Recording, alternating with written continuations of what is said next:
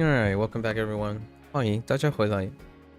今天是第307天. Let's say 307. We are starting with HanziHero today because WaniKani's drift is getting a little insane for today. So we're waiting for some reviews to come up. Meanwhile, yesterday was a very rough day, HanziHero. So let's go over our stuff. We had 6 of note. I think I modified all of them. Yeah. So the first one is Chen, which ironically came up in HanziHero as well. I mean in WaniKani. Chen.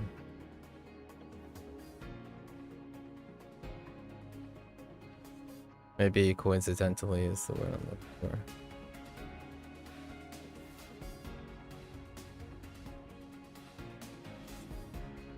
Oh there, Mika.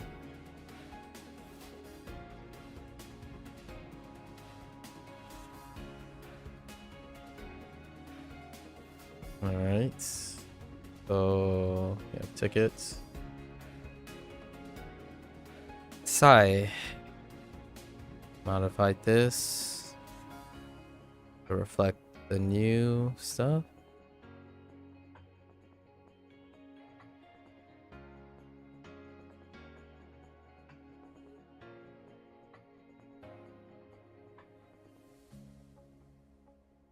Largely dealing with the dollhouse. Yen.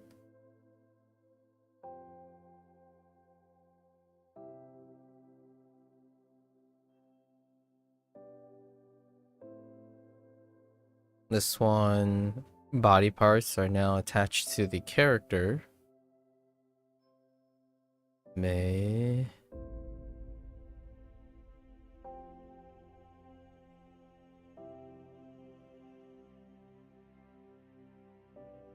Rose. The context was changed to reflect Mario. Xiang.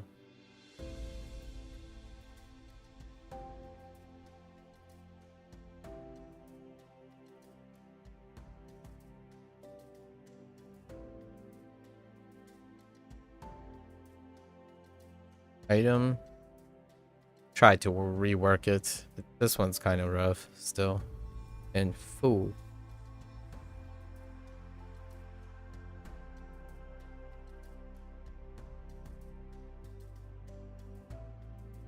Deputy. This one largely stayed the same.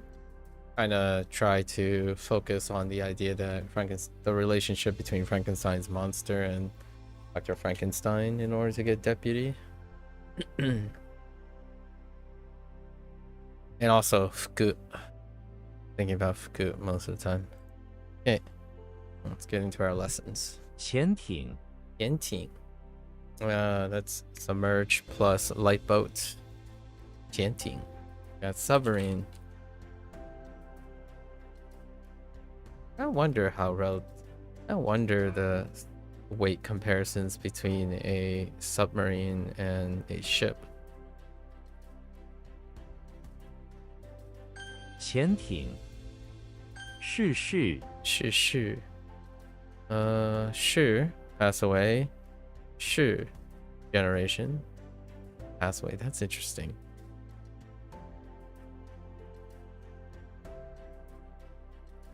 Okay. And it's okay. 逝世 Shi. 抚养费 Fu Yang Fei. Fu Yang. So a comfort, young, or comfort, nurture, or raise, and then the fee for that. Makes sense. Interesting that Fu Yang. 抚养费 I don't know if I got Fu Yang as a separate thing. As like support or something. 柳树 Liu Shu. Liu is pretty rough right now. willow. 柳树 柳树 willow tree. 菊花 菊花. Add flower the counter next to the chrysanthemum. 菊花. 菊花 菊花.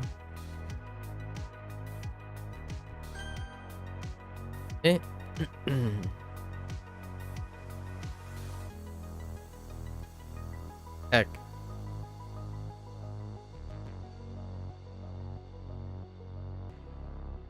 Why am I drawing a blank?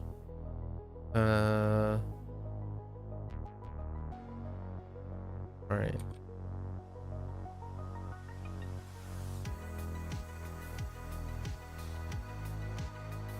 潜艇 Ooh, Qian is kind of weak.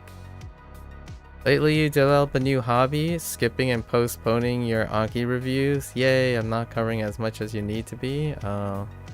The last couple days, or the last 2 days, anyways, I've been talking to a person. I think you guys might have slightly crossed paths, but I've been talking to Drama. The name is Drama. And they're preparing something too. They got like 2028 before they re-enroll in education. And they're doing this deadline-oriented way of getting to examinations and enrollment and moving to Japan.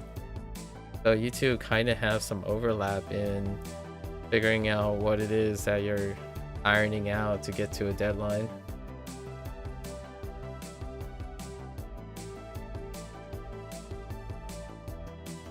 Pretty interesting. Different perspectives, though. Definitely different perspectives.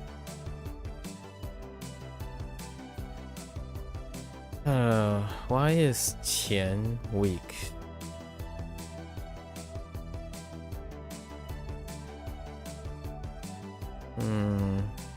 It's because of the sun.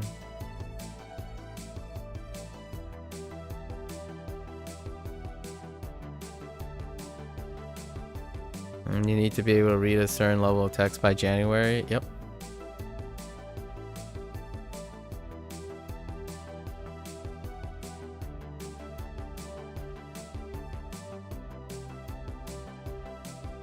I think the thing that overlaps between the two of you is the idea of how much you have to cover within a specific amount of time. However, while both of you have your own ways and perspectives on how to go about learning that content, you guys leave me asking how in a different way, like time-wise, like scheduling and habit formation. Neither of you talk about that stuff, while the Japanese stuff makes sense. So like you're going about it in your way. Drama has like the next 1.5 years to 2 years laid out. By the way, they've been working in software engineering for 4 years. They're going back to getting their degree, and then they're going to do it in Japan. That's what their plan is. So this person has been working for some time already.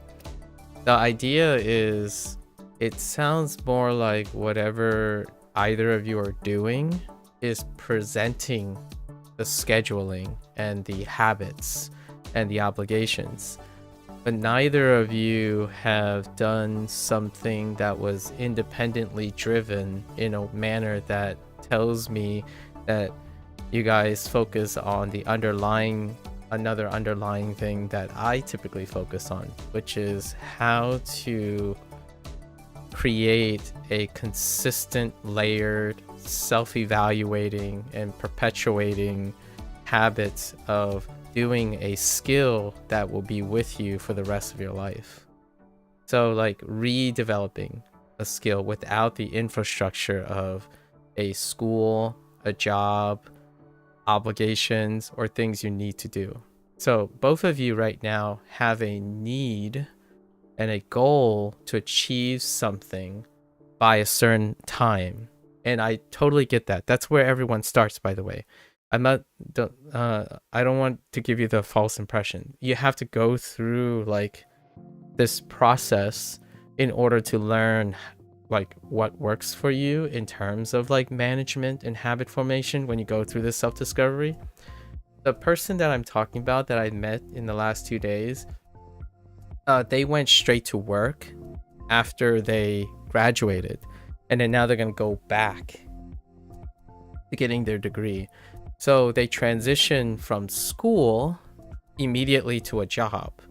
And the nice thing about keeping yourself working is that hobbies are like, without what's different from a hobby or something you choose to spearhead, right, quote unquote hobby, and passion that you want to turn into a profession, is that then when you go and do that, the beginning parts, hopefully you have learned something about that when you're going through school and stuff, and it's a slow process.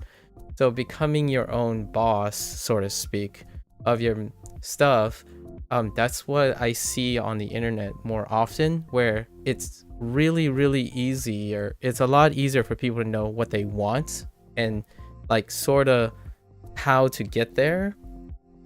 The thing that gets lost in translation a lot of times is when you're doing something voluntarily, there isn't any more infrastructure.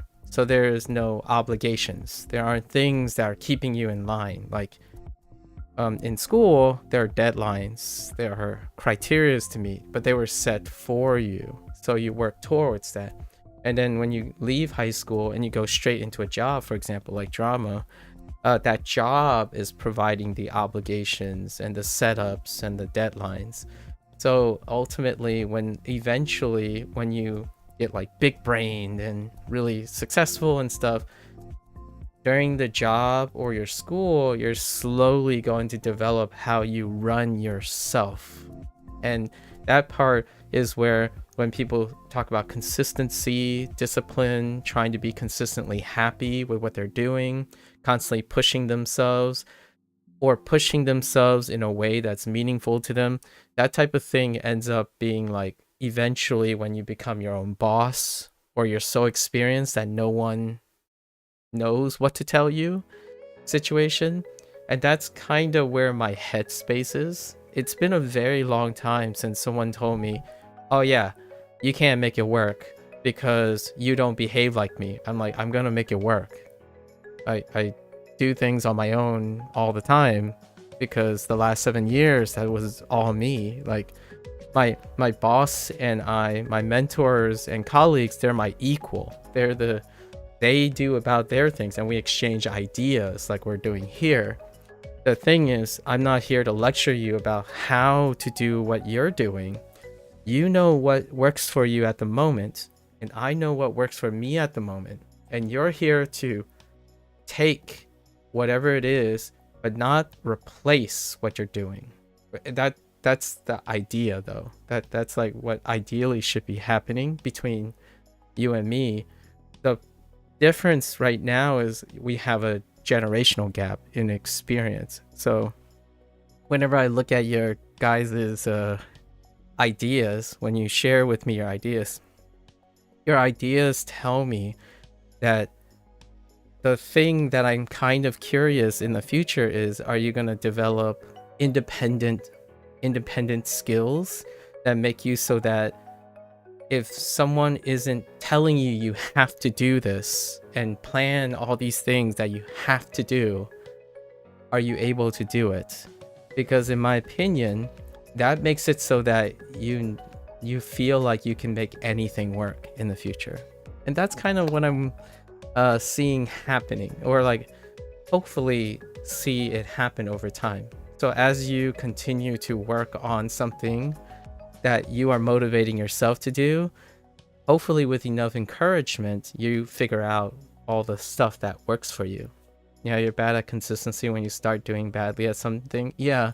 So that is the experience that you have to discover what is it that keep you going. Like, because that's gonna happen. It's going to happen every time you start something and then stop something. And when you have to go solve something, you have to somehow create a routine that gets you to the solution. And if any steps along the way simply stops you, that's the experience that both of you, in my opinion, are going to encounter. Drama seems like they have a lot of momentum right now. So drama at the moment is still running at blitz speed. Like they outlined their 2-year plan to enroll in Japan, and I'm like, that's so ambitious. Like I read the person's plan, and it has so many things. It reminds me of reading like someone, like watching a video of someone's 3-year experience. Like, what did I learn in 3 years? In like 15 minutes. And I sit there, it's like, man, that's amazing. I can't believe they managed to do it. But hear me out. If that person laid out those plans 3 years ago, like before they started, and they said they were going to do all this, which I doubt they did. But if they did, my first thought is, how are you going to do that? It's so incredibly ambitious. How do you know all these things that are so unrelated to each other, and you're going to pull it off in 2.5 years? The reason why I say this is, if you have a lot of experience, like for example, I think I have sufficient experience in planning things for 5 to 7 years. And even then, the way I propose it, like for example, if you're applying for government funding, you're trying to pitch something to someone. Like if you pitch a movie, pitch a book, pitch an experiment and a grant for research, when you pitch them, the way the ideas are presented can really tell you who has experience with it versus who doesn't. And oftentimes, when it seems like it kind of looks like a 15-minute to 30-minute hot take hustle video summarizing someone's experience in reverse after the fact, that is a great indicator that that person doesn't necessarily have the experience to understand and foresee all the problems that could happen along the way. And when you're presenting like a document, like a 10-page document on a research, and asking someone to give you millions of dollars for a 5-year plan that is a really big project, right? The way it's written, even in outline form, like for drama, for example, drama actually voluntarily wrote it in a PDF. Like yesterday we were talking about it, it's like, oh, okay, I need to elaborate more. So they draft up a PDF. That is really great. That shows that they are definitely someone who has worked somewhere for more than a year. However, it is very difficult to see like the thing that they've written is gonna happen. Like I see that it's like, oh yeah, you're doing this, somehow it gets done by this time, which somehow this gets done, which makes sense. Like you want to get this part done, you want to get this part done, but all the details in between everything, my first thought is, if you think it's gonna go this way, I hope there's detail in there that person omitted, because that 2.5-year plan that I see is, in my opinion, genuinely sounds like 5 to 7 years for someone who's actually incredibly skilled and experienced to achieve. So I really hope that I'm really mistaken. I tend to write plans and stuff on the safe side because you need buffer zones, like buffering ranges to give yourself some time to not panic and like feel so demoralized, because largely when something crumbles, it starts like getting really, really bumpy and you start derailing, and it's not great for self-confidence, at least in my opinion. But what keeps you consistent is getting at least most of where you need to be day to day, but that's not totally sustainable, is it? It really isn't.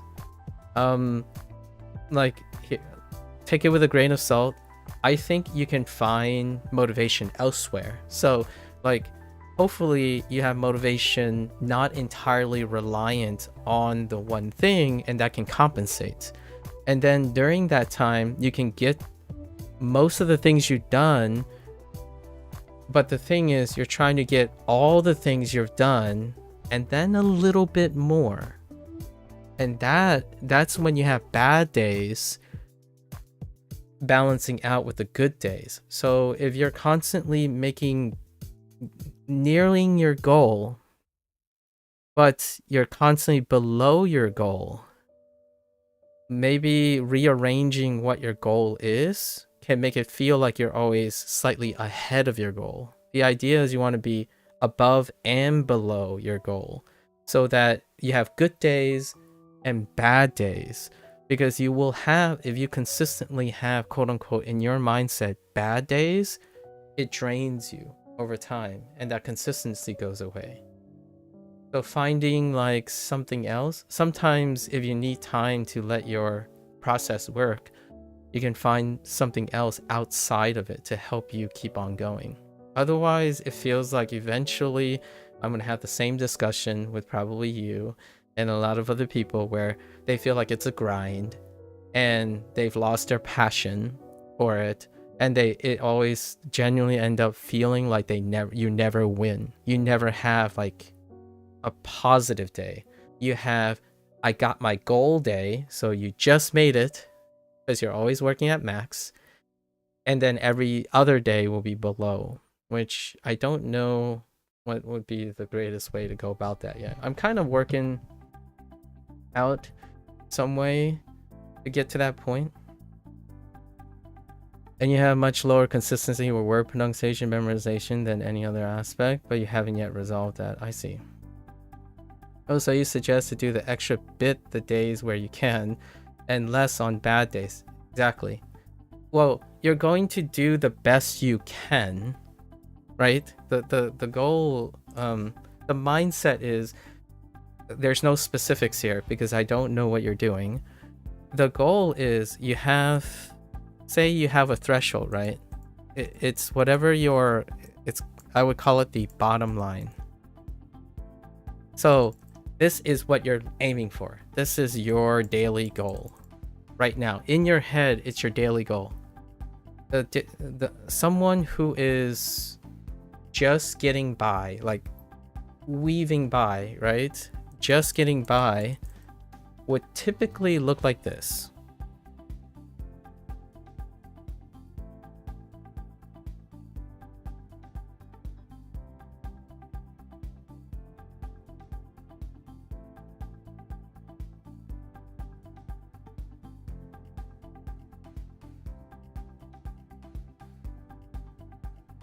And over time, this begins to diminish. It starts kind of slightly teetering off. Now, this is, in my opinion, how people first start.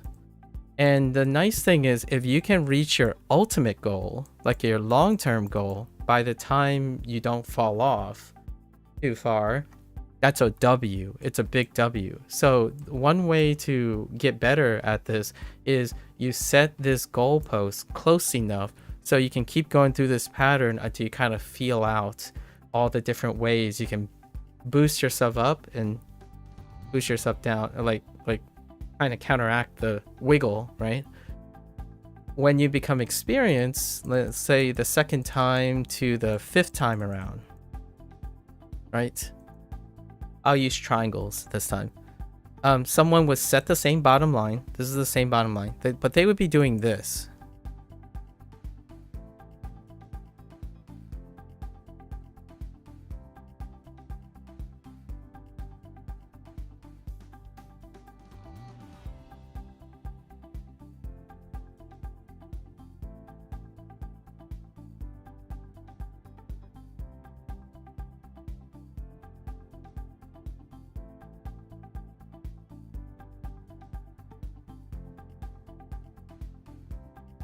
So the idea is, and I'm saying this is part of the process. I mean, this is your first big thing, and drama is entering their first really big voluntary thing.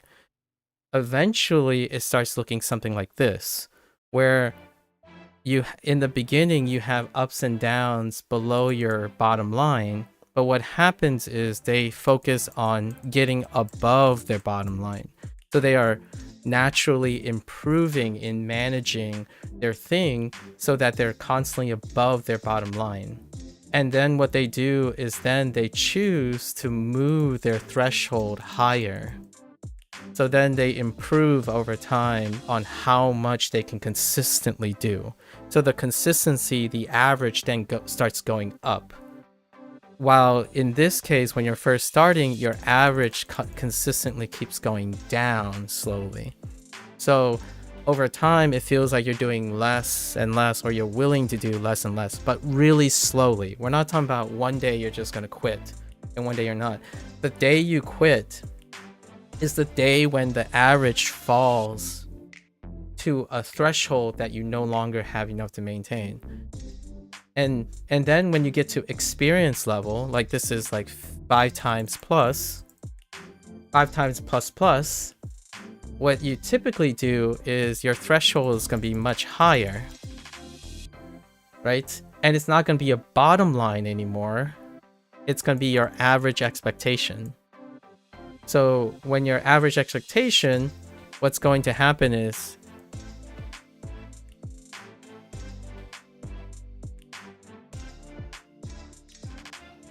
that's what you're going to operate at all times. So once you become like super experienced, you know your average and you work exactly within the parameters of your average. So what happens is then you get to you can have an accurate measurement of how well you're going to do consistently. Obviously, there are some occasionally what happens is people will start to try to aim upwards so that you can raise your average if you're looking to improve your consistent average, or sometimes when you dip, it immediately recovers. That's when you become super experienced, where you've done so many jobs, so many problems, so many ways that you can predict your average. The difference here right now is I tend to encounter a lot of first people who know a lot of things. They know lots of things. Like they know it looks like this, it looks like that. The internet provides all these examples. But when you approach it, you're approaching it like you are a seasoned person, a person who can anticipate all their averages because they have a lot of experience. There is a luck factor to this. By chance, some people get lucky and they nail it. They nail their average, and it always seems like they always win. The ones that don't nail their bottom line, they continue to fail until they succeed. The thing is, what I work on is how do you get them to get up and do it until they have enough experience to get their average, right? Some people, yes, they get lucky and they start there in the mindset because they just happen to have enough life experience during the period in which you are forced to fulfill performance requirements. It's not not everyone gets that lucky, and I'm gonna say lucky because I think this is like less than 20% that it happens, and I'm not one of them, by the way. This was not me. I started at 1. This is when I got to college. The moment I got to college, I realized I can't like hit the upper limits. So then I learned how to improve over time as opposed to always operating at 100%. You guess you do have a goalpost of January reading the sort of text you need to, which you have example of, but you're still quite far. Yes, and the idea is how are you going to get there? What is your time management in getting there? And working on what does it look like in steps to get there? So you have a goalpost, right? And you can run the gauntlet if you want.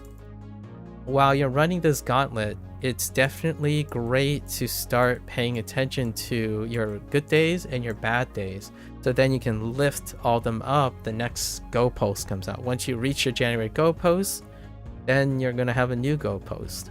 And that's kind of how I feel right now whenever I hear you guys talk about your goals.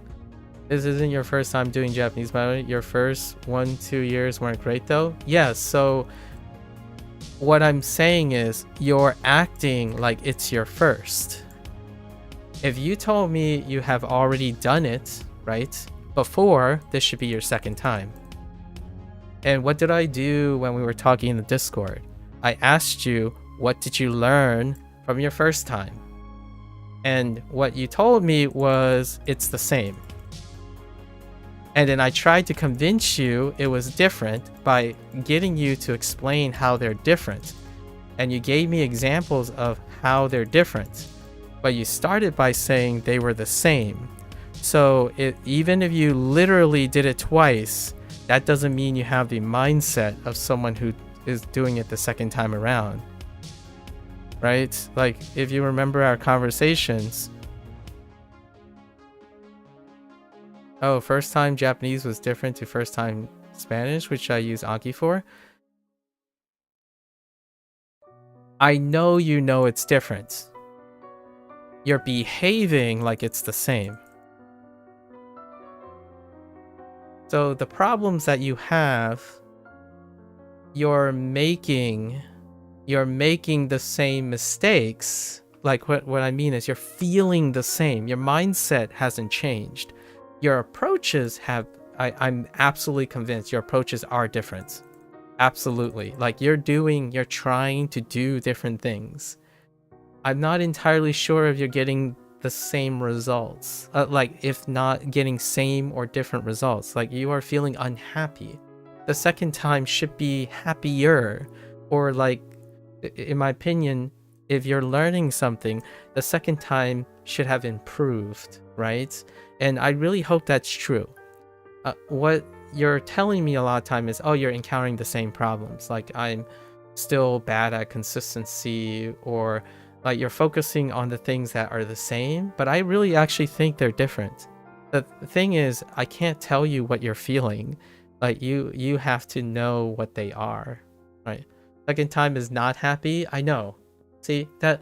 Well, is it happier though? Is it working better? Like the things you're doing that are different, or you are different, are you making note of those things?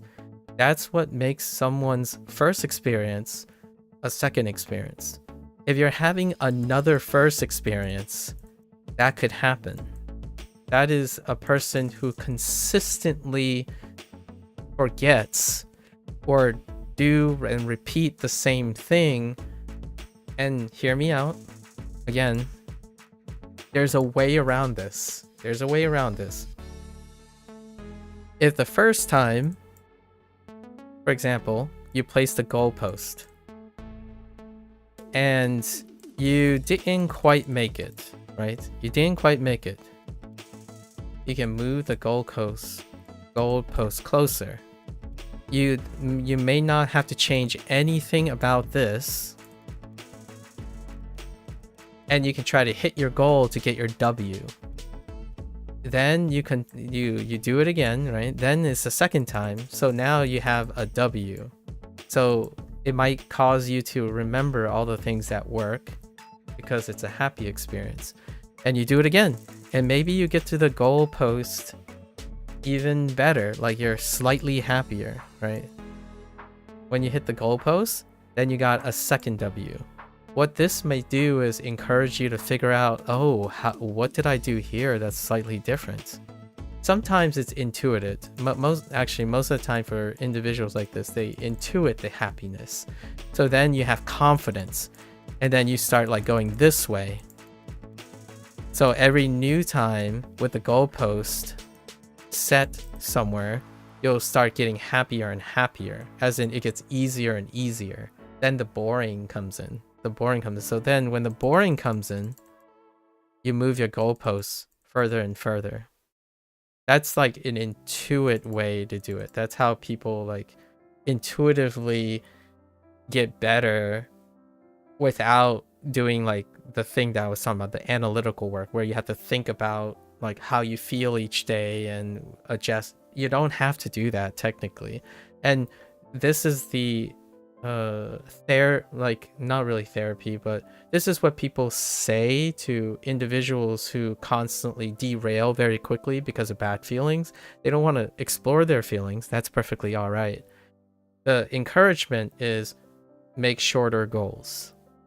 And then you have a long-term goal for sure, but divide your long-term goals into shorter goals so that whenever you deflate, you're starting to get W's along the way, and then you rely on your intuition on how to get happier, right? More W's equal more confidence and more motivation, so then your goalposts can get longer and longer. Your smaller goals can be longer and longer goals in for your long-term goals.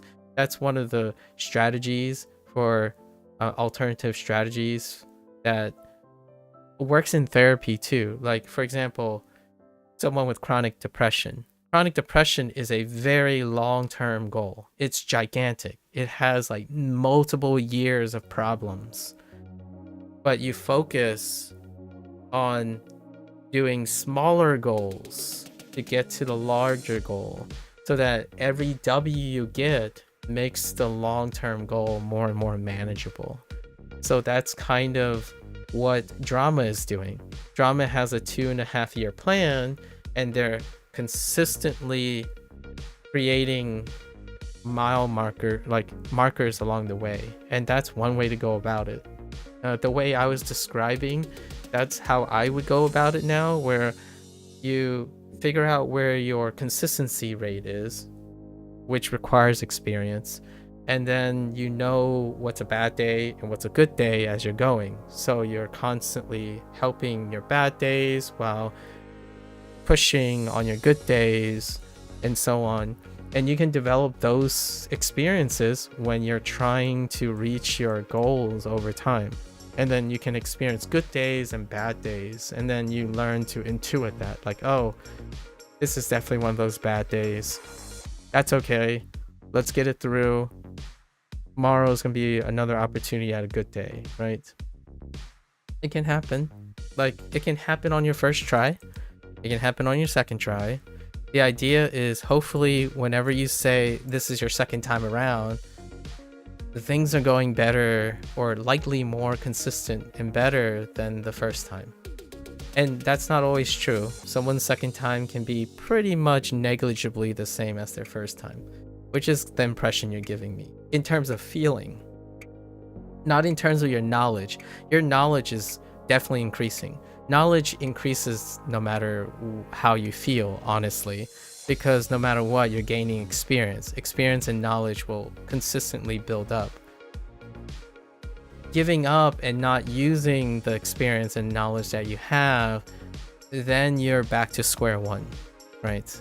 And encouraging people to extract from their past is how one day, in my opinion, when you get a W, you finish strong, not finish weak or squeezing on by. At least when I cross the finish line, I feel higher than my previous self, and I rarely ever feel lower than the days before. So at day 300, I feel better and higher, more confident, and also have even more things to do and willing to do than when I started.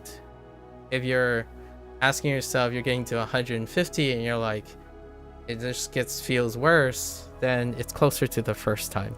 You know, you're still looking for the whatever the magic sauce is for you. Obviously, I'm not your coach, I'm not your teacher. I don't have any way of monitoring your progress on a task over many years. That's what school, jobs, performance reviews, those are the things that I do for myself because someone isn't doing it for me anymore. When you're in school, school is doing that. When you're at work, work is doing that. Your employer is doing that. When you want to become your own boss, be independent, do everything yourself, choose to do things on your own, like your hobby, You only got you, right? And maybe some friends. I usually like to bring along friends if you can, because friends will give you inspiration on the journey. Not a stranger in a different position. Like for me, I'm going to be, if I am someone that tells you I know exactly what you should do, I would be worried, because that's a hustle. That's likely a grift. I can't tell you how to get to that position anymore, because you and I have differences, large differences in experience. But the general idea is still there that I can talk about. So this is a general idea. So maybe if January is your goal, break it up into what's your November goal, what's your December goal that takes you closer to your January goal, and then get your W's however you can, right? Well, you want to get to the level of text below by 1 month from now. Oh man. So maybe weekly goals, right? Weekly goals. I know you're already working on daily goals. You mentioned that you get most of the things you want to get done by the day, and you're kind of barely meeting those. Yeah, it's tough. You have a lot. You want a lot from yourself, and that's perfectly fine. That's really ambitious. Honestly, I don't really have the highest expectation of myself. I usually play it safe, right? So being a little bit more modest with your goal might help you feel better. I don't know. That's that's something to keep in mind, I think. This isn't, let's see. Oh, first time, okay, same point. Second time is not happy. You're getting more done, but it's equally depressing. Yeah, see, that's what I'm worried about. If I can say anything, the reason why I am very aggressive when I become progressively aggressive when someone is sharing their plans with me is, if they are getting more done, but they are getting progressively unhappier, that's, to me, is somewhat dysfunctional. And it's not dysfunctional yet. I usually focus on the word sustainability, right? And you mentioned that it's not sustainable. That's true. So when you're getting more done, whatever you're doing, the mood should be going up, not down. So I don't know what it is that you need to unpack, or what it is that is keeping your mood down. The thing is, I hope you find it. And maybe whatever I say or we talk about it, you find your answer in the talking. So if you ever want to talk about, obviously not here or in some other way, whatever is comfortable to you, if you have friends or family, the idea is when you talk to someone, maybe you'll come up with the reasons yourself, or someone could inspire you. Because when you're doing more and you're getting more done, that it's not very logical. You know, it's kind of logical that the mood goes up. It's illogical if the mood goes down. So that's something that we want to keep in mind, right? My mood doesn't go down with every day. It sometimes it goes down, sometimes it goes up, but over a long period it goes up because I'm doing more. I'm constantly progressively doing more, learning more, and seeking more.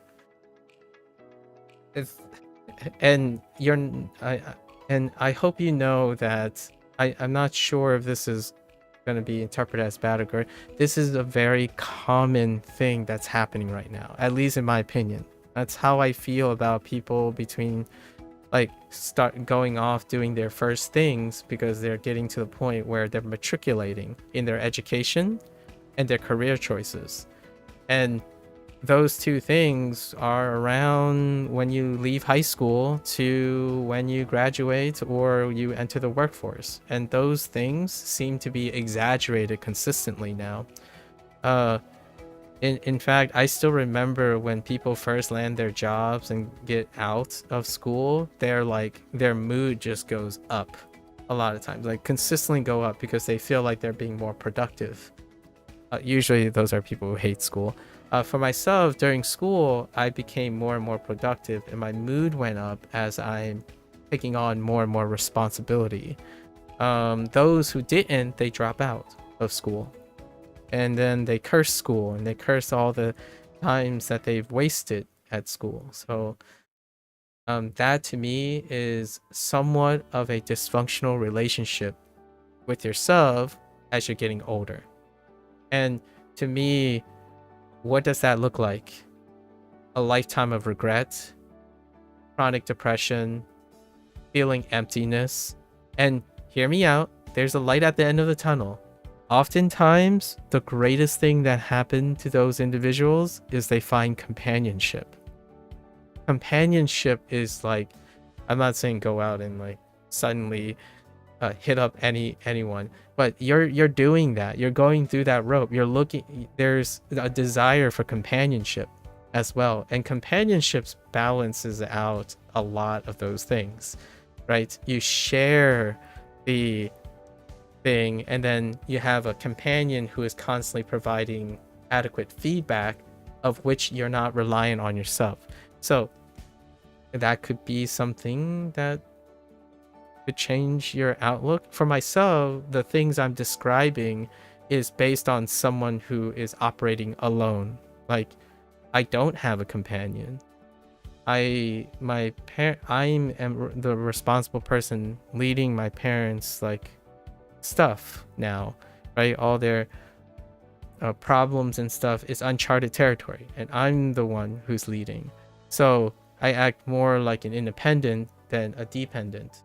And if you like the idea of being independent without relying on companionship, the stuff I'm talking about is necessary, in my opinion. It is absolutely necessary to create a sustainable lifestyle alone. And even then, when someone says, oh, but humans are social characters, I absolutely agree. I would love companionship. Companionship, the reason why I'm like focused on being independent is because I am independent at the moment. But I do not write off companionship. Companionship is fantastic. It helps you when you have a dysfunctional, non-sustainable lifestyle, because having someone with you is able to produce feedback. And then two people who may have a sustainable, like a temporarily sustainable solution, they become sustainable when they're together. And a good support system is an alternative. I say I'm independent, but I have a network of support system that in case I fall off the rails, they pick me up, right? So support systems are very excellent to have. You've been staring at the same 15 kanji you cannot remember for the last 5 days. Oh, these? What do you think these are? Do I have this? I don't have this kanji. And I don't have this kanji either. I don't think I have either of these kanji. What do you mean you don't know? Tell me what you know about the left side. Give me something on the left side. Like any like, let's try not to say I don't know. Tell me what this kanji tells you.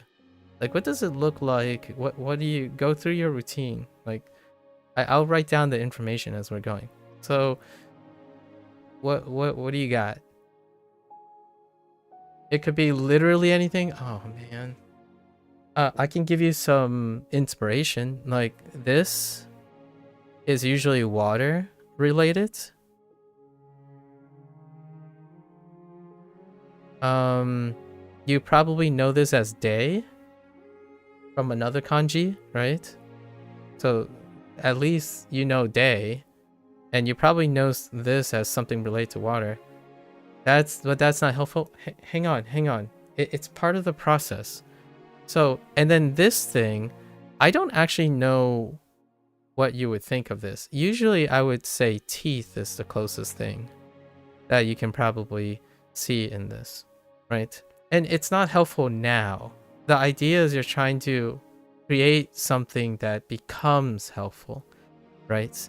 So water, day, and teeth, which is not the mnemonic that I have for this in Chinese. But what this could tell you is you could use these things to remember it in the future when you make a story with these things, right?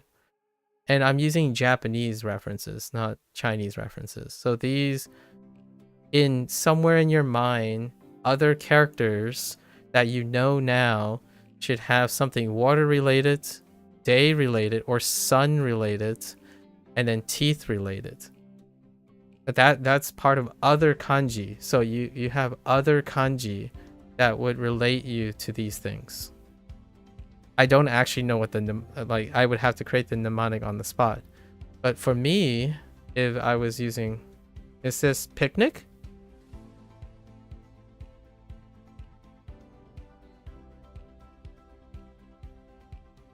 No. Well, actually, I don't know. Actually, I don't know the Japanese meaning. Like, I have no idea what the Japanese meaning is. Can it be picnic? But hang on. Can it be picnic? No. Wait. But the question is, can it be picnic?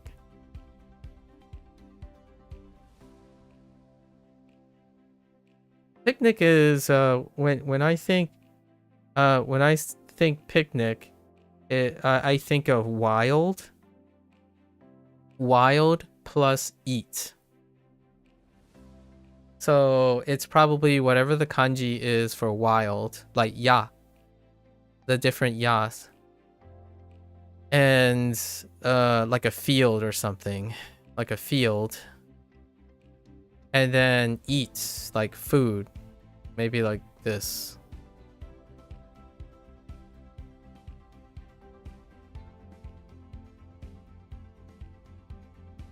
That's probably what I would think picnic is. Or I guess you could use katakana, but this is, well, I could try to G-show it, but I don't have any point of reference for it. But let's go look at, you're talking about entering picnic as the word. It's picniku. That's how I would say picnic in Japanese, but that would be katakana. So yeah, it uses outside. They use outside. Oh, here's one. Yeah, outdoor picnic. It is using wild. You enter picnic and also the kanji. Okay. So it uses wild and trip. Yeah. So Noasobi would be the closest to the picnic that uses two forms. That would be kind of reminding me of what this is. The reason why I chose Noasobi, like wild and trip, is because the structure is the structure has a road in it, which can remind you of this, and it has something here. And then on the left side, you have a component that looks like this and a component that is boxed out like this. So it's two components next to each other. If we were to use like soto, like soto gohan, right, which is outside eat, like meal, outside meal, soto gohan, right? It wouldn't look like this. So the idea that I'm trying to do right now is, what is it about the current thing that you're seeing reminds you of picnic? And why do I think that's important is that if you know why you think this is picnic, you can use that to get to the actual answer. That's what a mnemonic is. The mnemonic, you told me, I don't know, picnic. Like, okay, define picnic and link it to what it actually is. In this case, this is submerge. It just has picnic-like stuff. Well, you gotta answer that. Why it has picnics. This is submerge and light boat, by the way. So submerge plus light boat. That gives you submarine. In Chinese, I don't actually know what submarine is. Let's go G-show it. Submarine. It uses this is traditional, so instead Japanese use these two characters up here, and then they modify this. Oh, they actually use ship, so it's different. They use a deep water ship. Deep water ship. So it's deep or depth. Or maybe that's being used as displacement. And water. Mizu. Right? And then ship.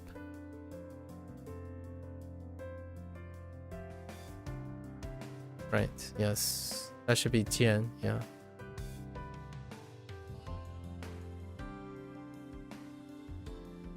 Oh, did they modify this too? I think they might modify this as well. Oh no, they didn't. It's fine. Yeah. Submerge as in water submerge? Yeah. Yeah. So submerge water, or I usually think of it as deep, but something underwater ship. Yeah. So something water ship. I'm not actually sure if this is... Oh, the CN? The CN is, yeah, this is submerge. Specifically like going underwater. And then plus light boat. It's a light boat. Or a boat, basically. So in under a submerged boat. Submarine. Which in Japanese, they do a very similar thing. So you can then attach that to like, and I won't share with you how I actually remember submerge. Right now, actually, submerge is kind of weak. So I'm thinking about changing it up a little bit. Because Kirby is not quite in the... Kirby is not quite coming to mind here. Maybe I'll do it later when it is a little weaker.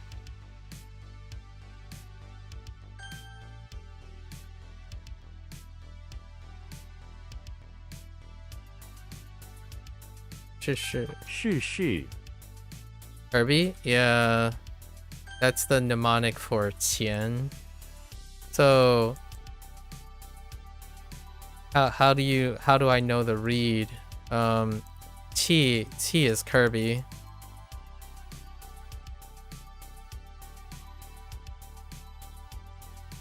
These are my lessons today. So the newest character is Qian, that one on the left, the submerge. Or one of the newer characters is Qian. And I need to know Qian. And in order to do that, my mnemonic deals with Kirby. And I have ways to reinforce mnemonics.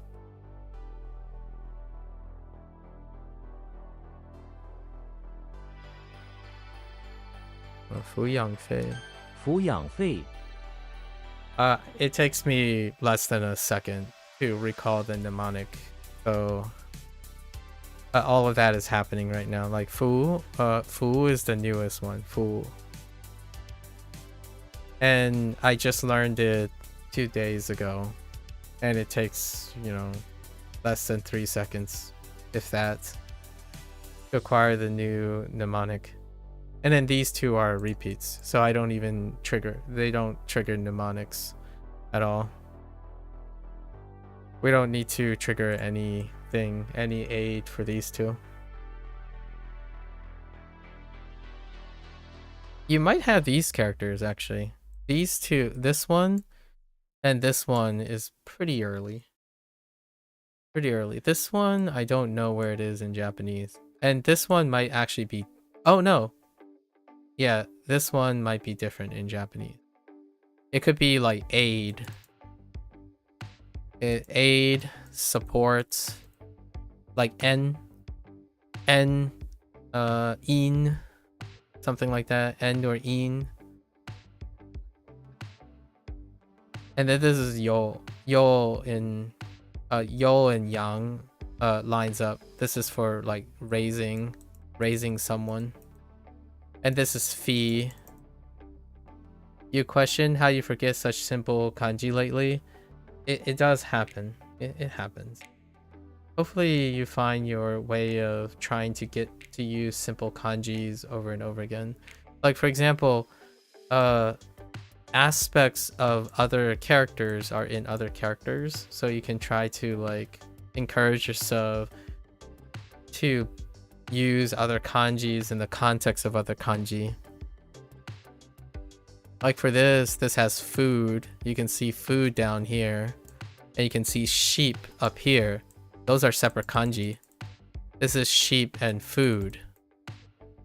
Those are one of your two early kanjis. The two earliest, like in the beginning, should recognize that the top is sheep and the bottom is food, or eat food, taberu, you know, taberu. And then up here, you should recognize this as younger brother, which is another kanji. And then bottom here is be, which is shellfish. Right? This one is dance. Oboru. Wait, no, not oboru. Odoru. Otoru? It's one of them. And then this is hand, and this is close to hand, so you could see this as te. So you have all the characters already, at least except for this one. Maybe not this one. This one's a little later, but all the other components are here. Like even if you don't know the radicals or what their radical is, you have a character that is close to these things already in meaning, so you can use those to create your mnemonics.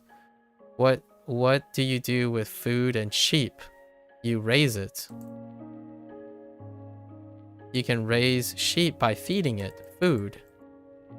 By the way, the meaning of this character is raise, like to nurture something. So food and sheep, you feed food to sheep to raise them or nurture them. And then young brother and shellfish. Oftentimes for me, shellfish is related to currency. And this is from your characters. So when you're looking at all your characters that you have learned, when you should have a bunch of characters that have shellfish in it and that deals with money. It has a lot of money or exchange things. So if you combine these two, the money with your younger brother, you can make a mnemonic about spending money on your brother, like a fee or an expense. So now I'm not using radicals or anything. I'm using characters that if you're like following the curriculum, N5, N4, N3, etc., or like you're keeping track of like common characters, these are very common characters. Shellfish and younger brother are very common characters. Or you can see this as like dollar symbol. Actually, you probably see this as dollar or something involving money, but this is also part of younger brother. That way you can do that. That's what Duolingo does, by the way. I'm using Duolingo strategies. Duolingo strategies, they'll give you something, and then they'll give you something that looks like it or sounds like it or means opposite of it or the same as it. And then what you do is you build a mnemonic relating them. That's not what Duolingo teaches you, though. Duolingo doesn't teach you the mnemonic part. I built a mnemonic relating them. And then when you go to WaniKani and Anki or something, and if they write a mnemonic, that's what they're doing too. They're linking what they know to the new thing they have to learn. Right? So whenever I ask you, what do you see? And you say, it's just this, and you don't know. To me, that is screaming to me that when you're building a mnemonic, you're not relying on understanding what you know. You're relying on making whatever it is on the spot to gain experience. You need that experience in order to create mnemonics more efficiently, right? I created most of the things I said to you right now, in this moment, on the spot. I don't use any of those strategies. Like, I see the connection between these two characters without needing to make anything about it. Like, most of the stuff that I'm telling you is improvised completely. If I can explain to you how I know this is Phi, it's Frodo. Frodo in the bathroom of the electricity plant. Not the bathroom of the electricity plant, the bathroom of the beach house. So this is the mnemonic system that HanziHero uses. I don't have to use their mnemonic. I can do it myself using Japanese. I can figure out the Chinese meaning of this using Japanese mnemonics. It's fine because I know the connection between them. And that's what I hope that you'll get when you start working on it and paying attention to how your mnemonics work. There's somewhere what you remember it by is so easy, but then you forget what made it linked despite the obvious link. Oh. I'm trying to think if there's any example I can think of that would make the process a little bit more incentivized. Like, what I mean is, it doesn't feel like to me you're incentivizing yourself. Like, you don't have a habit at the moment of keeping observations of connections. Like, what I mean is, when you're learning something, like say you're making your mnemonics and you're gonna write a card for this. Usually the act of making the card gives me ideas on how to make it better.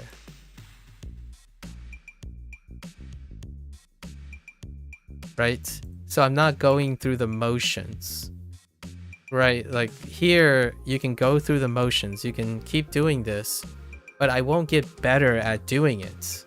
I will remember more things, but I'm not getting better at doing it. Right? So when you're making a card, when you're doing something, if you're actively doing it, this is me and Drama, the person I met, we don't agree on this mindset either.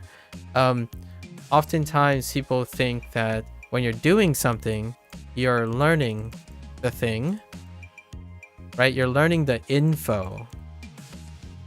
And that info helps you understand something else. That's the focus you have. You want to acquire Japanese in order to use Japanese. The thing that makes mnemonics better, like despite the obvious links that you keep forgetting or remembering, that is part of this part. It's the learning part that is deficient, that you're upset about, or maybe is frustrating. And to me, I focus on this part because it's 90% of what you do.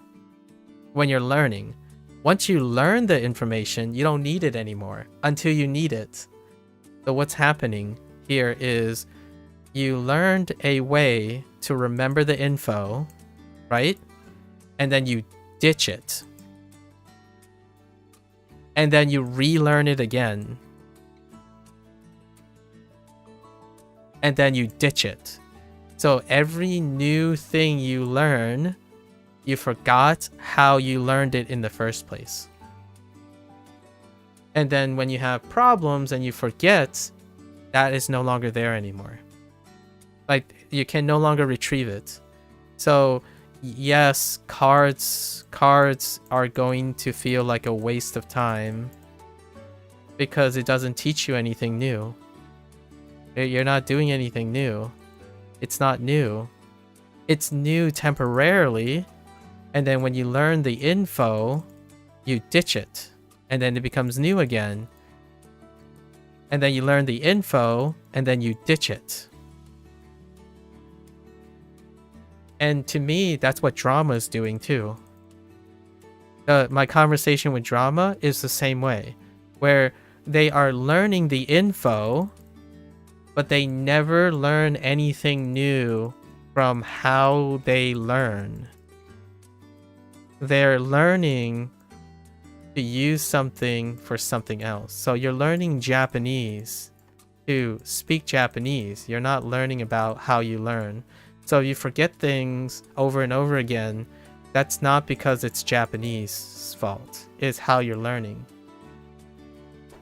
Like, you're not, like, in my opinion, if that stops you, probably worth some time investing. And that, to me, I happen to do that all the time. I don't care as much. Like, to me, I don't care as much if Japanese has like 3,000 kanji. I will learn it eventually because I know how to learn things well and consistently learn things well. I can choose never to learn the rest of Japanese. I can go and learn something else, but I wouldn't be dissatisfied and constantly fighting myself when I'm learning Japanese. So my learning strategies are always positive. They tend to be 99% of the time positive. That makes me so that I'm not a specialist in Japanese. I'm more concerned about how I'm learning things than I am what I'm learning. And I feel drama has the same perspective right now.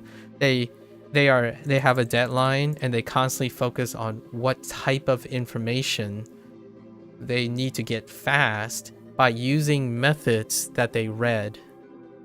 But they haven't used those methods yet. So, and they haven't talked about those methods in a detail that would tell me that they want to learn how those methods work. I spend, in my opinion, most of my time learning how the methods work for me. If it doesn't work for me, I need to figure out how to make it better. Not fix it, make it better. The method already works for someone else. Otherwise, you wouldn't have came across that method. The idea is it might not work well for you until you try to figure out a way that works for you, which I don't know, by the way. I have no idea.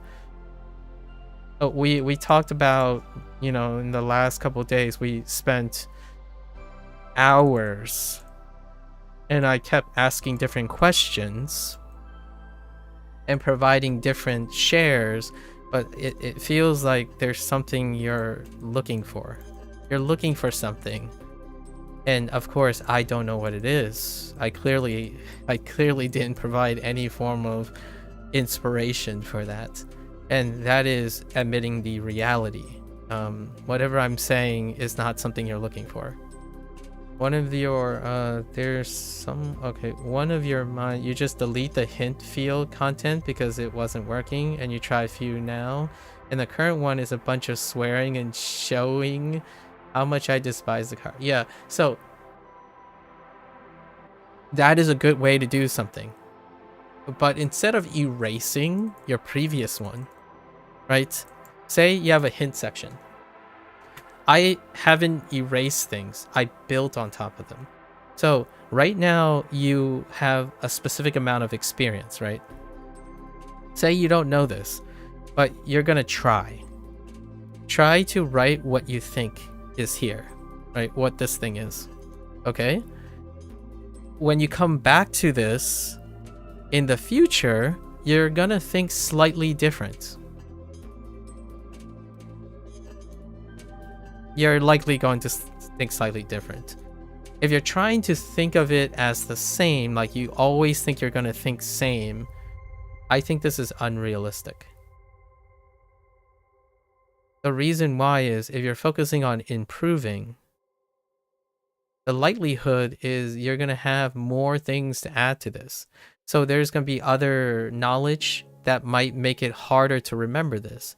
The idea then is whatever you wrote first, you're going to connect it with the second thing.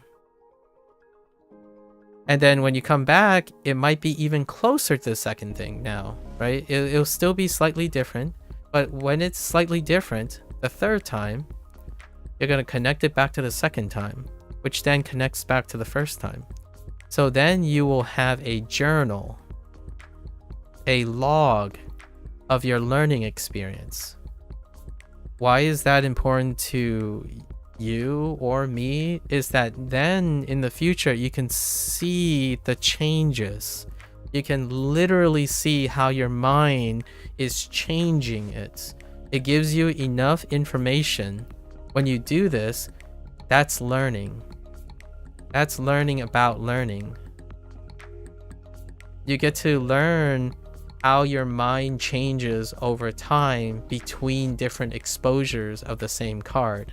So when I spent 300 days using HanziHero, whenever a mistake comes up, I add to my mnemonic. I add it to the point that I don't forget. But it's built on my mistakes. Like, I'm not trying to remove my mistakes. I'm trying to take my mistakes to the right answer. So for this one, Fei, you could get lucky and say that's all you need. That's good. You know, the 50%, the top 50%, right? Where you're like, it's just memorable. It's instantaneously memorable. Then you don't have to work on those. Then you're going down to the bottom 50%. And then the bottom 25%. What happens is, as you get further and further to the bottom, your time you need to invest in terms of how to understand why you make those mistakes goes up. And the content goes up too. The more mistakes you make, the more information you have. The characters that I remember the most are the characters that have the most content and data with. So, like yesterday's character that I had, this one. What have I done to make these easier? Well, originally any body part was not good with the character of my mnemonic, or basically Kevin's mnemonic system. So now, in order to attach it, every time I look at a body part, it's like, I don't know whose body part it is. Why do I when I look at a body part in a character, I'm like, what? I have no idea. Because I need to know who the character is to read the first part of the word. And I look at a leg, it's like everyone has legs. Popeye has legs, SpongeBob has legs, Kirby has sort of legs. Like, it could be anyone. So because I know this, I decided that's a common problem. So now I describe the body parts in my mnemonics characteristic of the character. So how do I remember that this is Yoshi? Because my mnemonic is him running around on his little tiny feet with a towel, wiping the ground. Wiping all along the ground. What's the meaning of this word? It's along. And the only way I would know that this works is because I saw that every time a body part comes up. So if a mouth is here, a finger, right? A finger is here, it's bad. And then if it has both, like if it has two body parts and it's only body parts, I'm like, what the heck, dude? I don't know at all. So I found a solution to it. I use the body part and I describe the character, and it solves the problem. So now I use this technique to go back, and I don't go back immediately. I don't like go back and change everything. I only go back and change it when it is a problem. So now I wait whenever there's a new body part. If it works, it works. That's fine. If it doesn't, I go back, I change it. I change the body part to relate to the character, and I'm done. I have learned how to solve a workflow learning problem with my routine. And you do that over and over again, and you eventually refine and plug up all the weak spots. So your errors might get you angry, or you forget things that might frustrate you. To me, when I say I forgot something, I ask myself, what can I work on? What if I have this problem? When did I have this problem before? Like, if I get stuck on this, right? I don't know this bottom thing. By the way, shellfish, terrifying. In the beginning, maybe like the first 100 days, I had more than 100 days, and shellfish is a problem. It is horrendous. Every time I see a shellfish in a character, my mind blanks. So after 100 days of working on shellfish, now I found out that consistently, instead of thinking of shellfish like the literal thing, which is convenient when it is, but it's like 20% of the time. What I think of shellfish is I think of it as currency. And that solves like nearly 70% of other uses of shellfish. There's another 10% usage where shellfish deals with the act of exchange of something. So then I plugged it up. So now I think of shellfish as all three things. Now you're saying, so what happens if, why would this work? Why would this help? When I think of exchange, I pull currency. When I think of currency, I pull shellfish. When I think of exchange, I pull shellfish, and vice versa. So what happens then is you're not wasting effort relearning something. You know all of them. All of it is connected. So when you think exchange, when I think exchange, I think currency and shellfish all at the same time. So I'm not relearning things. And what happens in the future is then whenever shellfish comes up, I can use any three. So it's so consistent that I no longer have to even think about making a mnemonic for them. Like, what I mean is, I can write the mnemonic down because I practice all these things regardless of what the character is. They're all connected now. You're not abandoning something and then relearning it. You're practicing a skill that you carry to everything. So, at least in my opinion, that's how it works on paper. For me, the way I'm describing things. It's neuronal connections, right? If you're looking to reinforce something, the idea is everything is connected. So all your tasks that you're looking at, all that information, I don't recall just one thing. And long enough to know the info, as in detached. I learn all of it and how it's connected, and I practice all of it to constantly reinforce it. This is why I disagree with people who says abstraction is a waste of time.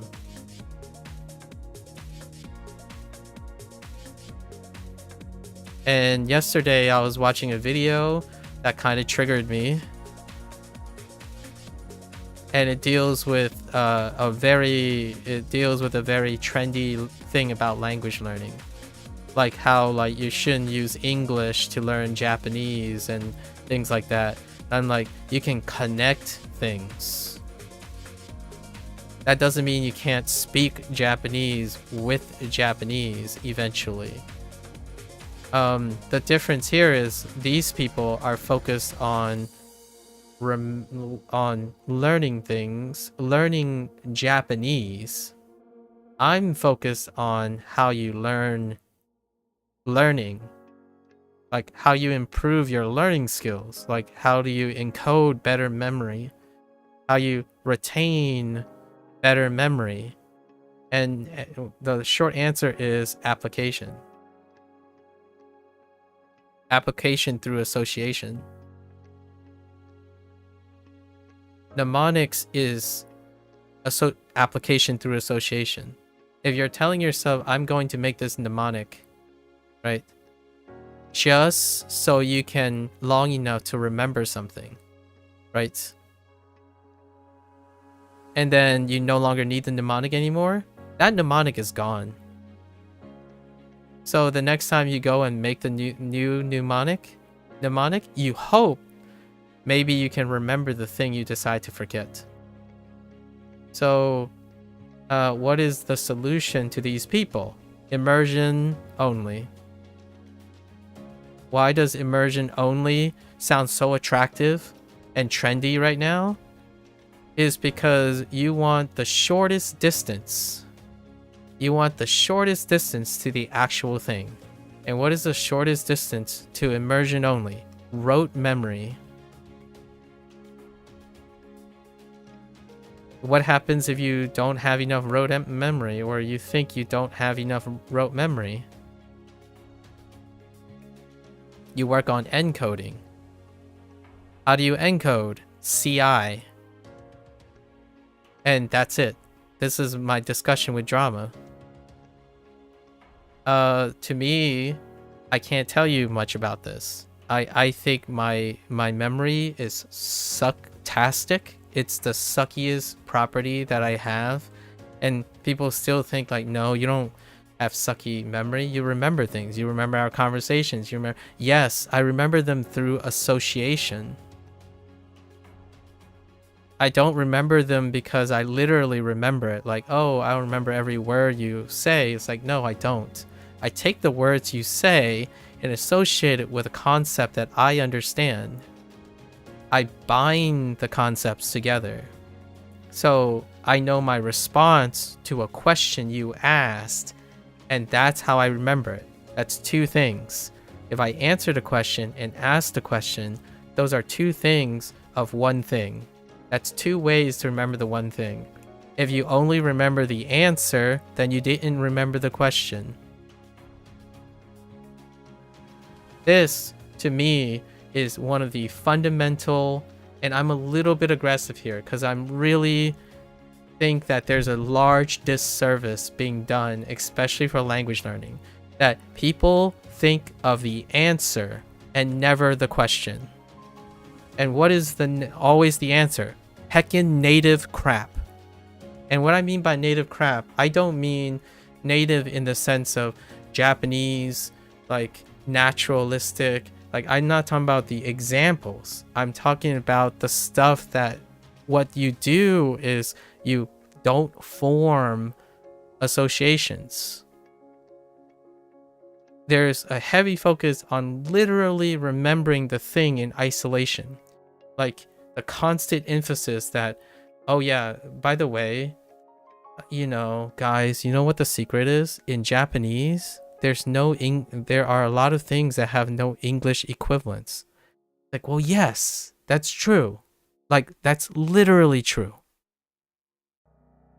But how do you remember that?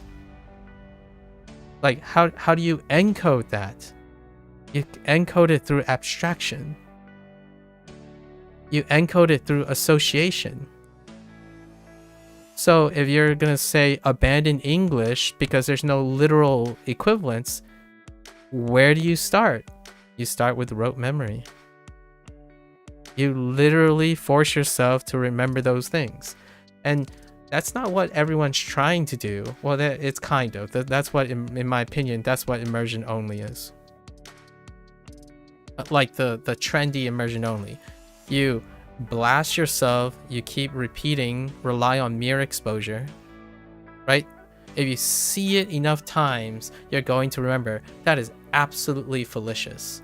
It's incredibly misleading. It actually, and even then, it can lead to forgetfulness. Like if you saw, I don't know, so like a movie 10 different times, do you think that if you didn't remember it the first time and you didn't care about it the first time, you formed zero association, you will remember it the next 200 times? Grain of salt. Yes, you do. Because of rote memory. The other percentage, and I don't know how much contribution. For me, I think my memory is sucktastic, so I think rote memory contributes like 20% of my memory. So if I watch a movie like 10 times over, right? I watch the same movie 10 times over, I might remember equivalent to the 20% of my rote memory. Where does the other 80% come from? Meaning, sounds, emotions. All of this is association. They are abstractions of what you're observing. You are solving something. You are looking at application of your memory. At least in my opinion. I know the younger you get, the bigger brain you are. I'm not young anymore. So I think 20% of the time, I don't spend literally trying to remember things. I try to relate them to things I already know. And therefore, they become attached to it. They literally, in my brain, become attached to those meanings. That is the power of mnemonics. That's how you want, in my opinion, that's the way to remember what mnemonics are. You look at something, what do you see? What do you feel? And then those are the things that you're going to attach the right answers to. And then tomorrow you might feel different. But you did feel something yesterday too, so now you attach tomorrow to yesterday.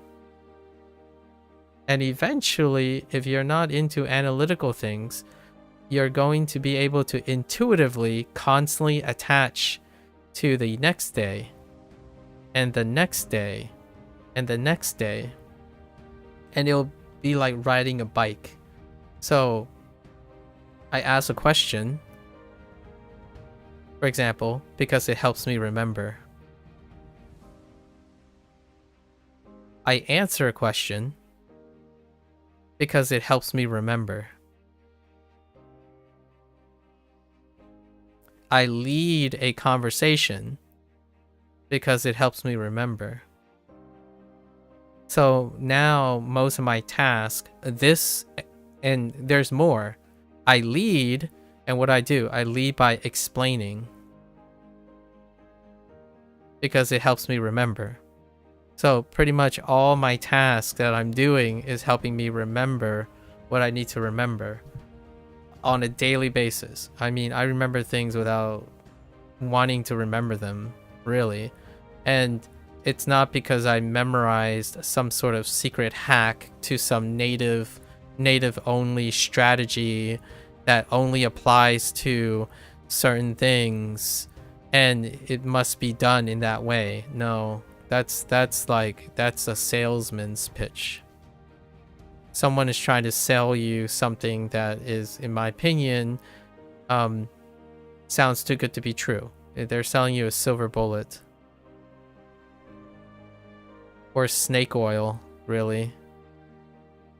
This, in my opinion, I think the most people have this already.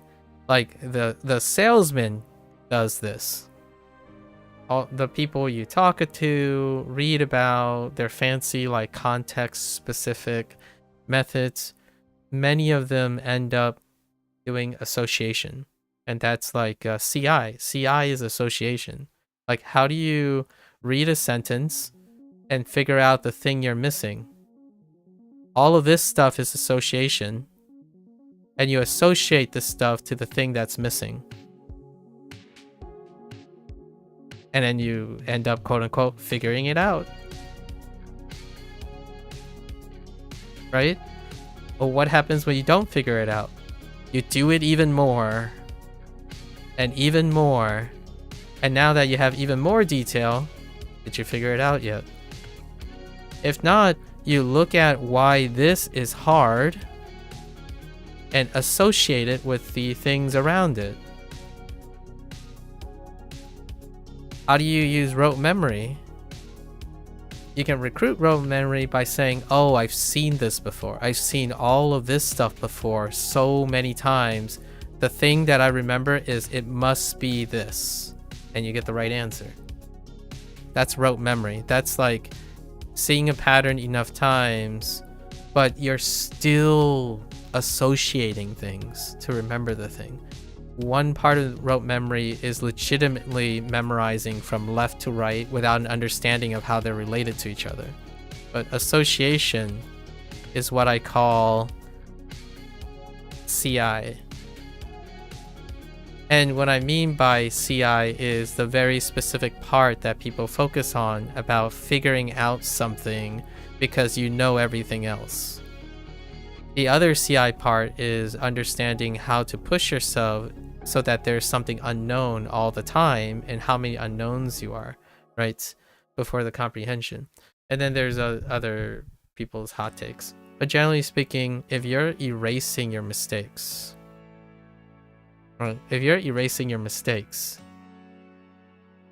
and you're telling yourself it doesn't help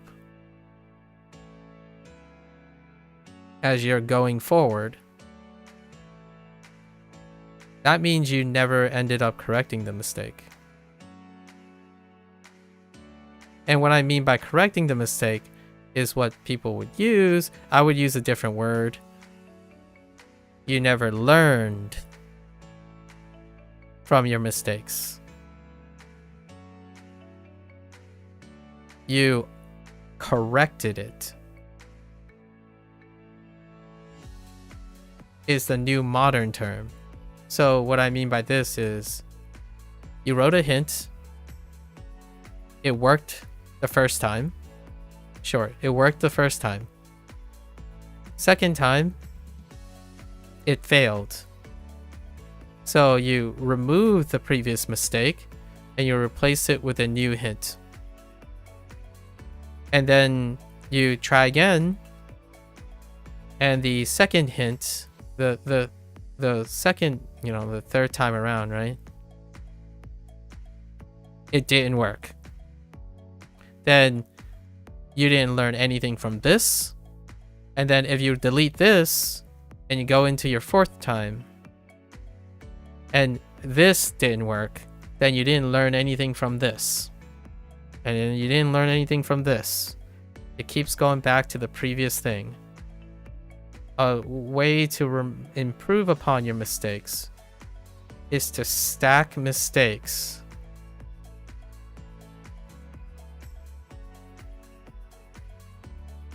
So if you're not into remembering what your mistakes are, you can write all the mistakes down through your hints. You can see it as your hints, your stack of hints. Maybe hint 1, hint 2. Hint 1 is addressing something about mistake 1. Hint 2 is about mistake 2. You can use your hints and your answers to figure out what is the nature of the problem.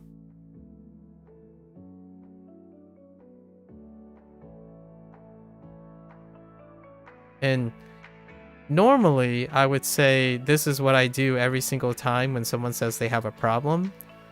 The question is, I'm not entirely convinced that most people know what I'm doing.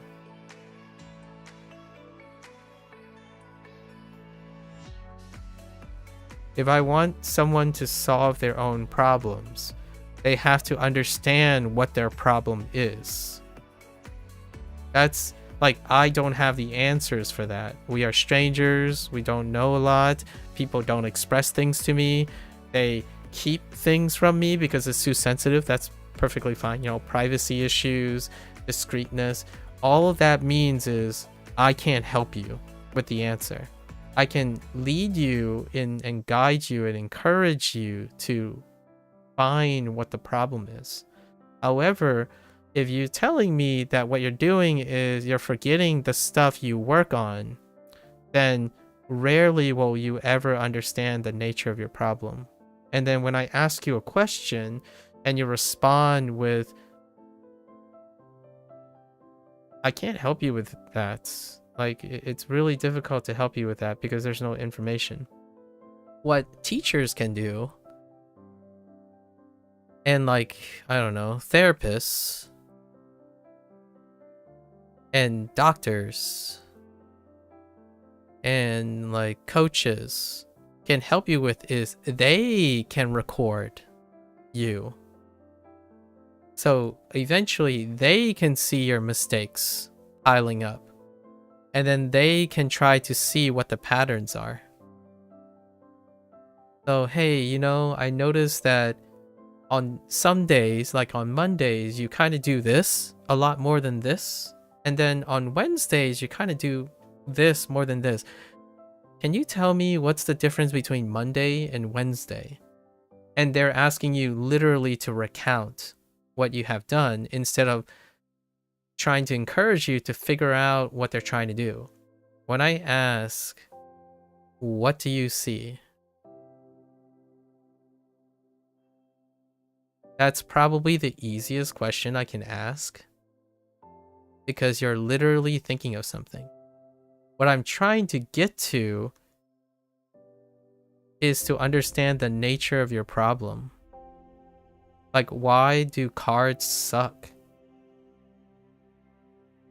If you understand why cards suck, they can end up sucking less.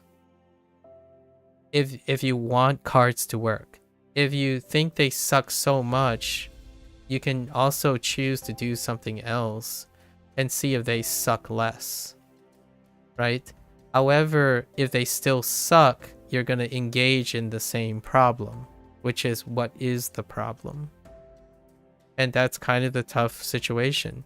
I think drama hasn't encountered their problem yet, but I'm gonna be real. I'm concerned, largely because that outline that drama had lots of potential problems, and it didn't outline how that person is gonna solve those problems, or learn what the problems are, or detect what the problems are. This is the difference between someone who is a professional, experienced in something. When you write a plan to do something for a couple years, like 3 years, 10 years, the outline tells you what you want to do with how, why, and contingencies. They are built on the idea that if something goes wrong, it is self-evaluating. Unfortunately, to me, I think the other way, which is ironic because one of these language learners that was these quote-unquote language experts, they aren't experts. They just happen to be very influential.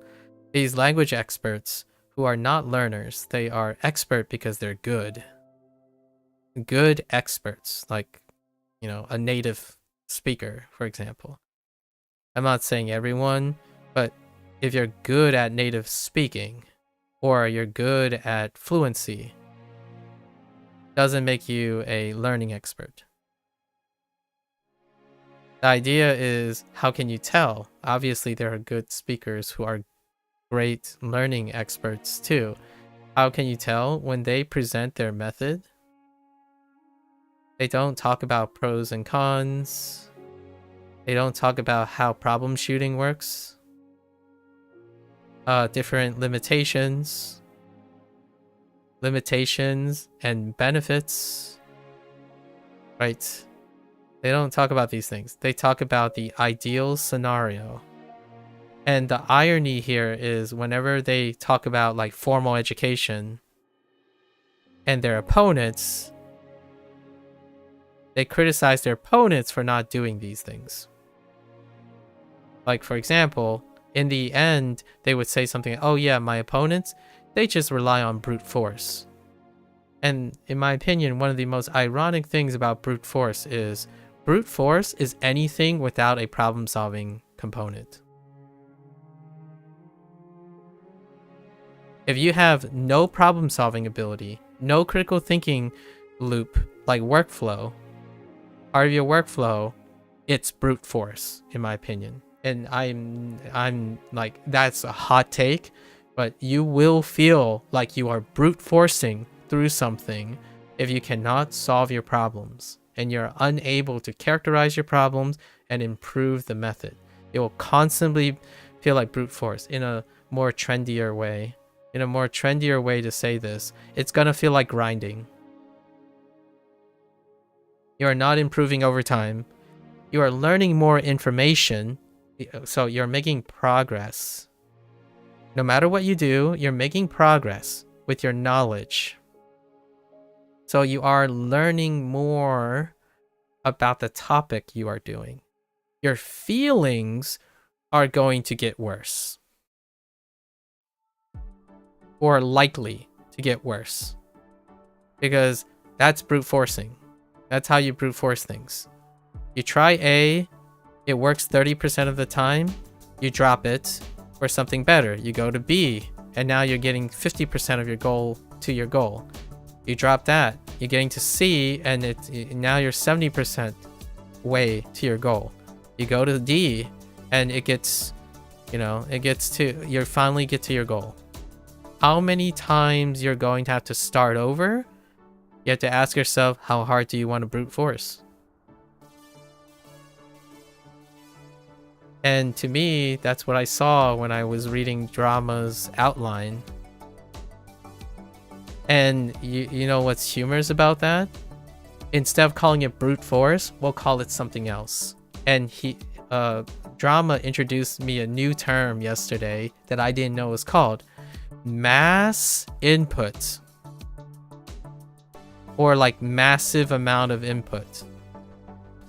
Like method. That is, in my head, brute force. That's literally brute force. So if you have the guts, the motivation, the feelings, the willpower, this is the way to go. It's fast, it's efficient, it's brutal. Absolutely brutal. And how does this relate to the digression about your cards? When I'm like trying to ask you about how you're making the cards and whatnot, it sounds like brute force. What happens when you don't have enough? When you don't have enough stamina, rote memory, time, effort. I really don't know. I stare away. I personally, in my thing, I rarely ever resort to brute force. Brute force is my last resort. If I really, really need to get something done and I have to brute force it because there's a deadline, I'll do it. And immersion is brute forcing. Immersion only, anything that says only is brute forcing too. So I sit here so many times when someone says like, oh yeah, you gotta immerse, you gotta read so many things, you gotta sit down and keep on bashing it into your brain, like, and my first thought is, yeah, it works really, really well. Works really, really well when the person you're talking about has all the consistency, problem-solving skills, in my opinion, problem-solving skills for their emotions, and maybe their lack of consistency and lack of discipline. All these things, right? And it's a true tester. I think the brute force method is what kids do, what younger people do, because they have a lot of strength, vitality, vigor, and whatnot. If you don't have these things, it's time to try something else. It's not brute force, in my opinion. And I feel the internet has two fundamental problems. You expect results fast, like very fast. That's the one problem. And it's in contradiction to consistency. These things are fundamentally contradictory to each other, in my opinion. The things that get you fast results do not produce consistency. That's the whole point, in my opinion. Like, the things that are being sold for fast results are rarely improving on skill sets that produces consistency, diligence, right? Diligence, meticulousness, and understanding of like problems. You rarely even sit there and breathe long enough to know if your method is working. Like sometimes whenever I ask, like, so how long have you been working on this? I don't know, I tried it for 3 hours. It's like, I know what the problem is. Like, great. If you know the problem, then your next 3 hours should be better, right? That you know the problem, it's an improvement. It's a progress. And before the next hour is like, it feels about the same. Like, but I thought you said you knew what the problem was. And I'm not trying to be condescending here. The idea is I have to remind you, what does it mean to know a problem? And then also, what does it mean to develop a solution to it? I get that deadlines are rough, right? Deadlines are rough. They're self-imposed though. Unless you work or go to school or have a boss, then deadlines are not self-imposed. But hear me out. Your school, your work, your boss has more experience. They often set more realistic deadlines. They are more likely than you yourself to set deadlines who lack experience. Especially if you're on the internet. When you're on the internet, you're gonna think you know that you're fast. And when I look at drama's outline, that's what it reminds me of. It's fast. Like, it is very fast for something self-imposed. So hopefully, fingers crossed, that the person has a lot of deadlines that are built on experience that they have in the workplace, in school, and maybe having a boss, right? That's where you're getting most of your experience. So 3 hours? I mean, I'm pretty bad at being... I'm pretty bad at judging people and understanding problems, I still manage to solve my problems. And when I see 3 hours, I see 30 days. When I see someone have a problem that recur, I see months. At least a few months. And then when I see someone who quit and came back, I see years. So if you quit something for a year and you think coming back, right, after a year's break, that it'd be better the second time, I'm going to say you're going to need 2 years. We're talking about trying to overcome a 1-year deficit. Like something kept you away for a year. The next time it's going to be 2 years if you quit again, or maybe forever. So to me, proportionally, or even realistically, fast is trying to recover in months. So like, you know, you learn something for 1 year and you quit for say 6 months. Then to get a good idea of where you are, you would require at least 6 months of time. It has to be somewhat proportional to the time you are absent and the amount of time you spent. And yet, that doesn't stop people from thinking that it takes me a few hours to make one mistake to suddenly understand what the problem is.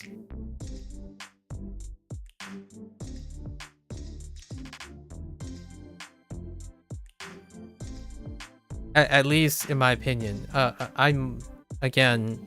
I think my abilities are pretty average. I mean, some people might call me out and say, no, I'm not average. It's like, okay, well, maybe I'm not average. The thing is, what I can tell you is, if you think it takes you a few hours from one mistake to suddenly know what the problem is, I am hecka dumb. Like, I must be really dumb, because it takes me, like, I make the same mistake like 30 times. And every 30 times, they're not exactly the same. And then I figure out, if I combine all these things, how do I solve all of them? Because solving all of them means that even though the 30 times have 80% overlap, I block up the other 20%.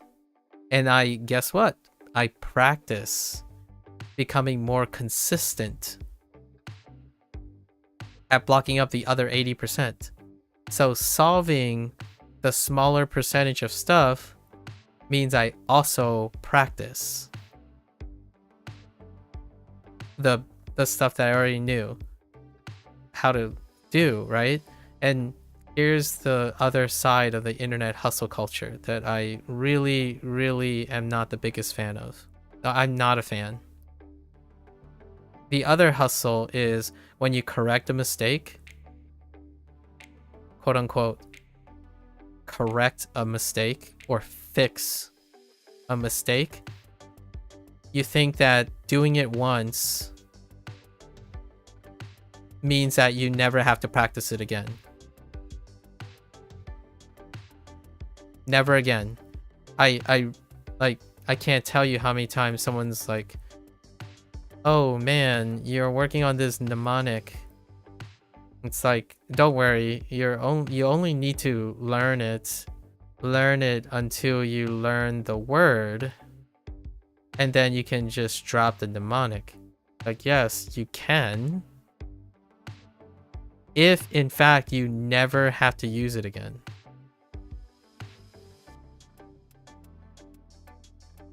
And that's true for those people.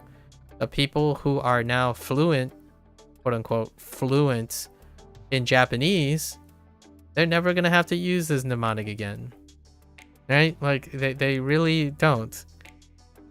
What happens if you're not fluent and you have to go back to this? Well, you have to know it long enough until you actually know that you don't need it anymore. Do you know you're never going to use it? I think the vast majority of people assume that's the case. And I actually agree with them. I agree. That's an accurate assessment. Now, here's the difference. I don't make mnemonics to discard them. I make mnemonics so that I'll be using them for a lifetime.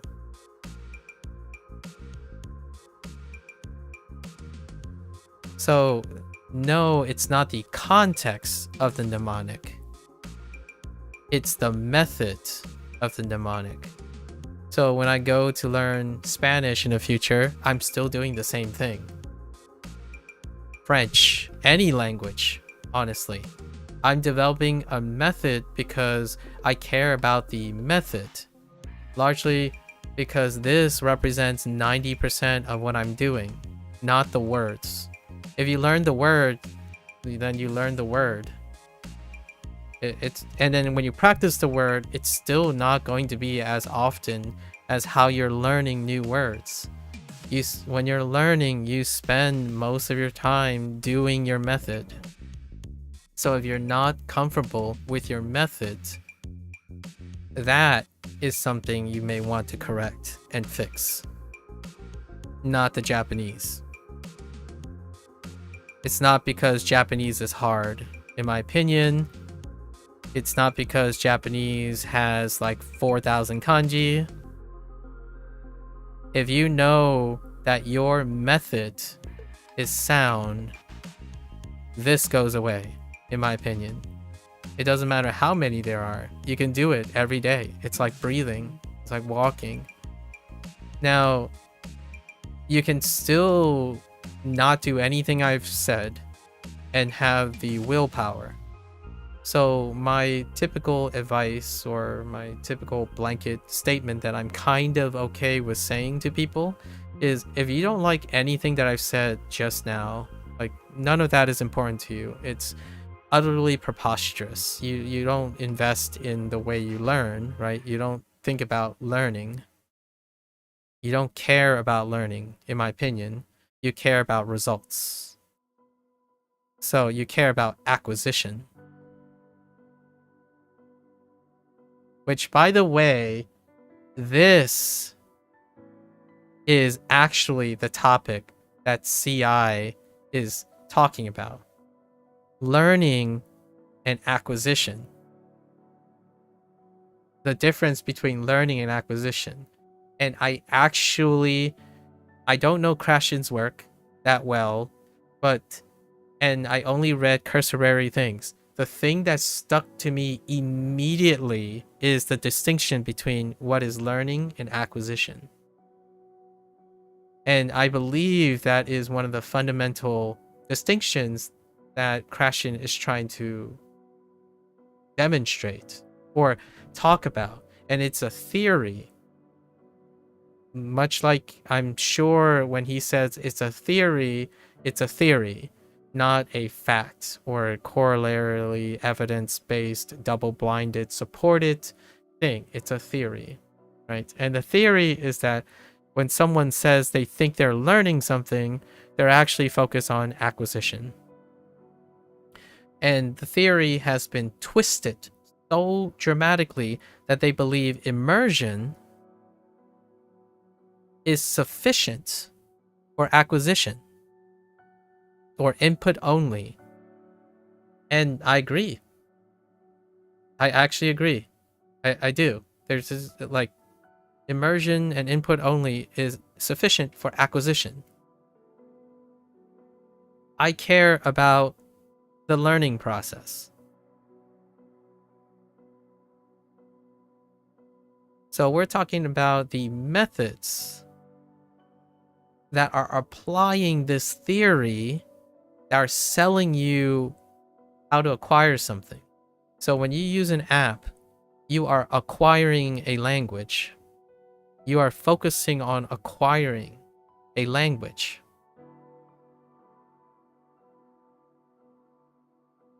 When you are making something and trying to construct something, there's a learning process involved. So if you're making something and you're making it to acquire a language, then the learning process doesn't get easier. It doesn't get easier at all. Like, you haven't learned anything about your creation. Like, you have no workflow, no like feedback on your workflow. Your focus is consistently on the acquisition or the results of your method or whatever method you got something from, right? This is not the same. This is why people like immersion only, and it works because it doesn't require you to do this. You don't need to waste, quote unquote, waste your time with abstraction. And then in the end of the day, when someone asks me, what's the point? Hey Maku, why are you spending so much time using an ineffective and inefficient method? Why are you using a method that didn't work for me? And I'm trying to convince you, Maku, that it didn't work for me. It probably won't work for you. You will have the same problems I do. And did you know that there are better methods that work for me that should work for you? That is acquisition. You're talking about acquisition, as in you're trying to find a way in which you don't think about what is actually happening. You only care about the results. So if it works for you and that's like, oh, I just remember things, I just forget things. Acquisition, acquisition, acquisition. That is the warped application of CI on the methods that you have not created. You did not create the method, and rarely do you even care about how the method works. In fact, blind trust is where most of this is coming from. People do not explain how their method works, they explain what their results are. And you get this table, like you're watching this video, and then there's this like impressionable person is like, I'm fluent in Japanese. I'm fluent in Japanese. Blah blah blah, blah blah blah. See how good my Japanese is.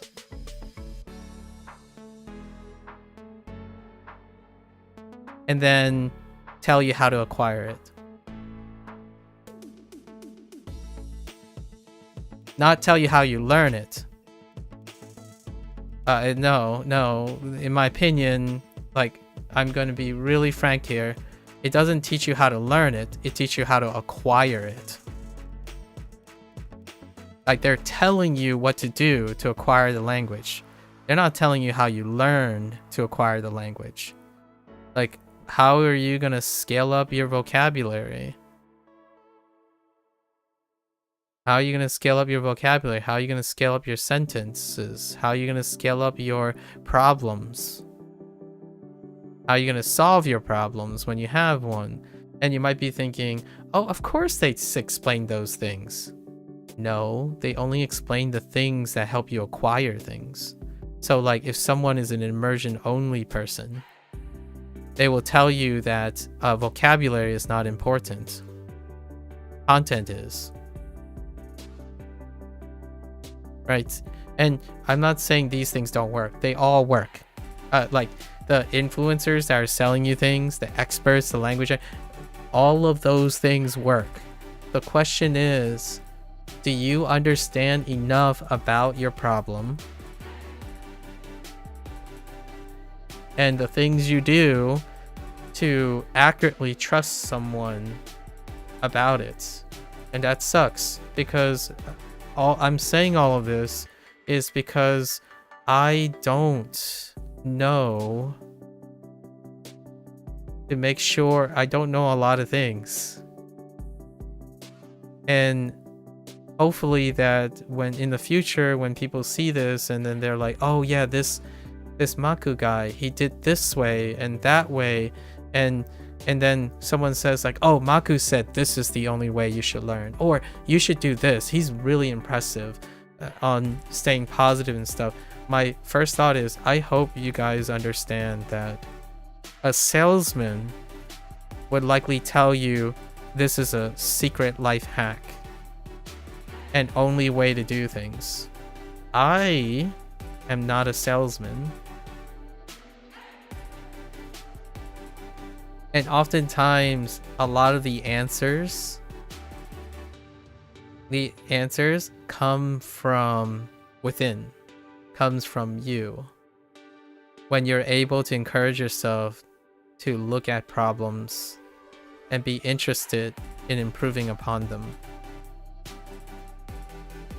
And that does come with needing XP to collect enough data, doing things you know, corroborating the data and the things you know in order to create a personalized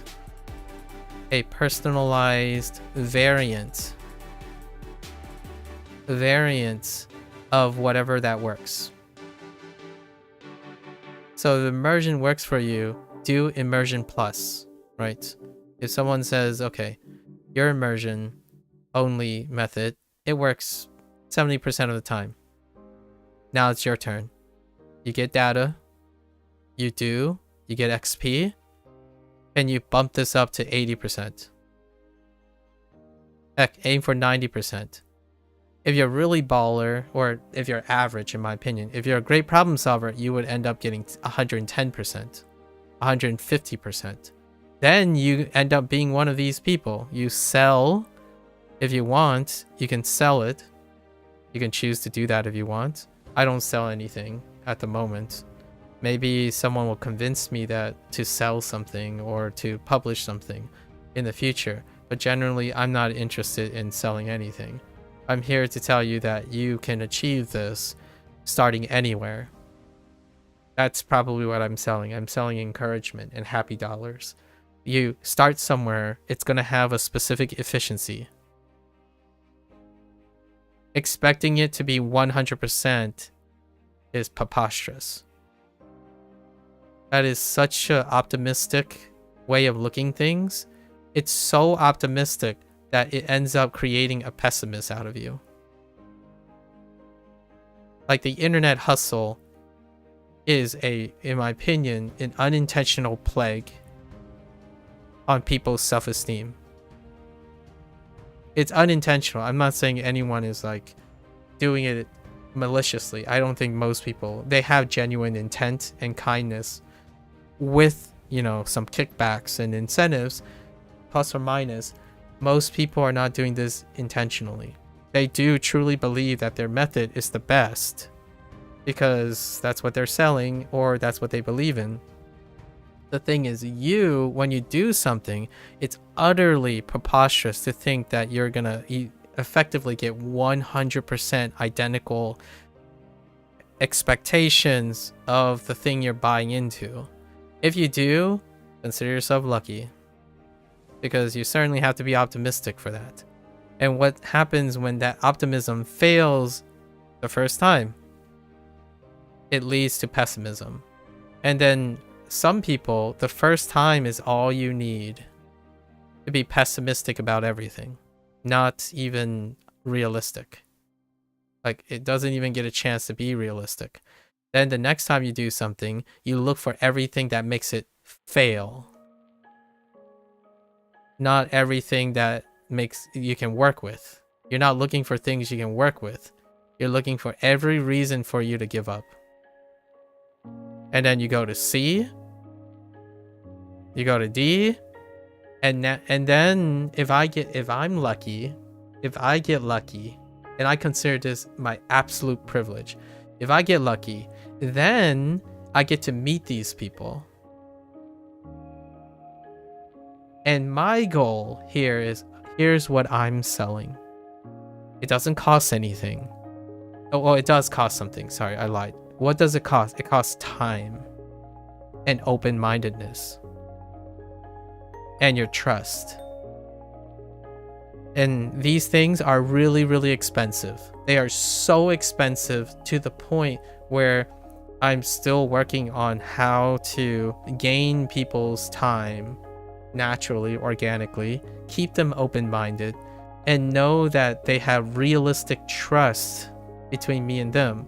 Because the idea is you must look and observe all your failures to create a work ethic so that you can improve upon those things. And so most, in my opinion, I think, and this is a privilege, by the way, I think this is a gift for me because it allows me to improve upon things that I, quite frankly, I have a high failure rate, an entirely high failure rate, which is keeping someone engaged for a long enough time to allow them to stay open-minded and then develop a level of trust enough that when I say, what happened with D? Why did D fail? They would be encouraged to stay open and spend the time to investigate why D failed. And then why C failed. How does C and D relate to each other in your failures? B and C, the first time. And then what can we do about it? Let's go sit down, talk together, evaluate how they overlap with each other, and let's go and try something for a long enough time that offsets all of this pessimism that you build up before you met me.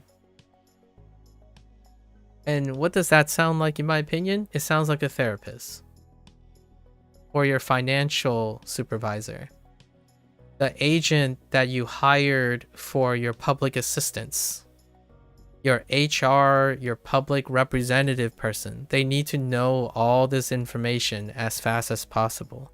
But I'm not here to sell, so it's not like you're paying me to do anything. So this is a privilege. When people give me their time and they try to stay open-minded, sometimes I see them fail in the process while they're talking to me, and I try my best to pick them up. That type of thing. Just having them come back after failing over and over again, that is the level of trust that's a gift. The way to make this stuff not a privilege is when you pay for it. So if you paid me $300, then you are obligated to use time, open-mindedness, and trust because you obligated yourself for the value of the cost. And you know what's harder, in my opinion? Like, I know I don't usually talk about competition too often, but this is an objective truth about the human condition. When you pay for something, so if you're selling a master course, ultimately those individuals will self-select themselves into such a strong commitment that you will see better results than doing it for free at the mercy of the other person. So for individuals who say like what I do is ineffective and it rarely get results, it's like, yeah, because I'm lacking one thing. I'm lacking a fundamental human condition. When you do things for free, quote unquote free out of generosity, and again, I don't think anything is free because time is not free. But for those individuals who criticize me for saying like I don't have a lot of time in the world and all that stuff, because it's free. But if you paid me $500 per hour to get a crash course in some silver bullet snake oil scheme to make you a fluent Japanese person, speaker in like 3 months, then you yourself have already committed this. And you know how powerful it is? It's the same thing as saying you're going to decide to move to Japan one day. Same thing as signing up for that N1 exam. Before you're prepared, you're committed. And that's a super powerful tool. That's so powerful that you can brute force through anything. Or you hope. The hope is you can brute force. And to me, when I see that, If it succeeds, you will probably end up selling a product.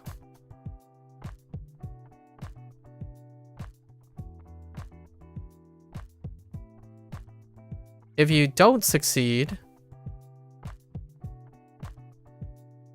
there's a chance one day we can talk. At least that's my privilege. It's my privilege. So no, I don't, like, I would say 9 out of 10 times the only people I end up talking to are those who have already not succeeded. Many times because the hustle culture did not work. So they couldn't brute force to their dreams and brute force to their things, whatever these guys are peddling. And I want to tell them that it's part of the process. Largely because this failure, experiencing the first time in your life, to me, the first time you hit a wall in which brute force does not work. Welcome to your transition into adulthood.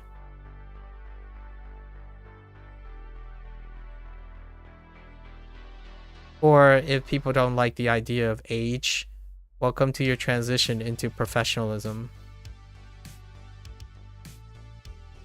and independence. This is where you start working on this thing. The things that characterize an adult, a professional, and independence. Because brute force doesn't work anymore. When did I get slapped in the face so hard that I had to grow up? When I went to college. When I stepped into college, I realized that the ocean is so gigantic that I got humbled fast. In high school, I brute forced through everything because my ability was up here and high school only expected me to perform down here. So I had an upper limit issue. The moment you hit a brick wall for the first time by brute force is when it shatters your limit. It completely just shatters your limit. And now what do? You scramble. You scramble to learn how to do it. The problem is, if you never had a problem before, why, how, what is the nature of that problem? You're discovering it for the first time in your life. And that first time might not be good enough for the second time. Heck, it might not even be good enough for the third time. The idea is this should, quote unquote, should have happened on and off if you were challenged. If you were challenged in high school, or the sooner you reach your first challenge is the sooner you start solving problems. Start solving a problem. And oftentimes that's presenting a problem to you that's so difficult that you have to solve it. College tries to provide that. Graduate school tries to provide that. You will continue to push yourself as hard as possible until you hit a brick wall. And then brute force is not sufficient anymore.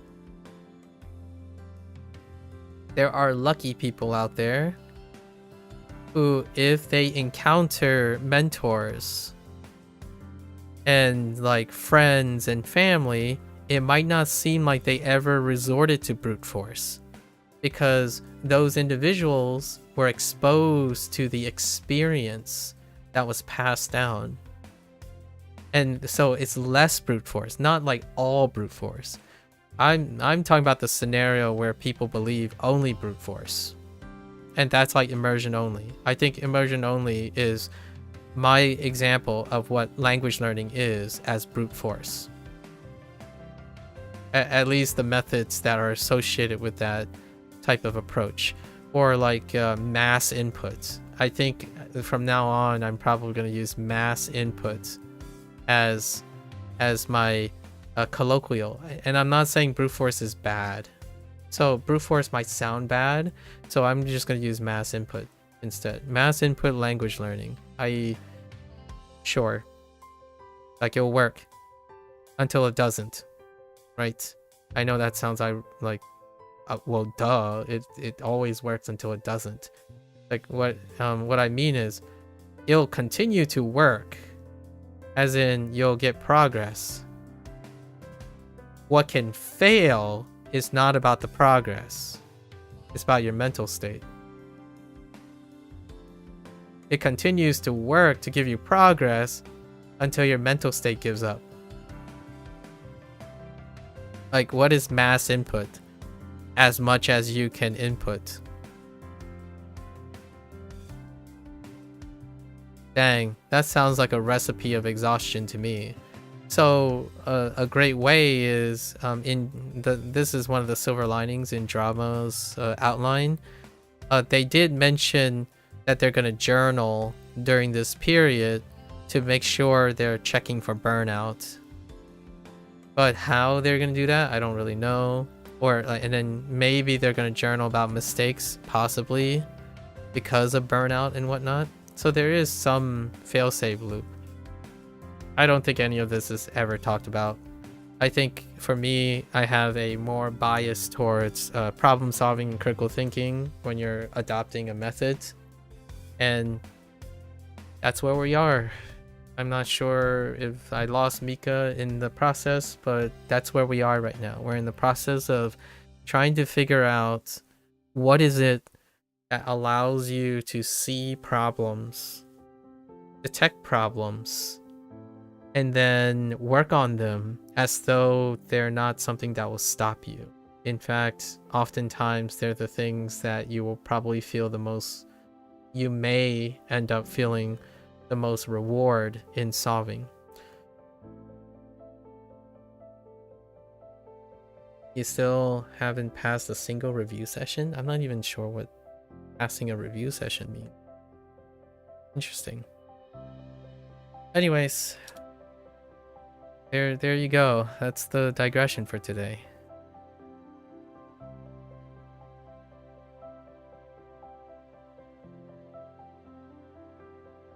And for the record,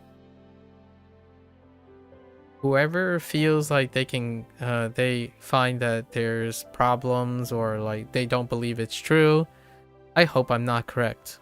I genuinely think that if you can make an argument that doing something, getting the results matter the most than how you did it and why you did it along the way, and you can prove that, I love to hear about it and welcome anyone with a counter argument, because then I can have, if I meet people like that, I will throw them your way.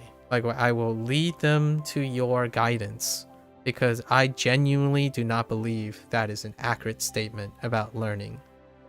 The idea of brute forcing is like the antithesis of learning. When you brute force through something, you're literally trying to learn as little as possible. That is the whole point.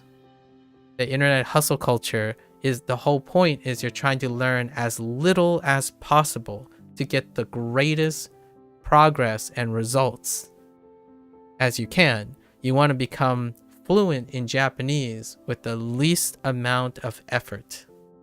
Immersion only. Just keep telling yourself that if you see it enough, you'll intuit all those things, right? That's what they advertise anyways. My life told me that no matter how many times my parents tell me a specific phrase over and over again, if I am not actively understanding why I'm not remembering those things and paying attention to those things without having any stake or emotional care for it, actively, then I don't care if I be immersing the rest of my life, I probably still won't remember it. I might temporarily recall something and then forget it and then dump it again and then constantly relearn it for the rest of my life until I end up using it.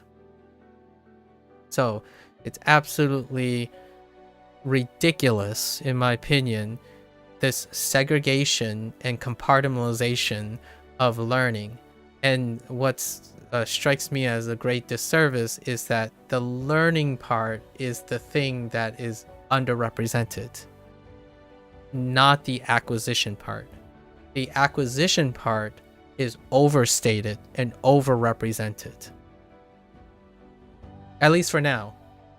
And they're both very important. They're both incredibly important, and knowing how to combine them is fantastic. It doesn't sell products though, and it doesn't sell masterclasses. It doesn't sell books and life hacks. I mean, frankly, it can seem incredibly arguably even more overwhelming than people focusing on acquisition all the time. Like, oh yeah, okay, I'm gonna acquire vocabulary using this tool. Oh yeah, and then I'm gonna acquire grammar using this tool, and then I'm gonna acquire native speech and pitch accent with this tool.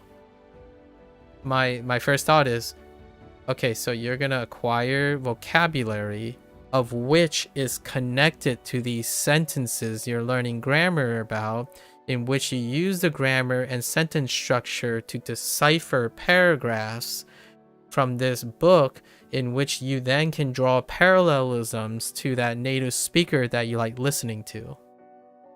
That is focusing on learning, not acquisition. If you keep on focusing on acquisition, then you rarely ever learn how to connect or associate those things, or even be encouraged to look for those things. So whenever someone speaks like, oh yeah, you know, formal education, they never end up actually talking about the native states or native condition or situation that they're in. And like, yeah, some people watch those native situations a billion times over, and they can't still seem to form the observational capacity to find the association in the first place. Because when you're talking like that, you already know the association, and it's ironic because a lot of times these people explain the association despite saying there isn't an association. Like, oh yeah, you know, this Japanese concept, it just doesn't exist in English. Proceeds 5 minutes to explain the association in an indirect way of the association that they're using to remind themselves of how they remembered the inherent Japanese feeling in the first place. That is so hypocritical, and I still find it hard to believe that the vast majority of people say, oh yeah, that makes sense. There's no English equivalent to this Japanese concept because I just watched someone speak English explaining that there's no equivalent to this Japanese concept while explaining the Japanese concept in English. So asinine, I swear. Like, that triggered me. Like, that stuff triggers me a lot. Where, like, yeah, there's no literal, there's no literal connection. And then the whole video is about how abstraction is useless. It doesn't help you with anything. Meanwhile, this person is deploying abstraction in order to sell their product. That is absolutely asinine. Almost suspiciously and triggering. And if you're wondering who I might be referring to, or maybe in general or stuff, it's up to you. Can you see those things? Because when someone says immersion only is the way to be sufficient, you require those observational skills to make those connections and associations in order for it to be fruitful.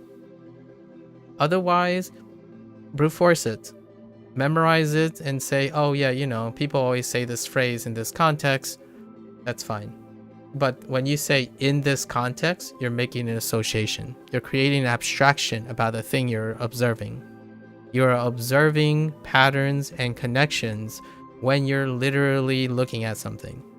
If you're passively like in your ear and not paying attention, that's what I feel like most people think is immersion. They think that it doesn't require any active process. You don't need to form associations. You can just literally see the thing happen 100 times and it'll stick with you. I absolutely disagree with that. If I show you the flashcard 100 times, you're going to have varying qualities of memory. And all those people, the defining differences between them is how well they form observational skills about associations. Because if you're not solving your problems, then you don't have to use your observational skills. You never practice them. If you say, I just have a problem, this just feels bad, you're not practicing observational skills. Right? And that's what immersion is supposed to try to solve. Like, you hope, oh, if you're in a bad situation enough times, you'll remember what to say. Like, yeah, it worked when you were a kid and you had nothing else to worry about, nothing else to talk about and whatnot. As you grow older, I would love to meet an adult who learns by that. I really am genuinely curious if there's an adult outside, like a very well-educated adult who's consistently learning something, that approaches learning by not using any form of contextual association. And I'm saying that word a lot because that is what memory is built upon. If you want to retain something and not forget it, you have to use it somehow. And one of the underrepresented ways to understand how to get to retain information is using and connecting ideas together, however abstract it is. It might not lead to your Japanese fluency. I have to admit, that is certainly a trade-off. But you'll remember something about it. Versus what? Nothing? Perfection? 100% replication of the thing? You can spend the rest of your life trying to do that. I admit that something about that is incredibly impressive. That is the perspective of a specialist. And I think a specialist has their place. The question is, do they think healthy about everything else? Do they think balance of all the skills they don't specialize in? Well, particular specialists, especially in the Japanese area, are poor communicators. I mean, you might think it's kind of ironic, but I don't think it's ironic. Communication rarely translates to language specialization. You can learn to say sorry in the context it is in when you memorize all the situations and just keep on exposing and bashing your head over the things, and it'll seem like you're native. And then when you present that person with a problem to solve about other people, they communicate like they're detached from the problem. You know, a super fluent guy, a foreigner who has like native like speech, and then when they talk about learning, I'm like, I don't think you've ever understand what people have problems with. Like, maybe you just didn't ever have that problem and you just that good, so you just sell whatever you think you can just sell at the moment. And my thought is, dang, how many people would trust that, which they probably will, and then find out that this person understands really little about struggling or doing things or analyzing problems because they never had the problem in the first place. Or they haven't had it in such a long time that they believe it's a non-issue. And one of them would be, and my thought is, if flashcards is a problem, I don't think another brute force method will solve the problem, the nature of the problem. So when I'm looking at a huge outline, right, when someone is, say, step 1 and then step 2, when I notice that step 1 and step 2 has a weak point that's present in step 2, the question is, you're going to have to get lucky enough that this weak point doesn't show up So then you can proceed to the next one. But if this weak point does show up, then you brute force it, it will show up again, and now you have compounding problems in the weakness. Then you go to step 3, and there's still, that weakness is still exists, like the opportunity, and it checks that. Because anytime you have a weakness that's persistent here, and you think that you're acquiring things in progress, that weakness will exacerbate itself. And one of these weaknesses tend to be scheduling and habit formation. Right? It's great to look at all the progress. I mean, while you're doing this, this weakness can keep building up. You still make progress. You're still going to learn Japanese. Japanese is going to go up. When is this weakness going to become big enough to make you stop? Right? And those are, in my opinion, these are the weaknesses that are important to me. The last thing I want to do is dedicate myself to a skill that I know I'm going to inevitably quit later. And it's not because of not being good at Japanese. There are people who are good at languages and then not use it. Right? And then it's gone. Or they would spend time relearning it. Quote unquote, relearn it. For me, if I forget something, I'm not necessarily relearning it. I'm figuring out why I forgot. Two different things. I'm learning why I forgot. I'm not relearning the material. The material was already learned. I'm focusing on why and how it's forgotten. So you're understanding the nature of the weakness. Brute force doesn't solve weaknesses. Literally, the idea of brute force is to overcome your weakness through sheer force and willpower.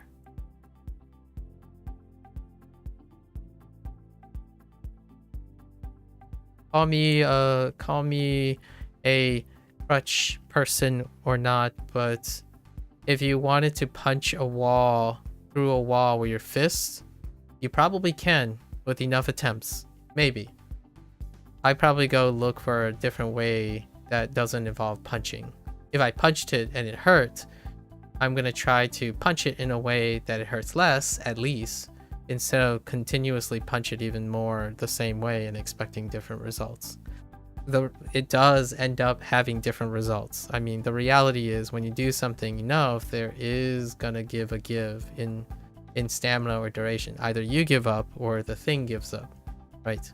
Quote unquote, the thing gives up, the wall gives up or gives in, right? And I think most people do the former. They don't do the latter. Planning is great. And then planning for problems, in my opinion, is greater.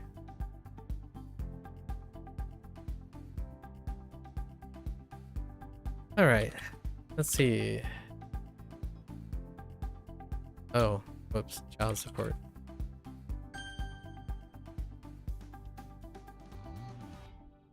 You know, 2 hours later, I still remember these things. There's a reason I still remember these things.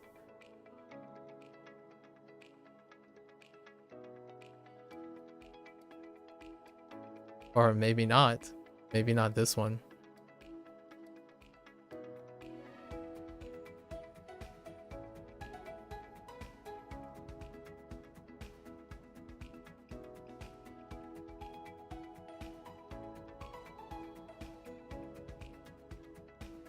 Like code.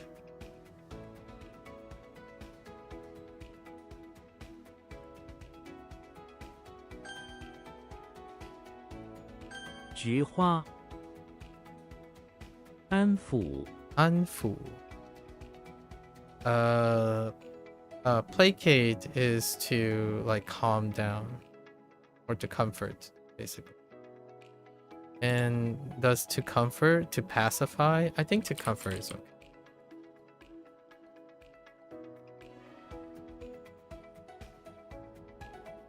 Placate is going to be a tough word for me to remember.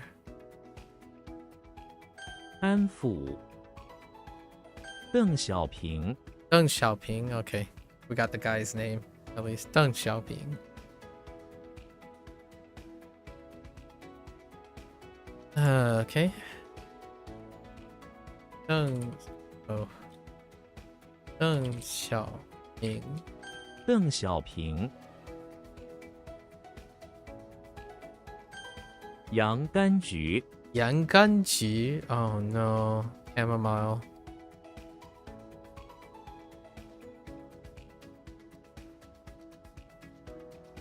Yang Ganji. You're gonna have to help me out here. Chamomile is a plant whose flowers look like chrysanthemums, has a sweet taste when brewed, and was first transported to China via ocean-faring ships. It's not named China. Oh. Interesting. So Yang Ganji. Interesting. Very helpful. I'm not sure if it's true, but that's how I'm gonna remember it. 洋甘菊。柳叶。柳叶 willow leaves. 柳叶。流逝。流逝 flow.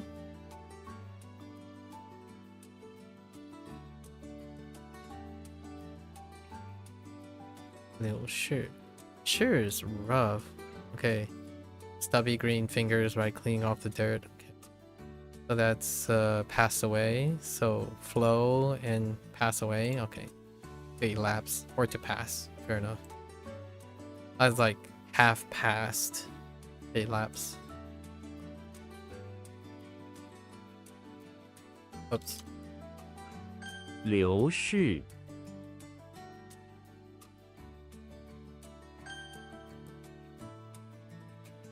安抚。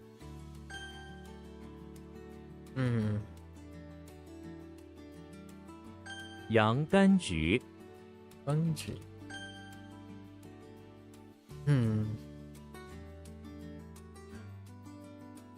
柳叶。Ah! I wrote tree instead of leaf. Awkward. 邓小平。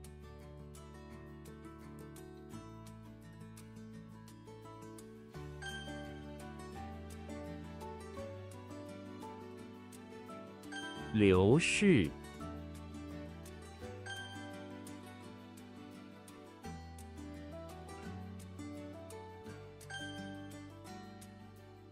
快艇。快艇 speedboat. Fair enough. 快艇。蒸。Zheng.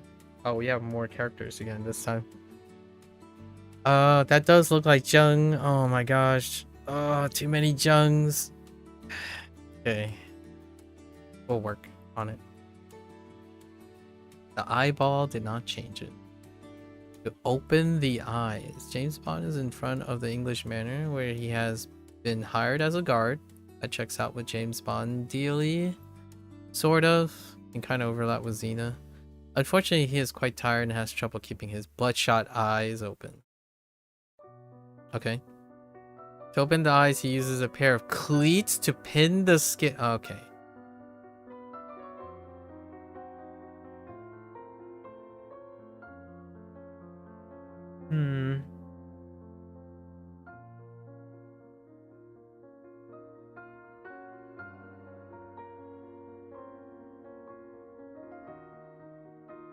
I'm gonna make it about the kids with cleats.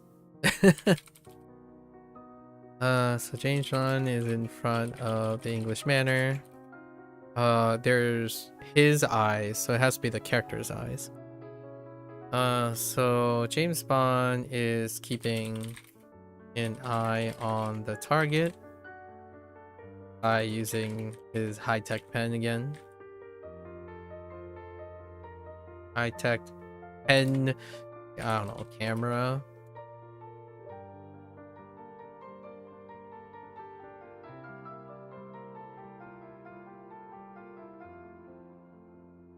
Okay. He's keeping an eye on the target.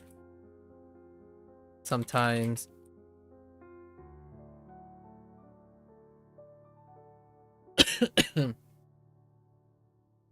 uh, However, at the moment, he is tired, right?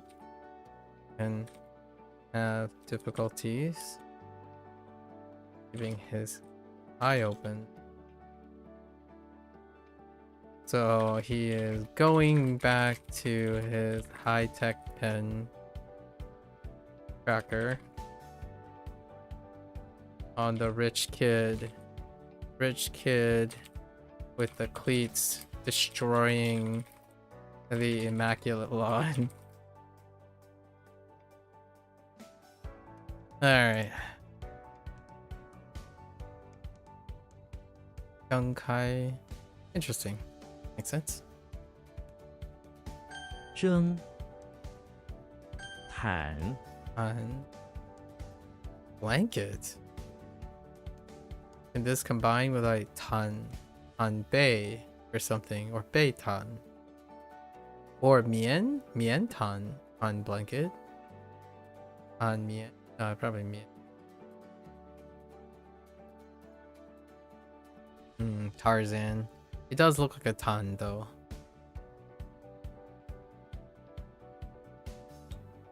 Yeah, instead of a what, yen? Tarzan is in the basement of the pawn shop where he finds a vintage fur blanket on sale. Oh, he wraps himself in it to try it out. He's so used to being half naked that the warm fur blanket is too much for him. So he bursts into an inflammation of flames because he's...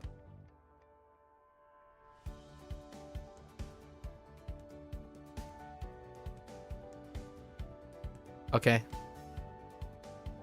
I think it's good. A D-tan. Oh, that type of blanket. Interesting. 毯垒 Lei. Flower bud. Oh, that does look like a lei. A lightning is lei. The lightning is on the bottom. I wonder if I can get away with lightning. How often does lightning or thunder, I mean. Thunder. No. Thunder doesn't show up that much. Yeah. Not frequently.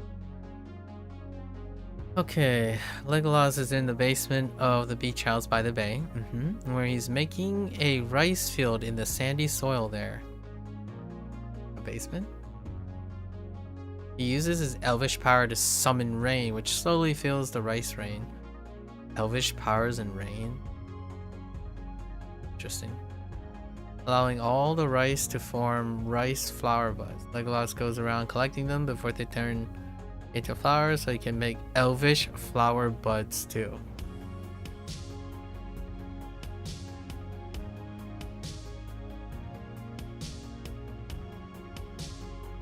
I mean, sure. Maybe not elvish powers, but more like collect rainwater, I suppose, outside. It's good enough. I think in its basement.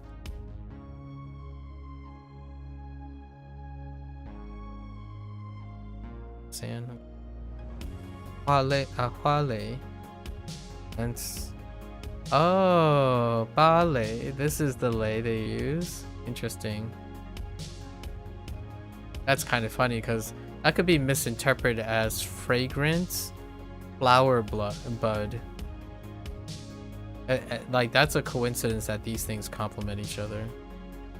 Ballet. This is like a fragrant plant-ish, and then that's flower bud.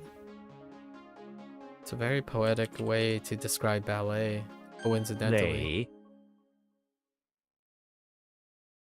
巢 Chao.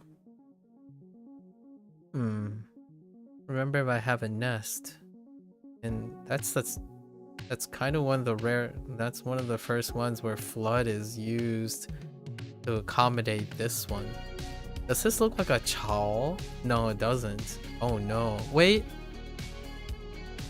No. This character looks more like a ke. Yeah, it looks much more like a ke or a guo. Okay. Might be a problem. Charlie Brown is inside the barn, which is currently experiencing a flood. Of course, Charlie. He has a bunch of fruit that he's trying to save from being washed away, so he uses some hay to create a nest and puts each of the fruit inside the nest as the floodwater raises up to his chest and the cows moo in panic. That's Charlie Brown. Niao Chao. Yeah, Niao Chao. Oh. Fun Chao beehive. Oh, that's kind of cute. A bee's nest. 朝 Oh.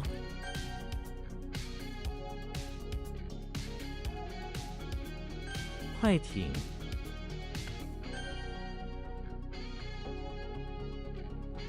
And flame thing though. 坦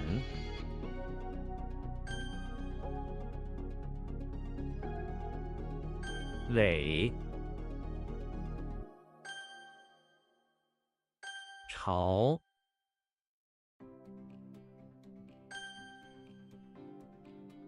蒸 I don't know if this. I think this one might be a little far. 舅 Gio. Oh no. The maternal uncle. Wait. Gio. Oh, Gil. Oh yeah, Egil. Yeah. Egil. Gil. Yeah, Gil. Yeah. Gil. Makes sense. The only way I'm gonna remember maternal aunt and maternal uncle is probably to connect it with Fujani. Igil is maternal uncle, and Igang is maternal aunt. And Gang is closest to which one? Ah, man.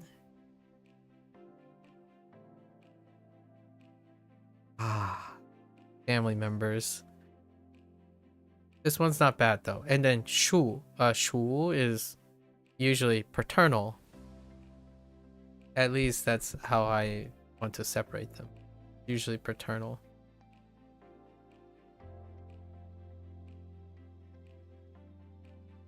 Or it kind of defaults, like, sort of. I think it might be able to be used for both. This one's off. This is very specific.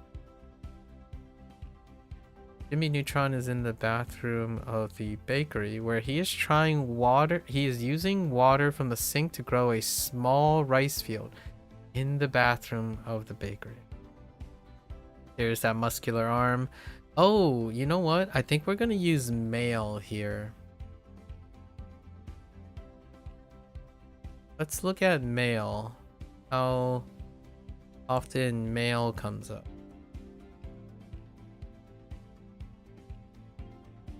There's got to be a lot of these, right? Yes. Okay. So we do have male, right? That's our prototypic.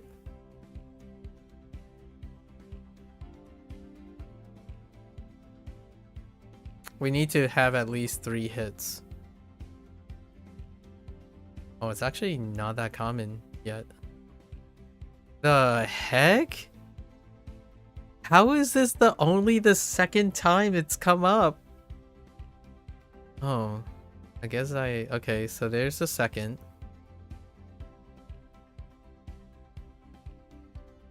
Oh, I really thought this was gonna be more common. Okay, there's sister's son. Okay, right.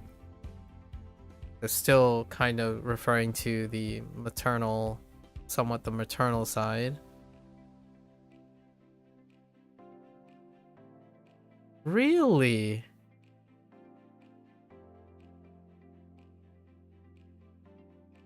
Wow. It's way rarer than I thought. I thought it might have been at least 4 or 5 instances. I guess not. So we're gonna keep them separate. It's fine. Intriguing.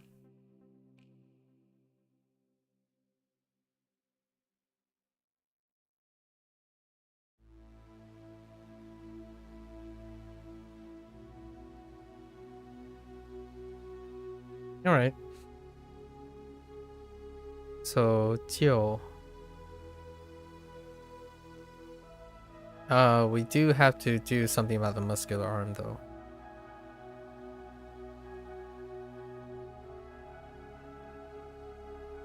Genius, who has some goofy hairdo, do grind up. Oh yeah.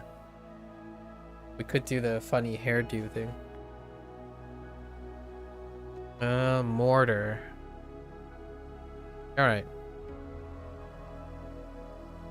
So let's say Jimmy Neutron is in the bathroom of his maternal uncle's bakery.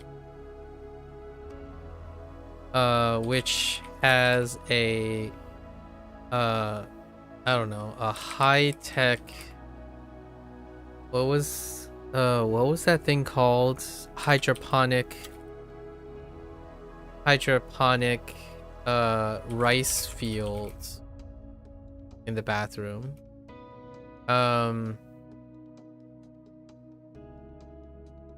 With his uncle, who unlike him is pretty have muscular arms, right? The uncle and father, the dad buff, right? Muscular arms. They were able to process, I don't know, special rice grains with a high-tech mortar for some special awesome experimental croissants. I'm just having fun adding random words nowadays. Maternal uncle. What is the... Oh, it's just... Okay. A Jiu. Interesting, Jiu. I guess when I say EQ,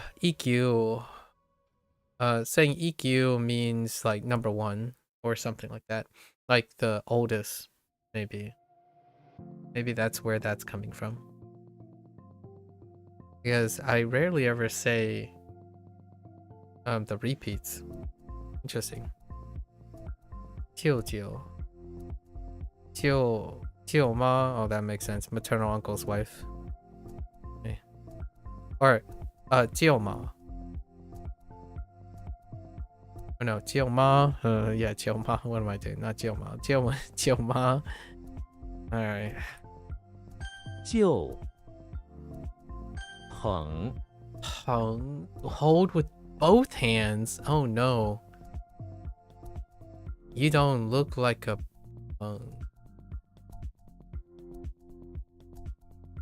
You look like a Qing. Wait, isn't this Qing? Oh no, it's not Qing. What was the right hand thing? The barrister wig stuff is gonna require some help. Barrister wig gets a little wild. Oh, it's Bang. So, it was Feng. Dang it. Yeah, these ones are rough. Feng. Yeah, Zhou. Which is kind of related. A little bit rough. And then there's Qing. Yeah, you have Qing and Zhou. Like, look at this. Qing, Zhou. These were really recent too. Qing, Tai, Zhou, Bang. Only Chun was like way back. But man, this is devastating. These things are evil. Pretty.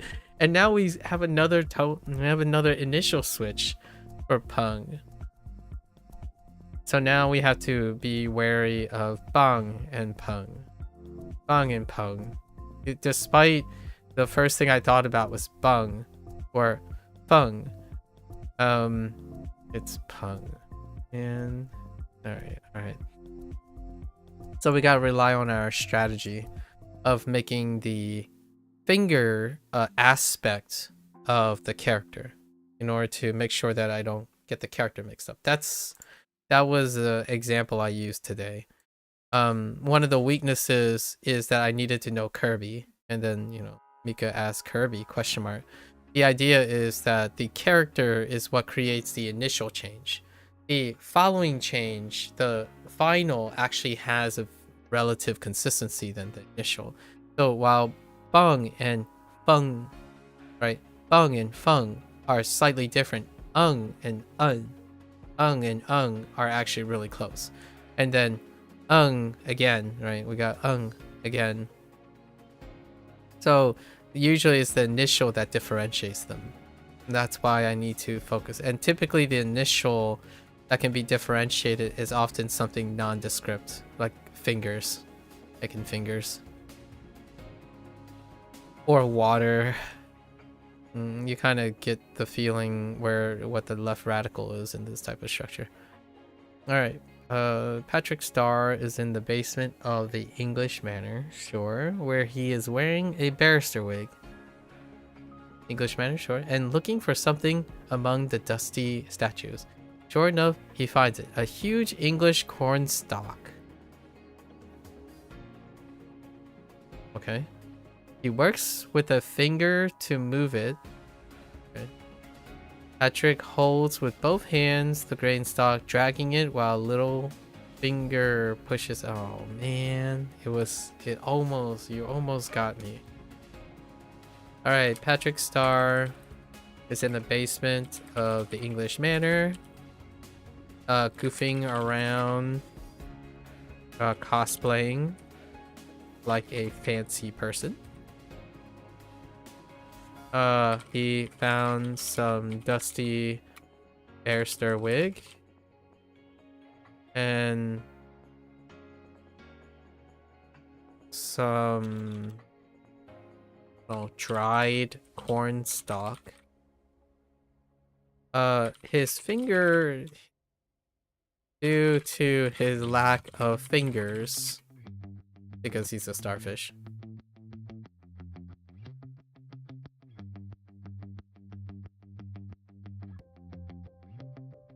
He had to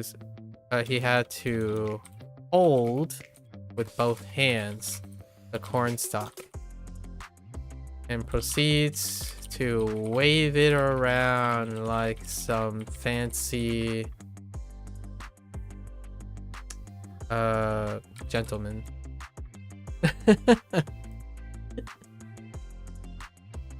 The flatter. Chui Peng. That's interesting. This reminds me of boasting, right? Pretty sure. Chui deals with boasting. Yeah, to boast. Chui Niao, which is a cow, so boasting. And then Chui Le. Chui Le is probably the closest to like kind of the idea of blowing, sort of.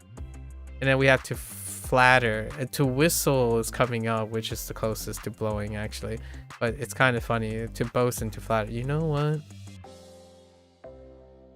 I get what it is, like you're blowing, you're blowing to the wind, like blowing smoke up someone's butt, kind of speaking, right? Like, interesting.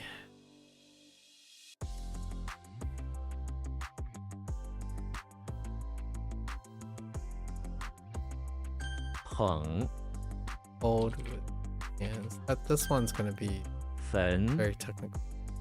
Burn? To burn. Maybe like Fen Shao, maybe Fen Shao, or maybe you can get like explosion. in it? Like fen jia or disaster? Like fen zai? No, that's to burn. So yeah, maybe shao. Could combine with like fuel or something like fire and woods. Ling plus Hua Ling. Frodo is inside the infirmary where he's causing havoc. Frodo. In the corner grows some. Okay, we're out. That's already out. Okay. So Frodo is inside the infirmary, recovering from being burned by the fire in the nearby woods. That's it. It's Frodo. That's all you need. He's suffering from ordeals. That's Frodo in a nutshell. Wait.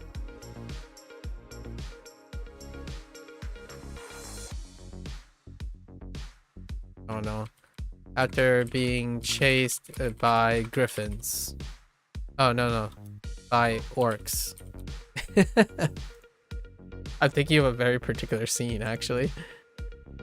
Do we have it? Fen xiao. There it is. Fen xiao to burn.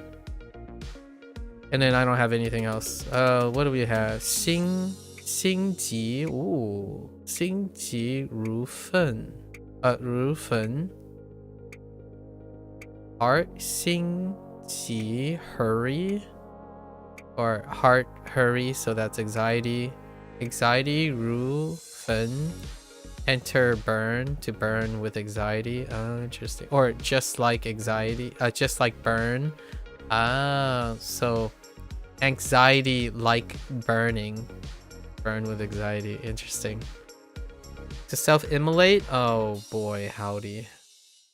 So fun. Okay. 焚 翔 Xiang, to soar. Maybe like 翔飞, 飞翔, to fly and soar. Or it could be 跳. Ooh, 跳 would be something too, to leap. Because 跳 does have a essence of flying as well. Or jump, I mean jump. And then 跃 is leaping. So we have 跃 and 叫 as a possible pairing with 翔 next to 飞. Oh, it could be also 风 wind. Wind can be used for soaring as well. Or sky, like skydiving issues, like 空, like 翔空, 空翔 or something like that. Very neat. Let's see what the examples are. I'm excited. Xena's inside the chapel praying to her god for a miracle. Okay. She takes a sheep she has captured and put it on the altar. Fair enough.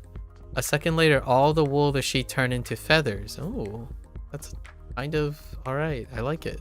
And it begins to soar around the inside of the chapel. Xena takes out her sword and starts chasing the soaring sheep. She doesn't realize that this is the miracle she was praying for. I think that's good enough. What do we have? There it is. 飞翔. Oh, glider. I totally forgot about glider. But it's not glider. Okay, they used glide with something else. Dang it. I thought I could have used what is it? Shun? Shun. Right? Like 翔shun. But not the object. Is this slippery? Oh no. Oh, that glide. Oh. Okay. I got you. 翔 忙 Mong? Wait, what type of on is this? What the on refers to the hairy or bristle-like growth on the plant, especially grains. See Wikipedia for details.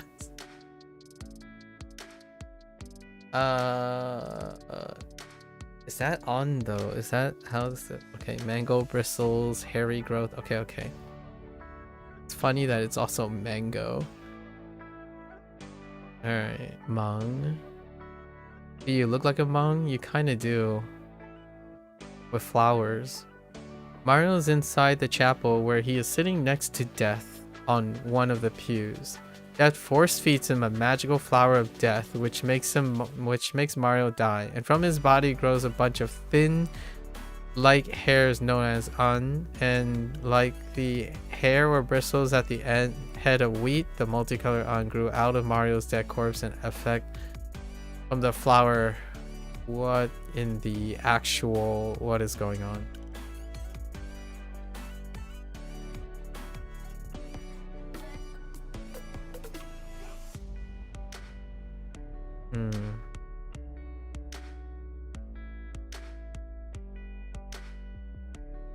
Alright. It's rough for Mario. Okay, so Mario is inside the chapel. Thwarting death, right? Thwarting death.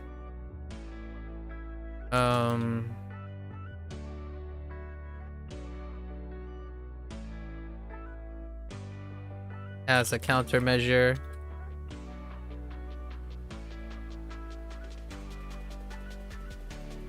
Kind of, I don't know. Let's just say protesting death. He does this by working on irrigation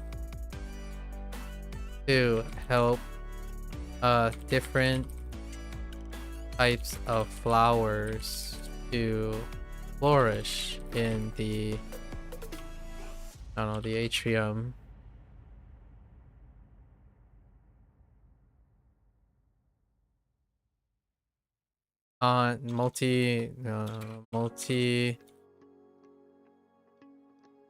Multicolor uns begin to grow from the vast variety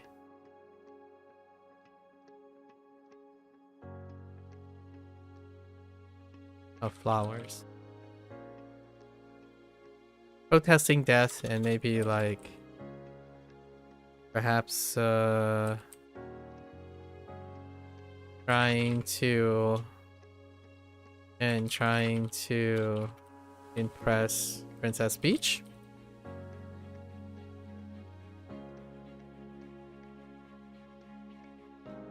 I'm kind of in that mood at the moment because I recently watched the trailer for a Mario Galaxy movie. Rays of Light. One Mung. Interesting. My Mung. Okay, my Mung is more on the nose. Huang Mung is kinda cute. Mong.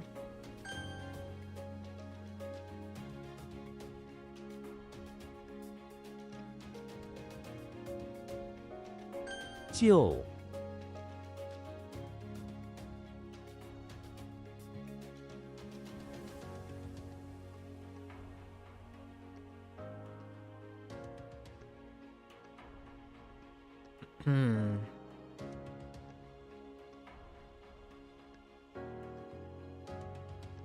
I don't even remember what I think I got a little carried away. I don't even remember what the thing is about anymore. Something about... No, I actually don't. Oh, it's literally about his uncle. Oh yeah, that's right. Literally about his uncle. The first thing I thought about is the first thing I skipped. Dang. What a weird, awkward situation. 想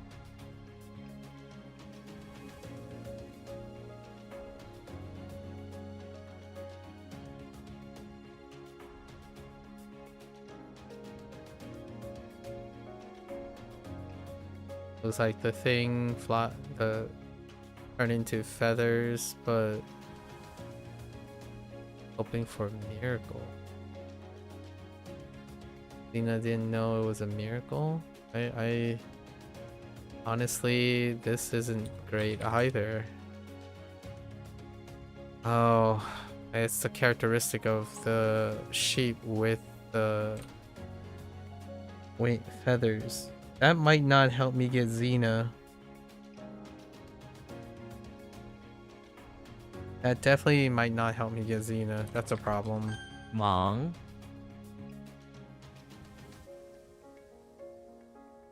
This one's kind of okay.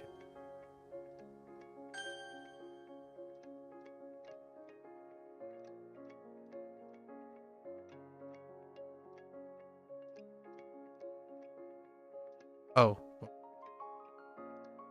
很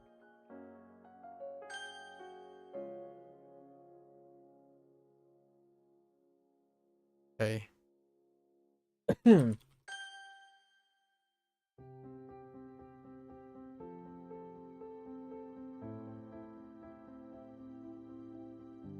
坟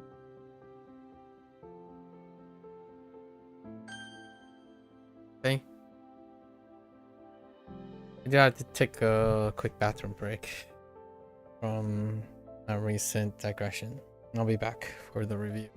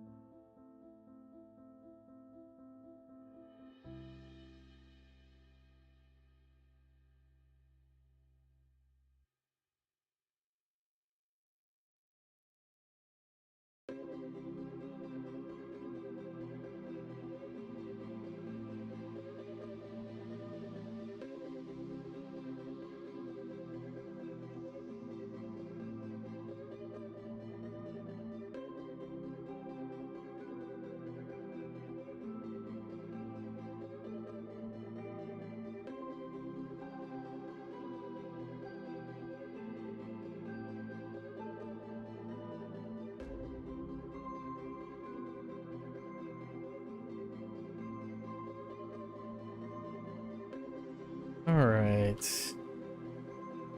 Waited long enough. Let's get our reviews in. No whammies, please. Gotta move a little quicker today.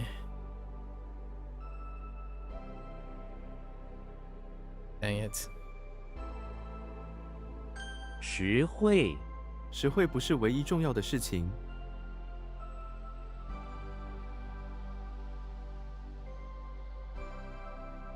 实惠。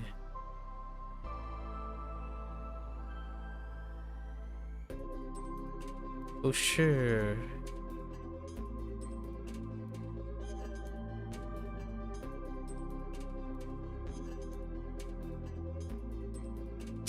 It's kind of like virtuous or like true favor?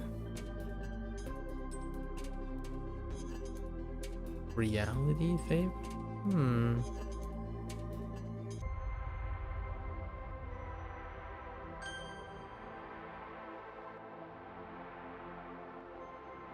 死刑，死刑在一些国家被废除了。 The heck? Oh.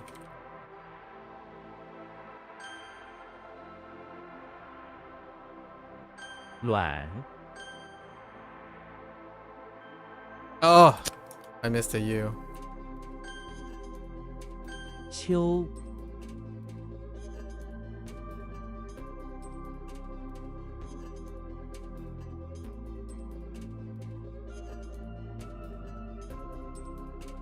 每逢， 每逢下雪的时候，孩子们都很开心。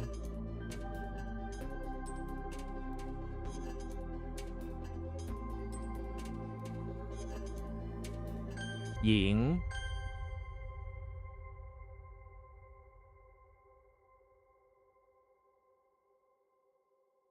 百万富翁，他的生意让他成为百万富翁。 刑事， 这是一个刑事案件。 婚姻， 他们的婚姻非常幸福。 米粒， 米粒很小但重要。 吴国， 吴国以武力强盛而闻名。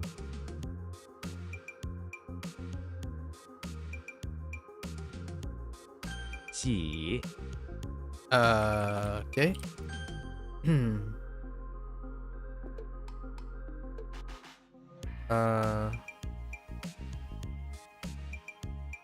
Chain.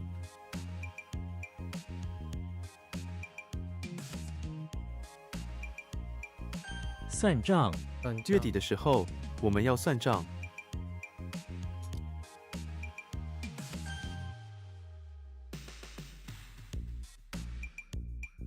血淋淋， 他的手上有血淋淋的伤口。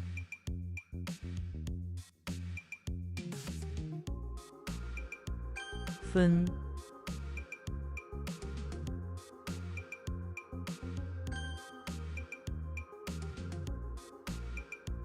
争，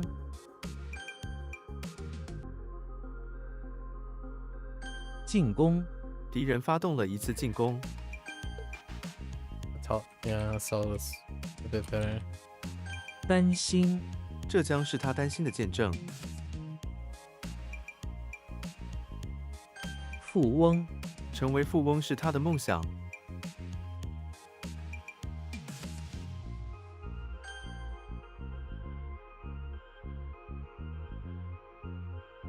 修，卷，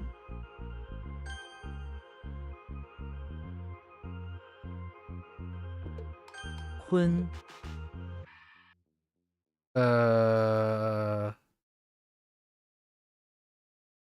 Heck.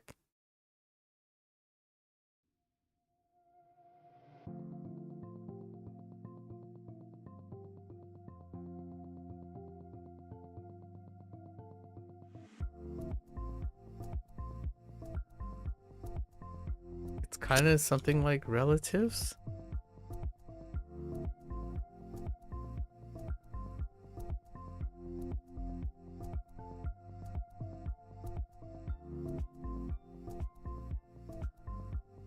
Hmm.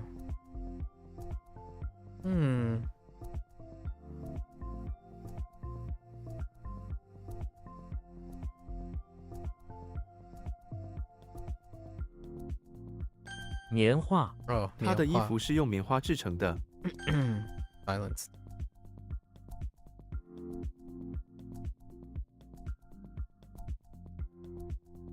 抹，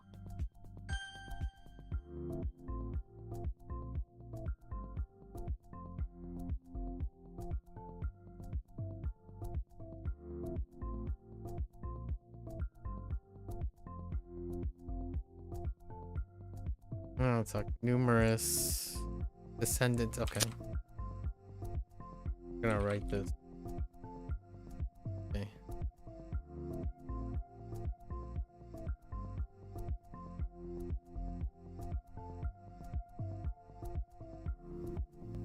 亲吻，她亲吻了丈夫，表达感谢。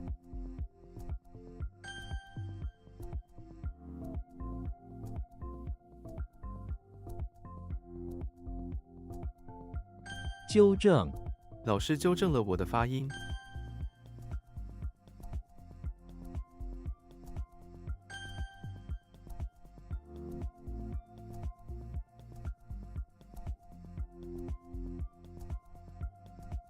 Heck, all I can think about is setsu. Wait. 接，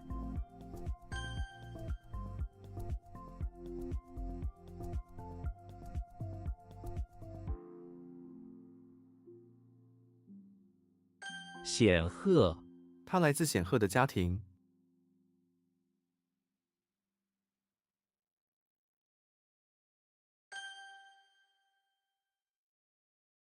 缩，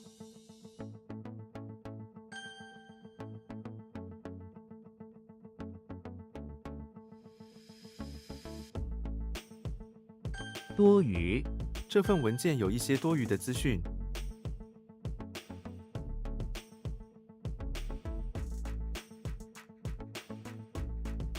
愤怒，她对这个结果感到愤怒。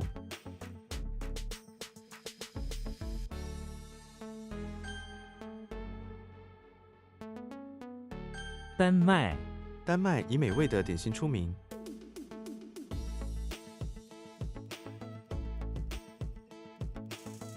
猖狂，那群强盗猖狂地洗劫了商店。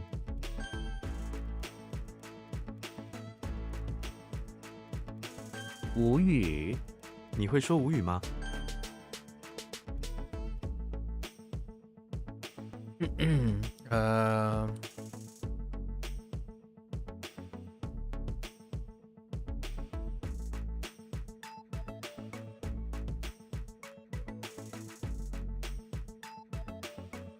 贸易，两国之间所有贸易已经停止。 That one's rough. Each and every time. I think it's gonna get rougher. I have to add something next time around.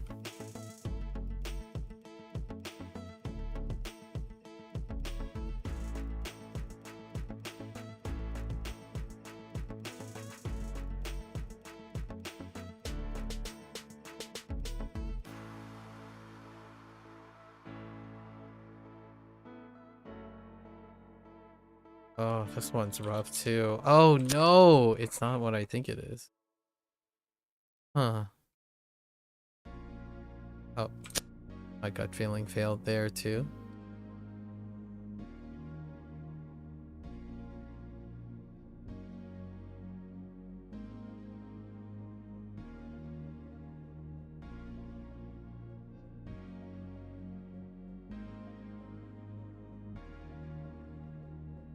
Wait.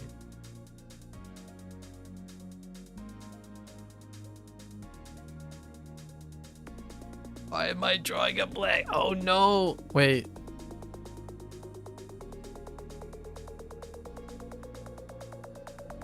What is? Oh no.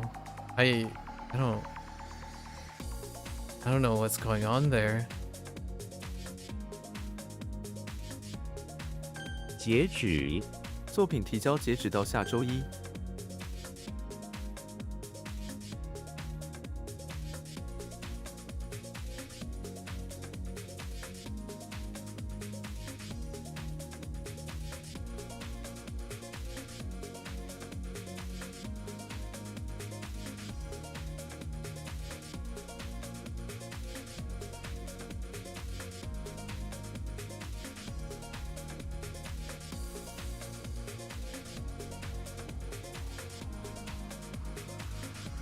Uh-oh.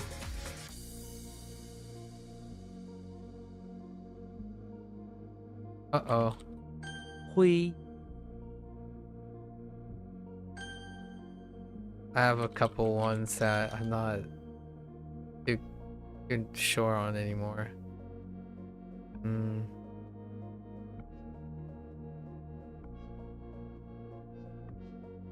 Uh-oh.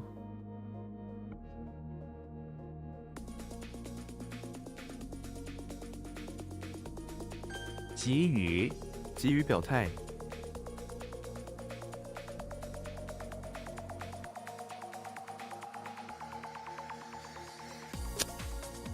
It's kind of like nervousness and anxious. Yeah, yeah. Okay. Okay. 认出 你能认出这个字吗？ And what's going on here?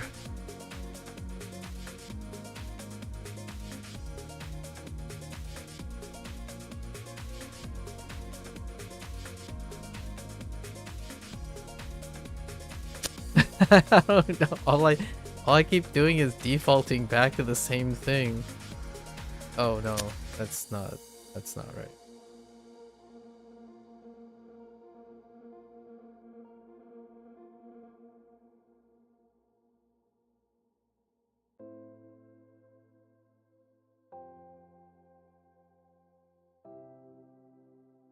Oh no. Okay, I see a problem. Yeah, I see what the problem is.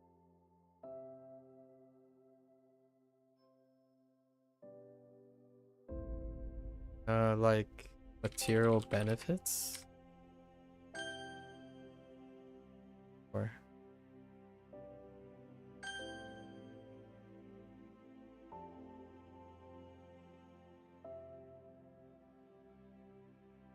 一级 他有一种能力，立即快速解决问题。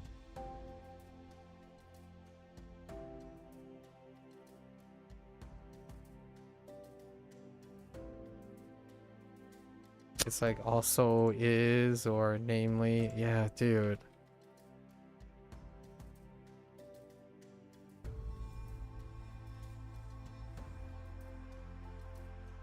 Namely is not how I feel that. 疾病 空传疾病，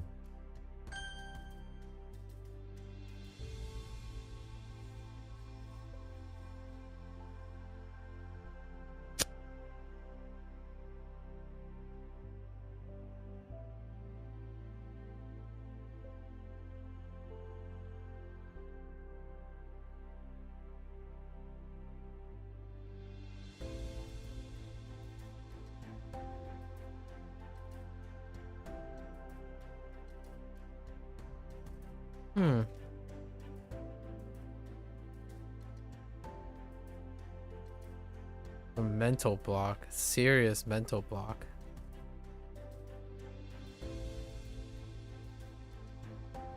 This one's real tough too. 虫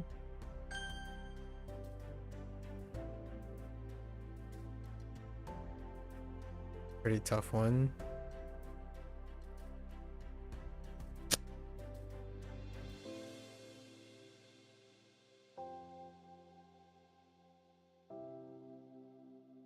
眼睛 我的眼睛好痒。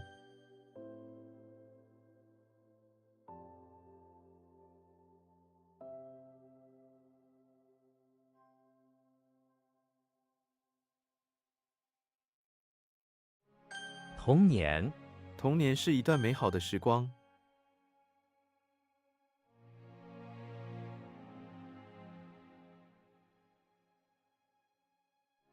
都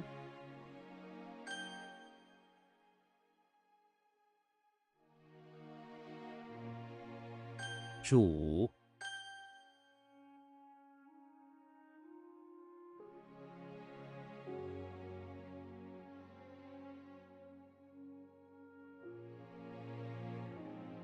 Oh no.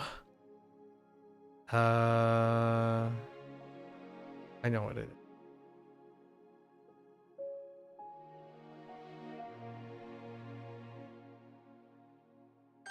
狠毒，他说出的很多话让朋友非常伤心。 or malicious. Malicious, malice, vicious. I was gonna say toxic, which is the same as venomous.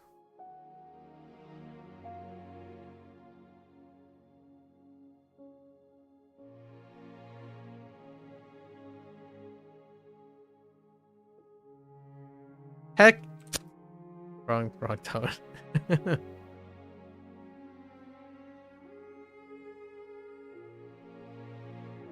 帮午，傍午时，我们开始吃午饭。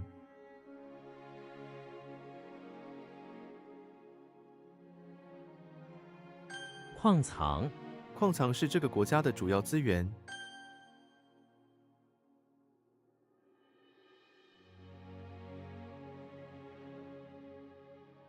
雨滴，花瓣上的雨滴很美丽。巩固，我们必须巩固成果。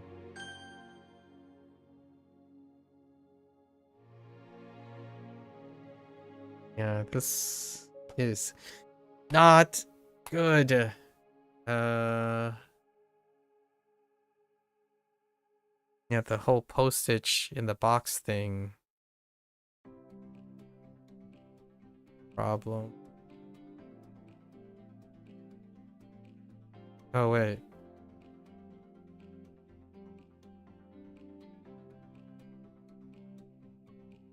No.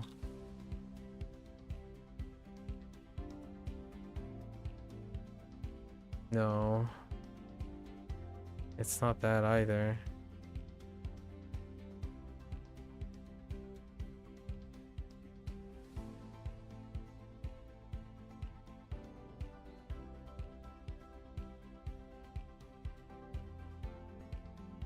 It wasn't that either. There are a lot of postage in boxes.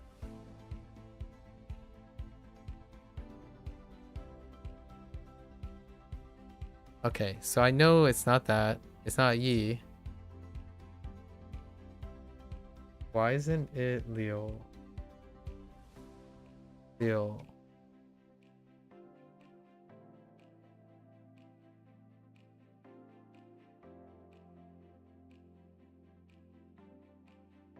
This gets a pass. It's new. Hoang. Oh yeah. I couldn't get the Master Chief location. That sucks. That's a pass. We're not new. Gotta let it sit.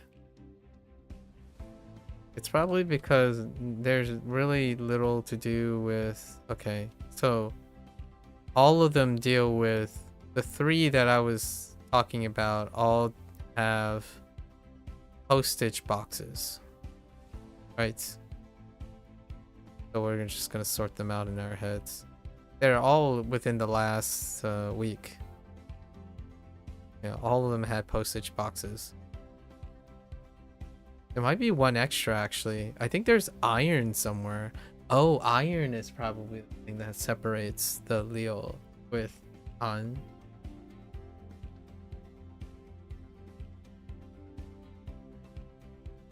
绝，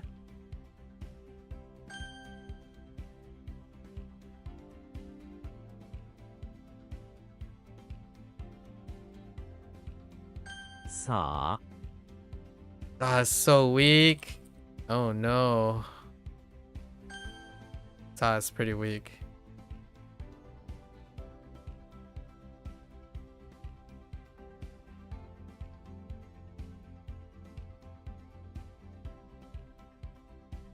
What in darnation? 详尽，这篇文章非常详尽。非常详尽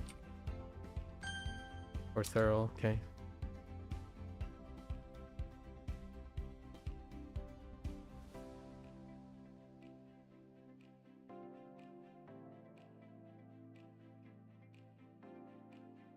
What in the world?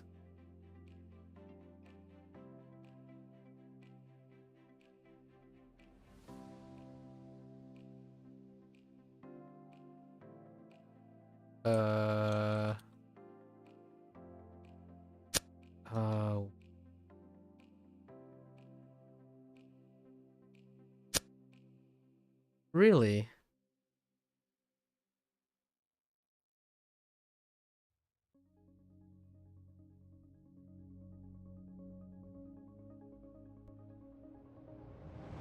海龟，海龟会在沙滩上产卵。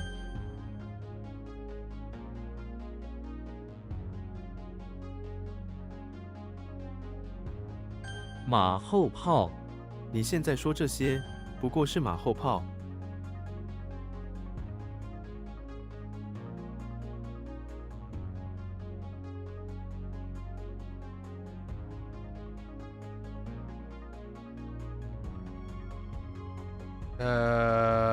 哦，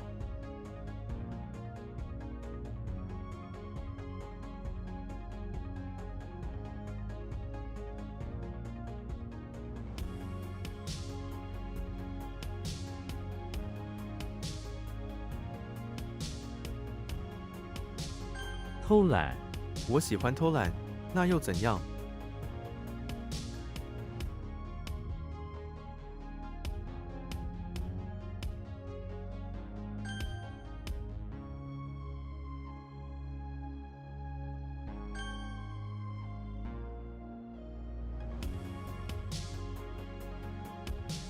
师傅，他是一位大厨师傅。昂，频率，这个字的频率是多少？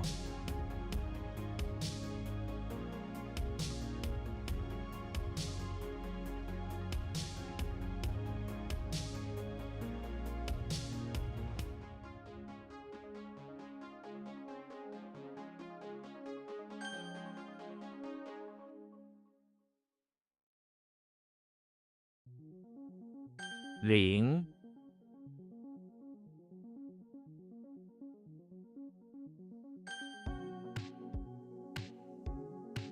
a lot of this is so rough. 北，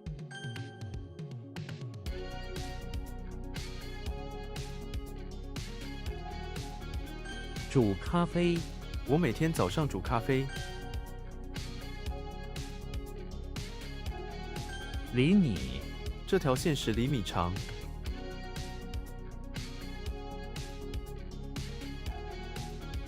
What?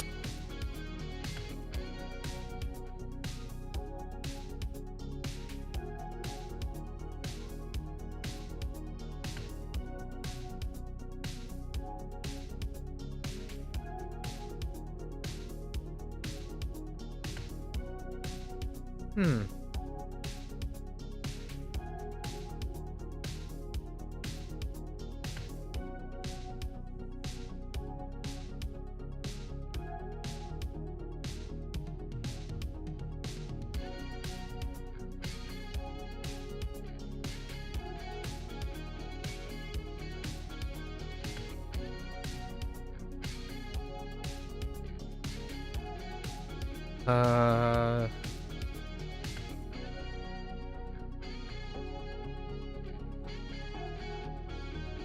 Uh, I think I know it.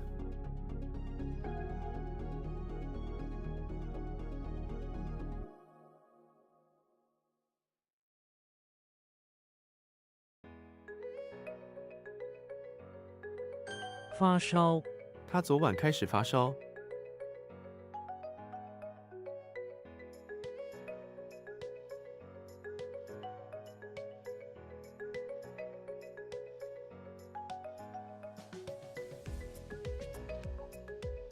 What the? How does that make sense?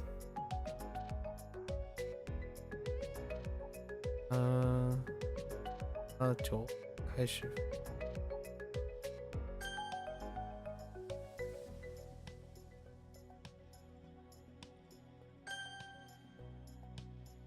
甜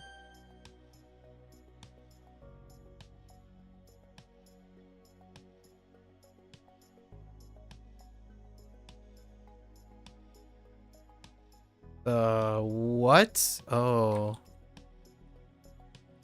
孤单，他常常感到孤单。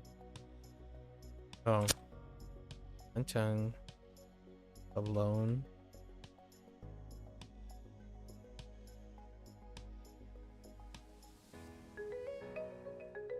The dirt is throwing me off. I just want to say it's like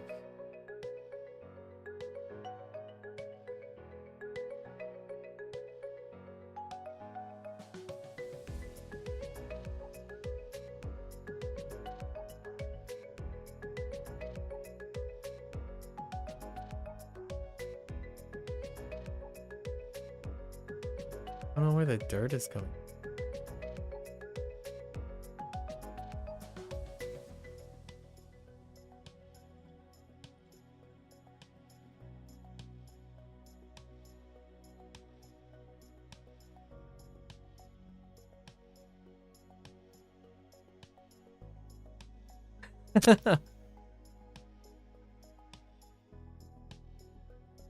Hmm.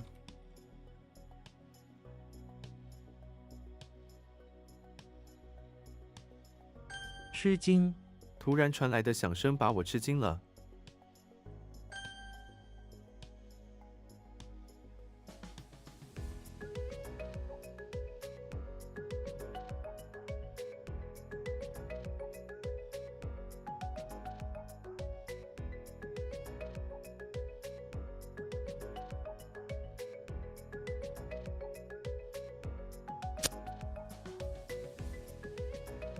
It was do or blocked up.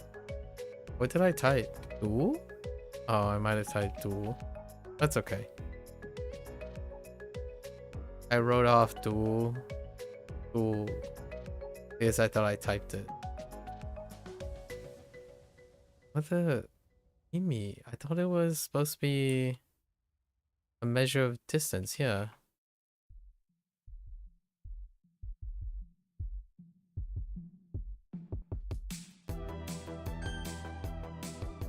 And what the heck is Haomi? It's millimeter. Millimeter, yeah.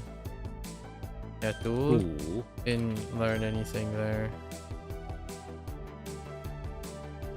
Actually, could I expand upon this? It's the dirt that's blocking, yeah.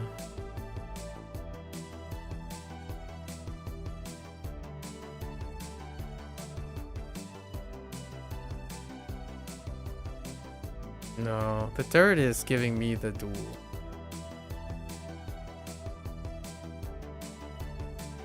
Oops, that's supposed to be 4.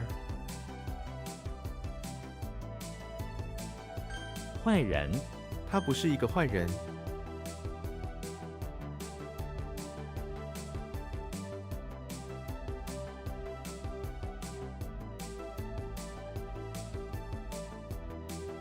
Heck, record!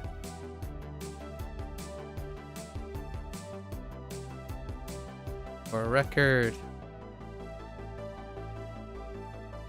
Oh no. Oh gee. 号，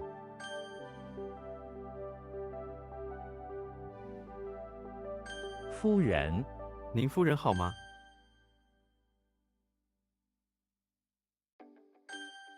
Lonely.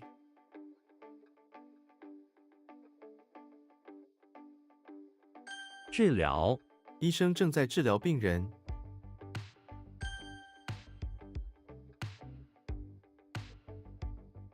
What? Oh. Wait.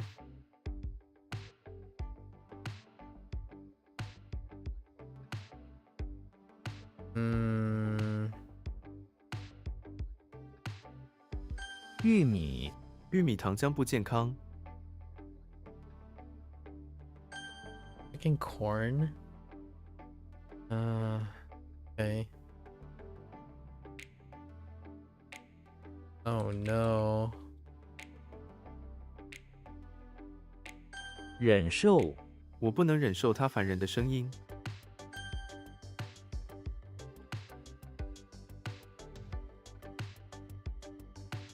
一并，工资与奖金一并发放。 Oh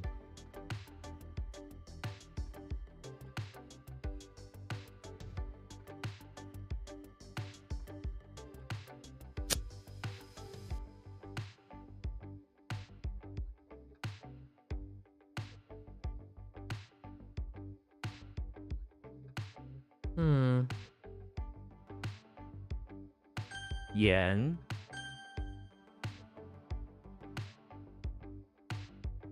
啊，wait， what？大麻、大麻在许多地方是非法的。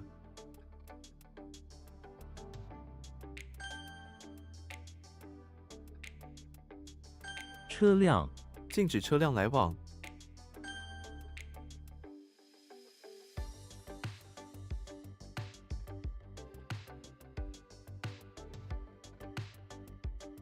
鉴定、他们找了一位专家来鉴定古董。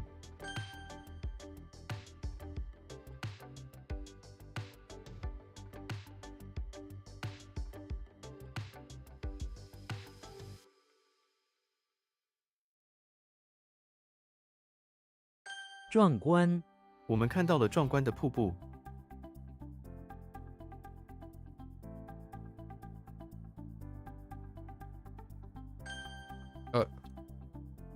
I meant to type sturdy or magnificent. Yeah. Go on.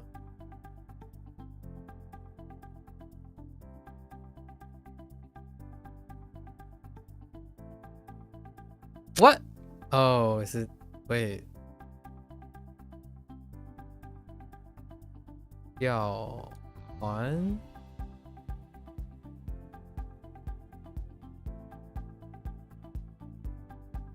宝可梦。宝可梦。你抓到了多少宝可梦？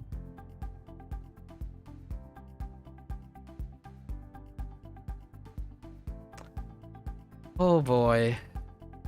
Oh no. Ay, ay, ay.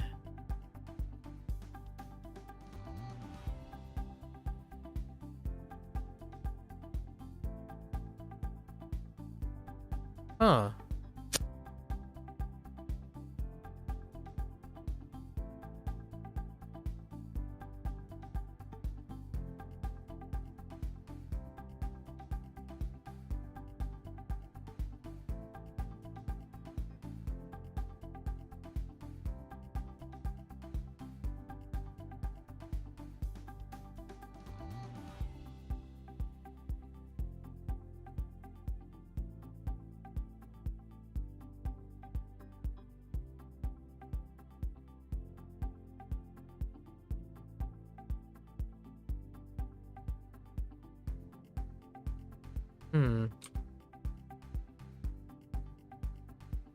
I have no idea what shrine is.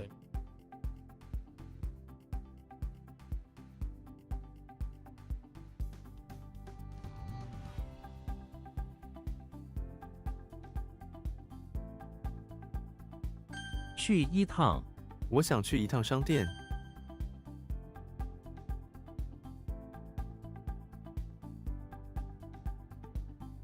反抗。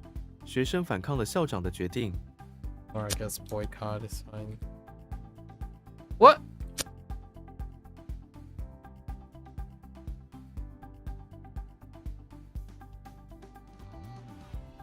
Oppose and detest.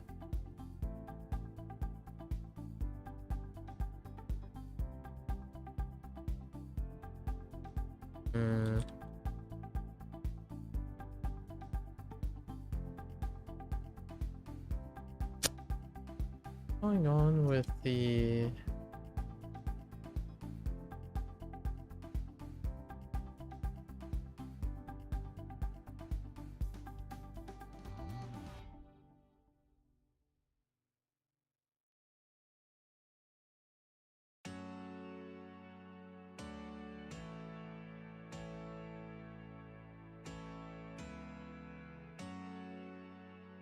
Oh no, this is actually resist or revolt. Yeah, revolt or resist. “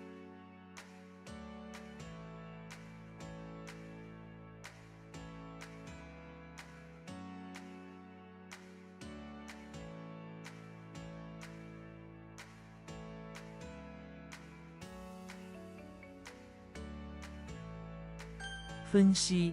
你看过市场分析吗？市场分析吗？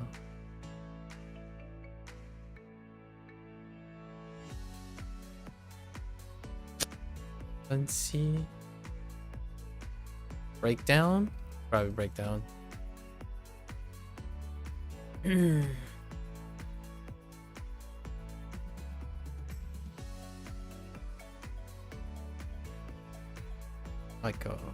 like a whole. It's like together along. Oh yeah, okay. Together. So.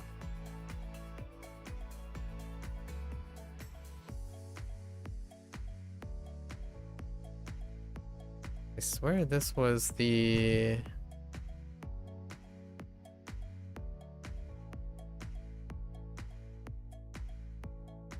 Oh no, maybe not.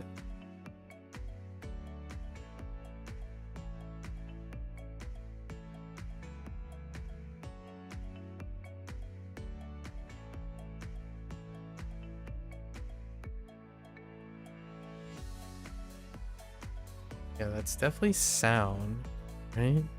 Or voice. How does it complement voice?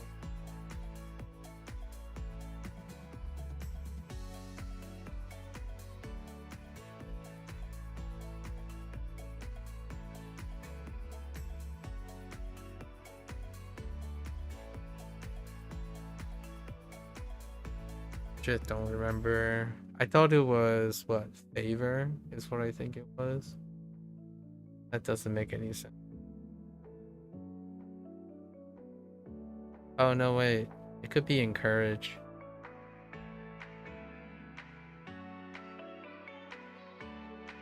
Nah, that's a loss. It's Lee, not Yi. Oh, stern voice. How do I make that more memorable for Lee? Oh, it's because Link is not stern most of the time. Let's work on that one.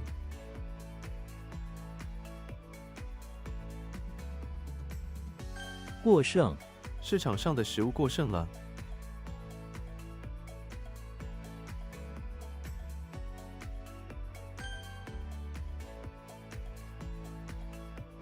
That's fine.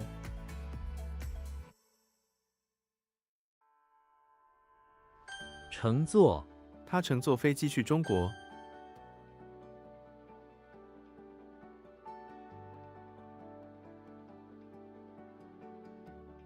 购，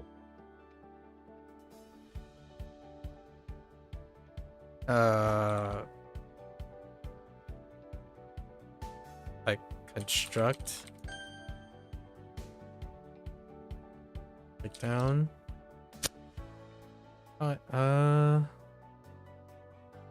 Yeah, analyses, breakdown.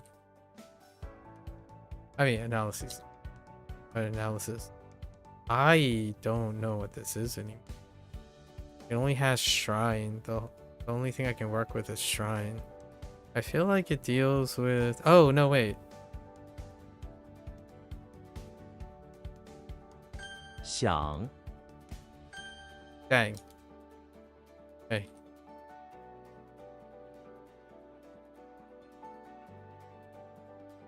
上帝，上帝是全能的。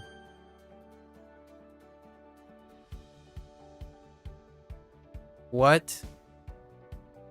蛇，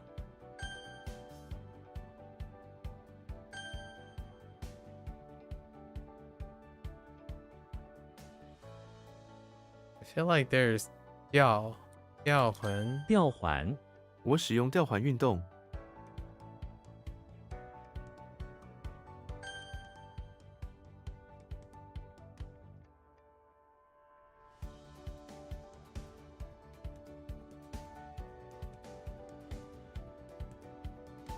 傲慢，他的傲慢让他失去了很多机会。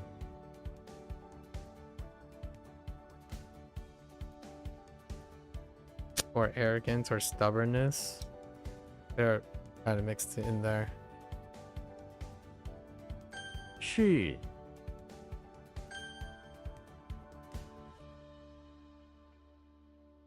烤鸭，这家餐厅的烤鸭很好吃。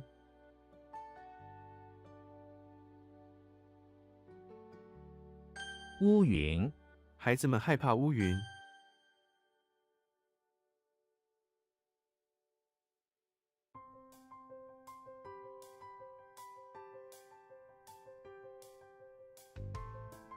Say what? 活跃，公司内部氛围很活跃。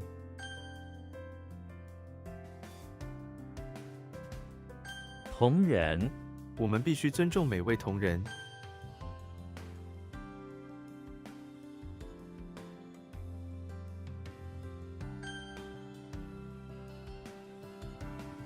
雅，厉声，警察厉声命令他停下。I've got the voice.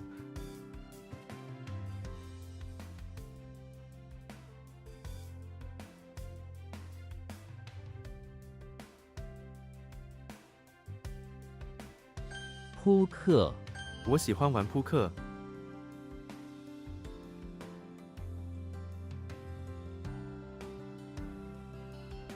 岂有此理！他居然说这是我的错，真是岂有此理！朋，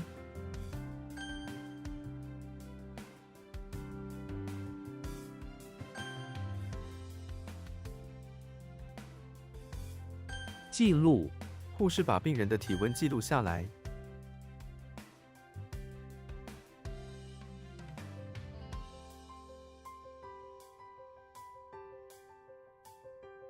妥，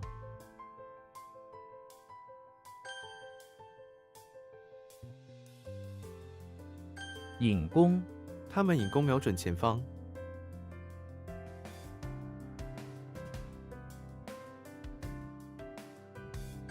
妥协，他们最后妥协了。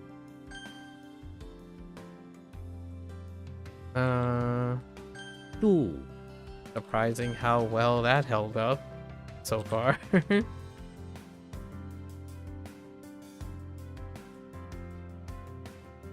牛棚，我们去了牛棚。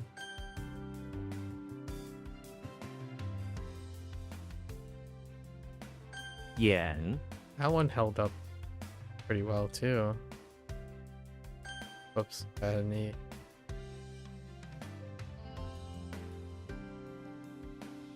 Uh-oh.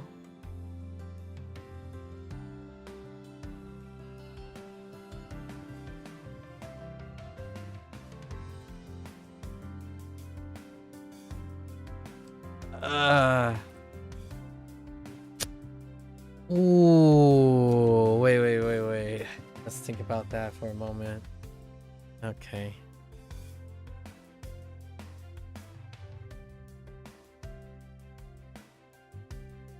枚举，我们不应该枚举邪恶。 Oh man. This is gonna fall at some point.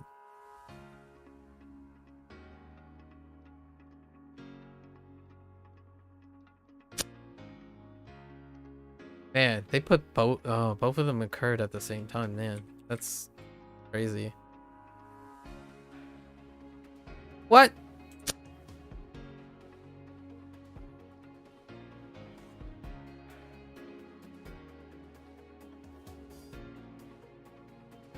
忌口，他因为过敏而忌口。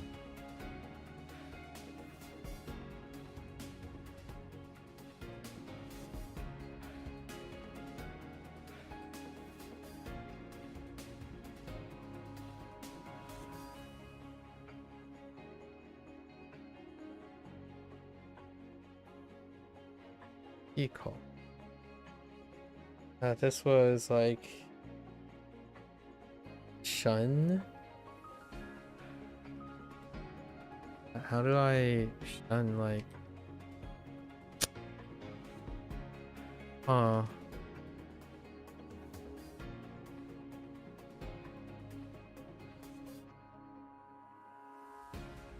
朝廷，朝廷决定改变政策。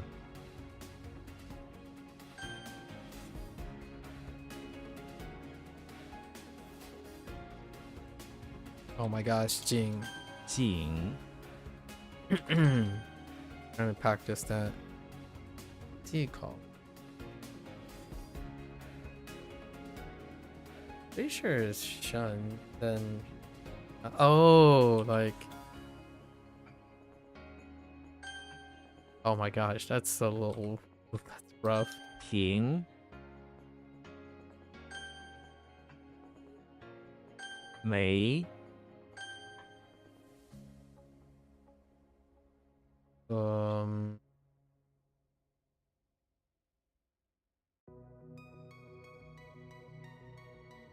枉然他努力了很久，但结果却枉然。 They're just gonna keep in vain. It's fine.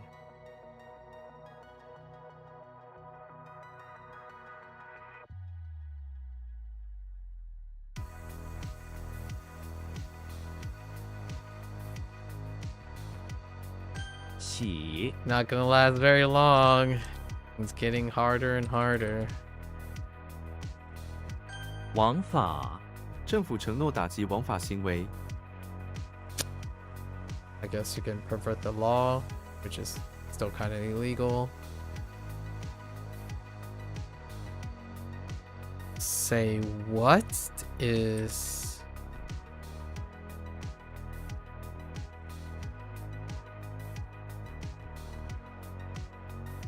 汉奸他被认为是历史上最有名的汉奸。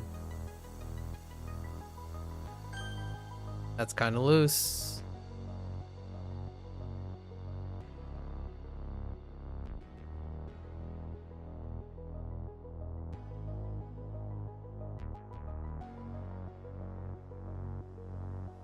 "船闸这条河上有一个大型的船闸，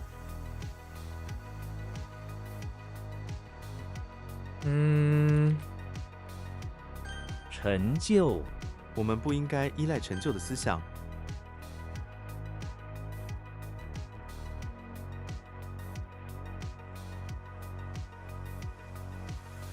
Chung is getting...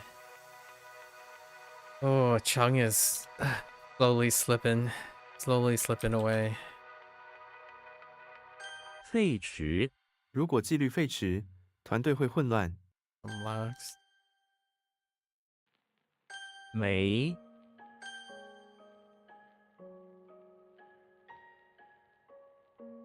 赢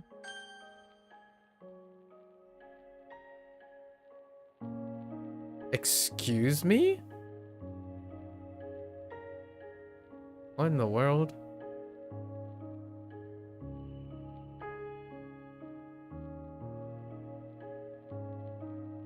What?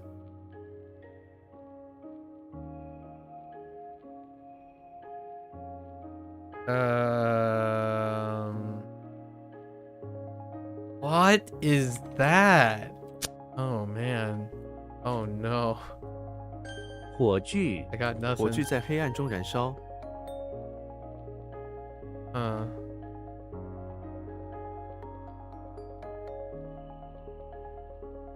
What?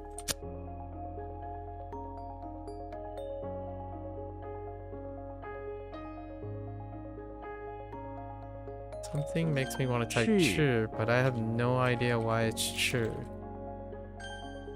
Oh, right. Right. That's not great. I'm not sure how long that's gonna last.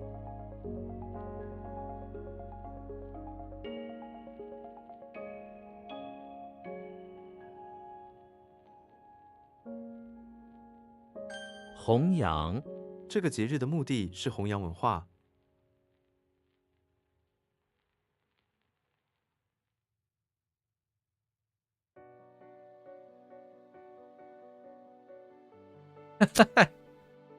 It's something like on a greater scale to kill. Right? Okay. It's fine. To make it greater scale. I'm okay with that. "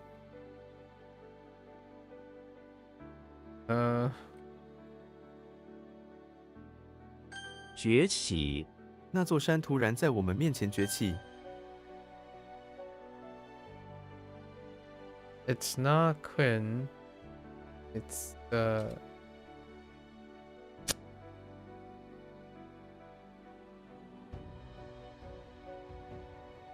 Hmm. 奸臣 他的父亲是一个奸臣， Hmm. It's not good. 道 Oh, whoops. Wait.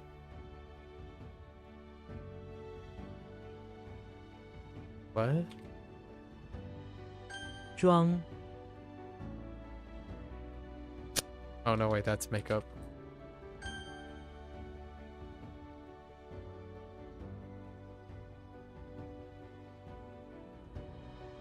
What in the world? Probably because the mouth is not attached to the character again.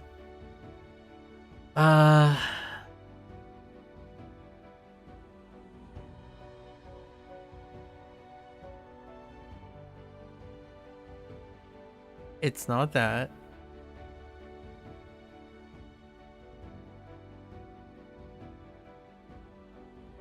It's not that. Because that's big.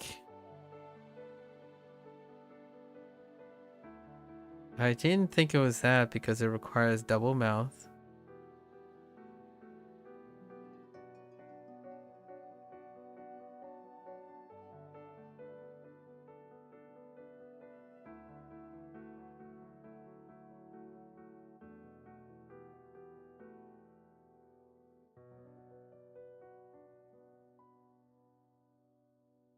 Oh. Oh, it is. Oh, it doesn't require mouth. I didn't learn anything from that. Hang on. I do need to double check something. And what is the thing with the mouth on the side? Or am I making that up? I swear there was one with prison. Okay, so we got the yin. That was fine. Because that's the big in the thing. But I could have sworn there was one with mouth on the side. Am I making this up? Oh no, I'm making this up. Yep, I'm making this up. I guess maybe I was thinking of this. Wait. I was thinking of throat. Yeah. Okay. That's fine. I'm okay with this. I ruled it out immediately though. That's kind of unfortunate.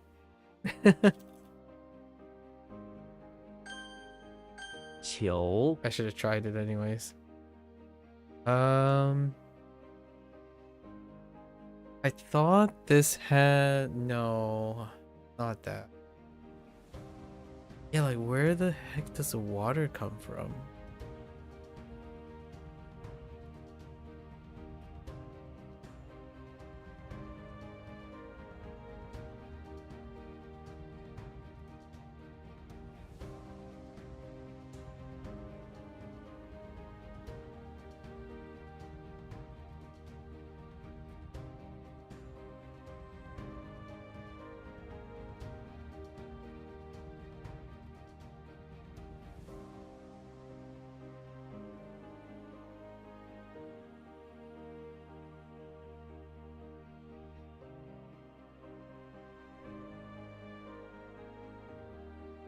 There's no chance. We need to work on this. I can yell. Ugh. Yeah, of course. It's the stupid urine. It's Neo again. No, that doesn't work. No, sir. Is that the first time? That's the first time, though. We didn't change it since the introduction.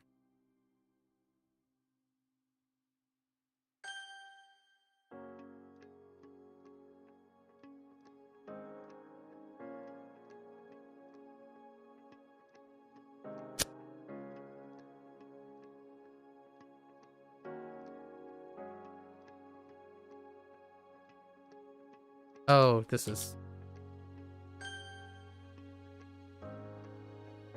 尿 Yeah, now it's just horrible. Try to brainstorm something. What happened? Oh, whoops. It's a spelling error. 火炬手 Alright, today was pretty good. Let's got WaniKani. And yeah, all the reviews. Because of the digression, we're gonna get all the reviews done today. Alright. Yeah, Niao. What am I gonna do with Niao?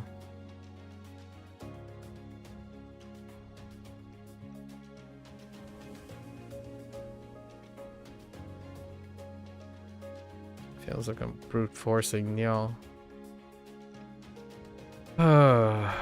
Okay. What is this part supposed to be?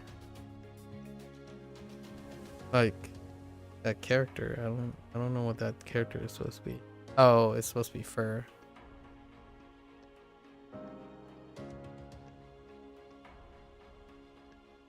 Um,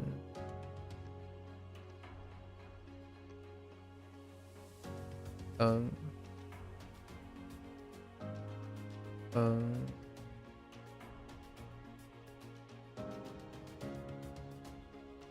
um,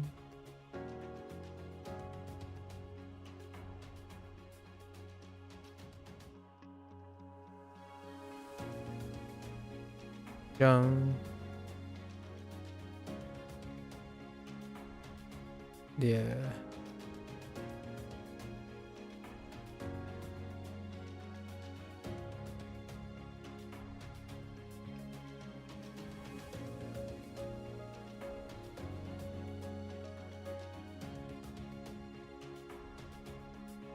Chow.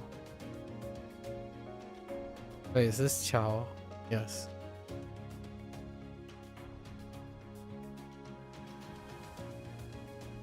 Moan.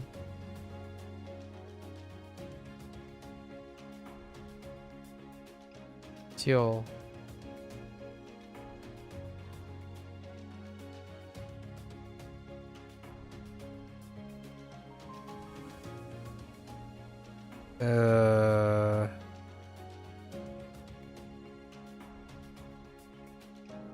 Oh wait. I have two things confused. Yes, I do. This is power.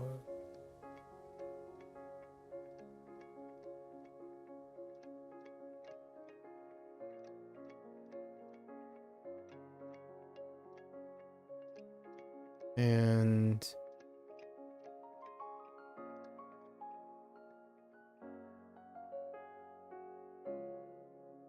Xiang.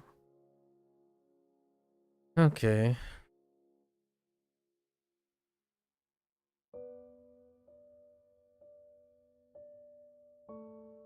Sure.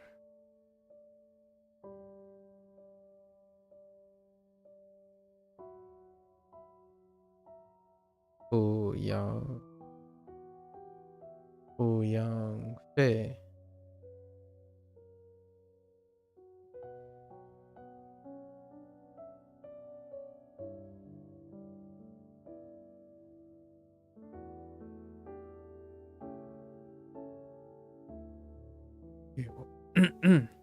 Excuse me. 菊花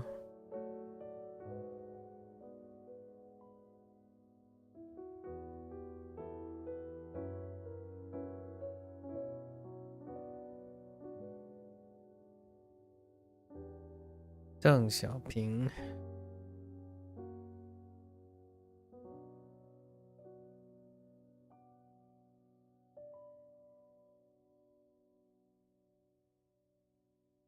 fighting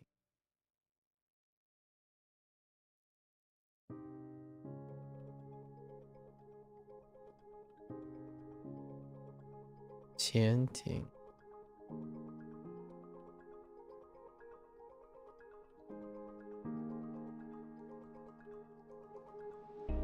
羊肝阳干菊。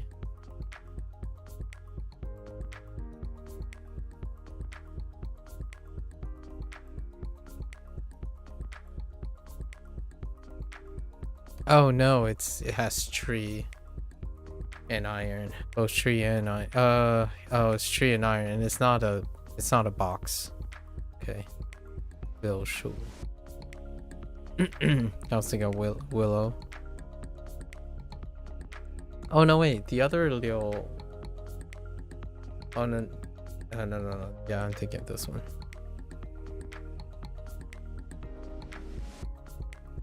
Anfu.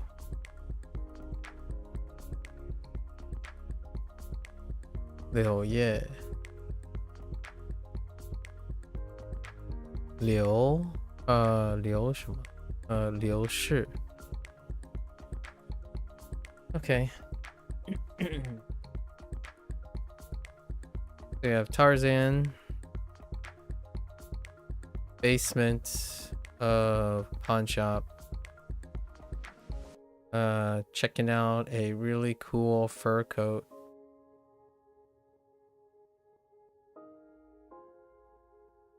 Fur coat, and immediately feels very warm. I think inflammation and warm is like from the body warm. Inflammation. What does that even mean though?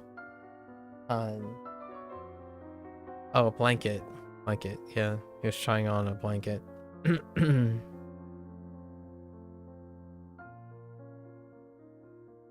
Xena in the chapel. Praying for a miracle. Right, praying for a miracle. Offers sheepy as a sacrifice, but instead it's like its wool changed to feathers, start soaring everywhere. Right.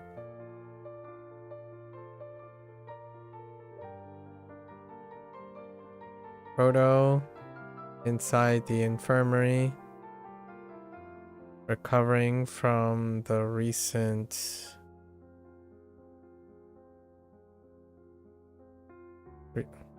burns, while retreating through the neighboring forest. That was on fire, being chased by orcs. Got James Bond outside, still keeping track on the annoying little kid with the cleats. Rich kid with the cleats. Only he's kind of tired now. It's kind of hard to keep his eyes open. Right. His eyes open. And he goes back to tracking the kid using an automated high-tech pen tracker instead. Let's see. Legolas is in the basement. Is it Legolas? Yeah. Legolas is in the basement of the beach house. Designed a really interesting elvish device, right? Or he's planting some very interesting elvish plants that grow in sand, creating a rice field, I suppose. And then he's bringing in rainwater.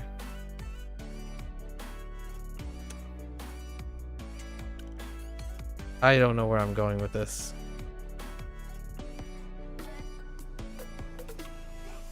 Made a rice field with sand, flowers, rainwater, and taking care of flower buds, right? Harvesting special flower buds to create special elvish food. We have Charlie Brown, who's in the bakery. Is it really? Oh no, not bakery. The barn. Is in the barn, and of course, his luck. There's a flood happening, so he did the best he could. He decided to make a nest to save the fruits. Are in the barn. Unfortunately, can't do anything about the animals. Mario is in the chapel. This one's a little weird, but in order to keep death at bay and to impress Princess Peach, he came up with some irrigation plumbing to put flowers everywhere. And these flowers are like multicolor awns everywhere. Flower romantic gesture. Okay. Then we have Jimmy Neutron, who's in the bathroom of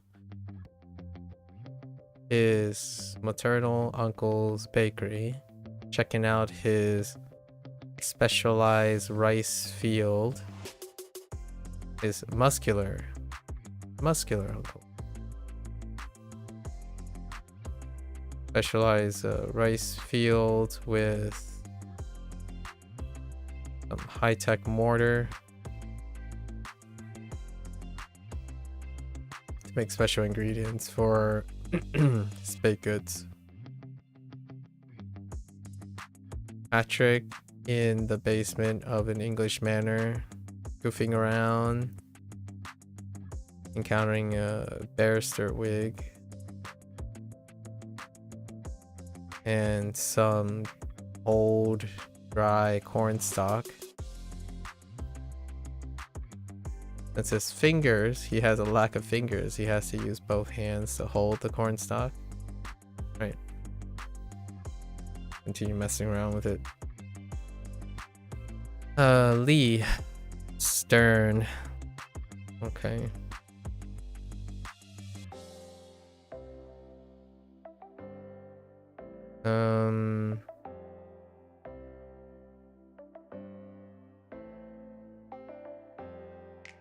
Was Flower and Mantis.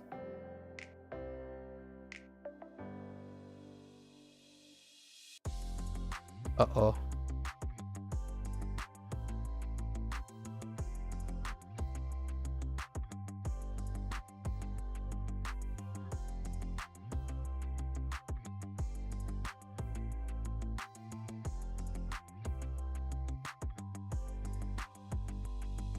Where's my Stern hat?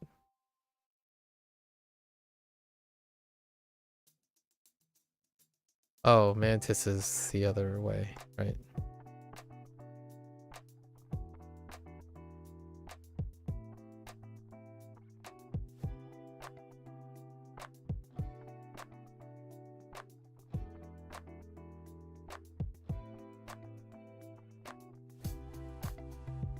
How do we get Lee to be a little bit more recognizable? Maybe there's a Stern Mantis yelling at Link. That's actually kind of better. And y'all,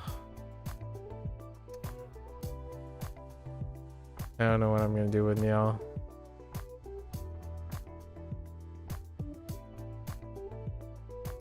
At the moment, urine. All right, let's go and look.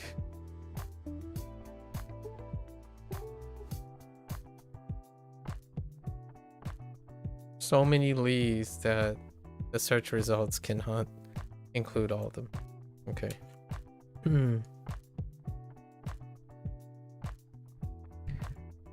Okay, we got Link is in the bathroom of the house. He has planted some flowers in the window overlooking the cliffside. in order to please an annoying, stern cricket companion, aka fairy. All right. Urine. Yeah, that's not working. So he's always running from Agent Smith. So he's holding a flag. The flag is the water, and the flag is not helping.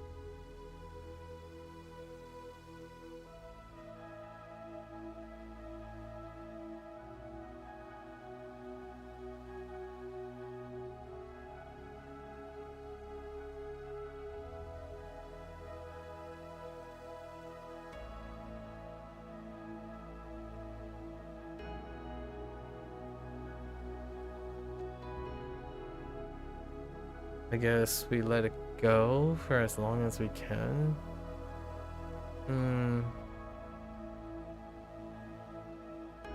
That is tough.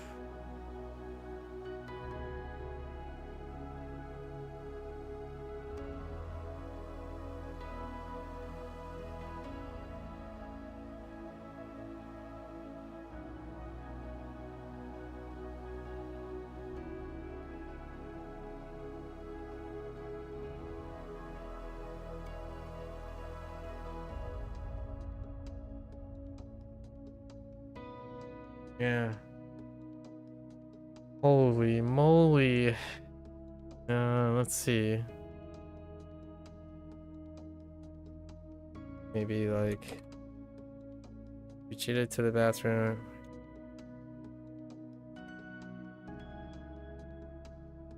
Grab the flag and chucked it so hard at the urinal.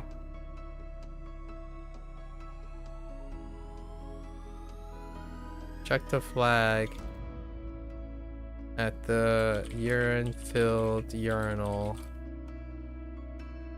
I don't know. Opening the wall.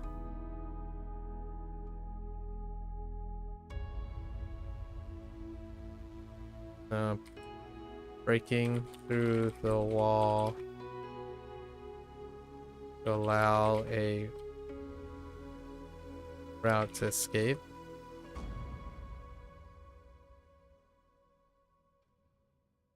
To escape. I'm not sure what that. So basically, I'm trying to think of when I see the flag, but the water. Oh wait, I didn't even have water anywhere. It's attached to urine, which is not a great idea.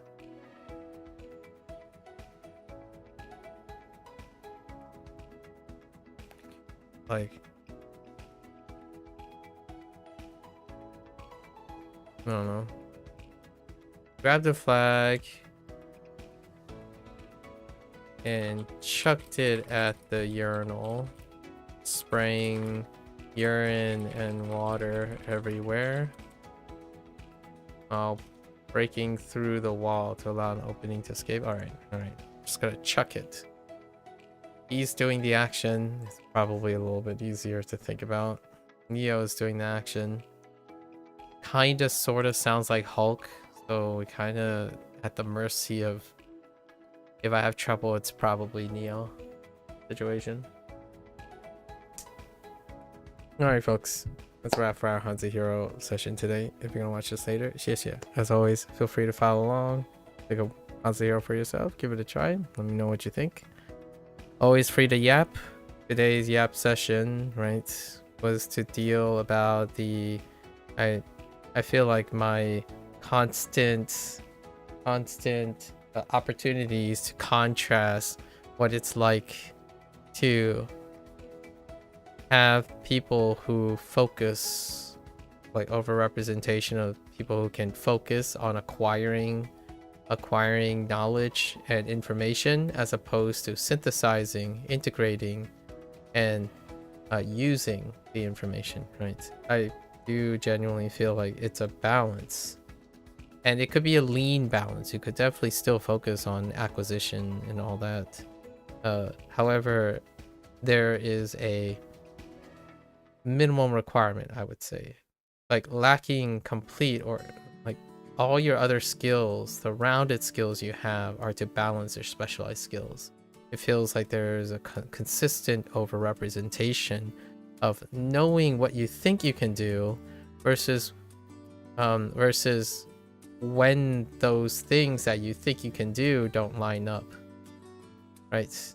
Analyzing things along the way and being able to tell what your competency level is, I think is often incredibly underestimated. What type of skill and awareness and experience is required to keep yourself at a level of modest comprehension and competence.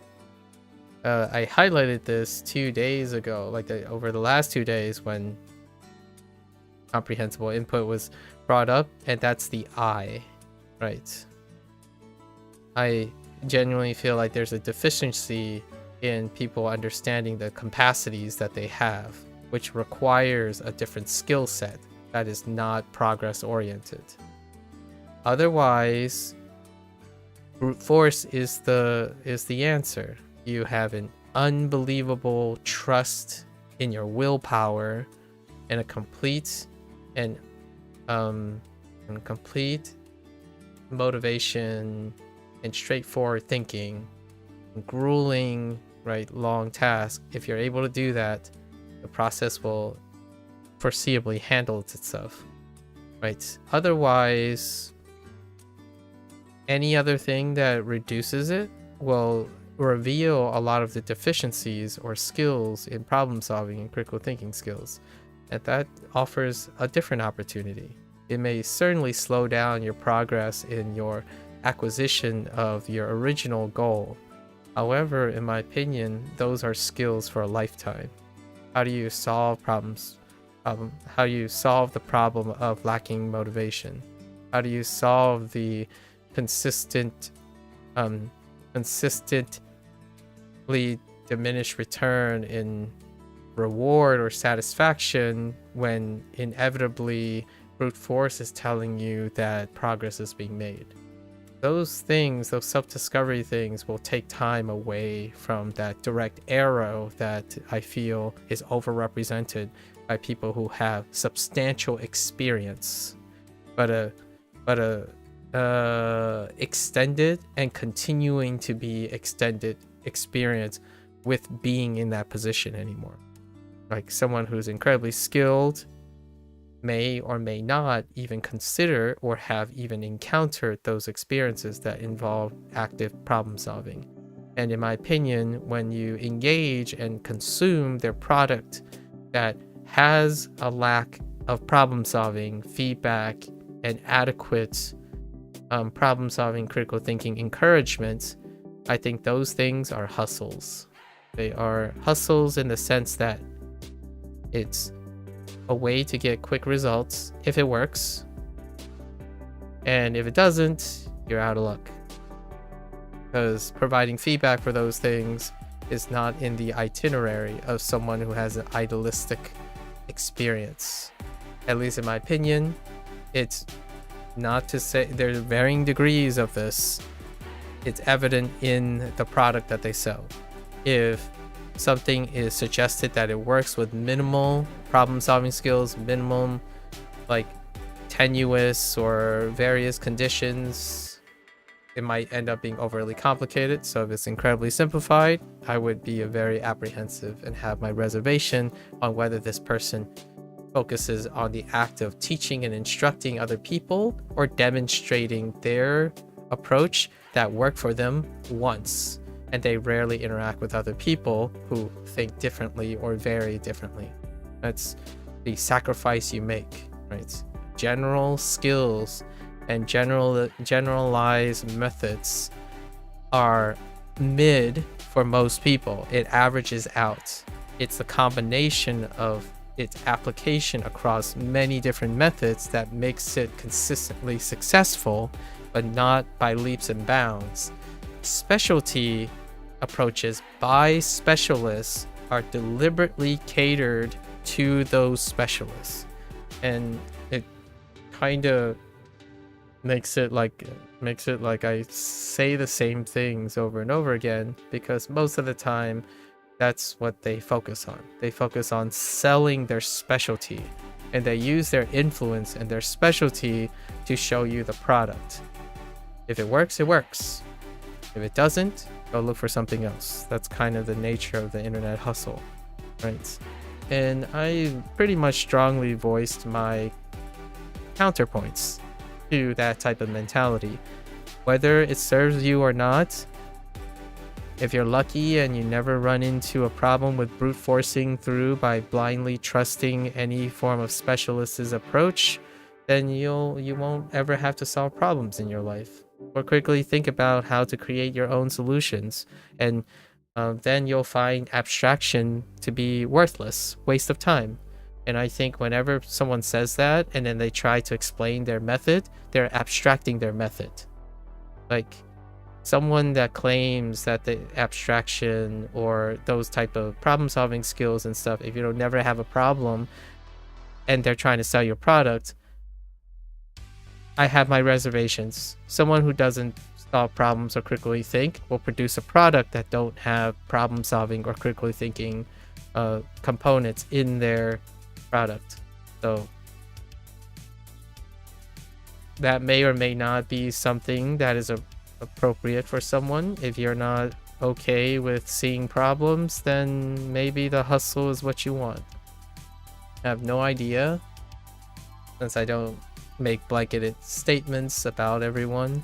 I don't have enough experience to even do so, really. So you're more than welcome to come on by and share your counterpoints. Convince me that you are the outlier and or the social norm. I will learn from that. And that's kind of the idea. And it provides me a convenience. If someone comes by and they're like, oh yeah, I can solve this person's problem, great, I'll send them your way. Right? But I certainly have my fair share of difficulties. And the difficulty is when someone wants a hustle, want to be hustled along for their progress, I don't have any very great answers to how to hustle along. I have answers that may carry you to the next 40 or 50 years of your career, but that's a timeline that I don't think is very attractive to anyone who's specializing in something. I mean, most of the things that created happiness and sustainability for me are not skills that are tied to my specialty when I was younger. So I take that as a life lesson for myself, and if anyone else relates, sometimes you have to take some time to work on those skills. But those skills, in my opinion, will allow you to maybe find solutions where someone else doesn't have a solution. Maybe somewhat self-awareness as well. And exchanging ideas is a great way to encourage that. Encourage entertaining different opinions and perspective, not specifically listening to different opinions, right? It's very different. You can listen to an opinion and perspective. Internalizing and synthesizing the pros and cons of those opinions and then acting on them is what I'm talking about. So you can be nice, like you can go and do your immersion and say, oh yeah, I've heard that like 20 times. Oh, I saw that like 40 times. I think I know what it is. Like, well, that is how I feel about what people represent. It's that easy. It's not. It really isn't. In fact, oftentimes when I remember something, I think of it as, okay, that I see that phrase now. How am I going to use that phrase and find myself in that situation so I can use that phrase? How do I create that opportunity to use that phrase? That is what I'm thinking of. I am integrating and synthesizing the information I'm getting. It's going to take longer because while you read a message and you're like, oh yeah, now I remember it. And then you move on to the next thing. I'm creating scenarios and contexts to to integrate that information at the time that I learn it. And that's the balance. It's the balance of input and output, not a race to jamming how much information you can and a race to how fast you can forget all the information while you're trying to get more information. I think there is a genuine lack of responsibility and oversight for saying, oh, just learn more, just bash more things in your brain, because that's how the internet works now. You doom scroll through 60 videos that portray the same exact idea and you don't even remember any of them. You could spend an hour doom scrolling 80 things that show the exact same information in a different context and still remember nothing about the experience. That is scary, very scary. And then now we take those people and try to teach them based on that principle of mere exposure using language. And my thought is, I'm not surprised that with every one of those success stories and whatnot, there are 9 out of 10 people who find disgruntled, depressing, self-defeating, self-sabotaging lack of self-confidence in their own ability to ascertain, detect, and remediate different problems that don't fit the hustle. And I'm going to continue to do that with a smile, obviously. Today was a little bit on the negative side and great, but I wouldn't give that opportunity up. So come on by, feel free. Let's go and have a chat about it. Anywhere, really. It doesn't have to be now, or it can be on Discord, in the Discord or on stream, whichever.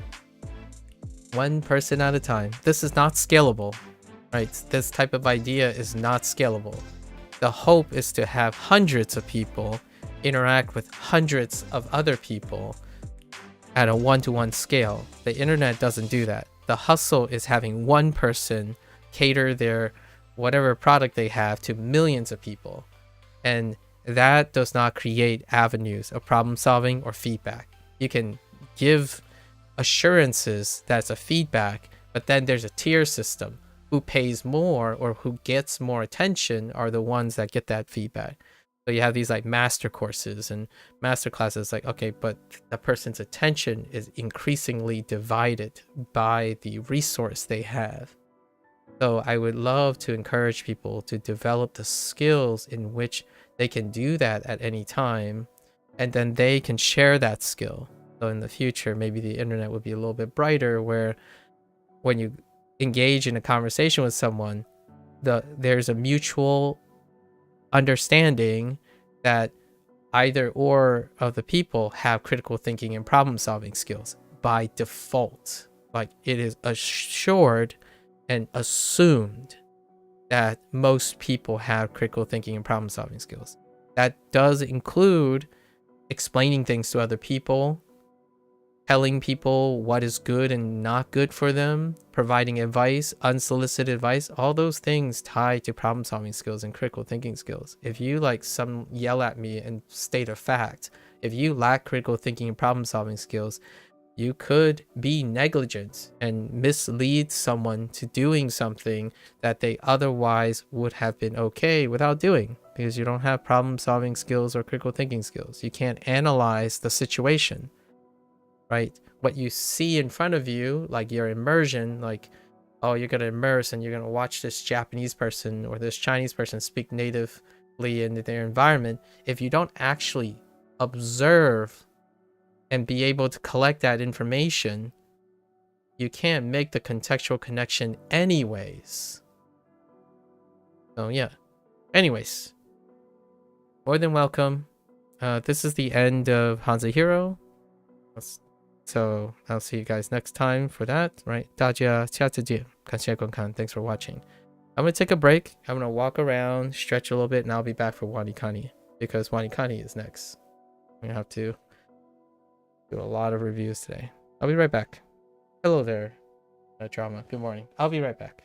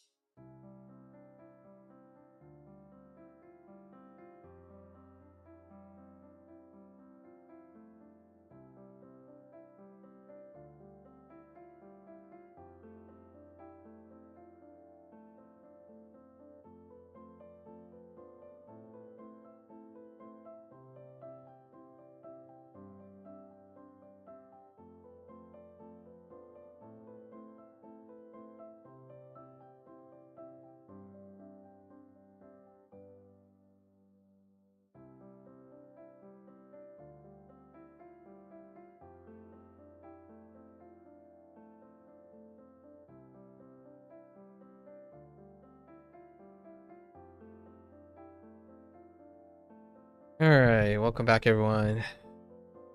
皆さん、お帰りなさい。今日は314日目です。It is day 314. We have a flip schedule today because it took a really long time for the reviews to come back up, right? So now we got the reviews. It was like 3 p.m. my time, so it was 30 minutes ago. Like I padded my HanziHero session with a digression on problem-solving skills and critical thinking skills in order to get our stuff. And then tomorrow's the half day, right? The half day, which is our second set of our vocabulary words, or our like the second half of level 30. Today we have some stuff. The 4 little apprentices is from our lessons from the Wednesday move. Every Wednesday there are new moves and additions. Hey there, Churn. Oh, their drama. Alright, let's see how well we can get through our stufferinos. Alright.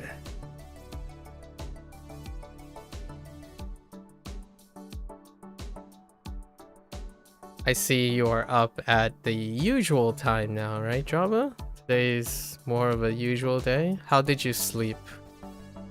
How did you sleep yesterday?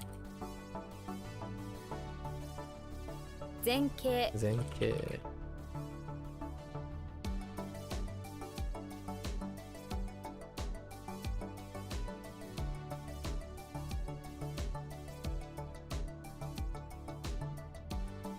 Oh. Miburi. Miburi. Miburi. Miburi. What the Miburi? Okay. Chuto Han. What? Chuto Han.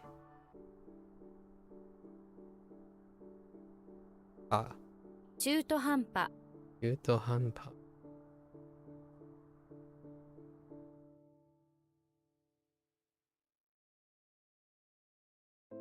A good sleep, excellent. You already did your lessons and reviews today? Solid. Solid. I see you getting it done so I don't distract you for like 6 hours and then you're not getting it done. I like it. I'm kidding, I'm kidding. But that can happen. It's good.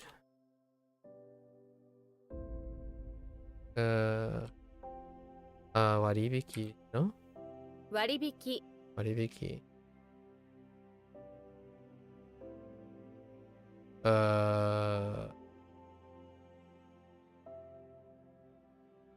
Full wide.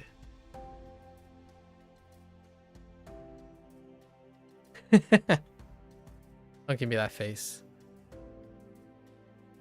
I've done this rodeo enough times, right? Waribiki. Oh, discount.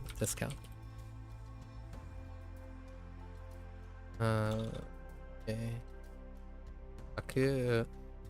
革命家。革命家革命家。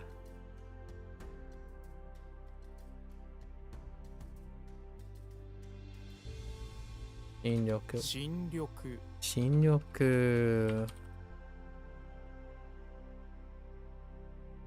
Okay. 靴下。Oops. 靴下。靴下夜明け。夜明け夜明けはNo. Yes. No. 貯金箱。貯金箱。Wait.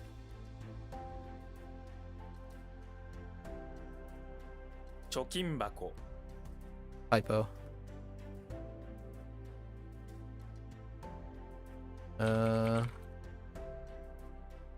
It's fine. I'm having the same review as you. It's funny. Oh yeah, because today is not the current. Yeah, the staggered.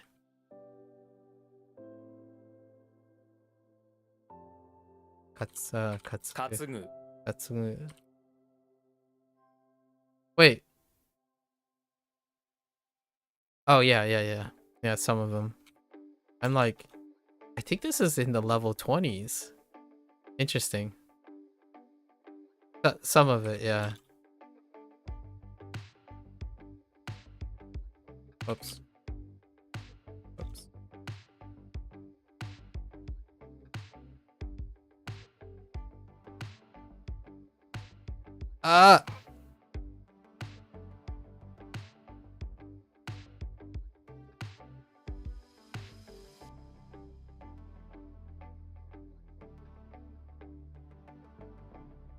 Oh no.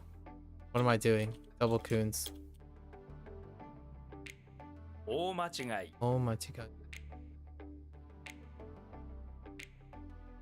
Kutsuya. Kutsuya.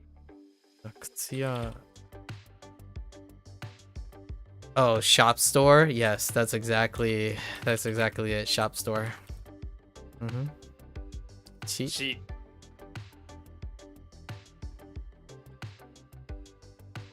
Funengomi.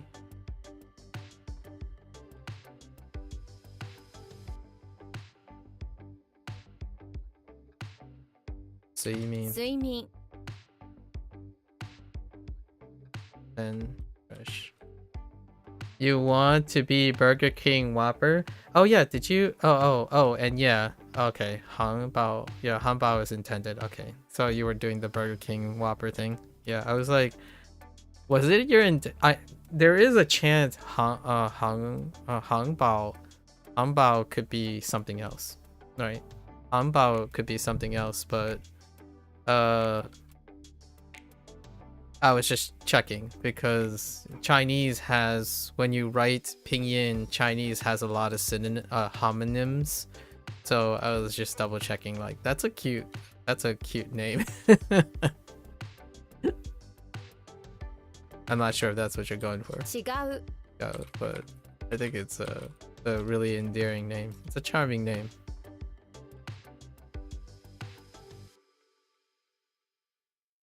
Bao bao. Yummy, yeah.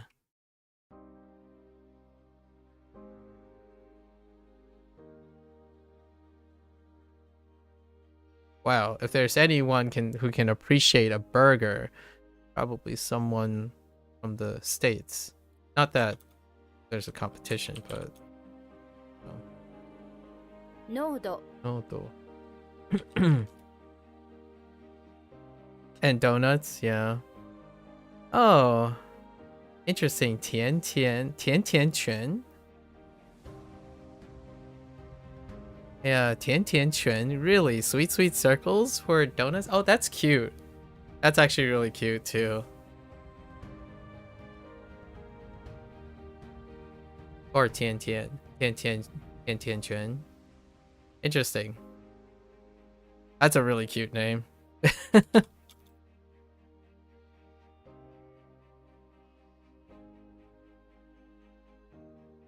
Ware.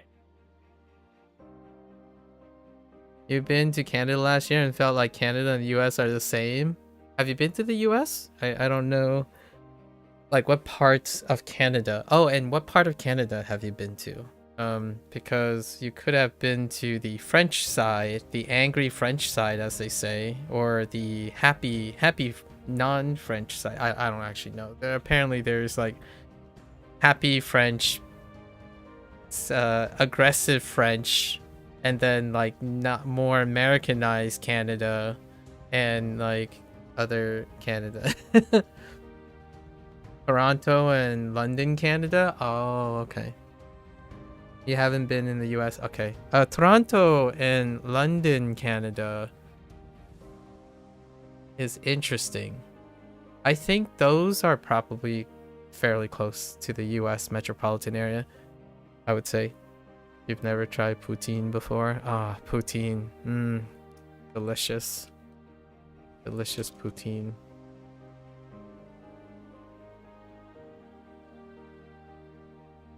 Yubin bango. Yubin bango. Yubin bango. Yuwaku Yuwaku. Where I live in the United States, if you went to the Toronto, Canada, and the London, Canada, it would probably be quite different. My backyard is mountains and valleys and more trees than buildings. I have no idea. I assume you're talking about metropolitan areas, because those names are metropolitan areas.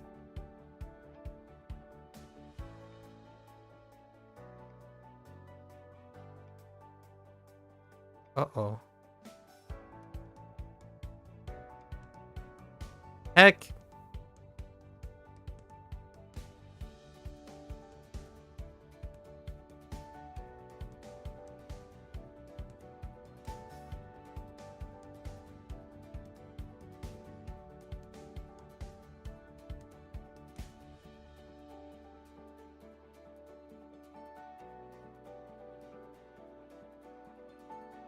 Oh, Wata Transit. As far as you know, London was called York back then, and yeah, I could see that too. Yeah, I don't actually know. I only know Toronto and Montreal. Those are the two major Canadian cities that I'm familiar with. Twice. Coincidentally, twice. I don't live in the US. I mean, I don't live in the US metropolitan area anymore. So your experience in Toronto would be like nearly the opposite if you were in the state I'm in. You see more like cornfields, constant cornfields, and shopping malls in the middle of nowhere. Everything is really isolated. And most people do either golfing, hiking, or hunting. And then running, dogs, parks. That's the majority activity. It would be very tough for you to walk anywhere. Unless you feel like running a marathon, I guess, and biking and hiking long distances. That's probably what you'll get.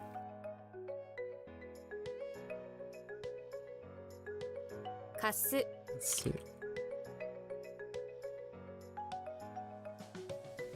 基準 Jin. What else is it? This isn't the primary one. Criterion. Well, this state has cities too. Oh, so the state that I live in also has cities. Like if you wanted the Toronto experience, it's Philadelphia. Philadelphia and Pittsburgh are the two cities. But Pittsburgh is more like a charm town, and then Philadelphia is a metropolitan area. So you can probably compare and contrast Toronto to Philadelphia.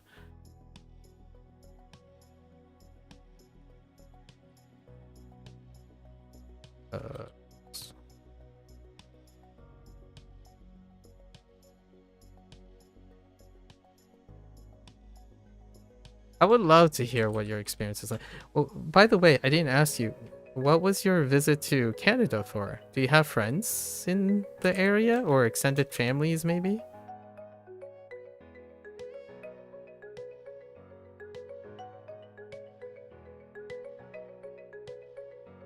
Tawajan.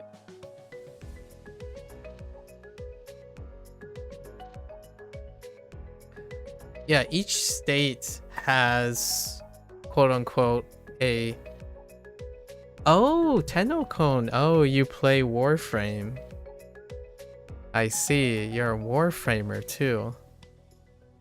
No, I'm familiar with gaming related things. Yeah. Interesting. World of Tanks, and now... Or... Wait, did you mention... No, Warframe. Wait, what? Did you mention another game? I could have sworn we were talking about something else. Warship? Or... What were we thinking? I could have sworn we were talking about a different live service game the other day. It was off your profile pic. War Thunder. That's it. War Thunder. Man, I'm starting to get a little bit more... Your... Imasara. 今さら Imasara. Or... Like now? Imasara. Now or too late, depending on the context. Interesting. So you go internationally for conventions. Neat. Very neat. I have limited experience with Warframe. It was a time. And I have no experience with War Thunder. You're actually a big MMORPG player? Oh yeah? What do you play? Or currently play? I was a very big MMORPG player as well. The emphasis on was. I share a very classical similarity to pretty much any of the influencers and the content creators in the MMORPG space. I mean, it was very difficult not to be influenced by those things when, you know. Itoko. Itoko. If you grew up around, like I was a teenage, like I was going to college when that MMORPG thing came out. World of Warcraft? Fair enough. Yeah, I was an OG vanilla Warcraft player to Burning Crusade during my college years. And then before that was StarCraft. And one of my first PC games was Warcraft. This was what? This was maybe 9 years before you were born. No, 10 years. Probably 10 years before you were born. And you played a lot of Metin 2, very old and crappy MMO. Oh, I played Neverwinter, by the way. Neverwinter Online. It's not that old. Relatively speaking, you would still be at an age you could have played Neverwinter Online. Neverwinter Online came out in 2013. So that would make you 12-ish or 9-ish? 9-10 years old. I could have played Neverwinter Online. Oh no, but it didn't start off as a free-to-play game though. So monetary things might be a thing. It started as a one-time purchase model. And then before that, the game I played for 10 years was Atlantica Online. It was a Korean MMO. Atlantica Online is still around technically, but it's on its last leg. That was more, now it's more than 20 years ago for Atlantica Online. And then before that was like World of Warcraft. And then before that was RuneScape. Your first PC game was Age of Empires on PC? Ooh, that's one of my early games too. Age of Empires Classic. It came after Warcraft. DVDs. Silly DVD. 独り言。え？独り言。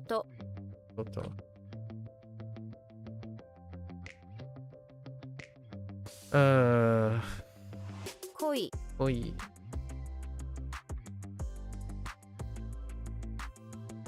今だ。今だ。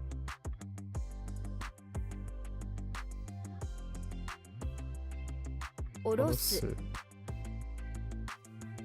Or actually that's to take down. I mean to fall down, meh. To take down.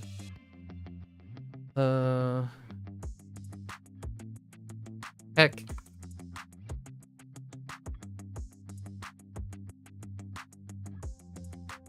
Valid and ticket is fine.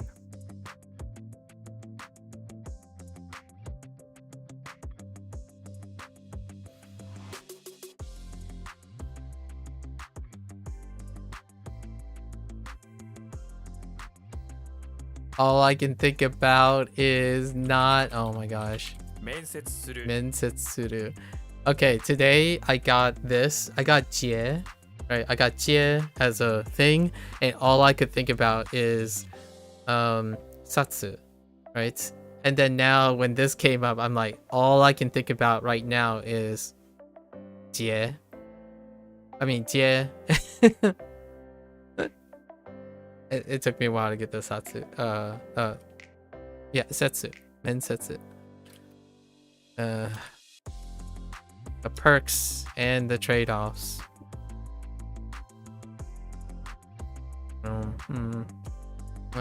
Furigana. 振り仮名。 Gana. 比較的。比較的。比較的。比較的。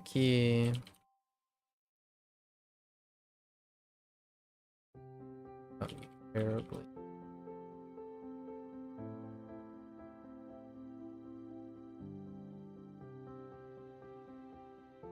I thought learning both would be confusing sometimes if you're not prepared. お菓子屋。 Kashiya. With the pros come with the cons. Yeah. Absolutely.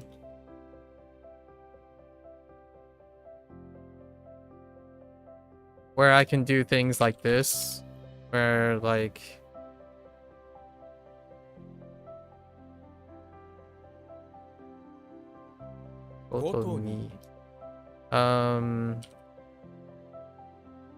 where I can do things like this, where you form associations across the language, it also creates confusion.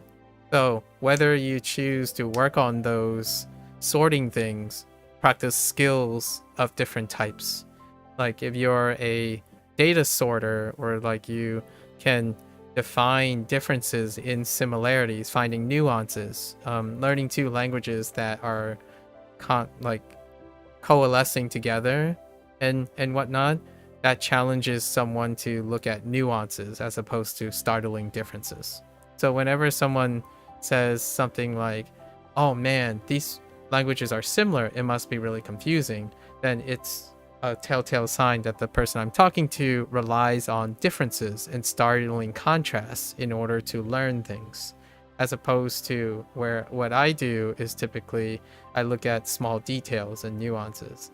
So the similarities produce the strength of that comes later. So like, what's the difference between 4 characters is something. People say Turkish and Japanese are similar. Yeah. I know Spanish, and most of the time when I'm reading Japanese, it allows me to think about Spanish in sound specifically in sound.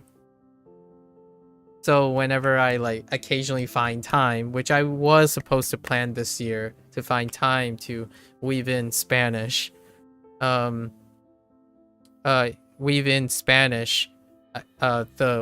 my transition from Japanese to Spanish is very quick.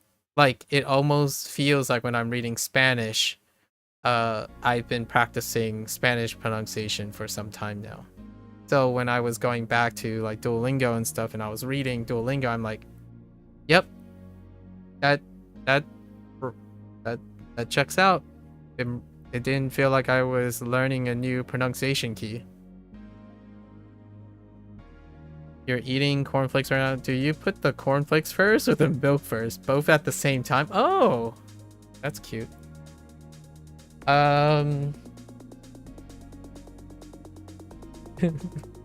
It's like, I'm a psychopath. I put the milk in first. I'm kidding. Sorry. Like,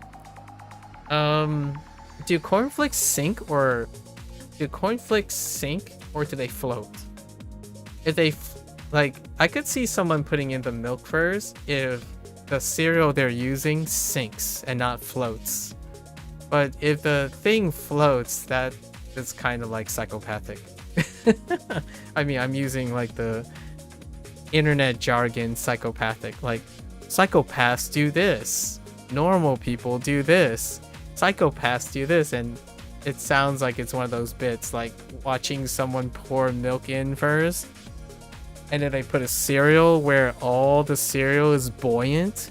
So when they pour it, you just have like a stack on top of the cereal surface because there's enough surface tension to keep the cereal like piled on top.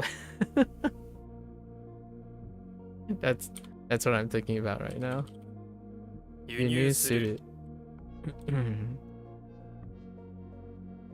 That's it. 立つ Oops. What?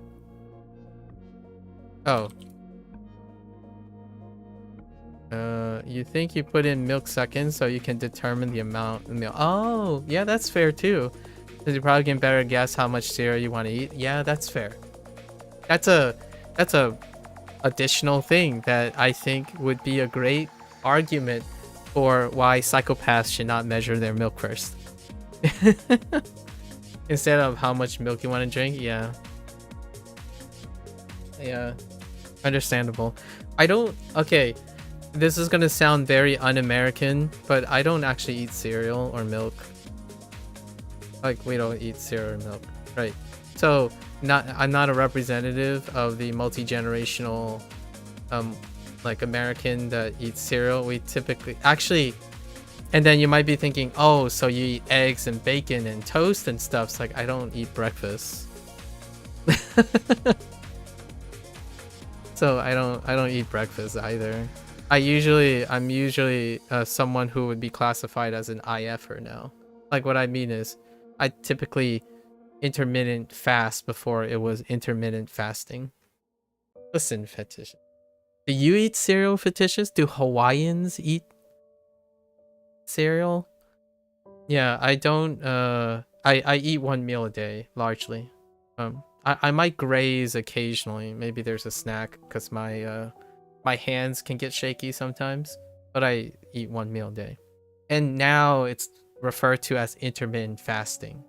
The internet has spiraled it into the jargon that is intermittent fasting, but that is the schedule that I'm typically in. You sometimes eat cereal? What kind of cereal do you eat, Fictitious? Like, I'm kind of curious. I used to thought, here's my thinking right now. I used to think it was really cool if you like put fruits in your cereal. So like you get a bowl of cereal, you leave some rooms for fruits. So you like eat fruits and cereal with your milk kind of situation. Now it's been a really long time since I've had breakfast. The times I have breakfast is when I'm out about. So if I go to like if I travel and go to a convention or something, that's when I typically eat breakfast. And it would be like eggs, bacon, toast, a bagel, some cream cheese, peanut butter and jelly sandwiches, nutter butter, fluffernutters, cinnamon swirl nonsense. When I'm out, I'm pretty much a garbage. Some strawberries, blueberries, bananas are nice with it. I see. But you don't eat much cereal now. It's expensive. Yeah, that's kind of how I feel about cereal too.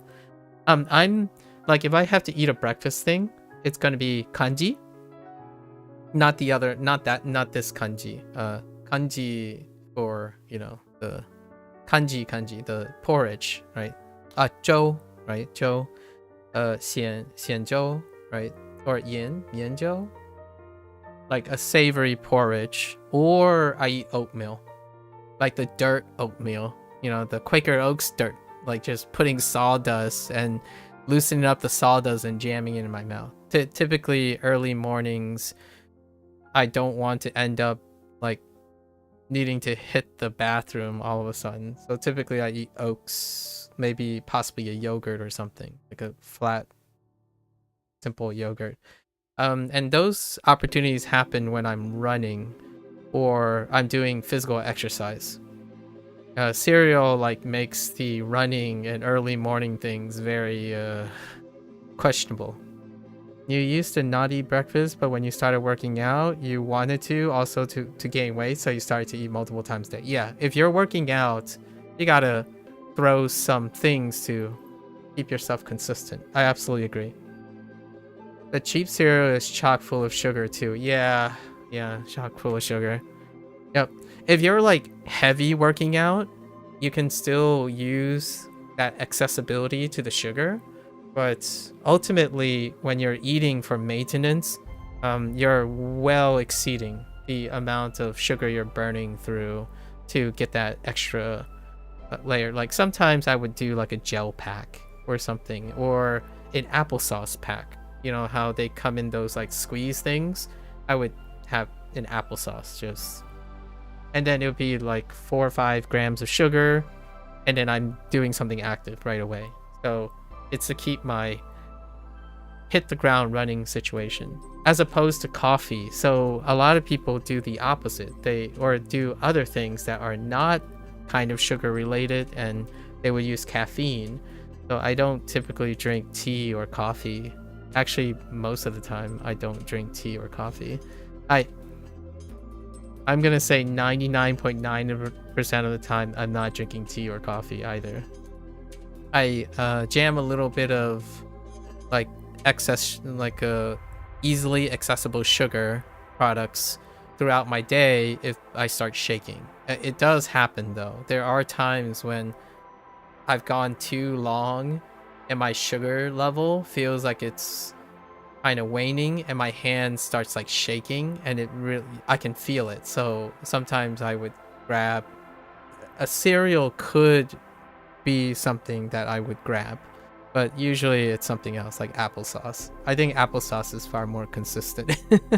Or fruits is far more consistent. Fruits and oats and like yogurt, slightly sweetened yogurt, that kind of thing. Oh, I didn't know you work out. How is that going, Drama? I love talking about fitness and nutrition because it's so nebulous. And anyone can say anything and it'll be like, yeah.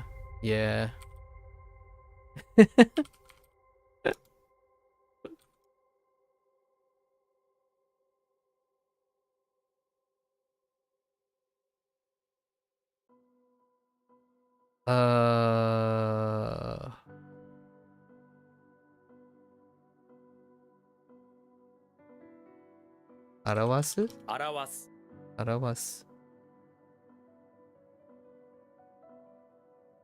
Okay.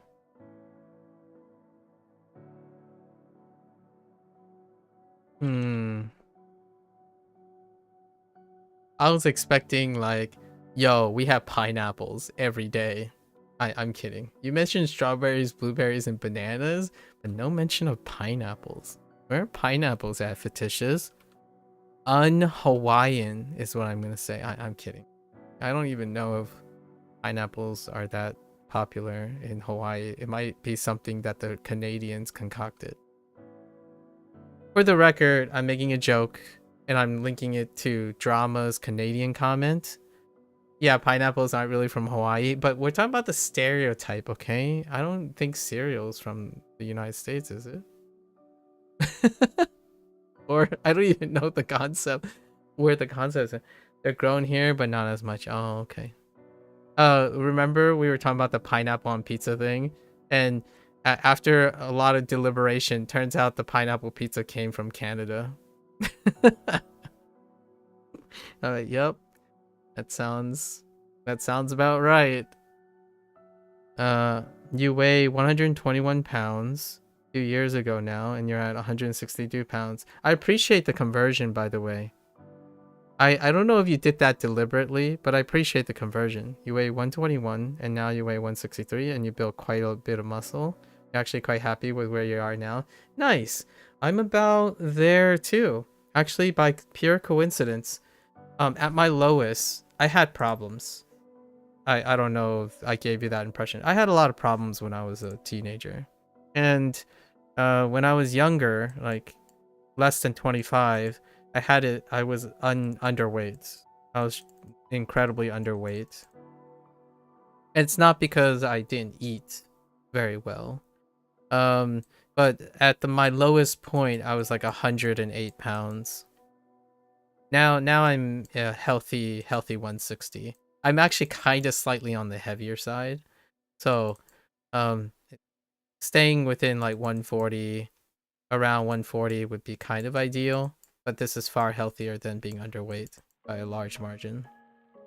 So, and after 25, we started working out and doing all that stuff and gaining some weight. You're 5'8", so you're quite small for a German. Yeah, I'm 5'7". I'm quite large. I'm quite tall for an Asian. Slightly taller than the average Asian. Male Asian. Although there's, Asians can be taller, but 5'7" is slightly above average. It's usually like, it might have changed now with another 2 generations. I'm sure these Asians are, whatever these little goopers now, they're somehow their genetic drifts and selecting for taller ones. I don't know. Maybe. Yeah, I'm slightly above average. 5'7".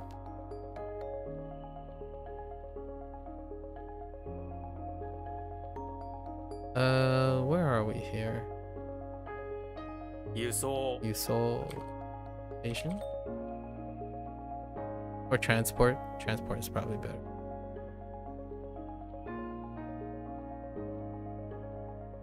What? Oh.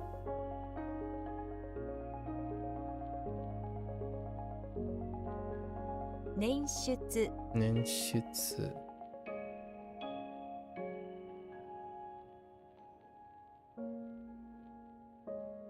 Oh no. How do I twist out?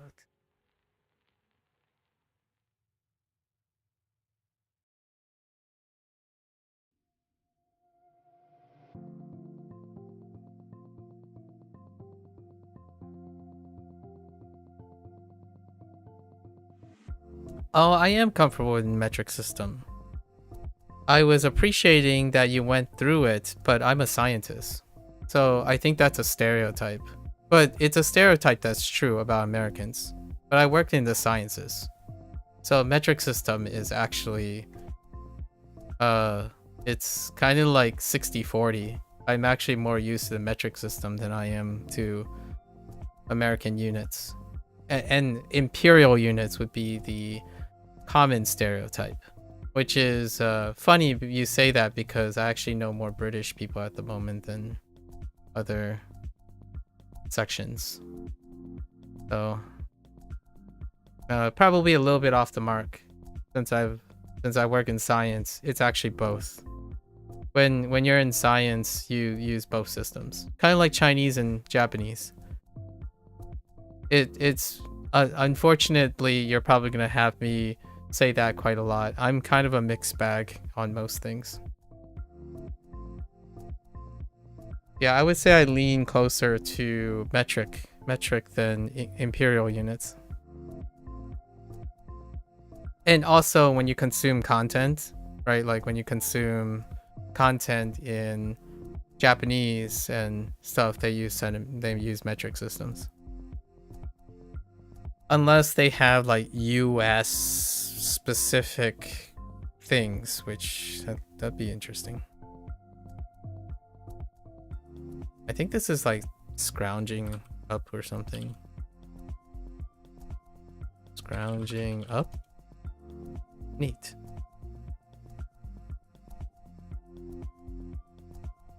Again.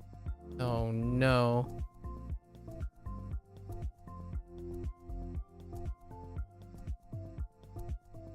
We're gonna wait. That doesn't seem thing.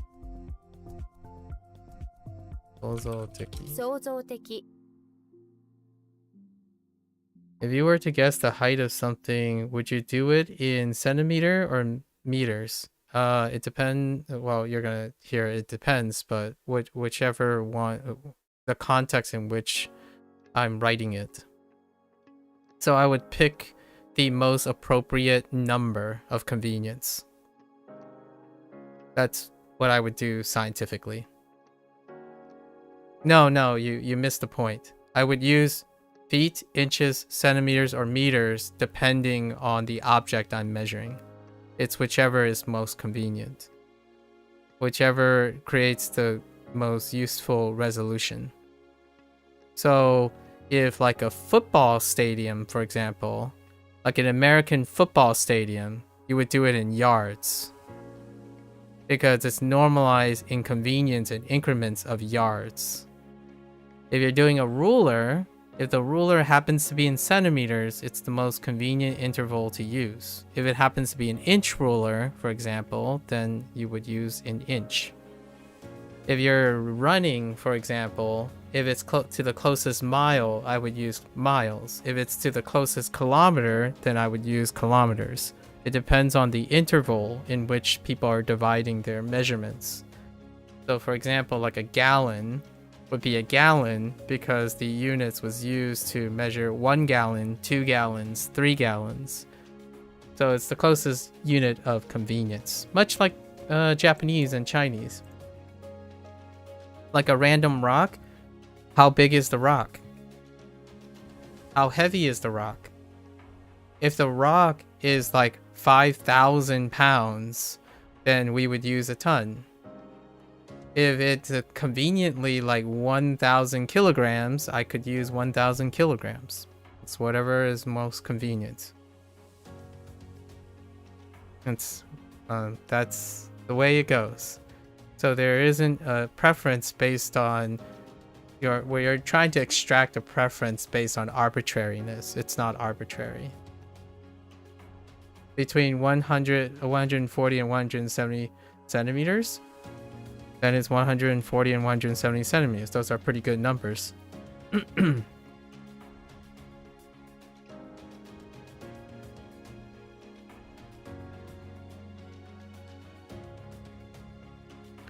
If those are pretty. It's interesting that you use centimeters there. I probably use decimeters instead and just say 14 to 17. But you wouldn't know if you had to guess. You're seeing the rock. So no, you would still have a visual inclination to use a specific measuring tool. You see the rock.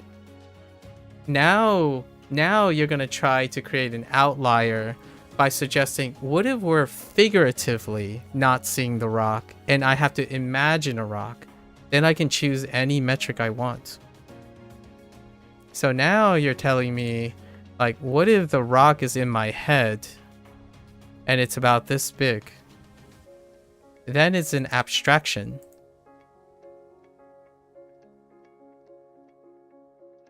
Right? But I still see the rock. The rock that you're saying I'm going to measure. I still see it. You know, the immersion way. The immersion way that you're talking about. And also, if I have company. So if I'm talking to you, I would probably use metric. Just like the way you used imperial units by assuming that I'm American.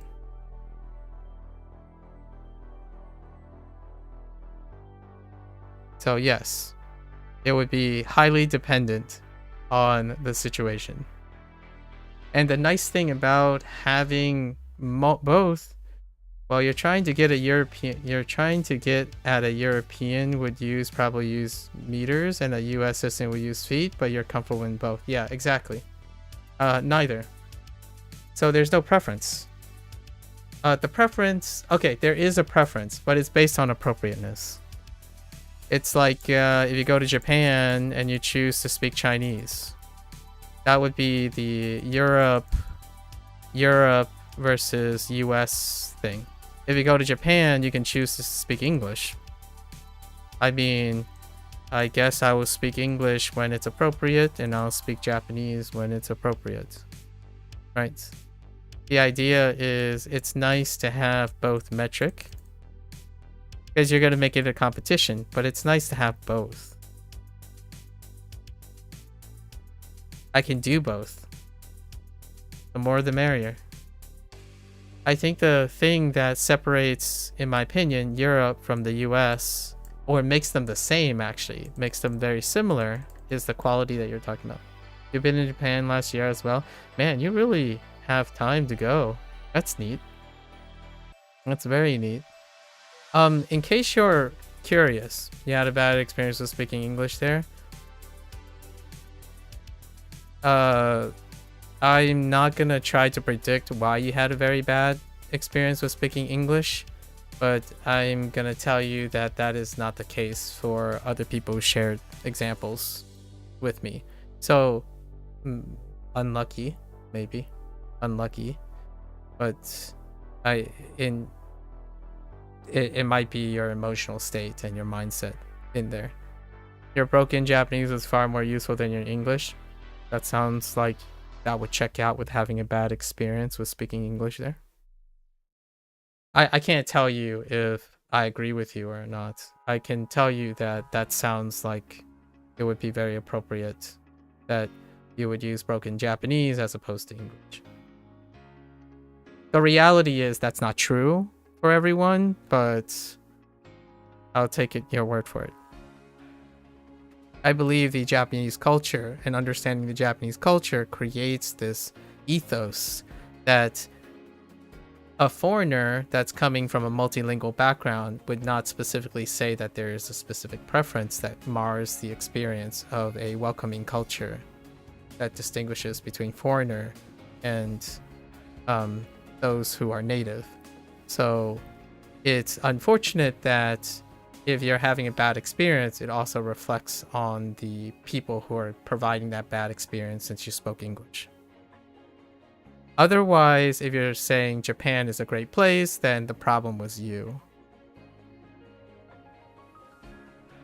Logic, right? So I don't know what it was, but I'm glad you found out the solution for it.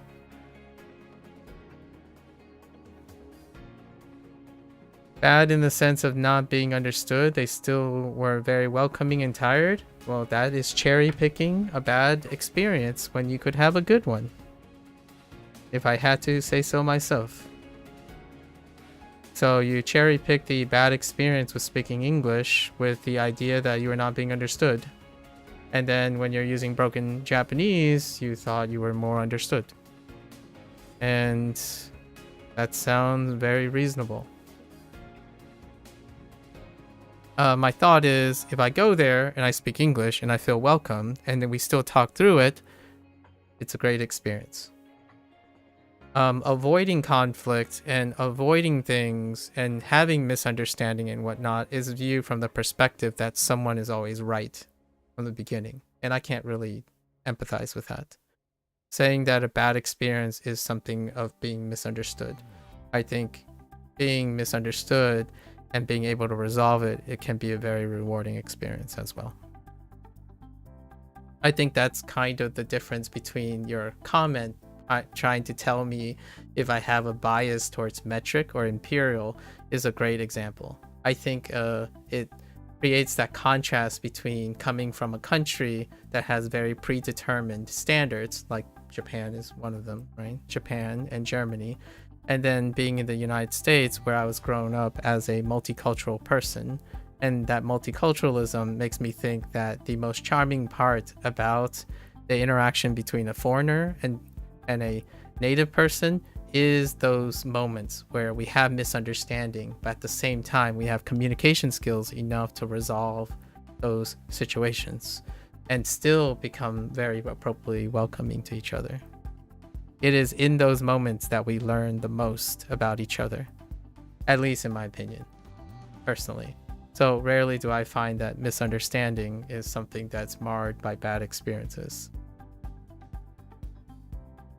I don't know if that sounded pleasantly positive or negative, but generally speaking, I enjoy the stuff that you said were bad because they tell me that I have yet more things to learn. It would be nice if I spoke fluent Japanese or you spoke fluent Japanese. Is it more useful than English? Two body problem. Right. And if you go, for example, when talking to train station staff, you had to pull out a translator. Did you use your body language? Did you ask them to do? Yeah, then you learned something. Is that I don't like, honestly, I'm gonna tell you straight up, I don't see that as a bad experience. You lost your ticket? That's a experience that has no dependency on English or Japanese. You lost your ticket. But when you were able to pull out a translator, that sounds like technology being wonderful. You can spin bad experiences to conveniences, right? If you pull out a translator and you were able to do that, that's pretty awesome.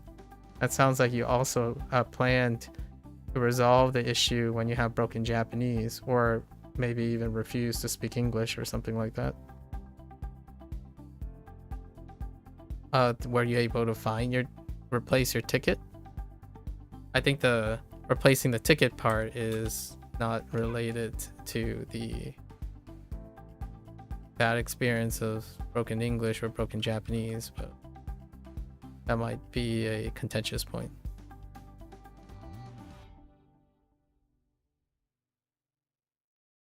Itamu.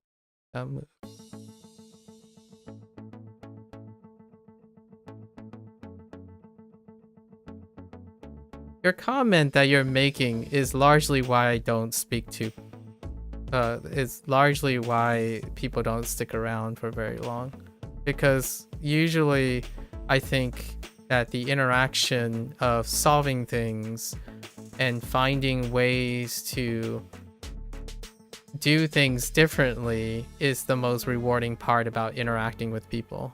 Not doing things because you know, and then only doing things because it's always expected of that. I think that to me is boring. And boring in not a bad or good way, that simply is that it's very comforting to know that, but it's uneventful as well. You didn't recover your ticket? Oh, that's unfortunate. What did that contribute to also the bad experience? Not being able to recover your ticket.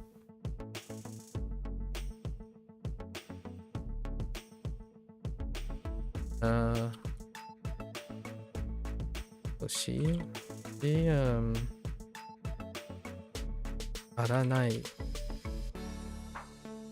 Uranai. Yeah, hoshi uranai. 星占い Hoshi uranai.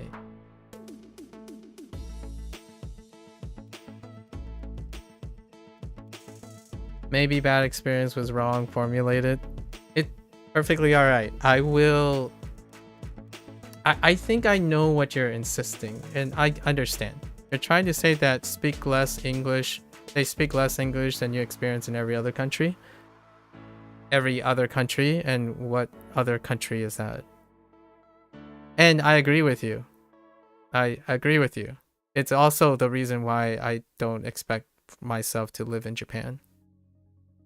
But you can definitely China, for example. You think China speaks more English than Japan? That's interesting. Of all the other countries, I thought you might have picked like Malaysia or something. Like Malaysia or something in Europe. I disagree with you. Oh yeah, I definitely disagree with you. But maybe you're talking about like coastal places and metropolitan places. There are far more people. Maybe because they're not shy. Chinese people are not shy? Huh. Intriguing. Yeah, the Shanghai is a metropolitan area. It's like comparing Tokyo with like Fukuoka, or like Tokyo with like Okinawa or something like that. Yeah, great experiences with Chinese people. That's great. How many experiences have you had? What type of Chinese people have you met? Because I can assure you that there's a larger percentage of Chinese people who don't know English than Japanese people. And I'm talking about per capita.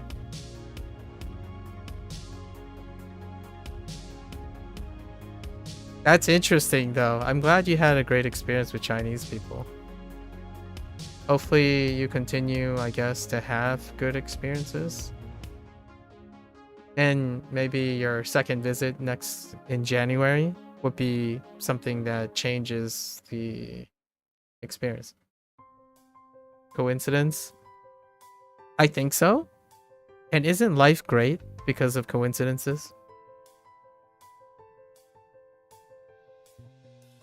Oh, also, I hope you don't lose your ticket next time. Like, that kind of sucks. I think losing a ticket is just...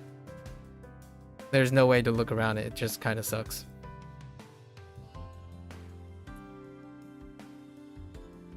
Oh. Sorry, I'm a little surprised because you said Chinese people are not shy. I think we might have a different perspective on what shy is. It was the Shinkansen. Oh, that sucks. Oh my gosh, you lost the Shinkansen ticket. Dang. Those are relatively more expensive, right? Like substantially more expensive because it's not a local. You didn't buy a local train. That's a bad experience. I'm sorry to hear that. Oh, it was a weekly ticket. Oh, okay. Well, that sucks. Yeah, that really sucks. I'm sorry to hear that.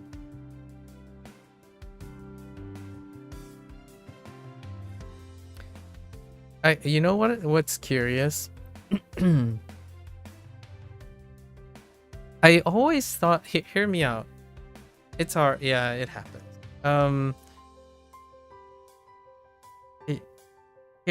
I always thought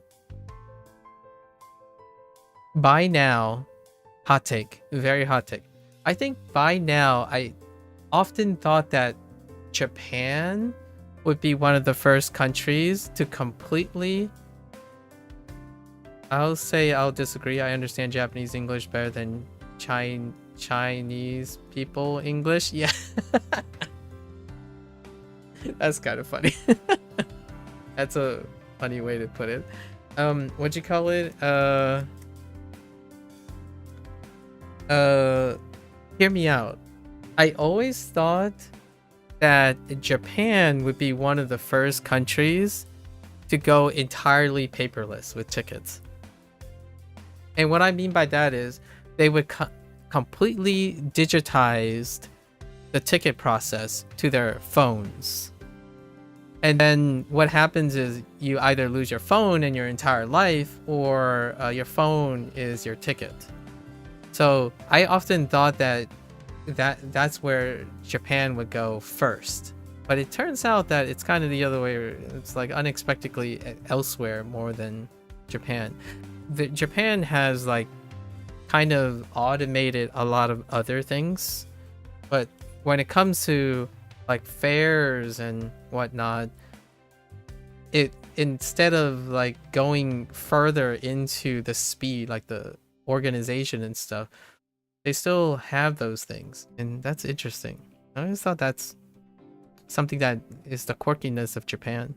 Yeah, they still use tickets and those stamps. Yeah, I guess you have the circle card for most things. Yeah, but Suica, yeah. So hear me out. Like, there are places now, at least in the way things work, like it's a mixed bag in the United States, but if you're in like a metropolitan area and whatnot and things can get lost, it's usually the most important, it's attached to the most important thing you ever have. So nowadays, like, you don't carry paper things in certain places. And I often thought, man, Japan, that would be, it would, like, Japan is already super awesome, right? Like, super awesome at their transits and stuff, like super on point, organized, like they're slipstream things. And my first thought is stamping tickets. That's why I kind of love the quirkiness of Japan. They're so traditionally bound that the innovations of things are still kind of isolated in Japan. So what I mean is, if it's in an innovation that helps them, it's innovated to a great extent.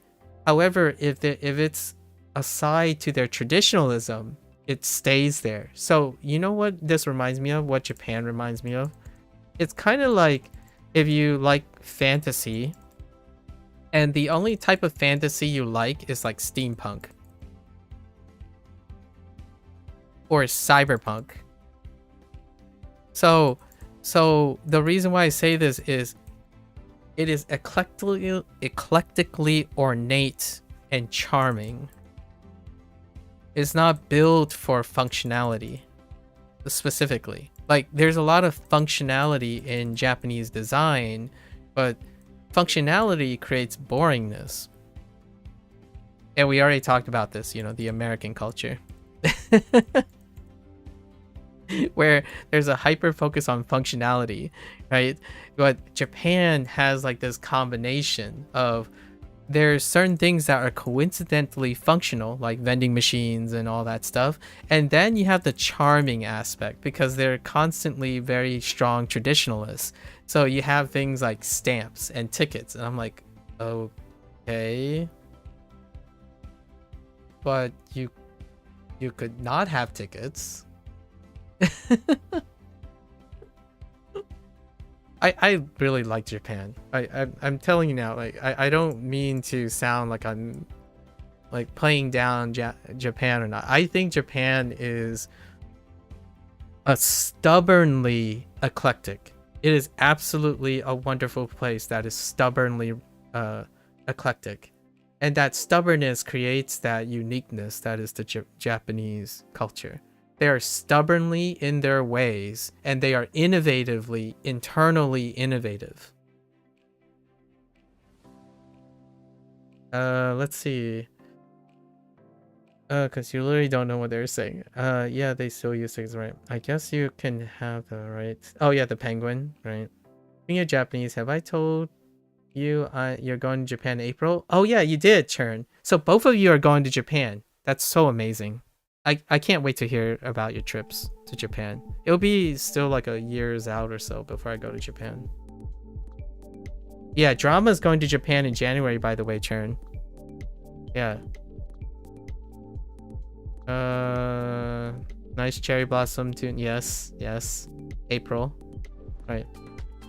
And you're going to the golden week and no school holidays, and the temp is like around 10 to 20 degrees Celsius. So you think it's a good time to avoid that many crowd? Yeah. Golden week. I know it. Yep. And you're going to Kansai. Are you starting in Osaka? Churn and then moving out from Osaka. Where are you going predominantly? I'm guessing that's probably your one of your first stops in the Kansai area. Japan will be the furthest country you'll ever travel to. Really? Huh. And you're both of you are going for a week. Well, actually, Drama's going for 2 weeks. All right, you're going for 2 weeks and you're doing 1 week in Osaka. Nice, and 1 week in Tokyo. First, Kyoto. Okay, Kyoto. Then heading downwards to Osaka. Okay. Last day would be closer to the airport. Wow, I can't wait to hear about it. Drama is going first. It's not a race, all right, guys. It's not a race, but it is a race. And I want you to unofficially compete with each other on who is more exciting stories when you come back. You heard me. You heard me.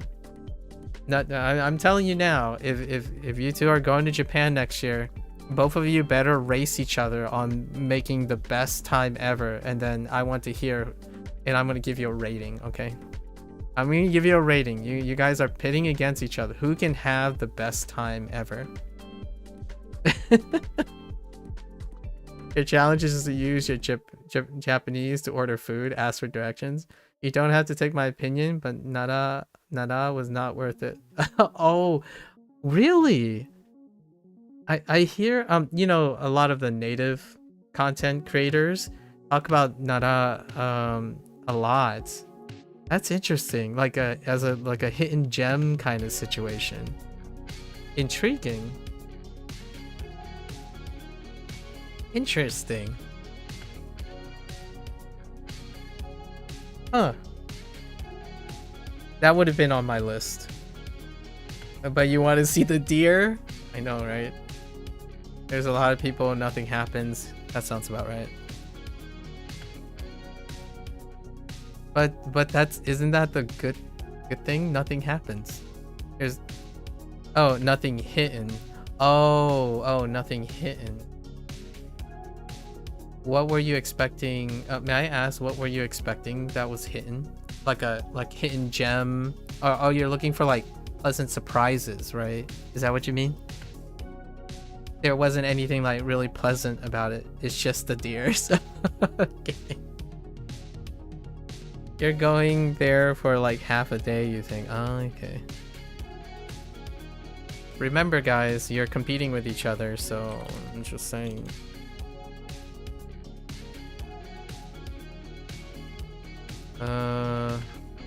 Kagamu? Kagamu.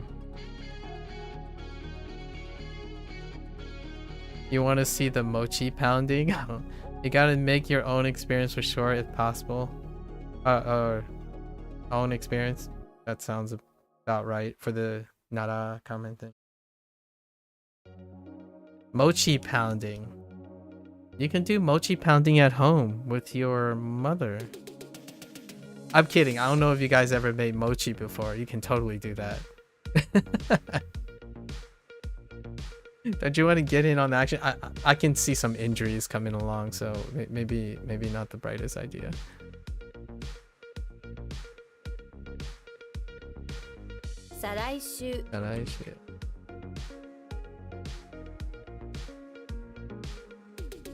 Take some notes for me, please. Like, oh, I set this to Gecko. He's a Belgium. When he was visiting and on a cruise. 3 things. Before you, like, when you go to Japan, I would love to hear a realization, like realization that comes from your language learning.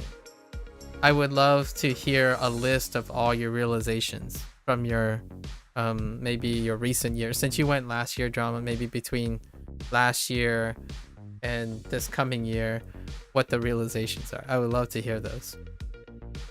And of course, Churn, this is what we all share in common. We have like some realization abilities for language learning, so it'll be really fun to hear if you have like a journal on the side or something. That'd be awesome. You mean you have 2 weeks and it's your second time and you think you're already winning? But since it's your first time, you think you'll be a tourist first and go into the famous tourist spots? Maybe next time you'll go to local places? Listen. I get to determine who wins more, okay? The first time can be transformative and electric compared to the second time. I don't know. I'm being cheeky. Obviously, try to enjoy your... I don't know if you guys are hyped, but I'm kind of just hyped for you guys. It sounds like an amazing time, even when it hasn't happened yet. Now bring that energy. I haven't traveled outside the United States since New Zealand. So it's been 17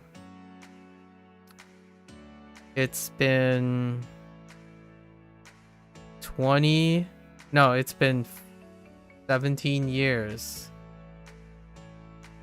It's been 17 years since I've been outside the United States. And when I was outside the United States, I was in New Zealand for 3 or 4 months on a study abroad program.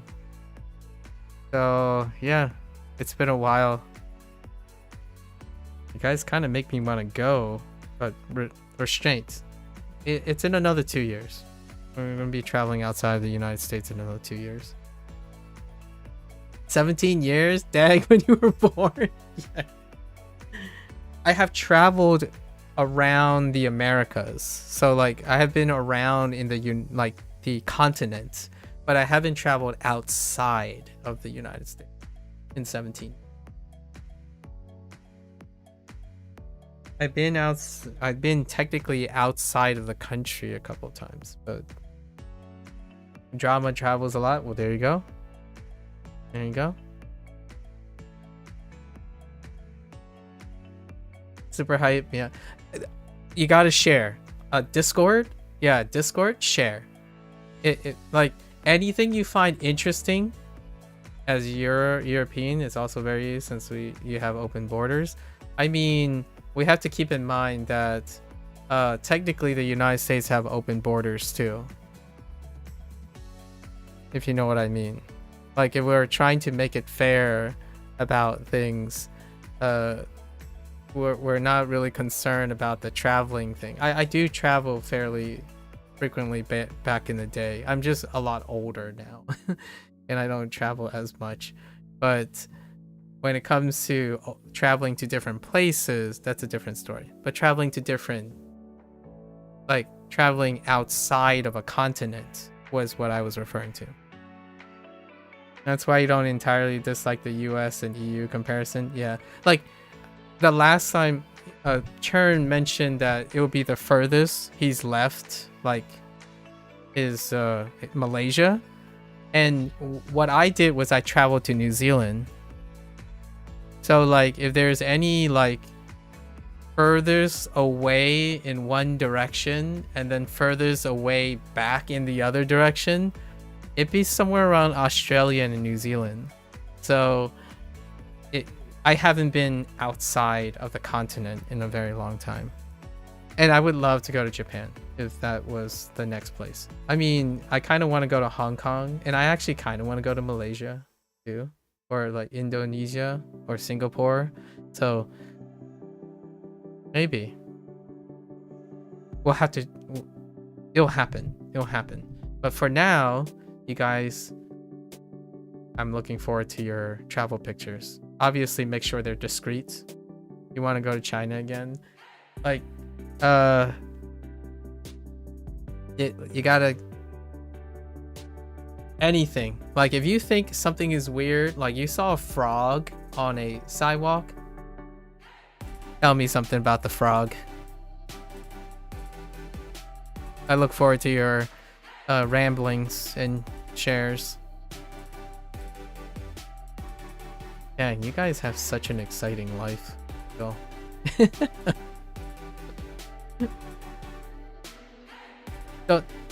don't like, I don't want to give you the misimpression.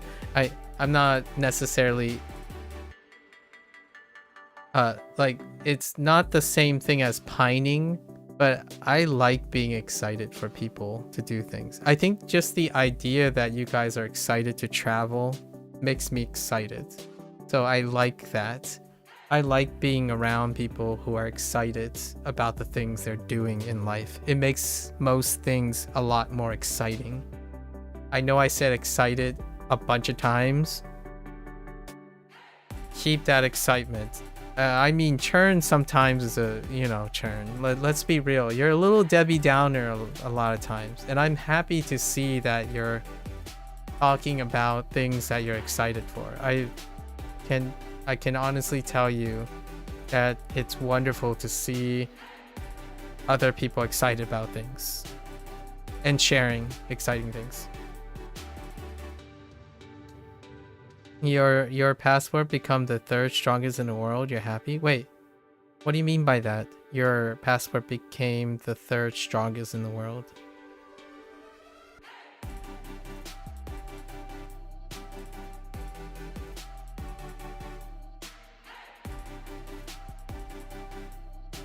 Visa-free travel. Oh.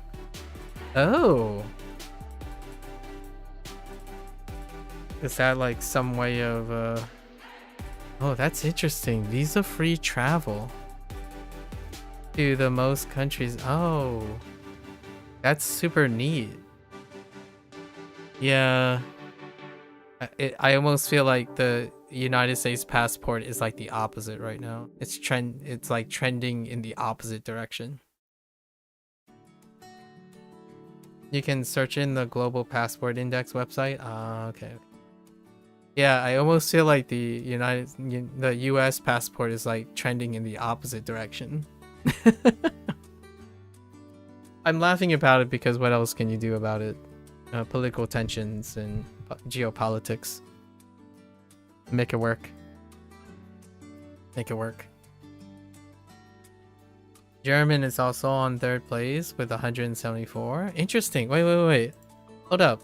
What are you looking at here? So you go on Global Passport Index website in before I dox myself. I'm kidding. Passport Index.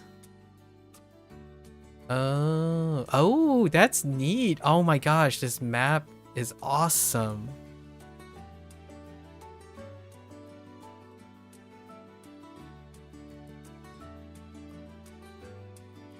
Wow.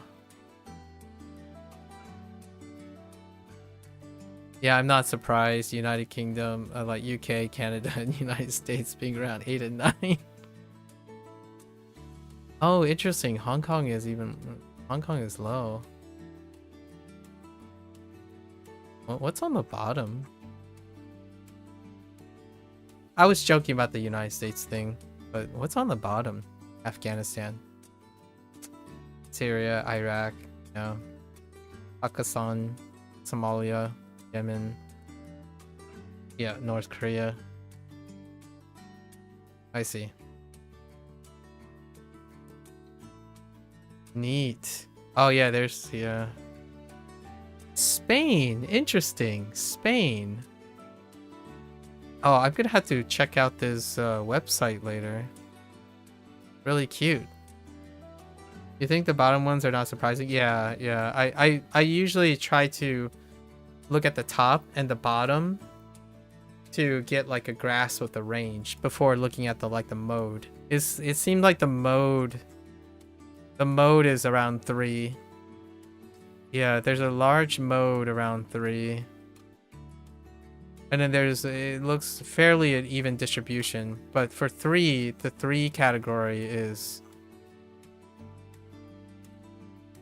Yeah, I'm looking at the distribution of the numbers at the moment, or getting an idea of the distribution of the numbers. Interesting. China last year, you think signed an agreement to let you go to China visa free 30 days, huh? Hey, you subbed close to a year ago, and although I haven't watched everything, I'm so happy you keep going. Thank you, Thunder. Hello there, Thunder. Welcome. Also, you think the color changes the better the passport? Oh.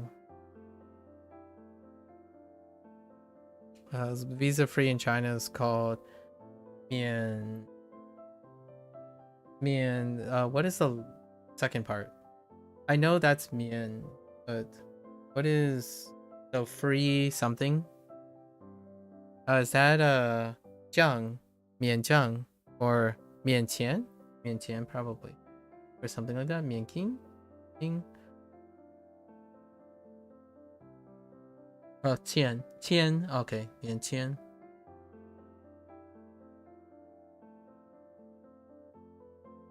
Oh yeah, no worries. I'll be consistent for sure.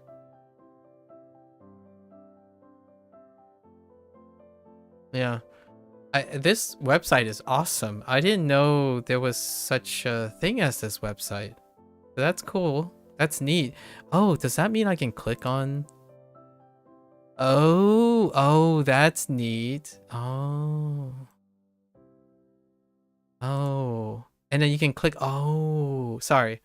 I'm saying like 签名, yeah, it's signature, yes. Let's see. So you can look at the breakdown of the lace. Intriguing. Wow, 90 days visa free? Oh. How high does a visa free thing go? 180? I see 180. Oh, now I have a lot of questions. Yeah, I see one that has 180 at the high end and 30 at the low end.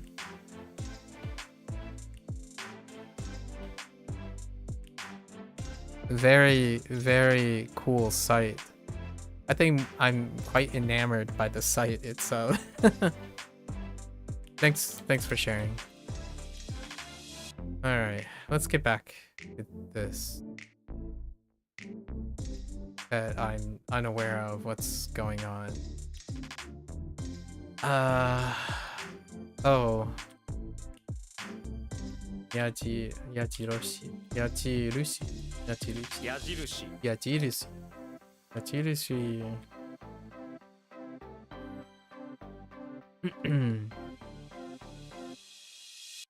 不眠症。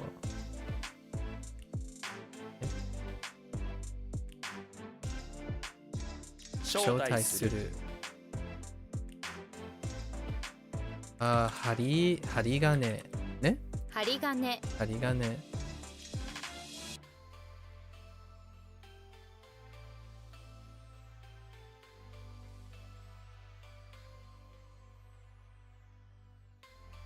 長靴。長靴。長靴。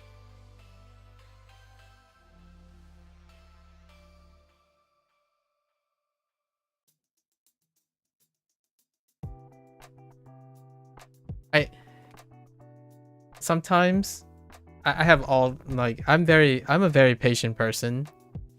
However, whenever I hear someone else is going to do something, I become less patient. Like, why don't you just guys go to Japan now? I'm kidding. So that you can bring back stories so I can talk about them. No hurry. But I genuinely feel more excited knowing that you guys are going than not like hearing nothing about you. Something that you're not excited about. Like work. Dang. Work. If you want to hear something crazy, I look forward to going to work when I was maybe around your age. 想像力。想像力。想像力.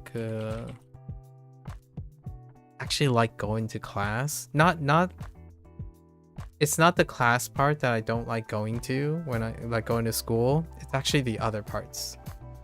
So I have very fond memories of the actual class part. 眠い You like your work, super chill. You sold me, drama.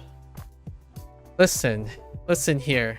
If there's any fortune that I want to bless upon you, drama, if you say you like your work and it's super chill, I wish for the best of all things for you, because I think people who are able to find ways that they do what they have to do and still appreciate it and enjoy it, those are people you want to keep around, in my opinion.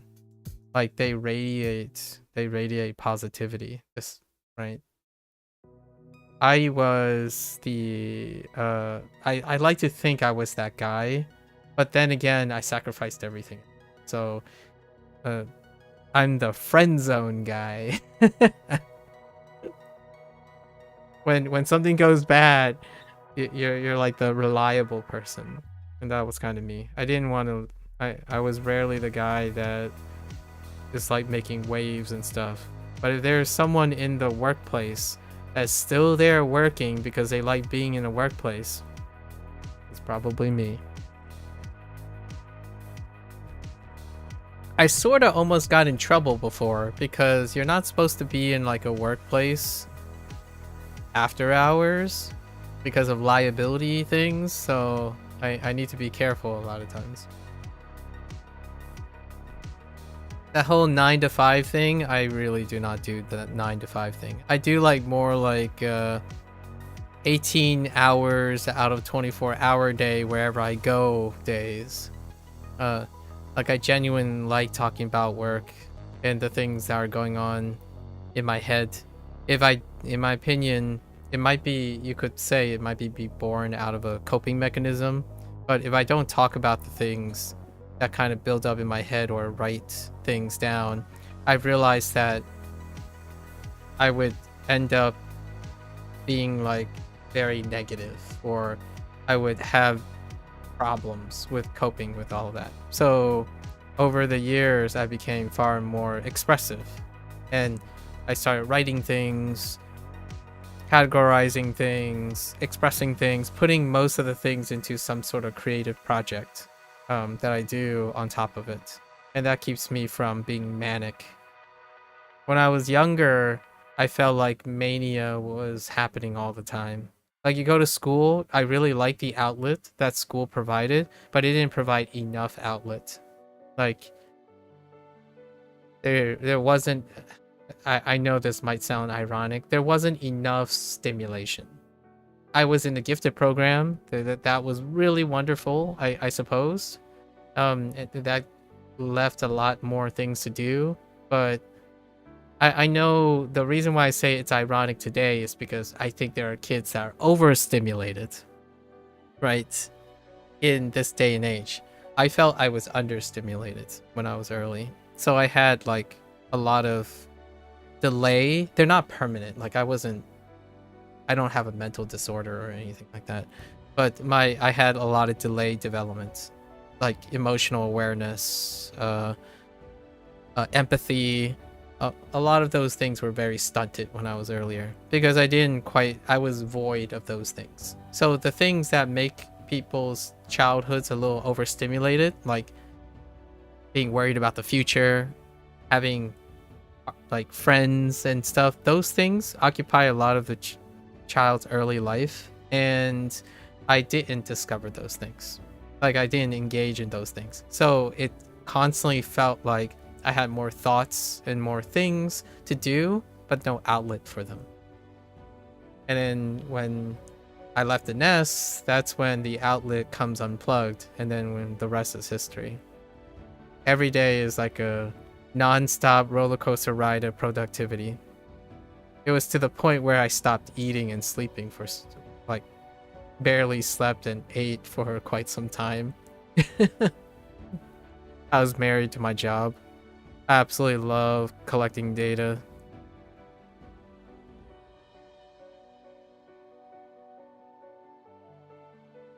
Sorry, I know I was like I didn't really leave it at a concluding mark. It still exists now. Like today is still the same youthful passion that I had when I left the nest.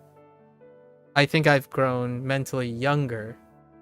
I've become more mentally closer to the desires of 20-year-olds than people who are settled down now, who are approaching their 40s and they kind of want to stick to their nostalgia and their like. I'm kind of diverting from that.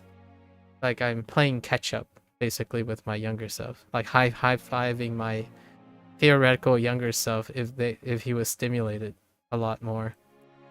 You guys have a lot of flex time system. If you work more, you accumulate hours and you can spend on vacation, for example. And yeah, you're getting forced to take a week.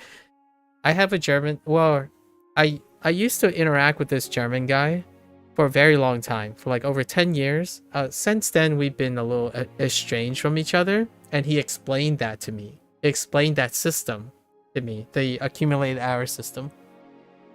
He spoke a lot about Germany with me in the 10 or plus years. Occasionally, we still talk to each other. However, he's kind of like doing his own thing. He's actually slightly younger than me, I think. And I heard about that, the flex time system. It was also available when he was working, where you're legitimately forced to take weeks off to distribute, like it's distributing work hours while also maintaining possibly the work balance there. I think it's a very novel system. Very novel system. It might drive me crazy, but if I was 20 again, it'd probably drive me crazy. But at the same time, I could really appreciate it in my adult life. Like now in my 30s and 40s, I can really appreciate the idea of having a flex time system. I did 14 to 15 hour days every day. My parents, that's what I learned from my parents. When I was born, they worked in a they worked like their business and whatnot, eventually 13 hours a day every single day until I was 18, like nonstop. And then when I left to get to like start working on my own, that's what I did, like 15 to 16 hours a day every single day.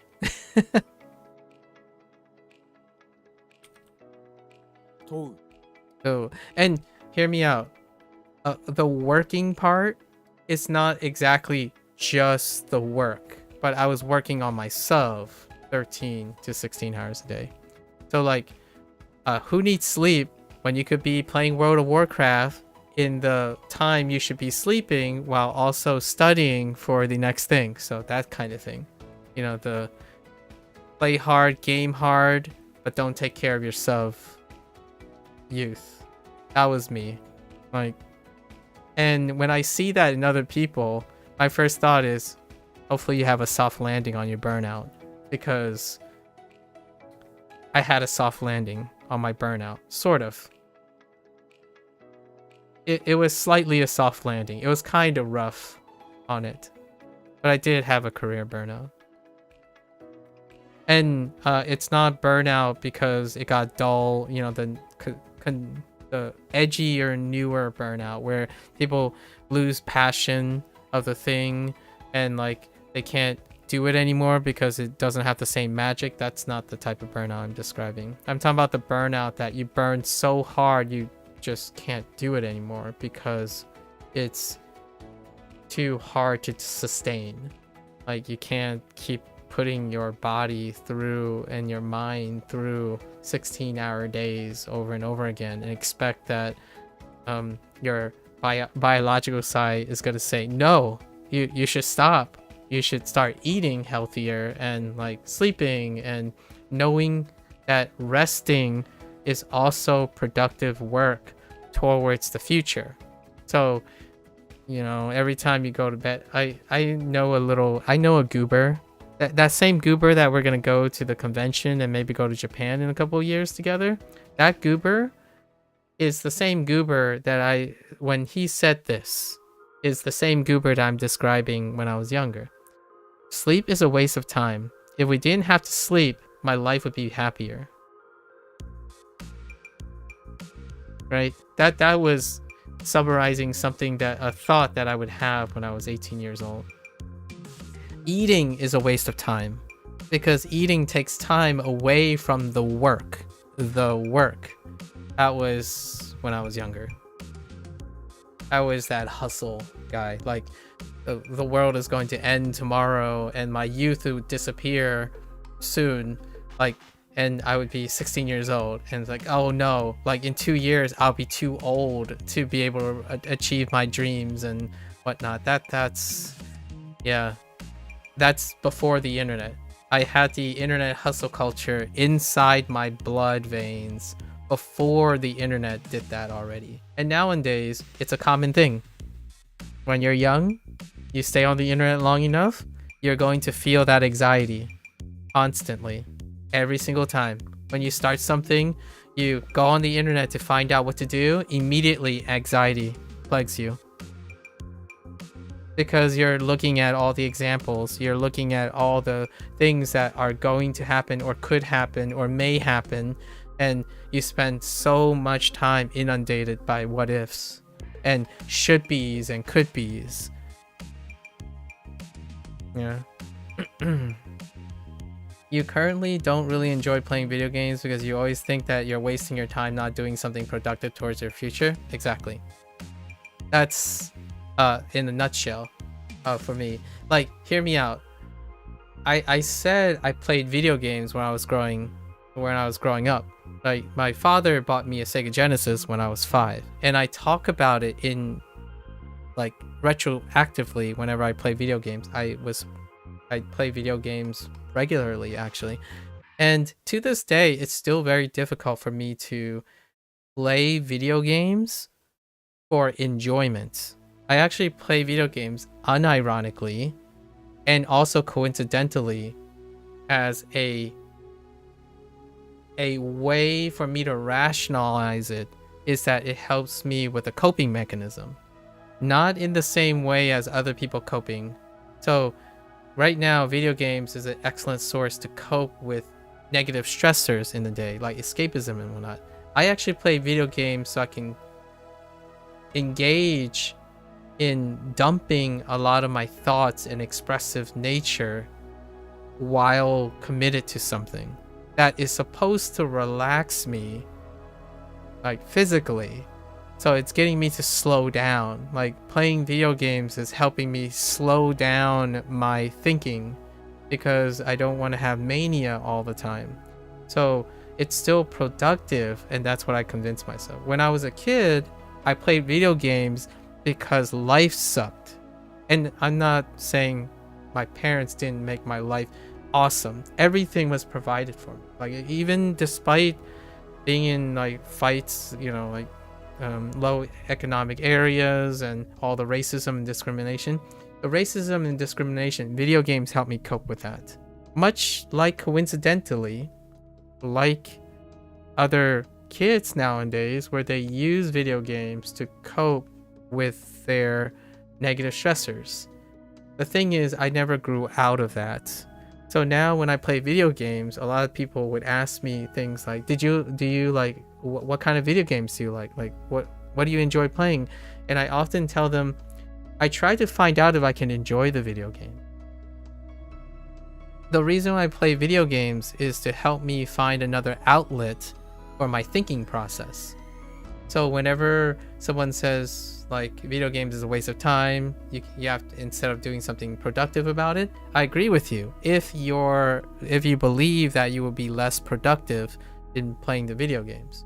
Like, for example, video games for me has often been about language and cultural exchange, game theory, design, habit formation, like how to create, how to use it as a catharsis, source of self-discovery, problem-solving skills. That's what video games have been. So I play video games for those skill development. enjoying the game is like number 5 on the list. It's a really low list. So oftentimes when people say like, oh yeah, I'm gonna buy this game because I'm so hyped for it, I like it, I'm gonna buy the game to find out if I enjoy it. Like, it's not I buy it because I'm going to enjoy it, because I need it. It's I buy it, I look at it, I analyze it, I do something with it, and then that creates enjoyment. So even if the game is like the worst thing since sliced bread, analyzing the worst thing since sliced bread gives me enjoyment. I love doing the analyses of the game. So if someone is like building a game, for example, and they're like, I don't know what to do, my game's kind of garbage, I will play it and I'll find enjoyment in analyzing that game. The game itself, enjoyment can happen. However, it's rarely the motivation for me to play video games. I play video games to understand the production part of the video game. And that's the same for language learning, by the way. I don't learn Japanese because I'm looking forward to using it per se in Japan. I like learning Japanese because I want to learn how people are learning Japanese. So that's kind of the same way that I like most things. Like, I like to hear about your adventure and your Japanese trip and how you're learning Japanese drama, because I want to know how you work. I want to know and understand the things that move you and like try to get you to behave yourself, like the decisions you make. The things you do, they come after. As in, it's really interesting to know all those details, but I'm more interested in how you work as a person, the way you work. Like, how do I make, for example, if Churn is upset one day, if Churn asks me, hey, can you raise my spirit or make me happy? I want to know how to do that. I'm curious how people work, like their minds work. And that, to me, is a lifetime pursuit that doesn't ever get old. When you meet another person, you're doing it again. When you meet another person, you're doing it again. And you only get so far as the other person can reciprocate. So oftentimes, you don't run out of people to do that. And that is why playing video games is awesome. Because when you play video games, you also get to kind of learn about the developer. And then how the video game is marketed and sold. Kind of learn how the publishers do it. So you're kind of figuring out how humans work through their process. What they produce is fantastic. To me, it's like 20 to 30% of the picture. The other 70 to 80% is the people behind it. I talked to Procall the other day where Procall said that we were talking about established history versus establishing history, and then how we favor things. I favor people. If you ever give me a concrete only A or B, you can't have both, I choose people. I always choose people, and existing people over historical people. So that's kind of why life is so brimming with possibilities, largely because there's possibilities at every corner. You think for you it's also because you're on a deadline, so you feel pressured to be productive. That's understandable. Absolutely. And in the future, when I'm making a comment about things, it's going to be addressing and like framed around deadlines. Mika was here earlier, and Mika has a deadline too. Mika's going to Japan in January as well. Or doing something related to Japanese in January as well. I'm not sure what it is. Maybe it's an exam or something. All three of you are looking to have a super exciting 2026. For my 2026, the most important task right now is to try to plan out everything for Otakon, which is a 4-day weekend for the convention, the anime convention that's in the local area. It's one of the largest in the East Coast in the United States. It's one of like the 3-4 largest, right? And how am I gonna get sorted with my friend, the little potato goober, and how we're gonna plan that out? That's really exciting things. So that's what my 2026 is. Other than planning all of this stuff. This stuff is pretty exciting too, I guess. Not a competition, obviously. Not a competition. Good question. Alright. So is psychology. Yeah, so is psychology. My favorite thing, I know this sounds scary, and I agree with it. Like, people who have this power, this intuition, like people who do this stuff intuitively, I really do admire when they wield that to enable people to achieve great things. Keeping in mind with a grain of salt that where there are people who can do this, there are also people who have the capacity to manipulate for advantages, right? To take advantage of individuals. So I'm constantly in this space where you see how people are manipulating people for their own advantages and gains, and then you see people do amazing things to allow someone to grow beyond their prison, like mental prisons and physical prisons of them for themselves.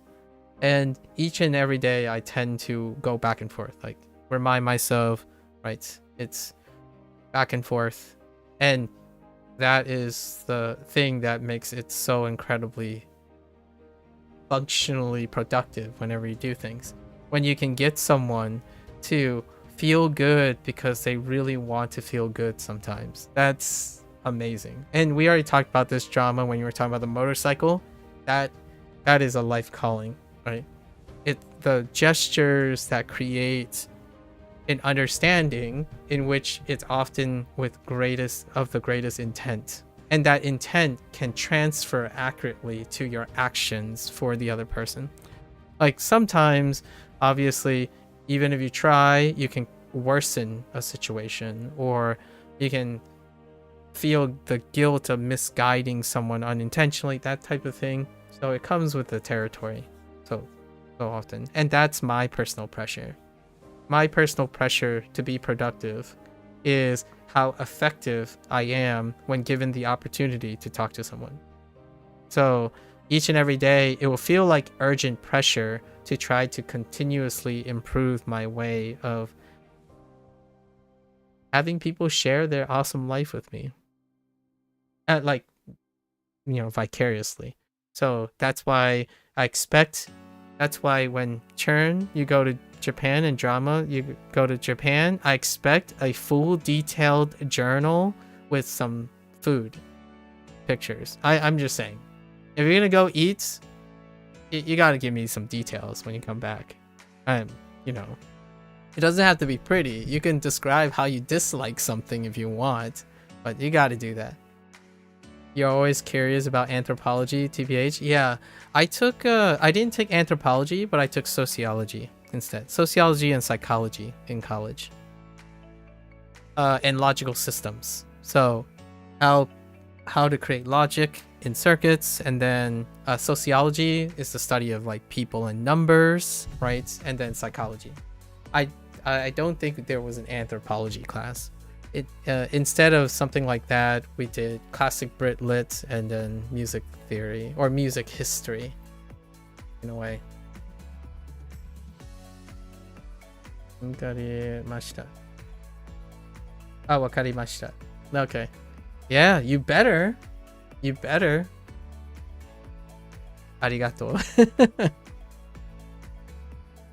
Arigato.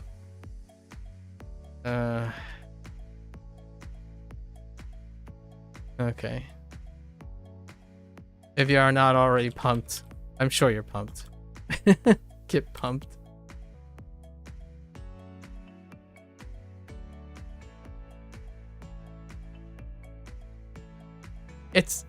Hear me out. It's not the same.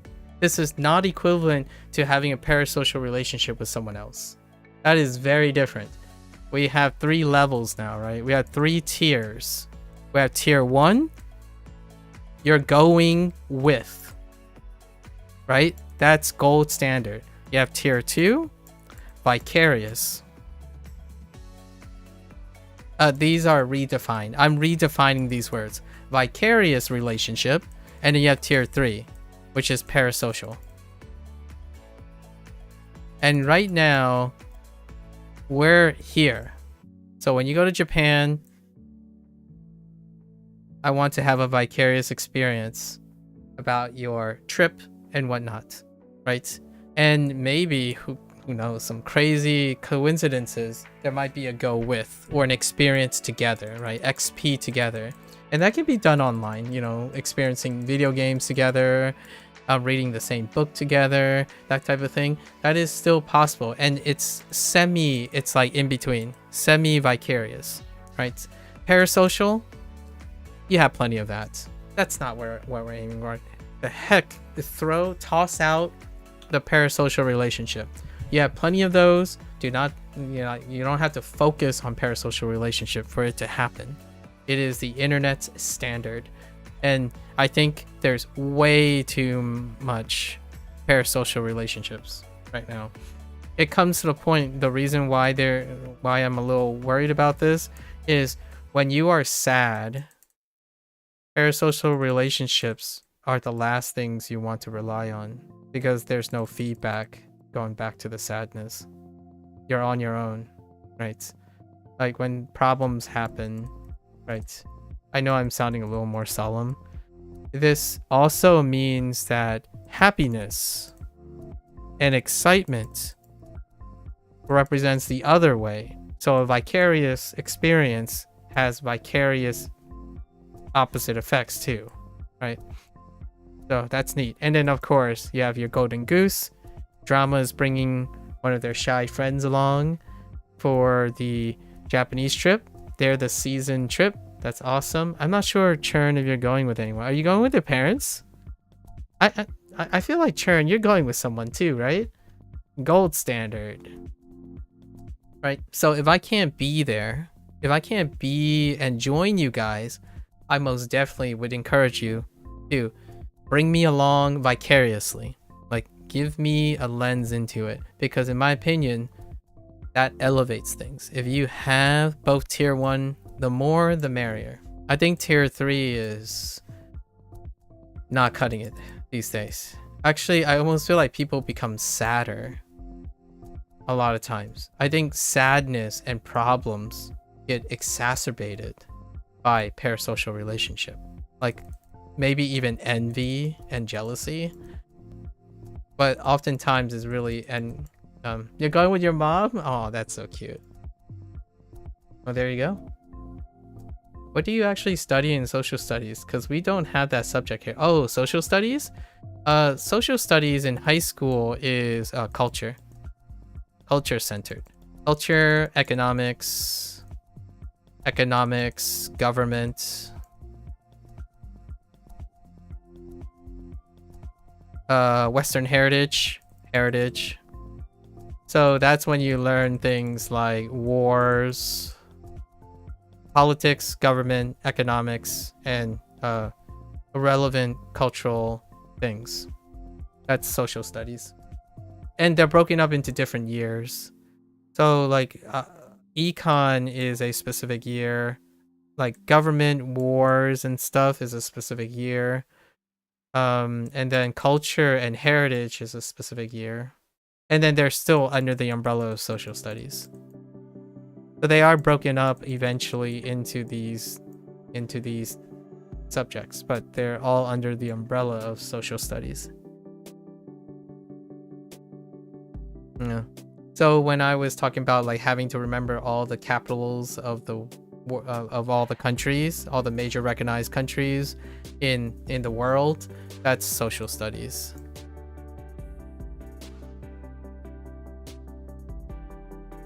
I really liked them. I liked learning about the world. I didn't realize how much I liked about it. I didn't really make that much time for social studies. Would I have become a historian or an anthropologist or something? Probably still not. I think my passion for understanding how things work would have made me more so a computer engineer before computer engineering was like a big thing. Like I'm largely more of an engineer. Like my brain functions more like an engineer than a theoretical physicist or someone who's conceptually pioneering. Like I'm not a pioneer, someone who's like a visionary. I'm more of a mechanics person. I think in mechanics all the time, and not in like game mechanics. I think game mechanics only go so far, but more like human mechanics. Sounds interesting. Wish you had this subject. I'm not sure if you would have liked it as much, because social studies for you, like what I would define as social studies would be like classic Chinese literature. Do you like it? I mean, you give me the impression that you don't like that stuff. Like it's like that stuff where you I hear me out. When I was growing up, and I'm not sure about drama in Germany, but Americans really think the social studies stuff is boring. Like, so basically you learn history, culture, war. It all ties around culture and stuff. So it's very boring to a lot of people, because they're like, why do you even need to know this stuff? Like, so what if the world wars happened and like there was dissonance between Japan and the United States? All that stuff that I still talk about today comes from my social studies, largely. So when we're talking about like the general perception of geopolitics, I think the vast majority of the stuff still comes from social studies. And you probably have already seen the depiction of the stereotypes of how Americans may be like completely detached or apolitical.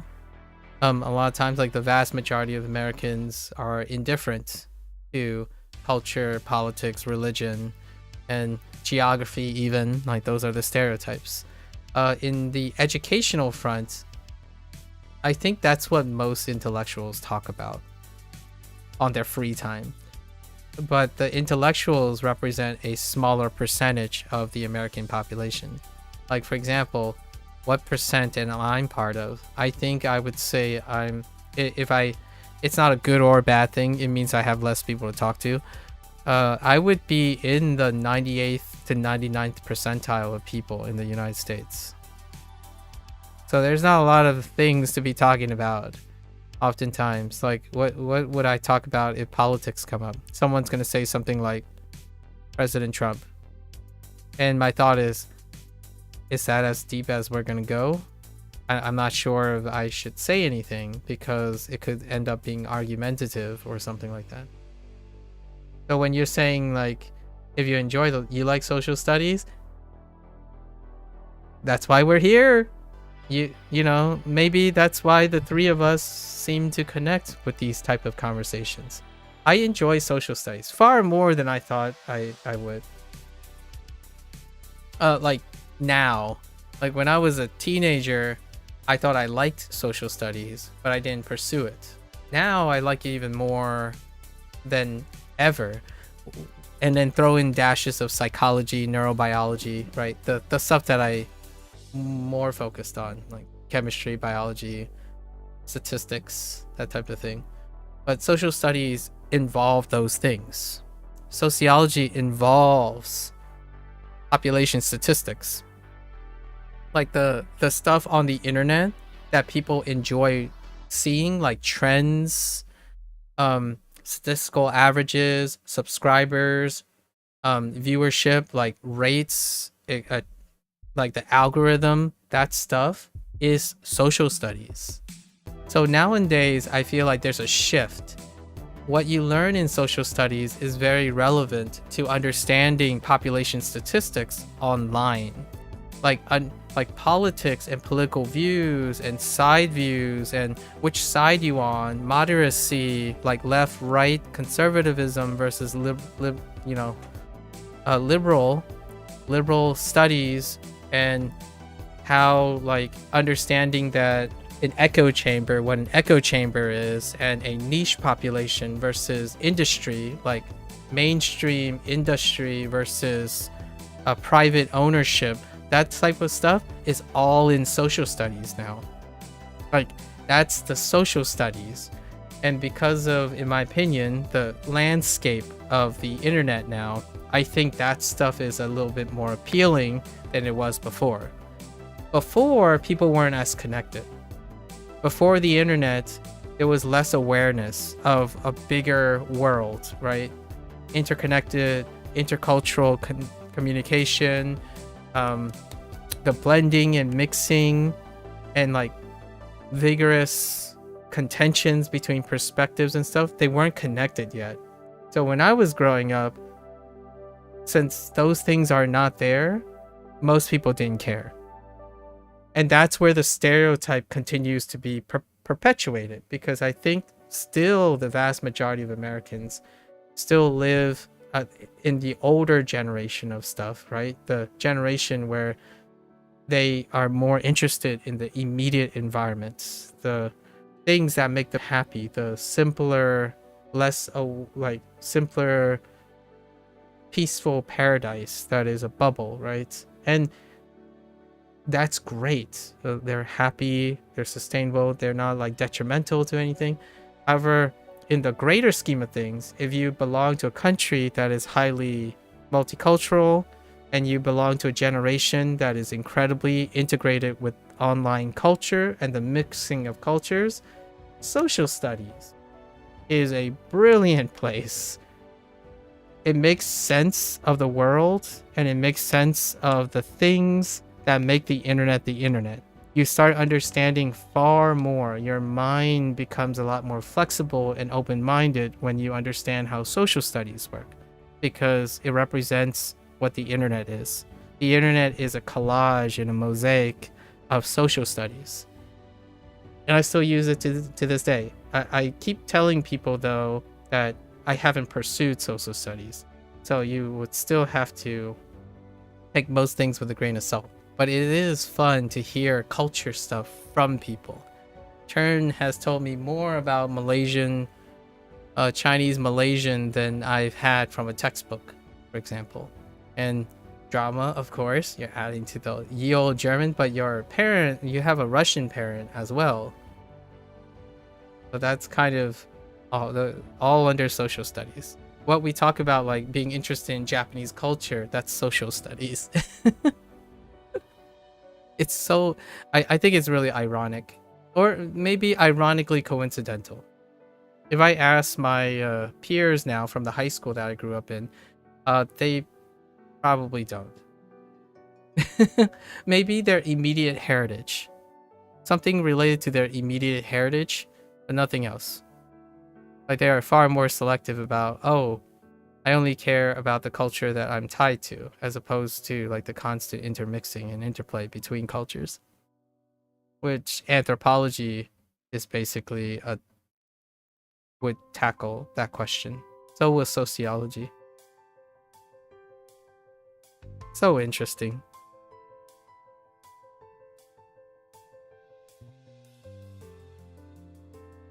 What do you learn about, like, what are your classes called? You like learning about every country culture? Yeah, that is basically what social studies is supposed to do. What countries do you study most of the time? Like, why do they act like this? Yep, that's it. And like, I can tell you now, my classmates, they just find that stuff so boring. Like, really boring. When I was reading about the Civil War, like the American Civil War, and like the American Revolution, like the British and English conflict, right? Like British and American conflict and whatnot, my thought is like, dude, what a wild time. Then we go into like World War I, World War II. My man. Yikes. And then we started in Mesopotamia, by the way. So in my high school, the first place we do is we do the Fertile Crescent, right? Like this thing, right? Mesopotamia, and then Sumerian. We start with the Sumerians and Mesopotamia. And then we moved on. Eventually we get to Persia, Persian Empire, and then the Roman Empire, right? And then Roman Empire branches into modern empire building, which you had like Byzantines and whatnot, which is where the UK, like Britannia and stuff. So it kept going. And then if you expand east, you get to dynasties, right? That's when you start learning about the Chinese dynasties. And then over across the pond would be the shogunate, right? And all of this stuff I was still interested in because I played video games as well. Age of Empires. Like, Age of Empires. This is Age of Empires. Which, in college, I took a class on modern empires. And all we did was we talk about modern empires. The United States is one of the lasting modern empires. Right? So is Germany. The UK. Right, so that's kind of, we don't use these terminology anymore, but it's really neat. You can't blame the American. Those taxes are crazy. To BH, a lot of things happen because they tax the poor. Yeah, colonialism. So learn a lot about colonialism. Yep. And then the cycle is different. Like for example, Philippines. I've recently met a Filipino, right? The US and Philippine interaction. Or isolationism. Isolationism is something that would be really interesting for you to read about, because isolationism, one of the greatest examples of long modern isolationism was Japan. And then obviously US was the one that pretty much the big like last thing to break Japan's isolationism, long period of isolationism. Maybe even something like the Monroe Doctrine. Monroe Doctrine is a great concept. Manifest Destiny. So you get to learn about Manifest Destiny. There's so many interesting things through the history of politics and geopolitics that isn't like current politics.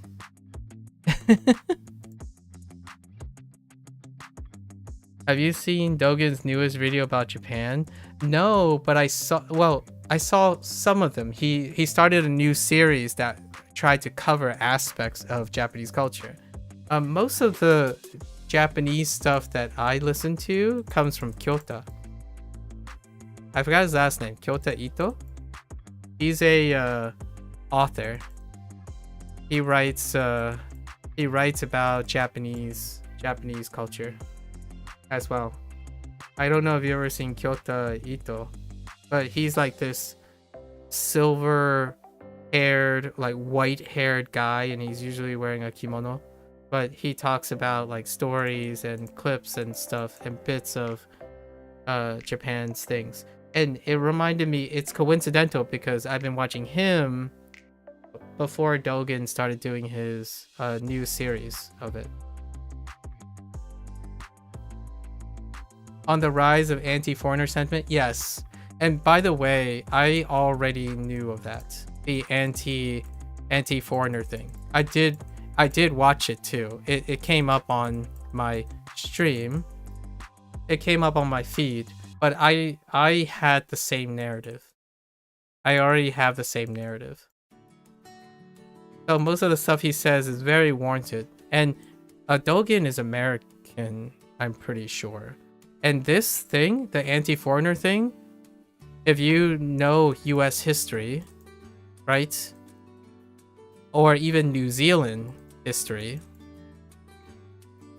and maybe even German, right? Like you're German. There's parallelism. And UK. Japan is experiencing it now. This is what happens when you have a quote-unquote influential pocket. and then there's an influx of outside influence, right? Germany had that the recently Syrian conflict. The Syrian conflict in Germany, right? US, obviously Mexico. It's still ongoing, right? So this kind of stuff happens, and Japan is the new wave in it. It's very interesting. It's actually completely different than you would have expected. What do you mean? How like, may I ask what was it that you think it would, like, in what way is it completely different? I've been talking about this for some time. It has little to do with foreigners. Actually, I disagree. Well, not the Dogen thing, but I disagree that it has very little to do with foreigners. You might be talking about, like, maybe the age thing, like traditionalism versus like modernization. I think Dogen presents an interesting angle with the anti-foreigner sentiment, but I actually think it does a lot to do with foreigners, but not necessarily foreigners in the sense of there are foreigners in Japan, but it's more due to cultural penetrance. And like the clash between modernization and traditionalism.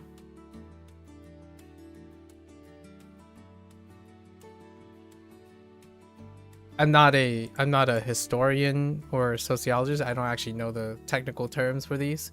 However, it's been a while. I've been keeping an eye on that type of thing, because I kind of want to visit Japan at some point. Like, I'm kind of curious what angle you're talking about that is completely different, and why you believe it has very little to do with foreigners. I kind of disagree with that statement. Especially the little part. It has a lot to do with foreigners, or even significant.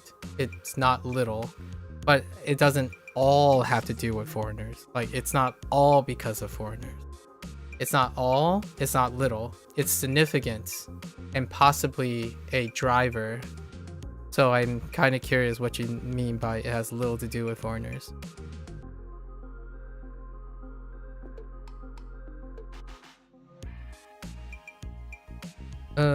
What is this? This is extreme, right? 極端 Ton.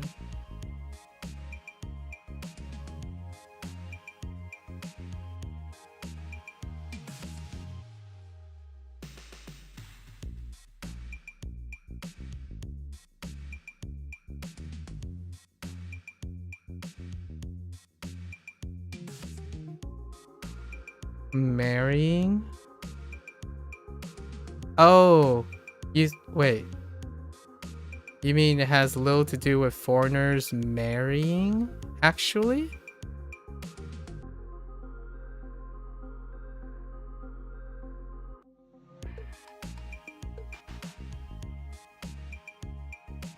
Wait.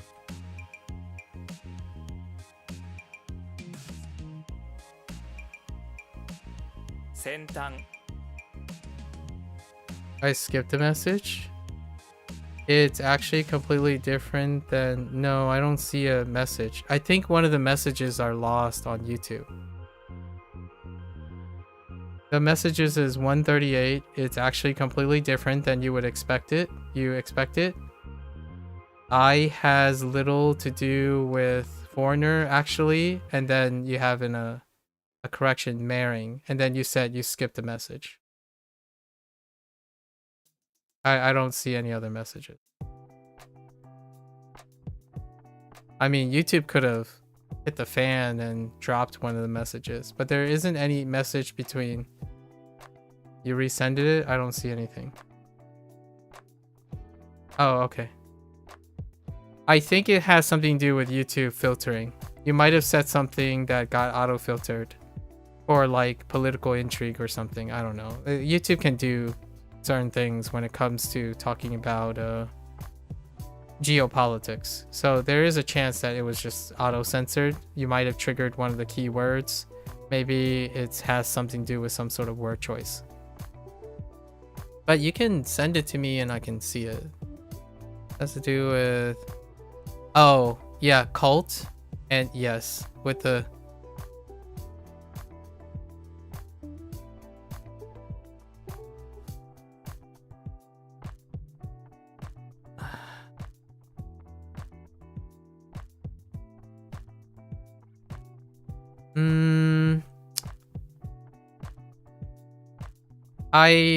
what you said deals with foreigners still, but I think you and I have different classifications of what foreigner is anymore. Like if you move to Japan and you live there, do you think you're a foreigner? And also that thing that you're talking about, yes, it does exist. I don't necessarily think that is the reason for the source of the anti-foreigner sentiment. It does have to do with traditionalism though. You're trying to, that's difficult to do, then I can simply rewatch it again. What I'm saying is I'm not adding to any of Dogen's things. But are you telling me, oh, are you saying his video has very little to do with foreigners actually? Is that what you're saying? Because what you described or tried to describe with Dogen, that deals with foreigners. Okay, so what you described to me that you're trying to summarize Dogen, that deals with foreigners. So the thing that we might not be agreeing on is I don't know if you know what you consider as foreigners compared to me. So what is your what do you think is classified as foreigners? Like, for example, I am a foreigner.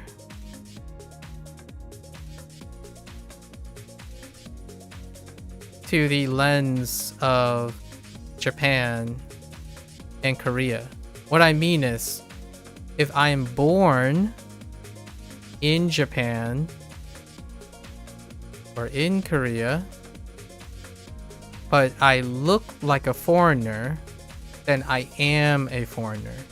And what happens is this is bred as an anti-foreigner perspective. Everyone not born and raised in that country, yeah, so that's where we don't agree. And that's probably why you and I don't see eye to eye about what Dogen is saying. The anti-foreigner sentiment is the traditionalism versus modernization and the intrigue behind foreigner culture. So you could still be within a country and still have anti-foreigner sentiments. There's anti-foreigner sentiments in the United States as well. And the current one that is currently happening is Hispanics. Yeah. My parents traditionally also have a bit of that too, in the sense that especially when you're having a conversation between the three circles. I kind of alluded to this before, which is Korea, Japan, and China. And this still exists now to this day, and I totally understand. And it's a very sensitive topic, so we're probably just gonna leave it at that. What is a great way to say anti-foreigner in Germany? East and West? East and West Germany? But in an even more visceral and anti way. Like, propagandistic way. So something like East and West Germany. That's anti-foreign. That's the anti-foreigner sentiment that I think Dogen is trying to portray, but in a Japan and Korean relations way. Kind of like China and its providences situation. I understand what you mean though. Like it has very little to do with you moving, like a German moving to Japan situation. Not this foreigner. Understandable. So he wasn't talking about this type of foreigner thing. And for me, this was part of the narrative. So what I mean is, it is involved in Japan's portrayal. Like, if you understand the relationship between Korea and Japan, you can also appreciate why this is a problem they're facing. It's tied to what the US is as well. The US history involves this too, which is tied to the foreigner from outside as well. So what I'm saying is, what you're thinking about is the grounds for the narrative that I'm thinking is going to happen soon in Japan, which is already starting to happen. It's New Zealand as well. New Zealand was Aussie, UK. That's where New Zealand came in. And they, during the time when I was 21, this conversation happened. And then there's still more. There's Maori, the indigenous people. And that's what happened in the US. I'm not sure if it happened in Germany. I don't know enough about Germany's history. But this, I'm doing it from the perspective of the United States because I lived in the United States, right? Yeah, I understand.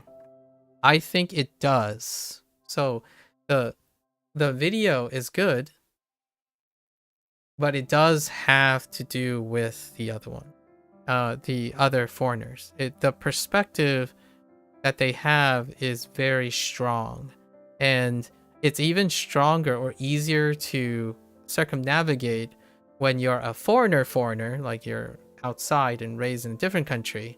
It's even tougher and even more ingrained when it's just like a lot of fake news around it. And if people find out that you want to go to Japan, they'd be like, haha, very bad time, you're gonna get evicted the second you land.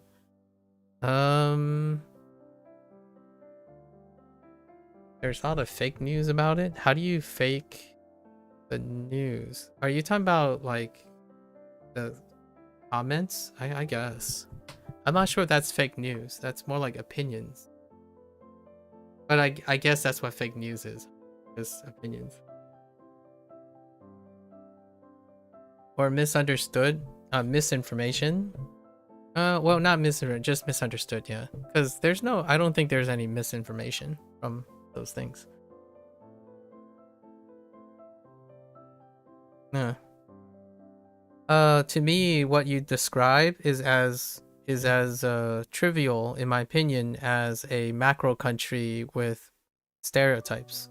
Like what you did with the metric system. That's what that is, in my opinion. I know I'm trivializing I'm comparing a triviality with something, but the idea of those fake news carrying weight like that is experienced in most countries that interact with foreigners, if you know what I mean. So the idea that you mentioned that it has nothing to do with, right, it has nothing to do with foreigners.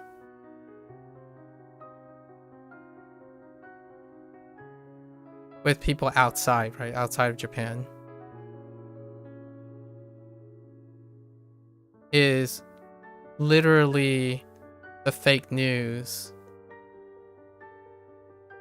Yeah, a little. That's fine. You're being technical, just like you're being technical about other things. So it has little to do, and I believe that is erroneous. That is fake news. So when you're trying to reflect on something, what you said about fake news is also fake news. That's an opinion you have about the news. It has a lot, like I would argue, it has a significance. Otherwise, this fake news wouldn't exist. So it's kind of humorous because we're arguing in a circle, and it does argue in a circle.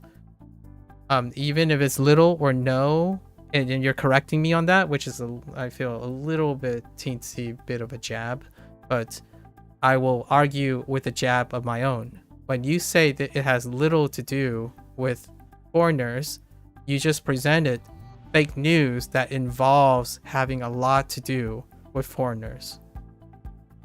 So, which one is it?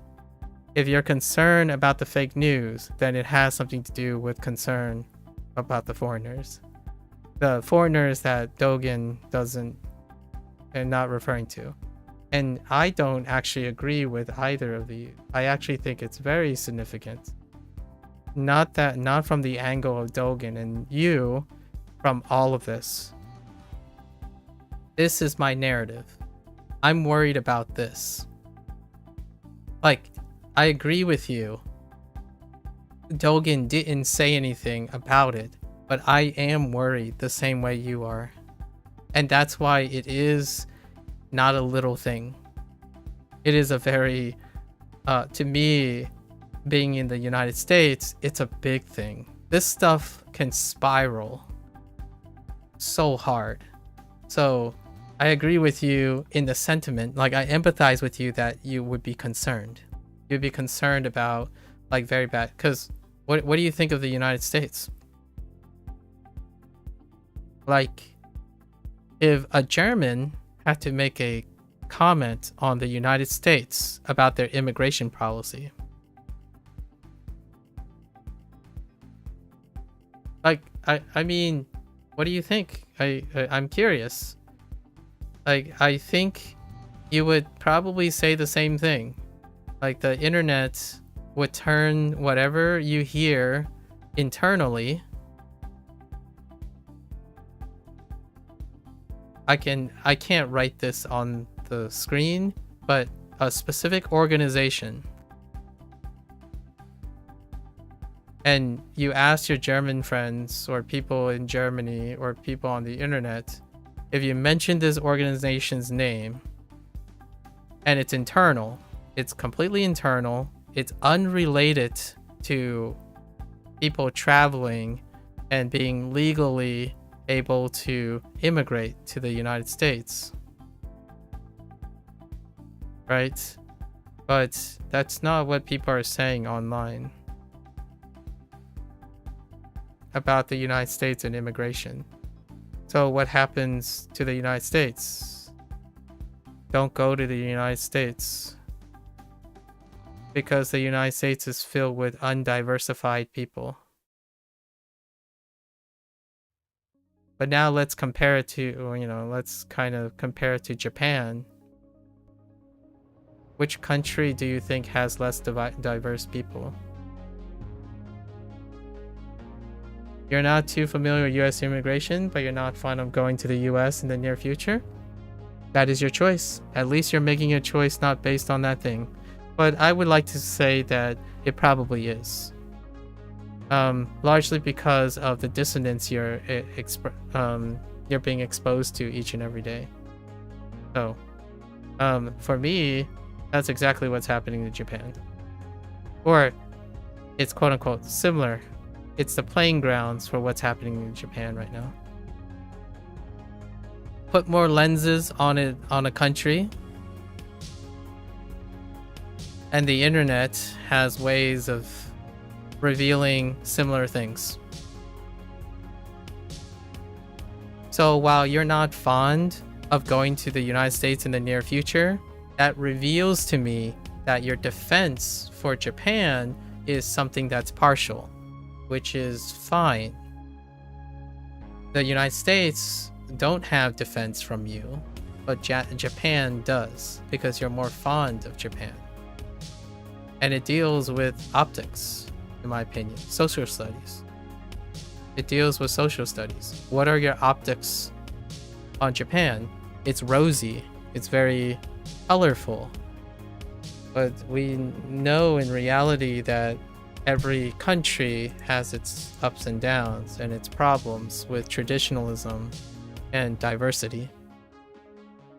And politics and religion and all that stuff. Right?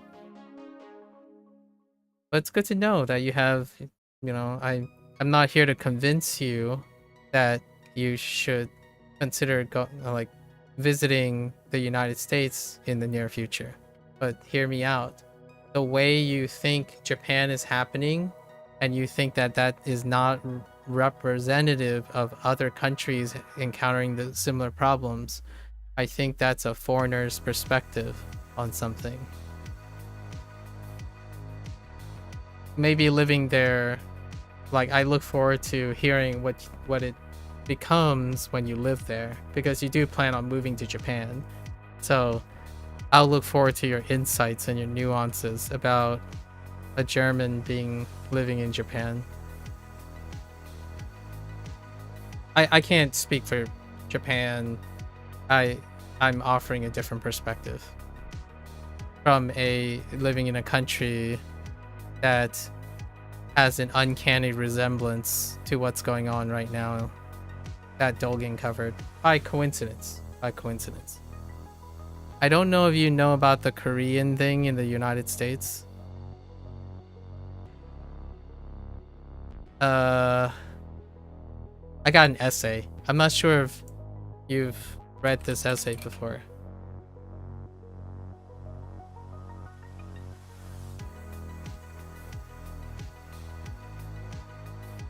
I think it's called The Myth of Asian Superiority.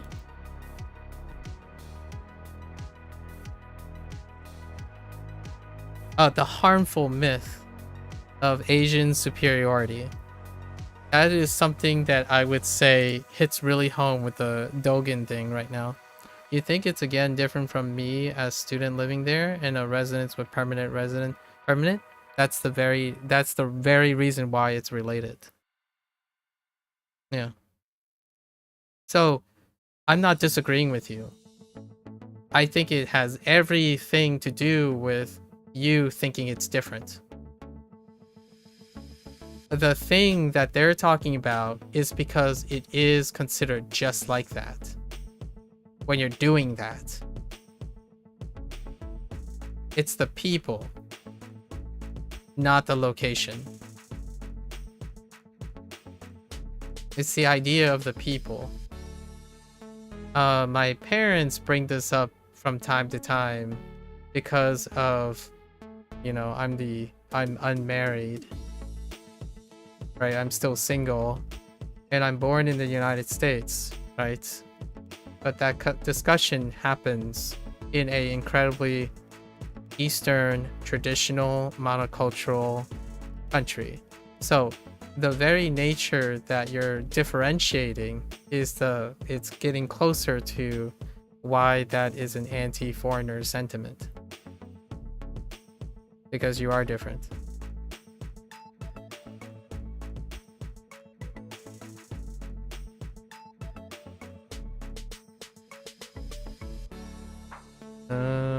Shoot. What? Oh, I typed that twice. It'll be interesting. I look forward to hearing how, again, you think it's different, right? That's what I'm looking forward to hearing. It's no different than hearing a permanent resident talking about it, because I actually think it's important to know the difference.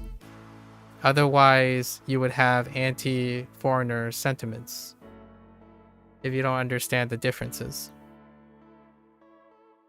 Being different doesn't necessarily excuse you from appreciating the differences. At least in my opinion. So it'll be interesting to hear from your perspective.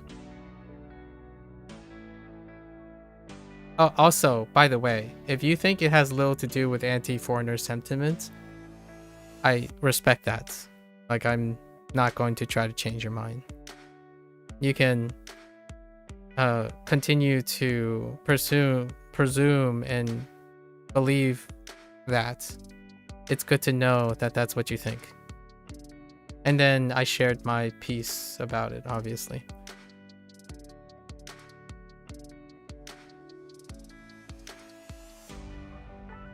Increase.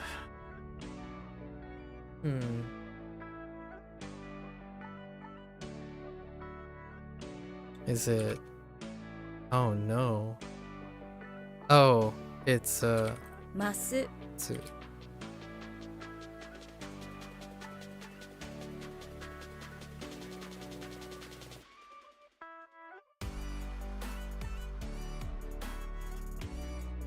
Well, I want to know why it's different. I think that's a better way to and like summarize what I'm saying. You don't think you have enough knowledge about the entire situation in the form of propaganda? I was just representing Dogen's perspective. That he's so he was saying it has little to do with anti-foreigner perspective? Is that what you're saying?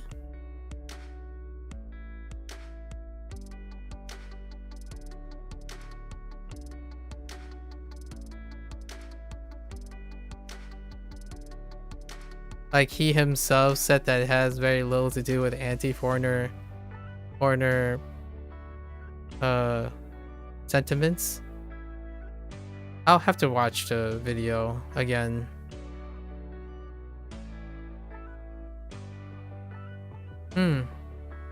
I disagree with him. I disagree with him. Xenophobia is at the source of it. Oh, hear me out. Hear me out. I think I know why he said it though. He's talking about, he's countering what you are talking about. He is trying to correct the record. Like, I understand what you're saying now. Dogen made a video to address, oh no wait, I remember the content of this video now. Yeah, because Dogen he was addressing the anti-foreigner sentiment. And what the title is supposed to say is he's addressing the internet's anti-foreigner sentiment from Japan, as in the representation of it, by talking about the thing that you were referring to, the Korean Japanese thing. Yeah, that's fine. Like, I agree that is a different thing. But I actually don't think that's the only thing that's happening. Like, I think this thing represents why there is that. Like, these aren't mutually exclusive of each other. But if Dogen is suggesting that, then that's a little confusing. Dogen, in my opinion, is probably suggesting that the internet's viewpoint has little to do with it. And I get it. That makes sense. Like, I get that. I get that part. Like, whatever, like, oh no, Japan is gonna, deport you. That thing has little to do with this. As in, the internet perspective is misguided. It's misunderstood. However, this thing is anti-foreigner. So I'm not sure if he covered that. Well, we'll see. Like, I don't remember if he said anything about the nature of this. Yeah, so the internet's anti-foreigner thing, yeah, I get that. It's coming from somewhere else though. So, just for the record, like, it has little to do with that, but the like the perspective, like the internet's view, right? The internet's viewpoint, while it doesn't relate to what Dogen is saying, in my opinion, there are other things that are feeding into this perception. So while it might not involve with what Dogen is talking about. So he's focusing on an issue that's happening, right? And he noticed that there's a connection to, like, some people are referring to it. There are other reasons as well that are contributing to anti-foreigner sentiment. And it would be interesting, I don't know if he continued to talk about it or not, where he talk about other things that are feeding into it. But for me, it's the question of ageism, traditionalism, favoritism. There are other things that are feeding into it. Not about deporting and whatnot, but feeding into making it a less ideal place for foreigners. And that is something that's completely separate from whatever Dogen's talking about. So I agree with that. I'm okay with that. I'm not actually making commentary on, like, the relationship between these two. I do know that the thing that Dogen is talking about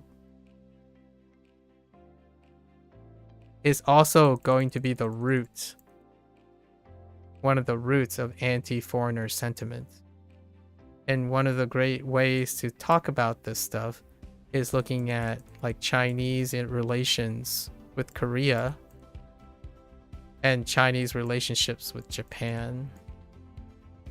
Or we can bring Chern into this and talk about, like, Taiwan and Malaysia.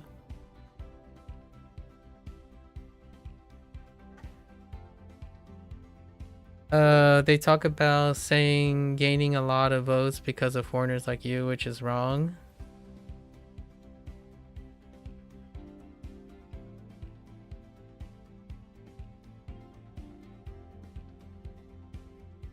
Okay, so you say it is wrong. How do you know? Or how does he know? Does he, I don't know, does he speak to, like, public officials or something? Or did he have some sort of, like, census data that demonstrated that foreigners don't contribute to anything or something like that? I don't actually know how you know it's wrong. I kind of thought these voting things are, like, anonymous. Maybe I don't understand the Japanese voting system, but I like to think that voting systems are like anonymous.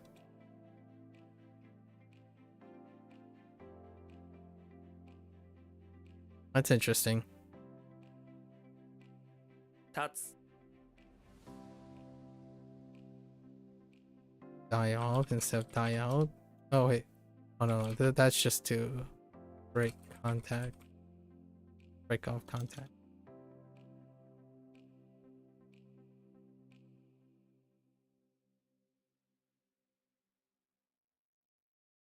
The amount of seats the LDP lost because of the stuff, but that doesn't explain how it's wrong. Like, I'm debating on whether it's both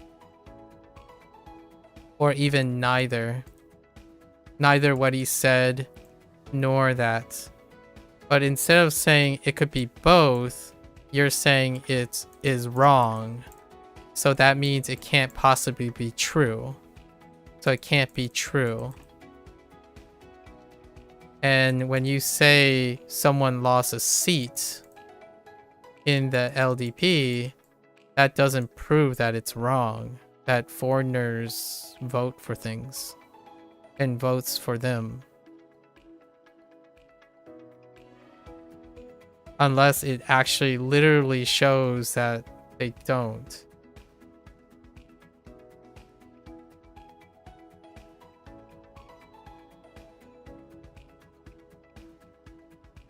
I don't know if you can. That's the question. I'm not sure if you can know that it is wrong or right.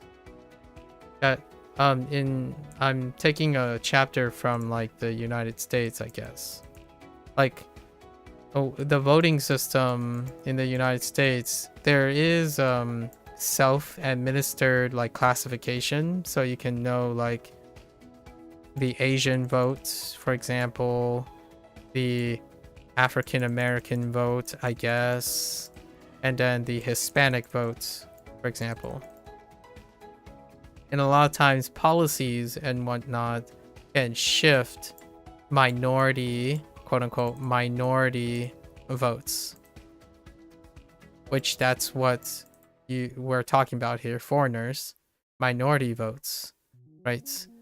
And it's, even if the percentages shift, it's very difficult a lot of times to actually know their contributions. But I would imagine these numbers exist in Japan's elections, and that's what they're using to say, yes, it's wrong.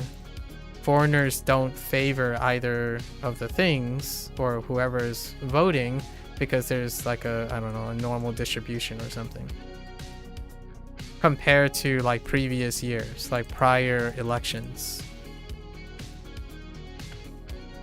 Again, I'm not a politician in Japan. I'm not even a politician, nor do I understand the voting systems that well in USA.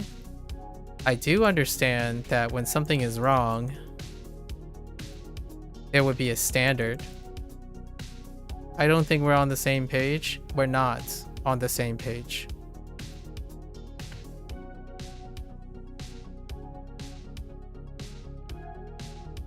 You just dropped this subject? Okay. That's an impasse. Feels a little bit of a missed opportunity.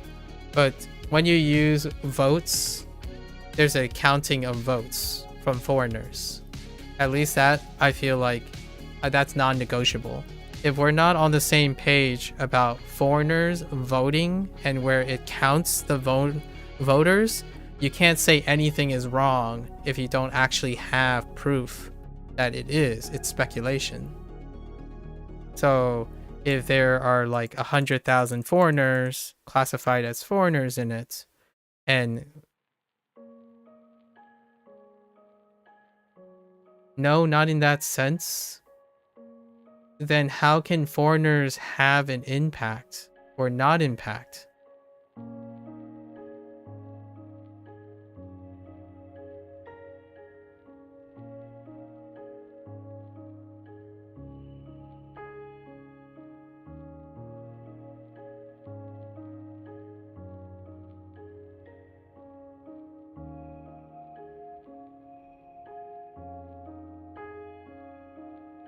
It's neither wrong nor right.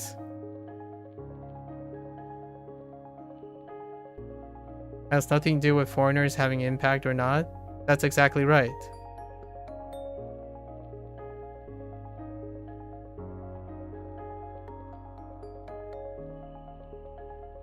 That's exactly what I'm getting at.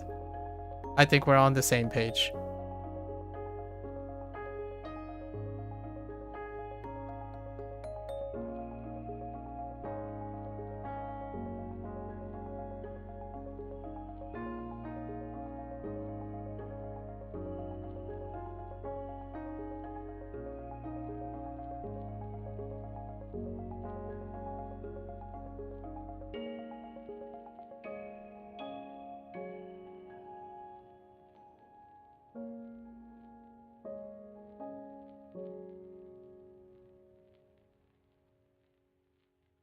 Like, we're on the same page. It has nothing to do with it. You can't say anything about it, because if you're saying that that's not what you're saying, foreigners don't literally vote for representative, then it can't possibly affect it in that way. Right? Like, so your wording for voting is not that the voters, the foreigners, don't actually vote directly for a seat, right? So they can't impact directly, right? I agree with this. So is wrong, I guess, that the voter can't directly impact the vote of the seat. It has nothing to do with them when it comes to that. If it was that simple, that would have been the end of it. But who is doing the voting? What kind of representative is doing the voting?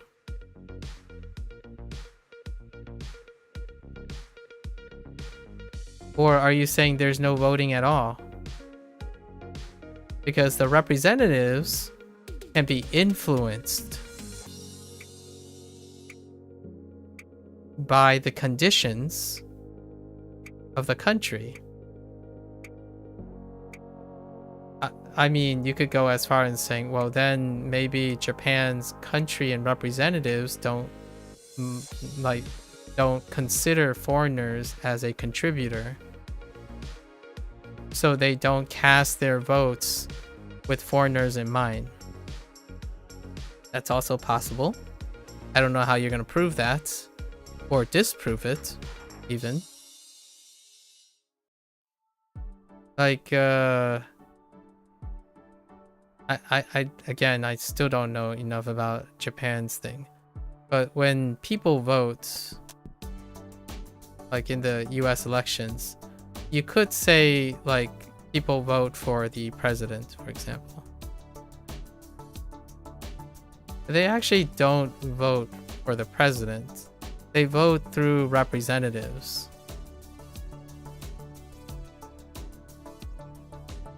So who picks whatever that person is? Who picks the seats? Are they representatives? If they are, then yeah, I agree with you. The foreigners have very little to do with anything. Like, because the foreigners don't actually directly pick the seats. If the representatives use platforms that represent something that's influenced by the foreigners, then while they don't really directly affect the voting thing, I don't know if this is true or not. Like, I don't know.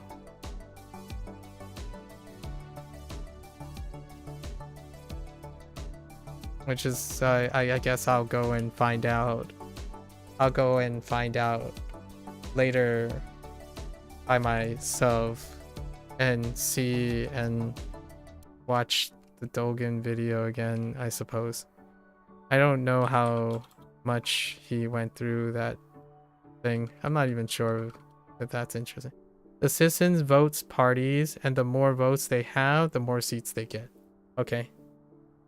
So foreigners aren't considered citizens.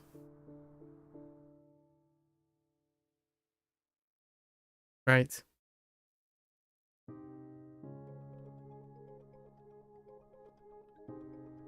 In order for the foreigners not to have any impact on the parties, they don't vote in it directly. So I agree with you if they don't vote in it directly at all. You're not talking about foreigners voting or having an impact. Okay. All right. Okay, so you want to separate that for now. That's fine. Okay, so the citizens vote parties, and more votes they have, more seats they get. And now I'm making it about it. because that's where this is coming from. If the citizens vote for parties, how does the foreigners not have anything to do with it? Because if he's saying, I don't know if you're saying is wrong or he is saying it's wrong, but that's interesting.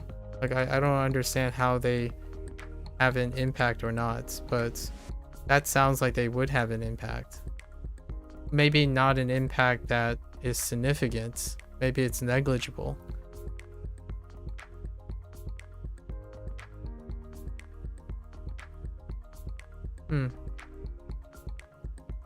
We'll have to revisit this topic some other time, I suppose. It's about the Senseito, the NT got a lot of votes. Okay.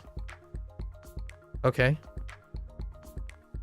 So how do they know that the foreigners didn't vote? Or like, I just don't understand.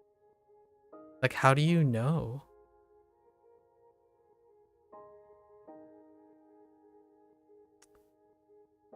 And that's not entirely because the citizens hate foreigners in general. That has very little to do with it. Now I'm on the other end. Like, that's speculation. It's speculation on all ends. That's so weird. Is that the counter argument? The counter argument is speculation. Interesting. Yeah, it is. I will have to learn a little bit more, but that's speculation too. Well, you said not entirely, so I'm okay with that. Like, you know, not entirely.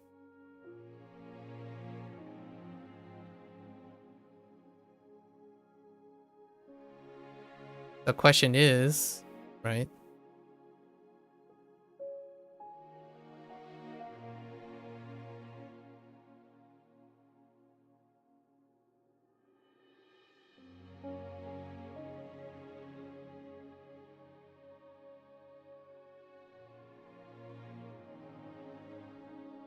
Nenza. Enza. 中国。中国製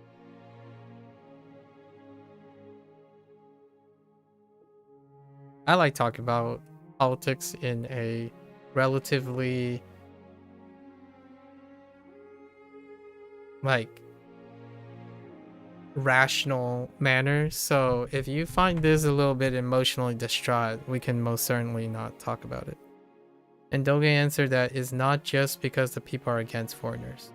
Oh, well, that's very reasonable.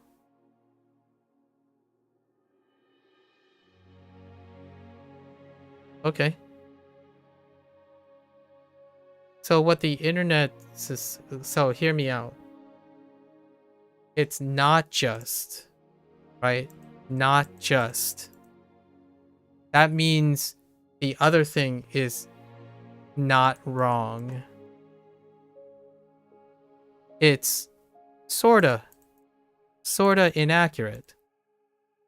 Or maybe a better, in my opinion, a more acceptable way that makes me feel like I'm not confused is it's not the complete picture. So people have an incomplete picture of the factors that go into voting for people. And then like how they got more seats. It's not the... We can say it like that. I would like to say it like that because when you say is wrong, that is misinformation. I don't think it's disinformation. I actually think it's misinformation. Where someone wants to use someone else's words to say something that they didn't say. Right? Like, the image is incomplete, and I totally get that because that's exactly what I'm saying. Like, I don't actually know how you know this. How does the internet even know this? That's kind of weird. Like, I don't understand how people are able to determine either or. なぜなら I imagine it's more complicated than that. At least in my opinion. I imagine it's more complicated than that. 極める Wamaru.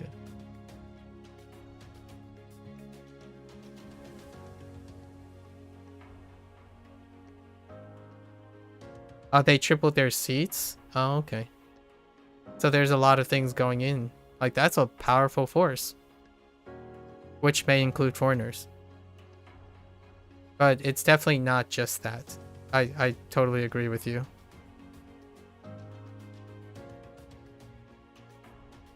Like, for example, which sounds a lot. Yeah, but because it sounds a lot, it includes that, right? It's likely to include that. But they didn't have a lot in the first place. I agree. I agree. Okay. So, oh, you mean that the tripling thing? I think it's still a lot. Like, say they have 1 seat. And then they have 3 seats. And it's not a lot because maybe, let's just say they have 100 seats total. I don't actually know how many seats there are, but I'm using like House of Representative situations. But let's just say, in order to make your statement true, tripling, they don't have a lot of seats to begin with. So it's not really a lot because the total number of seats is a lot, right? A lot more than the actual. We can adjust these numbers, but I'm choosing an extreme case to make the logic flow. So this would be an extreme case where tripling, they now have 15. Okay, so let's just say this is 5 and this is 15, right? And then this is 248. That is small compared to this because 15 over 2, right? That is less than 10%, right? Less than 10%. And then this is the tripling, the 3x, right? This doesn't explain if it has anything to do with foreigners. It also doesn't confirm it either. It neither proves nor disproves that foreigners had anything to do with this, right? So when I heard earlier, when you say foreigners have nothing to do with this, my problem is, what? How do you know that? I don't understand. And because I don't know that, I get where Dogen is coming from. Because I don't know how the internet knows either. But Dogen doesn't know either. He can suggest a lot of things, and so can the internet suggest a lot of things. But they're both guessing. Right? They're both guessing. Now, one is arguably a little bit more consistent than the other. I don't know which one it is. Like, I'm not playing favorites here. The idea is, I have no idea how people even know that this has anything to do with anything.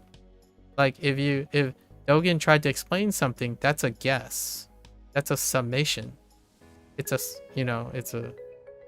an assumption that he's making, or a presumption. A likely case, it deals with something that he was sharing. Right? Unfortunately, in terms of the world of politics, it's interesting to know what evidence both sides have of the argument. It does make me feel really interested in all the theories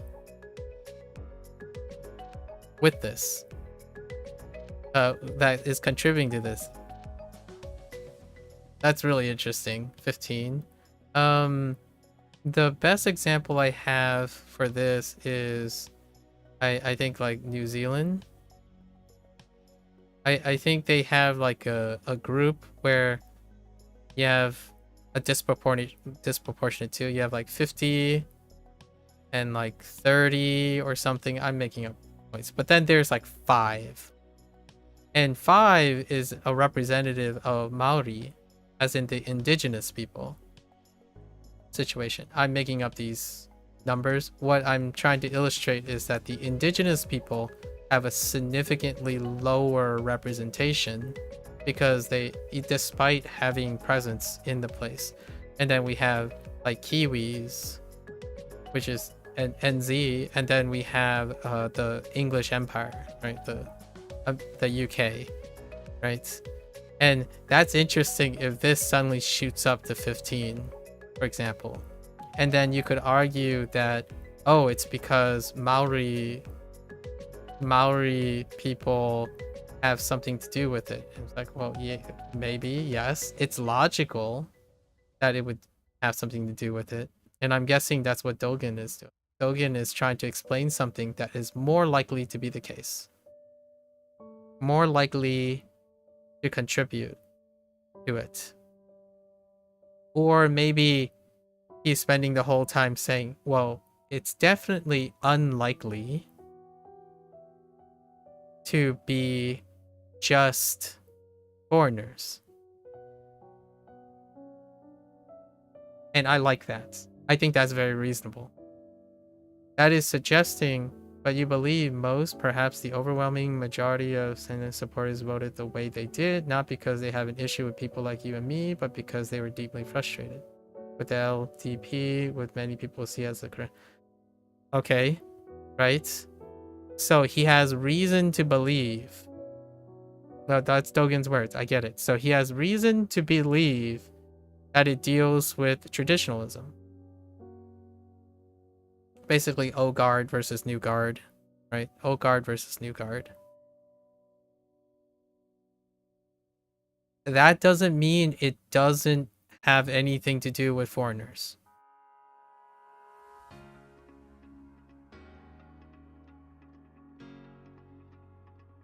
It could be insignificant. I would totally agree.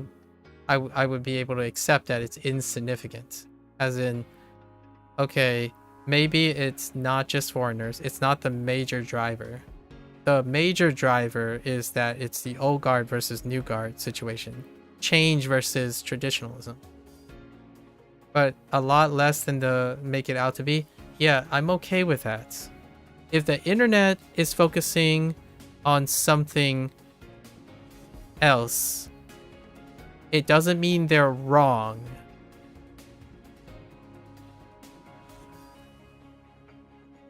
Like, is wrong. The degree, yeah, sure, I understand, right? I understand. This, by the way, and I'll throw in my little, like, I will throw in my 2 cents, and I know I'm gonna sound very political about this. When we have old guard versus new guard, oftentimes new guard is a reflection of immigration or foreign policy, so to speak. Foreign policy.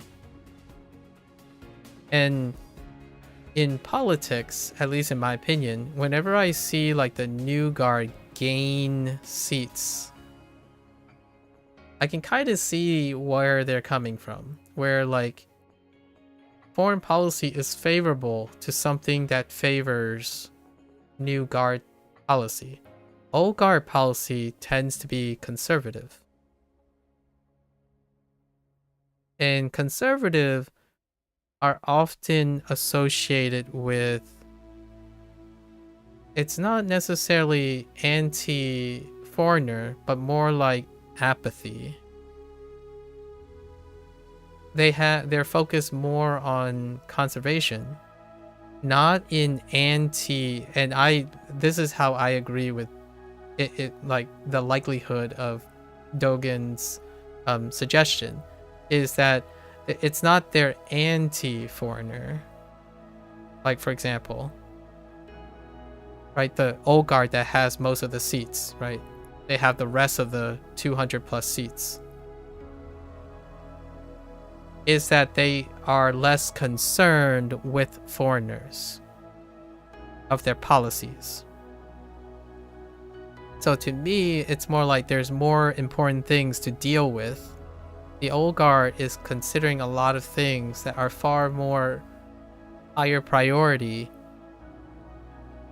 than foreigners. They can choose to care about foreigners, but they are certainly not anti, at least in my opinion. If there's a different spin on this, right? And then the new guard, I wouldn't say is immediately assumed that it's pro foreigners, because you can't know. In order, they would have to be pro foreigners in order to also gain the foreigner vote. So I would even say, you can go as far as even saying this, is the new guard have any platforms that even make them favorable to foreigners? It might not even be true in that way either. So you can weaken the internet argument by showing that whatever the new guard is, which is the party. Sorry, I'm not familiar with this stuff. The Santo, right? They might not even be pro foreigners. Sansaito, like they might not even have policies that help foreigners. Like, you can look into their platform and see if they're even supporting the foreigners. That's a way to weaken the argument too. I think this is really interesting. This is super. I'm all caught up in this. I'm like really invested. I'm sorry if, like, I want to apologize in advance if this feels very discomforting. Like, I like tackling these type of things. Like, what do we know? Like, so far, I would love to find out if what's another way to look at it. Does a new guard even have pro foreigner policy in order for foreigners to even have a reason to be voting? Now, here's a twist. Here's a fun twist. What if the foreigner vote is doing the anti perspective? So this happened in the United States too, where you can have, like, I know I'm using the United States as a voting thing, but like, United States have many of these these things back and forth all the time. So it's kind of neat to draw the parallels. What if, like, there was a election before where it's not about who you're favoring, but who you're not favoring. And oftentimes when citizens vote in the United States, like for minority votes and whatnot, they tend to pick the thing they hate more, or like they disagree with more, as opposed to saying, oh, they're voting because they support the platform. So if this is absent, they could be voting in a way to offset the offset preserving what is. So that can happen too in minority voting. I pay attention to minority voting. Again, I'm not like an activist or something like that. I tend to pay attention to minority voting because Asian Americans represent like approximately 5% of the minority vote, and oftentimes my parents are voting citizens in like their American nationalized, so they have the right to voting. And when they vote, sometimes they vote based on change, like which one creates change. If they vote for something that exists already, it would not include changes for the minorities in the country. So if you have an old guard vote, then the case is that it is unlikely to change. And it's not necessarily because they're anti-foreigner, and this part is like pro-foreigner. It's change versus no change. Like, keep the status quo versus changing. And that, to me, it's the Democrats versus the Republicans, oftentimes. And that's really fun. I didn't realize I'd be so interested in Japanese politics. Maybe I should read more about Japanese politics. And I can't wait to hear what you think about it when you're like living there. Are you interested in Japanese politics? Drama? Is that why you brought up the Dogen thing? I'll watch the video again and we can chat about it. It's actually kind of exciting. I'm more confused. Like, I'm more like interested because there's so many unknowns about it. But I definitely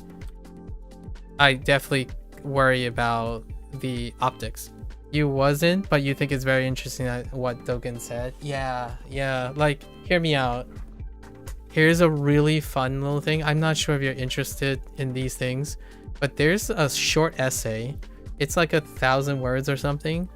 It's called the myth of Asian superiority. And now we're in it, so why not go deeper? I'm glad you think so too.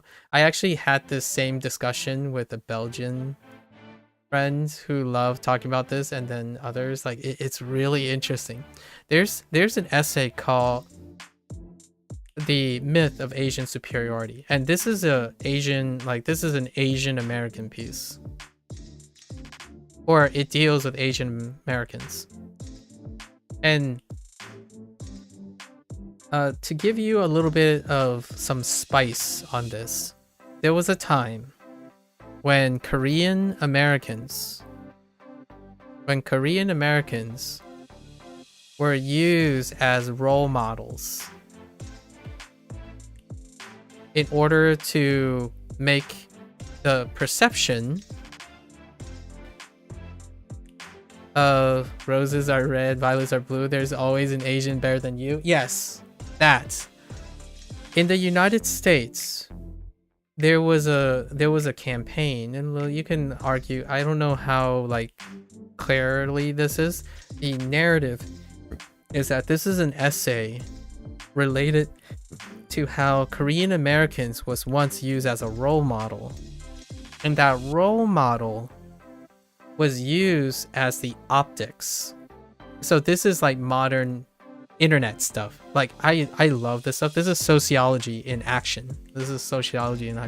So back in the day when the internet was not around, you can kind of manipulate the optics as well, right? The internet's optics is manipulated all the time.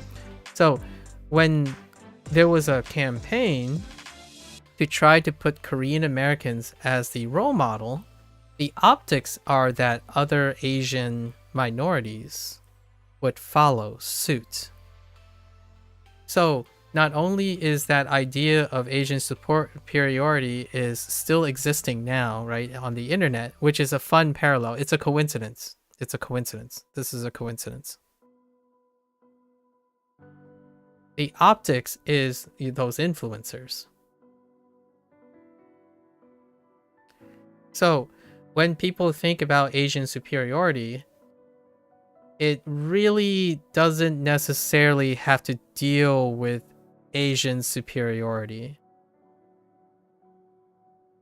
You see what I'm getting at right now?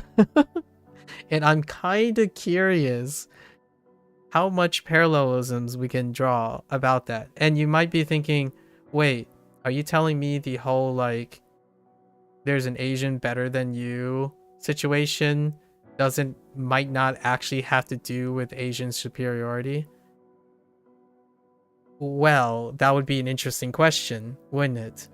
In the United States, that little stereotype, right? That little stereotype is controversially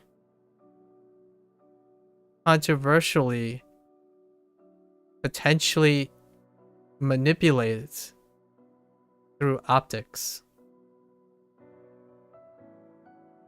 So giving the perception, and this is where I'm concerned when I share the same concerns as you do, Drama, and probably Dogen, is that optics can mask realities in politics, right? But even in the internet, it's even more dangerous because it's not necessarily moderated. That type of messaging is not moderated at all. So I belong to this group, by the way. Like, the group that this Korean period is my parents' generation.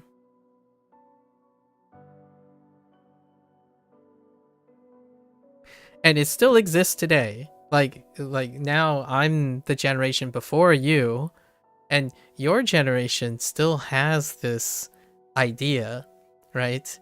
And this is one of those things that, are we seeing the beginning of this too in Japan?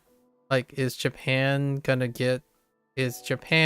to enter the world of optics, right? And you know what's so scary about that? Japan is a face culture. You probably could guess how China handles it. Like, China has a low tolerance policy for optics, so they choose to segregate. Right? Segregate. So what you see, what you don't see, the world is fine. What the outside world do not see is perfectly alright. But Japan is kind of tied into the internet now, right? And now I'm kind of curious what happens when the world has their eyes on Japan. And honestly, I'm not sure when was the last time Germany was in the center limelight, like when in the post-internet age. I think the closest was the Syrian conflict and Germany's relationship with Syrian immigrants. But in the US, like, at least in my opinion, I'm a little biased. Obviously, I live in the United States. I think most of the time it has been eyes on the US. Elon Musk was supporting your right party. Oh, yeah, that's true. Elon Musk, that's true. Yeah. And it's crazy to think that... Okay, we'll not talk about politics. Let's... You know how, like, internet does this thing where there's minimum truth, and I'm not trying to defend it in a way. Minimum truth. So the optics are at the mercy of the benefit of the doubt.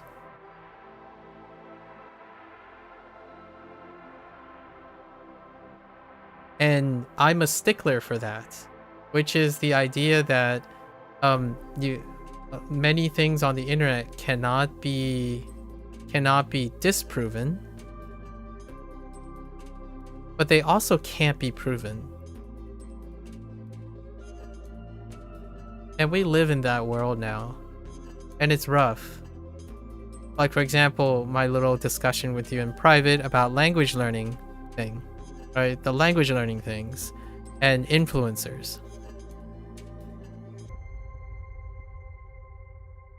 What I can say are the things that exist. But most of the time, when it comes to the motivations and like the order of operations and intent and stuff, I like to understand those things, because they're often neither you can't prove or disprove it in this age of the internet. Like, this person may have the noblest of intents, and yet it doesn't mean that the person isn't greedy, right? Like, a person could be greedy and kind at the same time. The question is, which period are you looking at? When are you looking at it? How are you relating it? And for me, just between you and me, drama, if we can do this, at least we can be reasonable. You know what I mean? So like when you said I'm concerned about, if I were concerning about you, if you belong to like some super 100% thing, I don't think so. The way you talk, the way you think about different alternatives and converging evidence, I don't think that represents the majority. I think the majority of the internet, much like you, I'm concerned because mere exposure gets them to believe anything. If you see it often enough, you believe it's true. And that the Japan thing, this is what's occurring. But that's also true as well because it's the people that, in my opinion, do not necessarily want. It's not that they can't.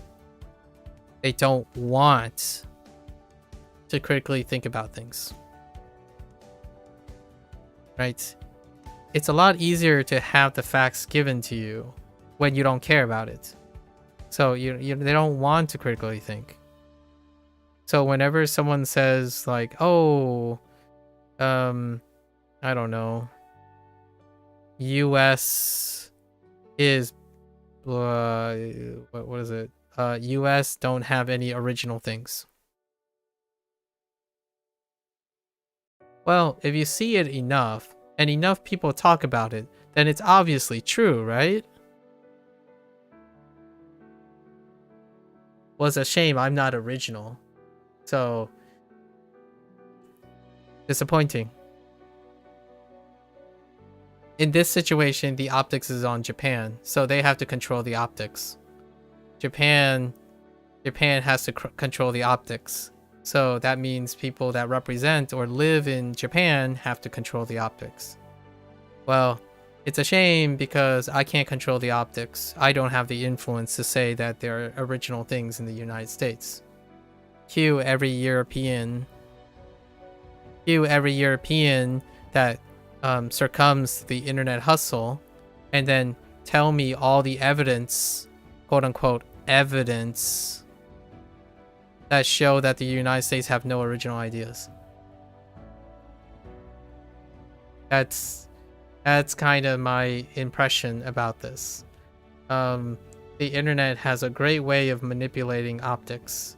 And it's not because they're wrong, it's because they might be wrong or might be right.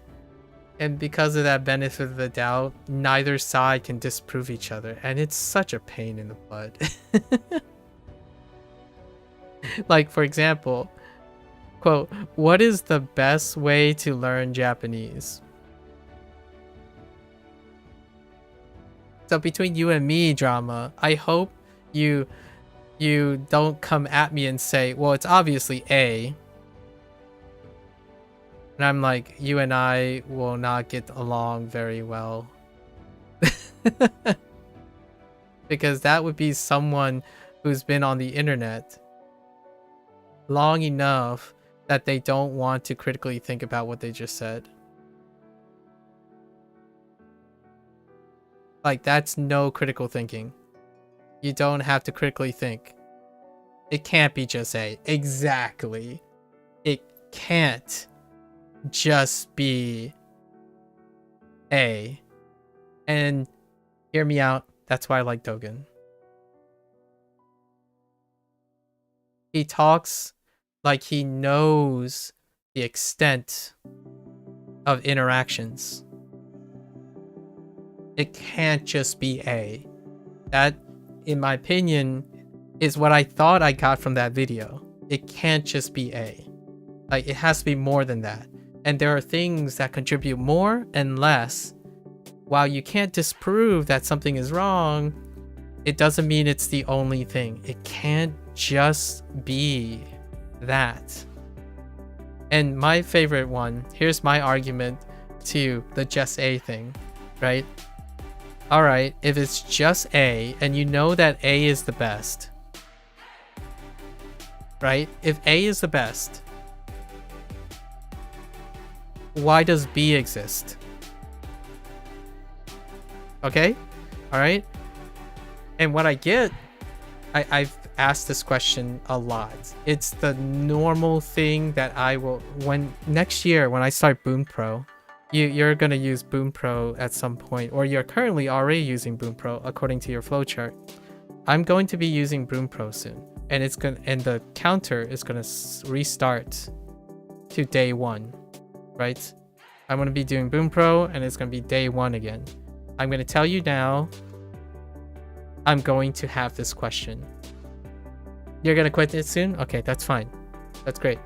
Okay, so what is going to happen is someone's gonna come by and say, what are you doing? Why are you learning grammar? A is the only thing you need, right? Because it's better than Boom Pro. Okay? Alright, like, I don't know, it's gonna be like hello italki or something like that. And then I'm gonna say, okay, so if A is the best, which is not Boom Pro, then why does Boom Pro exist? B for Boom Pro. And their comment is because you're stupid. They're not gonna say it that way. I mean, I'm sure people have enough tact to say you're not, like, you're stupid, right? What they're going to say is they're gonna tell me a bunch of facts. They're gonna try to tell me a bunch of facts that Boom Pro doesn't do. Okay, it doesn't do. And then they're gonna tell me a bunch of facts that A does do. And that's the reason. Okay, all right. Now let's think about this for a moment. They told me what is absent in B. So it's not in B, but it's in A. Let's think about that for a moment. If something is absent in B and it's present in A, how do you evaluate that it's better? That's my next question, by the way. That's my next question. I asked, like, so if B just doesn't have this and A has this, what does A don't have that B do have? Let's try to level the playing field, right? Let's go and reverse it. And what they say is, oftentimes, it doesn't matter. B just sucks because A has everything. Then my first thought is, everything? What is everything? Clearly B has something that A doesn't have, right? And then, like, no, it has everything. I'm like, okay, so if it has everything, let's go back to why B exists. And then it'll be back to, you're just stupid. In another way, they would state a fact, and that would be the end of the... It's usually that's when the conversation ends, because I can keep asking them again and repeat the same thing. Like, if it's the best, and then what happens is, if A is the best, I could say, what about C? Why C exist? Is it like, does A have everything C does? And this one gets even trickier. I like this one. I was using Duolingo, and Duolingo has synthetic voices. Right, it's synthetic. That's the classic argument, right? And someone said something like, I don't know, an immersion-based thing that has all native speak. Alright, I get that. So they would say, this is better than Duolingo because it has native speak and Duolingo has synthetic voices. Okay, right? And they say, this is always best. Right? Cool. It's always best. So may I ask why there are 40 million people, I don't know actually how many, but let's just say 40 million people using this and 1 million using this. I'll give it a generous number. 1 million uses this. And without saying much, I'm going to paraphrase. They're gonna say because all those people are dumb like you. Now, it's not going to present itself that way. What they're going to do is they're going to try to state some facts. And the facts are, one of them is Duolingo is A, and their alternative is B. A doesn't have this, whatever X is. But B does have X. And I'm like, okay.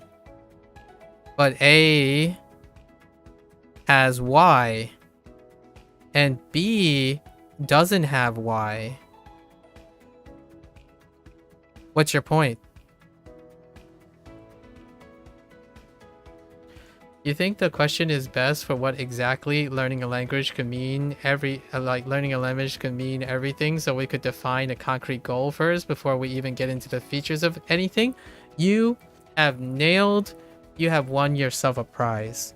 I wish I had some happy dollars to give you, so just pretend like I'm giving you happy dollars drama, like 100 happy dollars, because that is the critical thinking jackpot.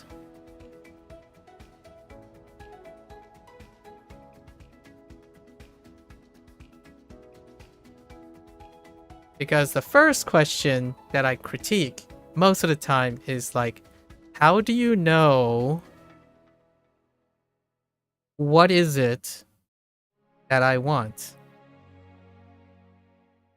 And then how do you know that the thing you're saying applies to me? Like, how do you know any of this? Now, the other person could say, well, I know everything.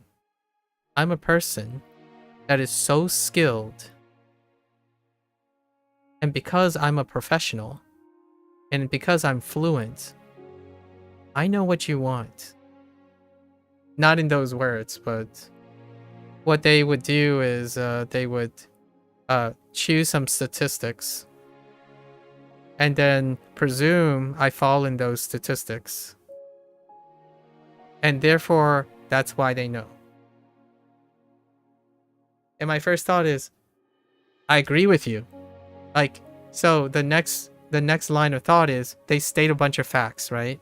That makes it likely that I fall into it.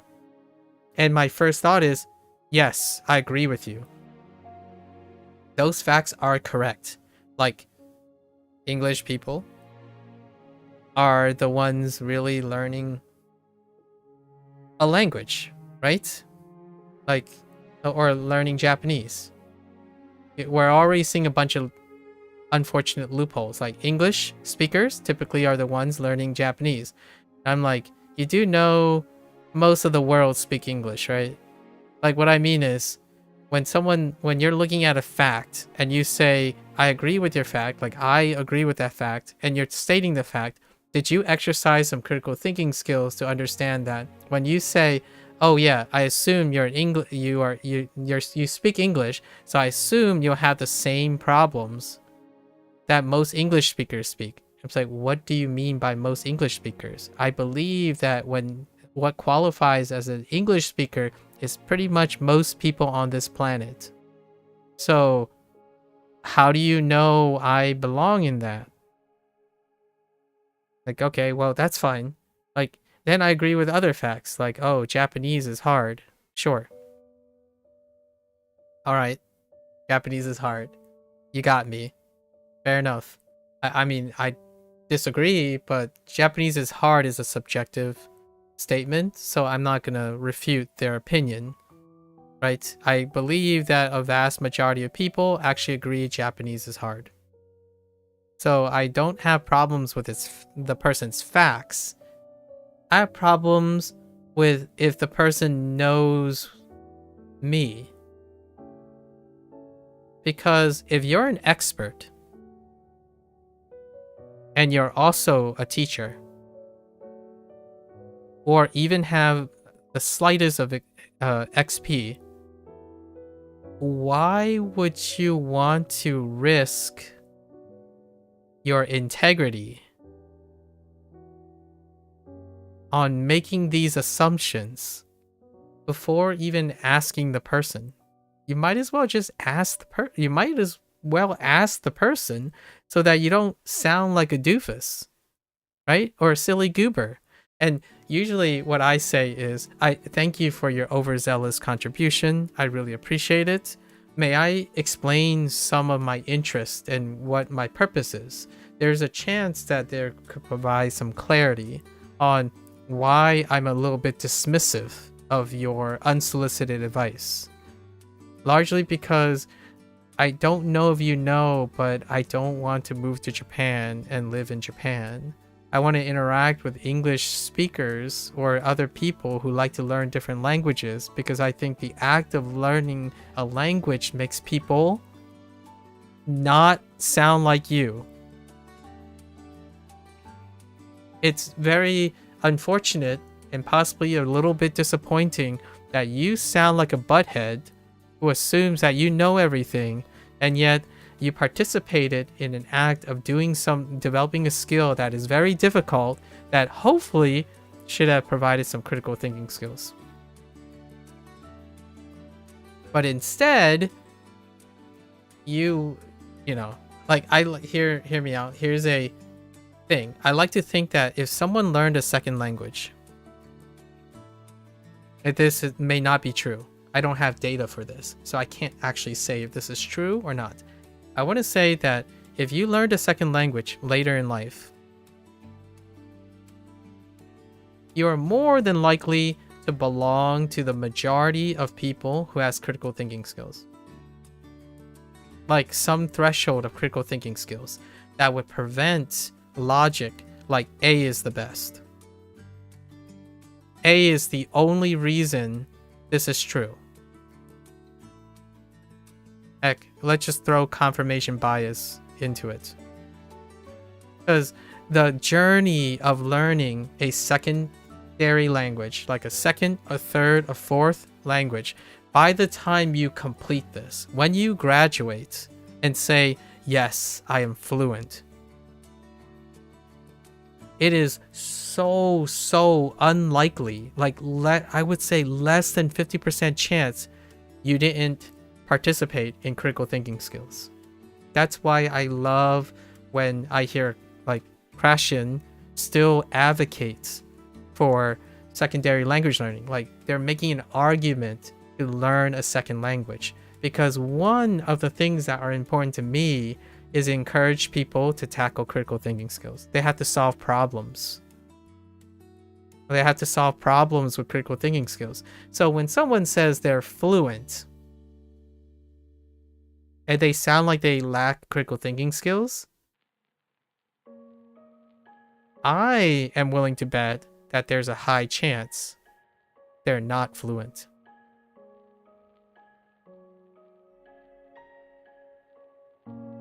I'm not saying they must not be fluent.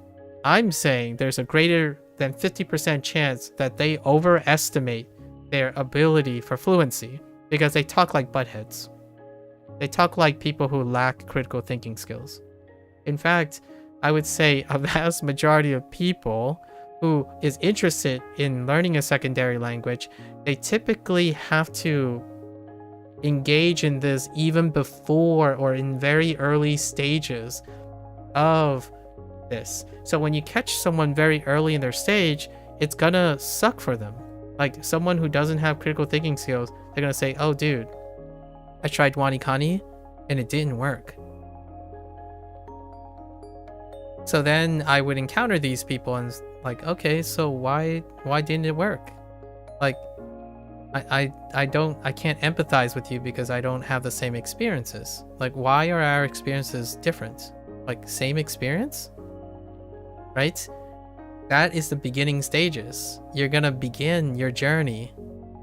Yeah, right? Your journey on developing your critical thinking skills even further than it went. You're gonna push your critical thinking skills even further than you did in, I don't know, school. If you don't have this problem in the beginning, which honestly, drama, I don't think you do, that means you have already developed critical thinking skills. And that critical thinking skills is serving you well right now already. And you hope that you leave yourself with an opportunity to develop even more critical thinking skills, right? And problem solving skills. And that's where I come in. I like the idea that I think my critical thinking skills are all right. They're good enough, but I want to get more. Let's start challenging the strength of it. That's what you're experiencing in the gym a lot. People saying you're using the machine wrong for this muscle, but you're training a complete other muscle. Yeah. And hear me out. There's something to be gained here. Like, you might be thinking, oh man, what is the point then? What is the point of like Dogen's? What is the, like, for example, what is the point of Dogen's video? And this is the greatest part, in my opinion, and my plug for why I like people of certain nature when they attempt to do something. Dogen is trying to communicate. He is attempting to tackle a complex issue. That is what happens when you start having opportunities to talk about things. So not only is he not resting on his laurels, right? I can't spell laurels. Laurels, he's pushing to be a better communicator. So that complexity, that engagement in trying to resolve complex issues and talk about it, it improves his communication skills. Which is then brings us back to this point. Why do I feel like communication skills are awesome? It involves language learning. You know, it involves your hobbies. This is a plug for communication skills. I'm not selling a course, by the way. I hope to encourage people to constantly talk, prepare statements, ruminate, that type of thing, and it'll solve, it'll improve it on its own. Is critical thinking, or the extent of critical thinking, gender based or gender limited? You feel like females tend to be influenced by emotion a lot? So here's my thought about that. Or I can make it, this is gonna be a little bit of a cop-out. The answer is neither in this case. Because let's say if females are more, let's prescribe something. Let's test this. If females are more emotional, right? Like if they're influenced by emotions,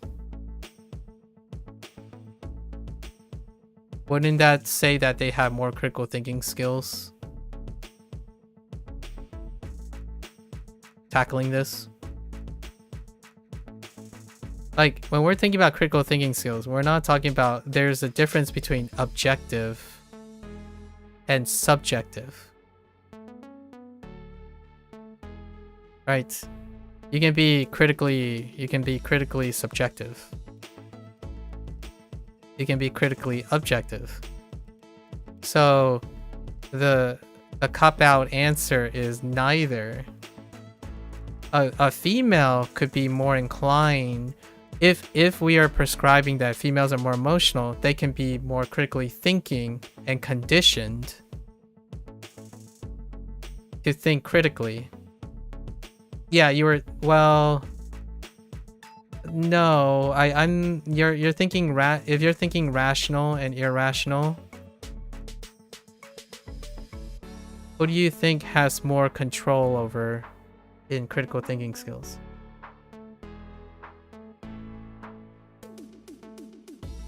I think maybe you're thinking about lack of empathy, like lack of emotional intensity versus like having emotional intensity. Because when you're thinking about rational and irrational, the people who are experiencing it is likely to have more critical thinking skills regarding it. So not only would I say that the prominence is that rational thinking, and irrational thinking, there's a chance that a woman, if we are prescribing, I'm not saying this is true, if females are more emotional, they would be tackling in the management and the thinking of irrational and rational thought, rather than assuming a male who would participate largely in rational thought, and then when that person gets irrational thoughts, they would be catatonic.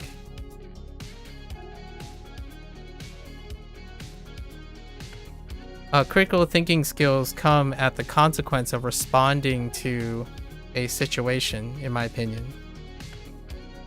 So if you're saying someone who's completely stoic, right, for example, men, stoic, how do you explain the explosive irrationality? Largely because even despite being consistent, that doesn't necessarily guarantee that they have the critical thinking skills to process it. So whenever you're talking about like mental health and stuff, and males having like the stereotypical portrayal of males having the lack of critical thinking skills to navigate highly emotional, intense situations, is because critical thinking skills happen and it's developed most of the time, not analytically. It's developed with practice. So whenever you see anger management courses, who's in those anger management courses?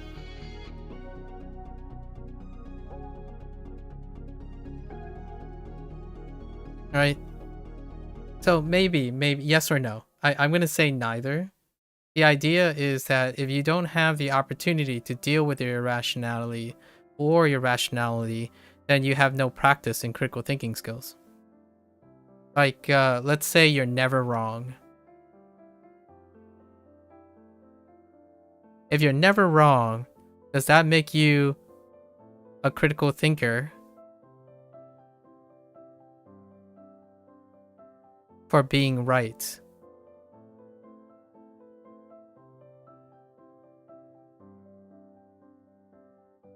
I think this is one of the most dangerous situations with youth today.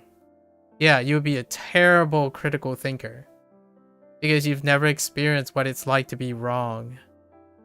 And to me, I earnestly believe that men, if we're gonna make it like slightly about gender, right? Men and women. Sorry. Sorry, my like brain said men and not men.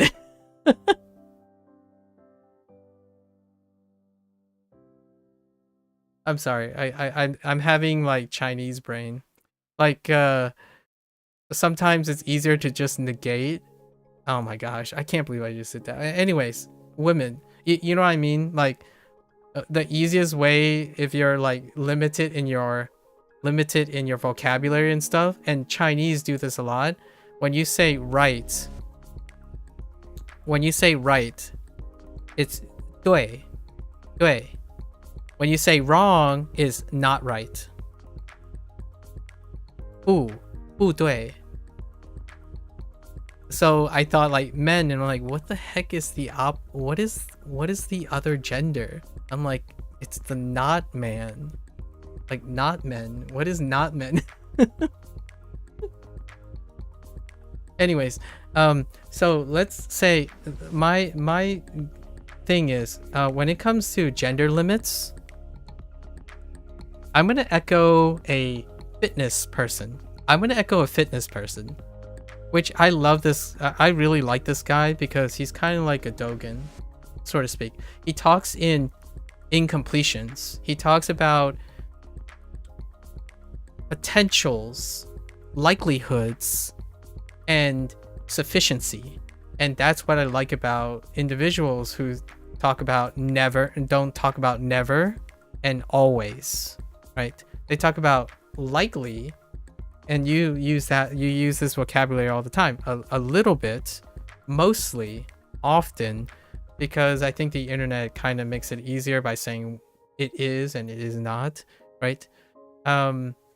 So women, I would say, if you're thinking about limits, I'm going to use a fitness thing. In the internet, we often talk about limits. Where like, what is the best? What is the worst? So in the case of the limits of like emotional critical thinking,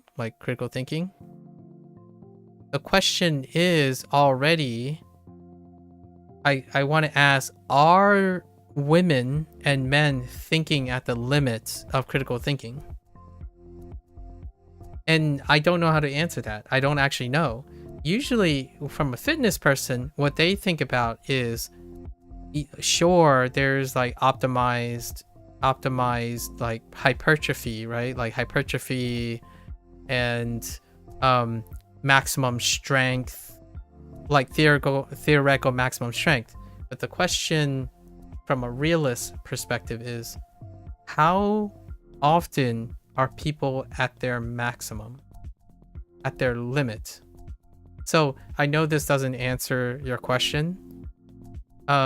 It's more like contextualizing it so that it's less of a question, but more of a preponderance.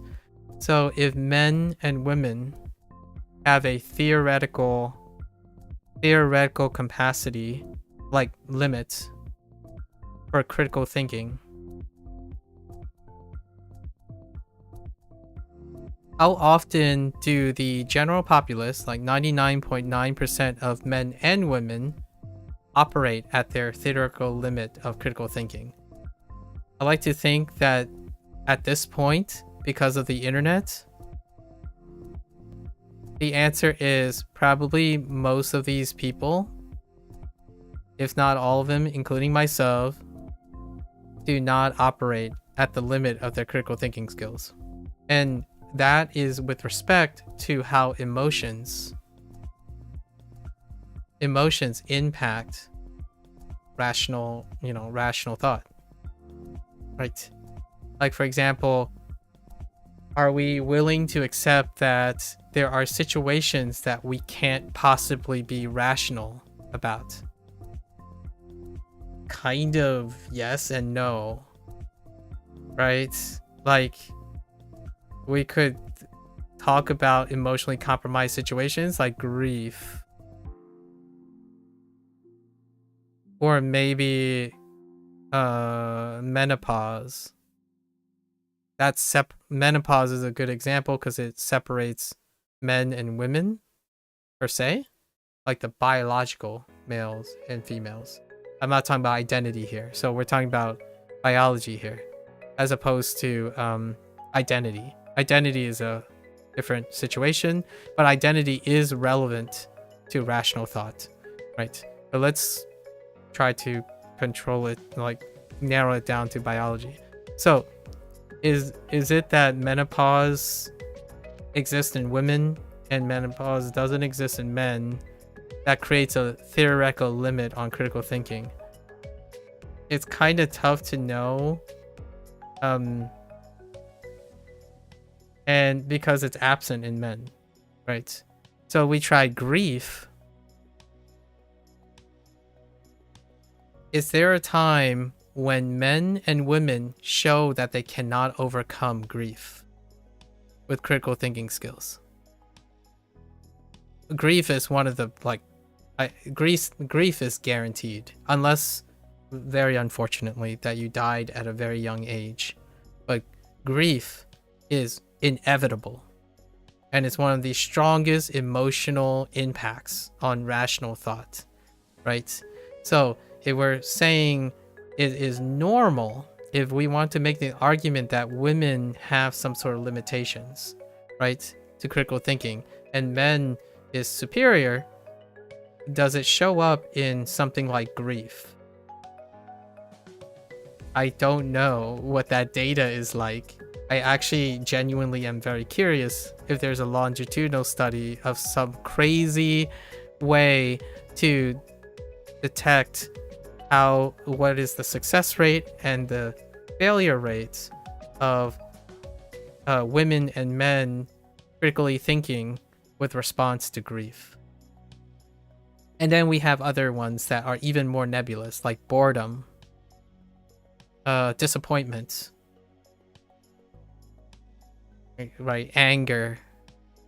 Oh, this is so interesting. I would love to do this experiment somehow, but I just know the data is going to be wildly inconsistent to the point where I can't interpret anything. But it would be fun just to do it.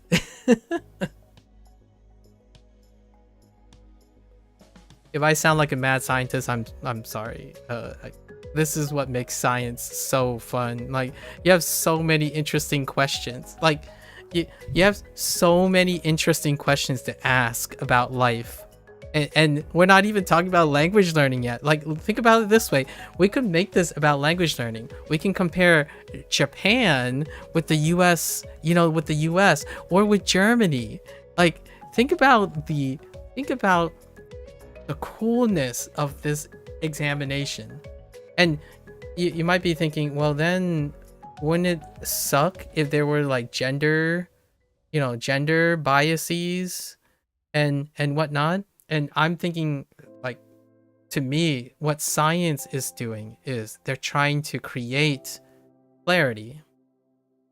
And when we understand gender biases, that means people can win. Not use it as a weaponize. And hear me out, history has taught us one thing for sure.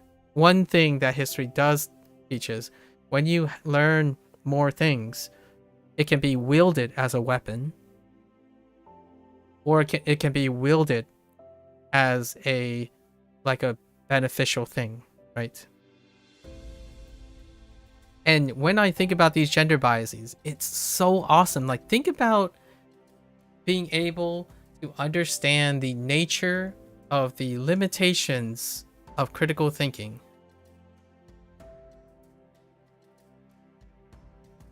That means that I know a cynical person would say that means businesses, for example, businesses could exploit this. And I totally agree. Businesses can exploit this. They already do this already. That's what gamification is, right? That's a gamification is an example. But on the opposite side of the thing, it also means that we can develop tools that compensate or enhance critical thinking. What is the world going to be like? Like, what is the world going to be like if we could understand that? Like, how can you get a person to engage in critical thinking skills in a way that it doesn't hit a wall of limitation, so that when people grow older, or as they're growing older, they are equipped with the idea that it's, in my opinion, critical thinking is one of human superpowers. It's what distinguishes us from machines. For now, critical thinking skill is one of the human skills that distinguishes us from something automated. It's the most brilliant thing, and of course, it's filled with black boxes. Obviously, black boxes. You're also very interested in understanding to what extent genetics influence intelligence and how much is shaped by environment and learning. Yeah, nature versus nurture. The nature versus nurture question with regards to the developmental intelligence. Yeah. And I'm talking about the reason why I'm placing it in developmental intelligence is largely because it's probably more quantifiable in development. So like a child development, which is very involved in language learning. There's a lot of language learning involved in paralleling child development. Usually like a psychology, intro to psychology, and like the first 2 years deal with all of the very reproducible nature of things, and it's typically dealing with developmental intelligence, and then how nature and nurture impacts that. Right, nature being the genetic factors, and nurture being the environmental. And oftentimes is often talking about, it's less actually the stuff that people focus on is the genetic component, which is the limits of your thing, and then the environment tends to be looking at restrictions. Is how many of the studies are done. It's easier to assume a limit and then see how the environment affects the limits, as opposed to assuming that person operates somewhere here and how the environment's shifted up and down. And you can't and not be able to observe the limits, right? So in human experimentation, which was it's unethical. There was a period when there wasn't any like red tape with unethical human experimentation. And what happens is most of those experiments deal with pushing people past a limit to see how environments and genetics affect the human being. Nowadays, whenever you're trying to collect data on humans, they operate within a like ups and downs in a small window. And usually scientists are trying to find ways to temporarily but safely and not irreversibly, right? Reversibly challenge a person so that they can see where the limits are. So then they can draw some conclusions with that. But yeah, this is like $1 million question, right? Not even a million, like $1 trillion question. If not, possibly one of the most fantastical discoveries in human history. But yes, I imagine that, and this deals with language learning, obviously. Many times, I will bring it back to language learning. Why is this coincidence with language learning? Because oftentimes we think about critical period. The reason why I'm bringing up critical period, because I mean, we already taught about CI, we already talked about like output theory, output hypothesis. You already mentioned mass input, which I haven't ever thought of it that way, and whatnot. Well, there's also critical period, right? And then there's ordered. I'm not sure if you are the one that mentioned it. Someone else might have, but they ordered a theory. Or I would call it the ordered hypothesis. I don't know what they call it specifically, but where learning is ordered, which is actually kind of part of one of the prongs of CI, and the critical period, right? A critical period would suggest that nature is a dominant driver, right? I'm just going to put greater than 50% as a majority driver, and an ordered period would also suggest that nature has a prominent driver. However, because of the way we measure intelligence and the vast emergence, right? The emergence of adult intelligence. Basically, the complexity of adult intelligence. That emergent property is difficult to compare it with early childhood. It's so difficult to decouple, right? Because it has too many confounding factors that are not consistently reproducible when you're developing as a child. So most of the theories about language learning is restricted, and corollary language, in my opinion, language learning theories tend to be a meta-analyses based on the most consistent things in intelligence, which is children. Childhood development is one of the most consistent aspects, and it may also contribute to the idea that most of the factors are kind of nature oriented.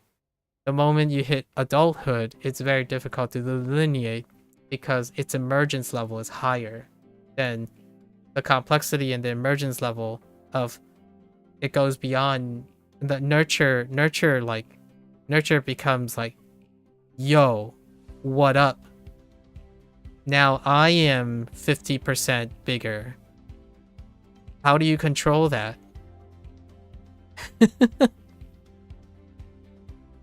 Like in an experimental setting, how do you control nurture without like violating $100 billion human rights, 1,000 human rights, unethical problems? Like how do you do that? How do you control nurture into adulthood to delineate between the emergence of adult complex intelligence versus a predictable, somewhat largely predictable early childhood development? So then that's where the critical period, the whole point of the critical period and the order is that they remain, you know, relatable into adulthood.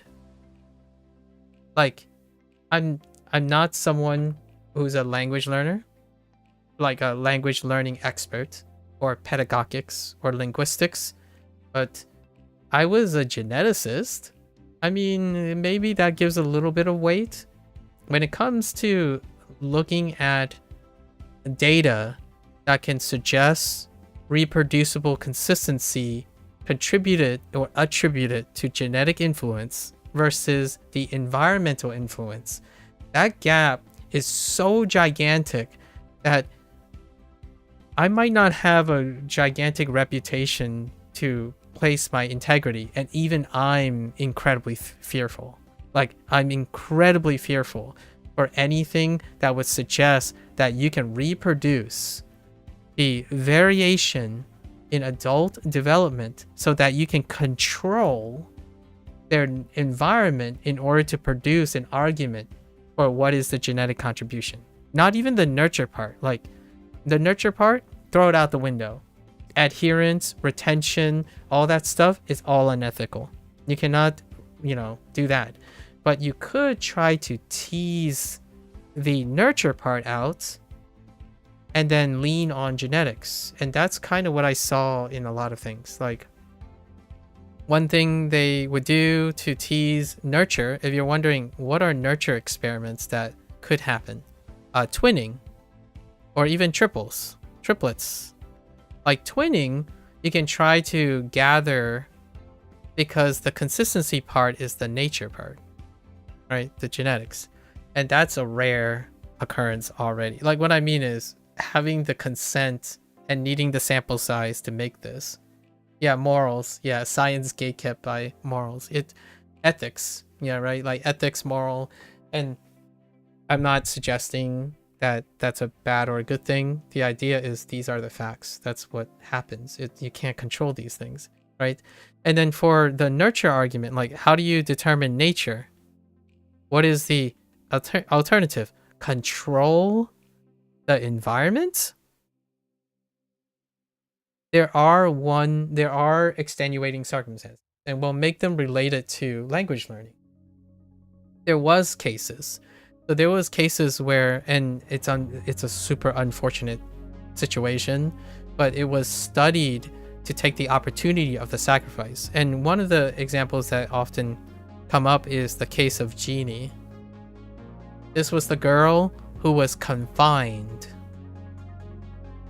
to her chair in a basement with a void of most stimuli, including the ability to speak.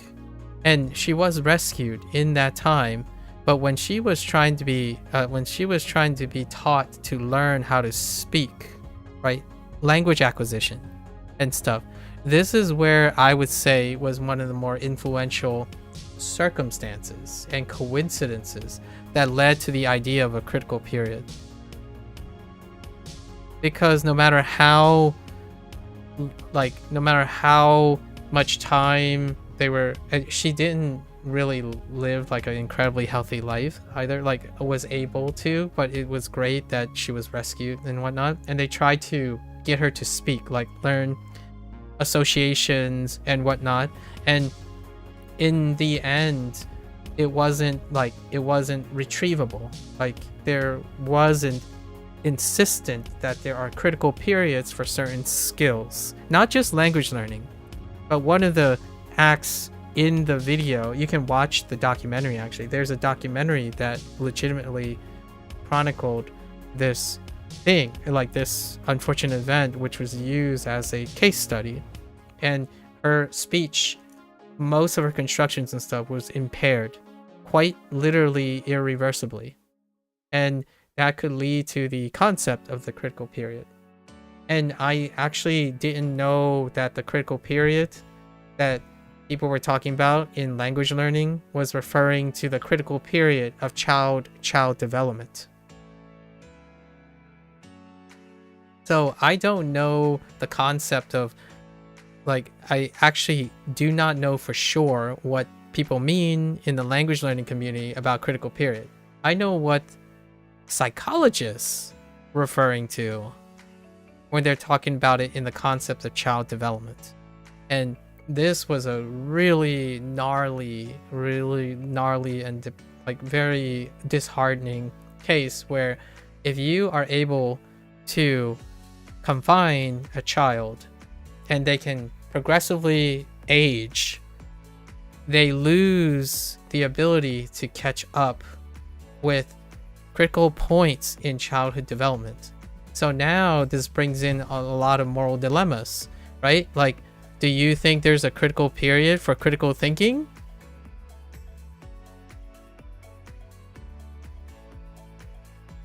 That is the future that I'm thinking about. Like, I'm old. What can I do? I'm worried that on the internet, conveniences of like thinking that is promoted right now, because no one's evil here. Like, there isn't an evil person here. There are people who are doing the best they can, and those conveniences are pushed by people who care. Older people who care. Older people who had the opportunity to engage in critical thinking. Now, if you take a whole generation that has a established form of convenience, I start to worry, is there a critical period or like a diminished return period, you know, like a time when there's diminished return on organically, like, or naturally, or organically, I don't know what the word is these days, organically developing critical thinking, because this hasn't happened before. It hasn't happened in human history, in my opinion, in a regular way. Like, there wasn't a generation where there was a tool in the world that you can use zero critical thinking skills until adulthood, until 20s. Like, most of the time, the obligations of the 20s right now, and I'm referring to Gen Z, is when you have to tackle those. And I often wonder, because I haven't tested this out, like I don't teach in a grade school, I don't teach in kindergarten. Like, has it changed? Like, I'm worried. Like, for me, the sooner, in my opinion, the sooner, when you're not working, like you're working, you know, when you're not alone, you still have loving parents, you still have loving friends, you still have like people who are interested in things. When they are still around, that could constitute as the environmental critical period for effective critical thinking. Like, so what happens when there's a child who's withdrawn and only sits on the internet having parasocial relationships? There's no feedback, right? Like, you have a Gen Alpha. The common classical Gen Alpha is, if they don't have a support system, which happens quite often, like much more often now, they're withdrawn. So then they spend most of their time, nearly 90% plus, on parasocial relationships. So that means they get zero feedback. Like zero feedback. Absolutely zero feedback. A parasocial relationship cannot provide feedback for you. So what happens is, we were talking about men and women earlier, right? Men and women. My thought was, you have to challenge them in order to create critical thinking. Well, if you have zero feedback, how can you develop critical thinking? You have no feedback. So where does the feedback come from? The first time you encounter a feedback is yourself. And you know when Gen Alpha, we're using Gen Z as the example now. The people who are in their 20s, when do they encounter their first feedback in order to engage in critical thinking? All the expectations presented through parasocial relationships.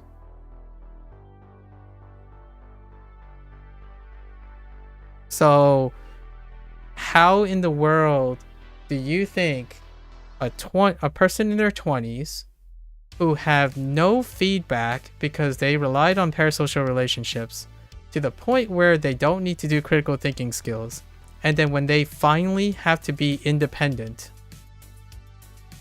like go off to school, go to Japan, like start a career, enter relationships, like companionships, when you're independent, and that is the first time you engage in critical thinking. And when is that? It's in their 20s. The vast majority of the people that I meet right now is between the ages of 20 and 25. And it's a mixed bag. I would say, like, this is anecdotal, obviously. All of this is theory, grain of salt. I might be able to see some hardcore data and longitudinal studies when I'm almost on my deathbed. It's going to be another 20 years before we can ever see the impact in a longitudinal study or even a meta-analysis. By the time Gen Alpha becomes 40, there might be some data on how it impacts Gen Alpha. And by then, or Gen Z, sorry. And then by then, Gen Alpha will be approaching their 20s to 30s, and then, you know, it's always behind. Science is behind most of the time. You need data in order to do these.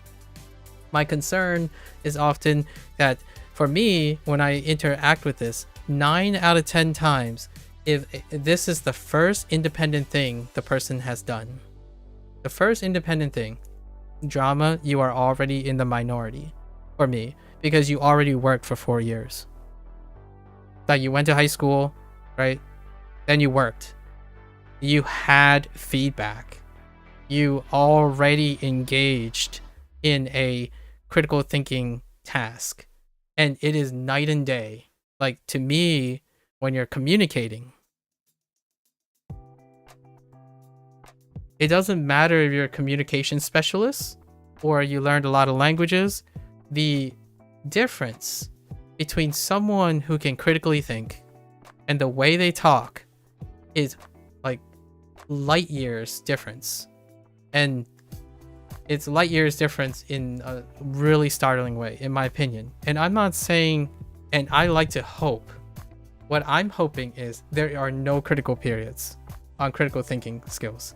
Like, there's no chance that if someone's first life commitment is at like 25 years old, right? 25 years old, they finally decided, I'm leaving the house and I'm going to form like and tackle the problems of human dynamics, right? Of human dynamics. That this person would not end up being catatonic. Catatonic, in the corner, feels like they can't trust anyone. No trust. No semblance or relevance of like problem solving. You can't solve arguments. You can't talk with the person. You can't compromise. You can't cooperate. You're learning those things. So at the age of 25, you can start learning them. And to me, if there are people that you can start and you can understand this nature, then I don't believe that 25 is too late, right? Now, here's the alternative. What if business and technology double down on providing conveniences to remove critical thinking?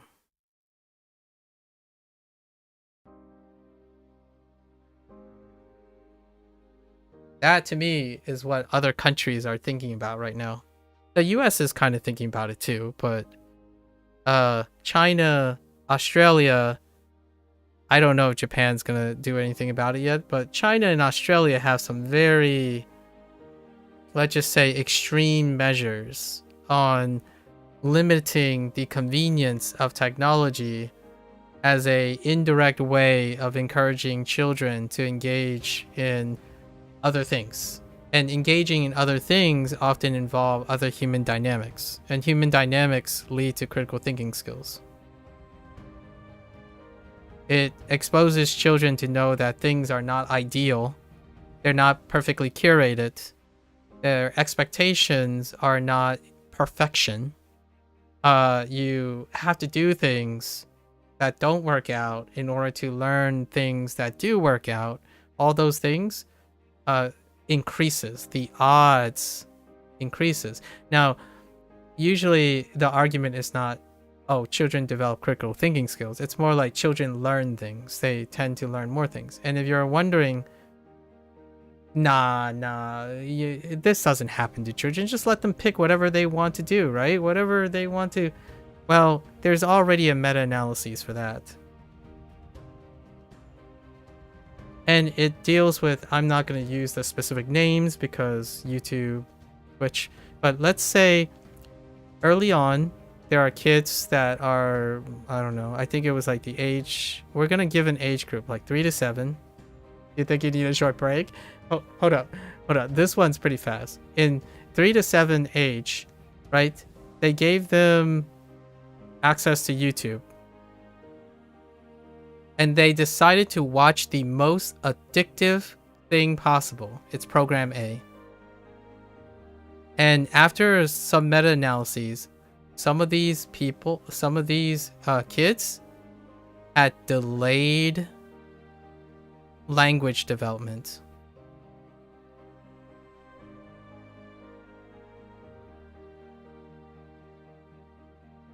How scary is that?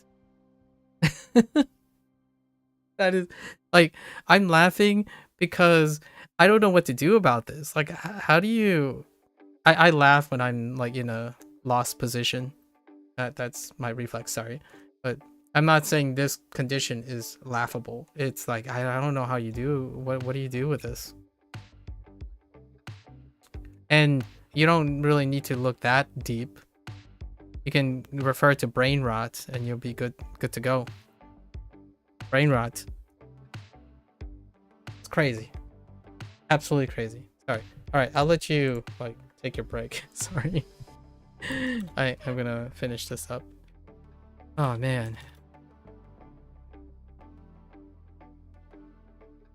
Yubinbako. Yubinbako. My hands are kind of stiff from writing. Eeh. Post box.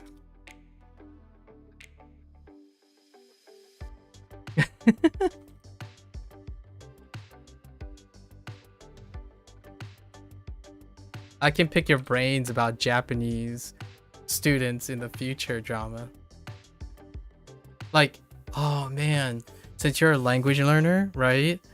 Oh, you can speak to other Japanese like kids and stuff in English to see like to gauge things. Oh man, there's so many things I'm gonna have to ask you in the future. Like you're gonna go to a university too as a, oh man, that I gotta ask you about this stuff. The only time I was at a different university was an English speaking situation, but haven't ever been to a university where the primary language being used is like not the language I'm using. So Honestly, if Japan was offered, I would have gone to Japan, right? So, oh man, I have to pick your brain about that. I think you are the only person that I have access to that is going to have a post-adult transition period with a second language, and you're going back into education in the language that is not your first common language. That is absolutely absurd. I think your brain is going to grow like 6 times its mass. I really truly believe in critical thinking skills. So if you put yourself in such a strenuous environment with so many adaptations, your brain is going to, like, you're going to survive, right? If you survive, your brain is just going to be rippled. It's going to be ripped, man. Like, we're talking about, it's going to be all curled up. I don't know if you prescribe to the smooth brain. It's not really true, but the stereotype, like smooth brain versus like the ripple brain, man, your brain is gonna be jacked. Okay, all right, I'll let you AFK. Sorry.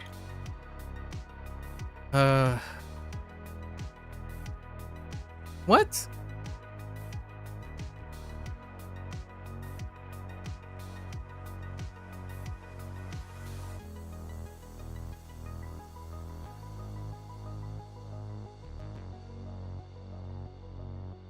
Hold.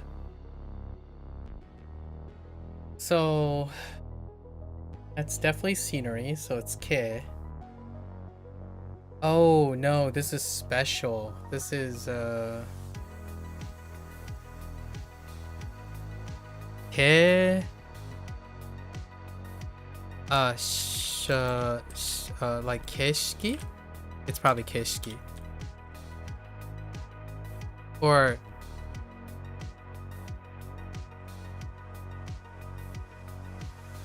oh no, maybe it's not. It's foreground, right?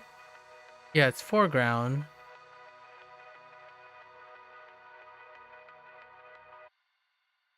Foreground. Oh, what time is it? Oh my gosh, it's 4 a.m. I didn't know how long I was going. It's 4 a.m. Okay, no, I think this is right. Zen? Yeah. 前景 What did I type? I don't know. Foreground is foreground. Okay. 貸し切り Skitty.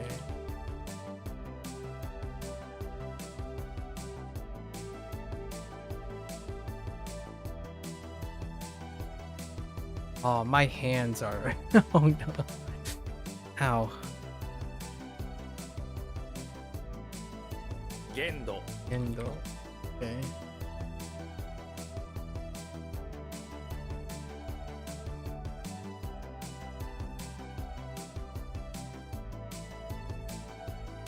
Hashi?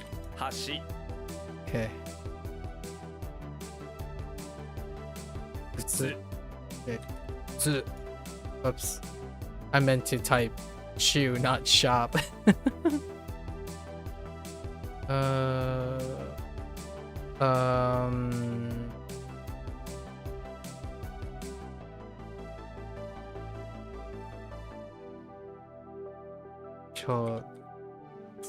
Wait. Yeah, chokusatsuki. No. Setsu. Oh. Yeah. 直接的 直接的 is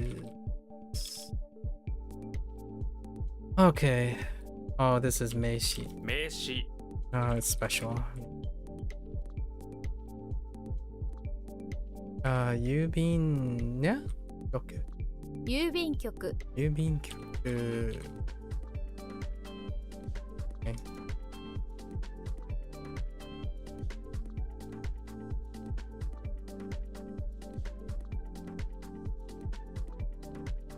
Wait.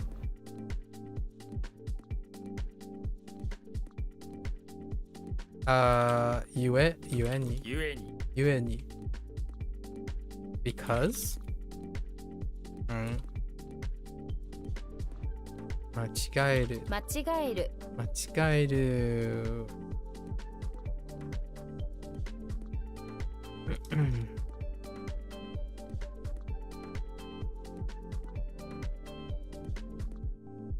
Heck.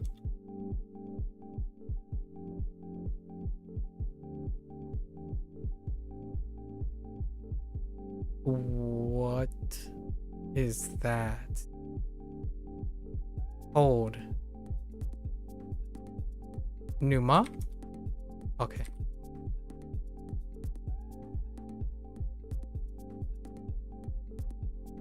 Shiri? 退く。退く。退く。Okay.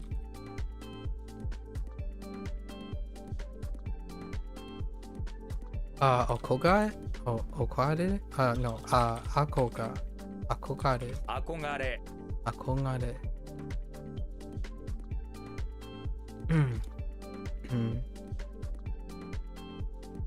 Oh.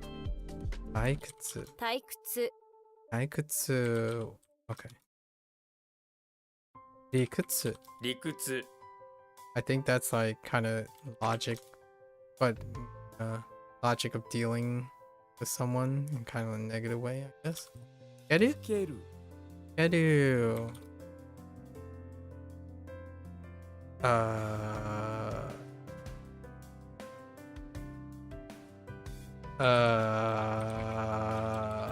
Oh no.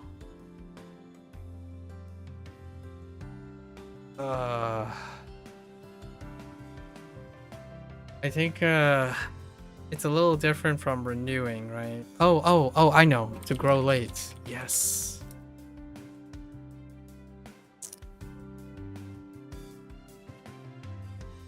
Muga? Oh, Mugamuchu. Mucho. Mugamuchu. 無我夢中。 Oh, Mugamuchu. Mugamuchu.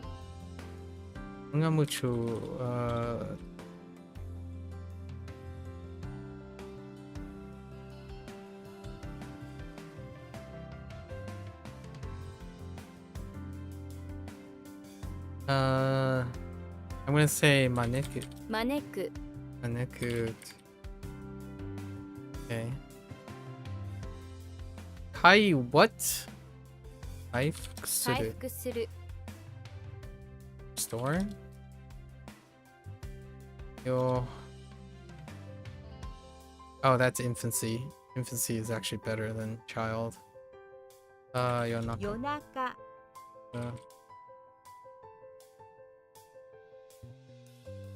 夜中。 Kasa or Kasa.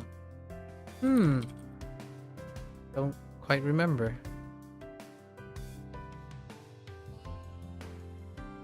Oops. 輸出。 Yusutsu. Eh.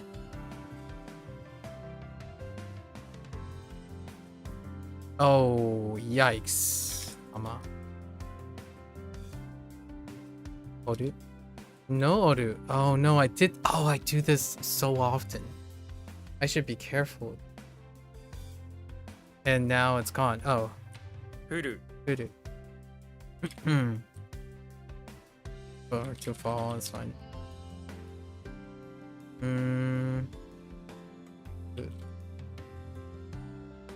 Yo. Bit forward.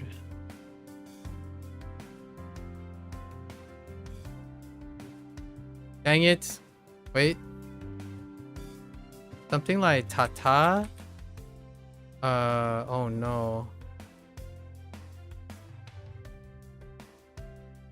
Oh no. Tatagabi? No. Tatabi?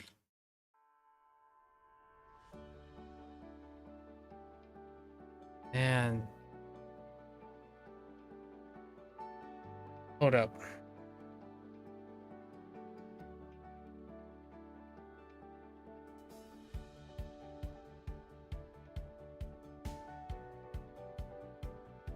something tatabi. Or a tata.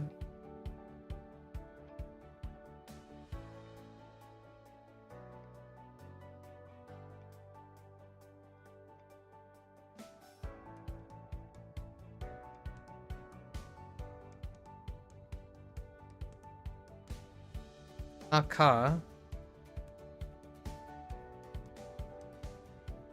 Futatabi. 再び Tatabi. I think it's again. Oh, wait. Sono.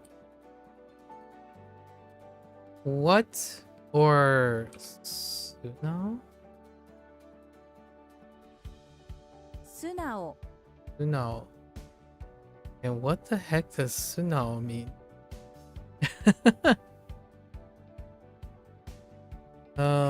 It's like the elements fix.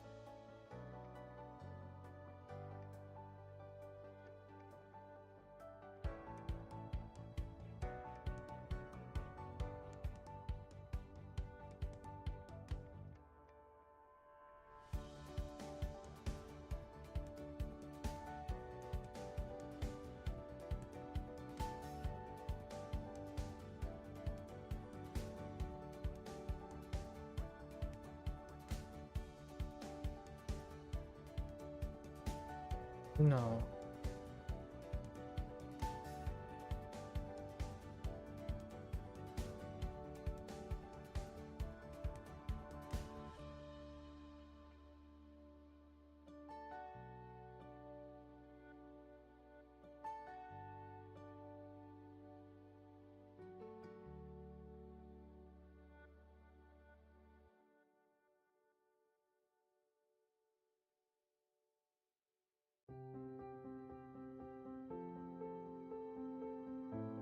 Dang it.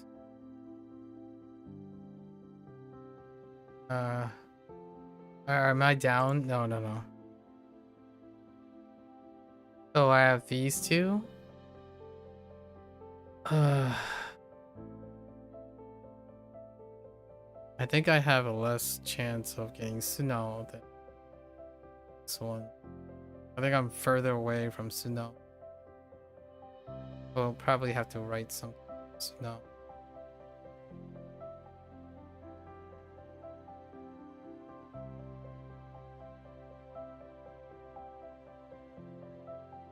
I want to say it's like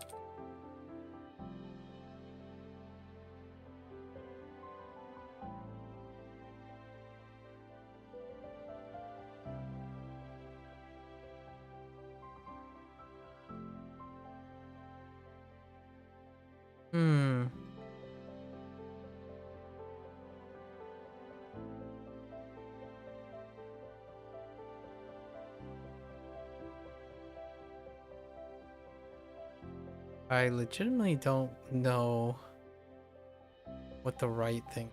Weapon and loiter. I thought it was.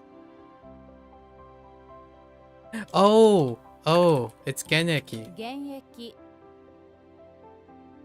Yes, I devoted a lot to that mnemonic.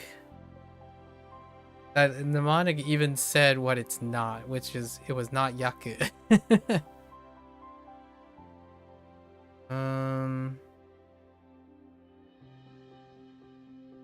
Welcome back.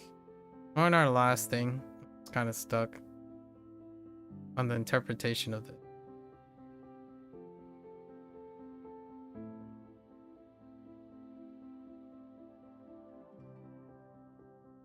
No.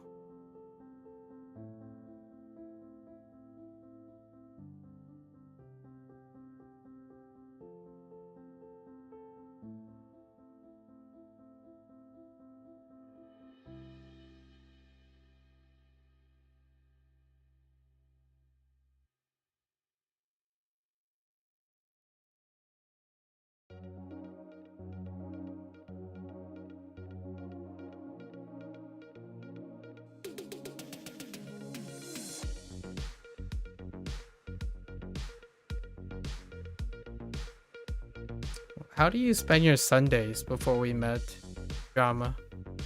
What do you do on Sundays?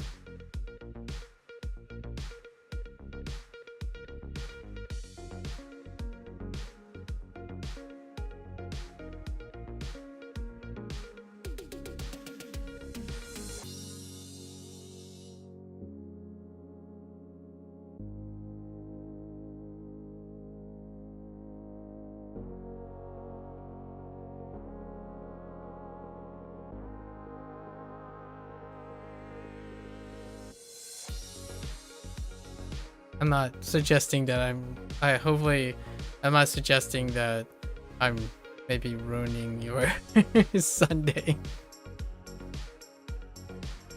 Man. 6.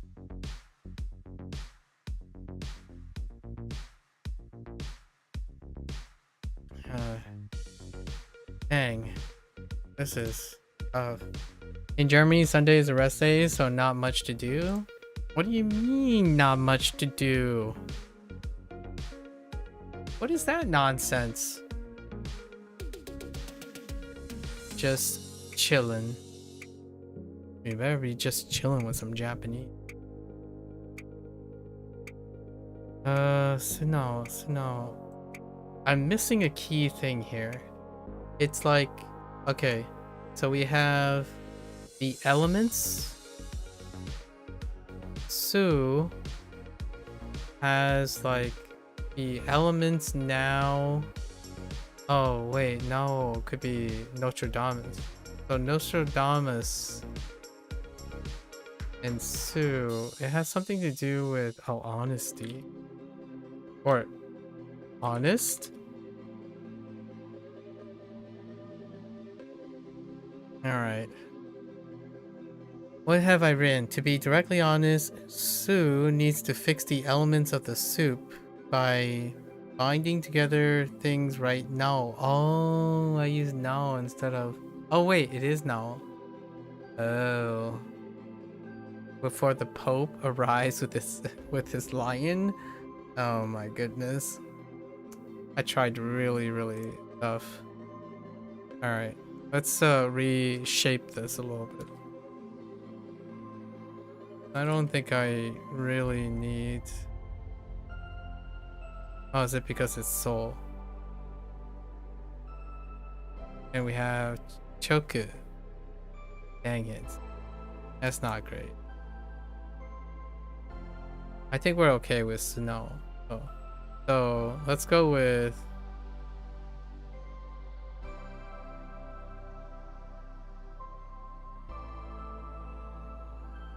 No, let's do someone.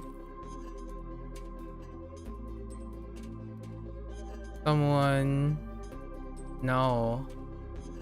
Oh no. You think you'll check out graded reader stays? Oh yeah, let me know what you think. I do enjoy reading those graded readers. It's kind of very passively enjoyable if you're wanting to chill. Let's just go with Su. No. Let's go Su no.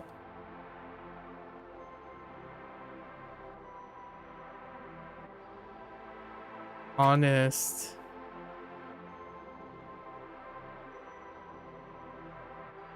Being okay. About what?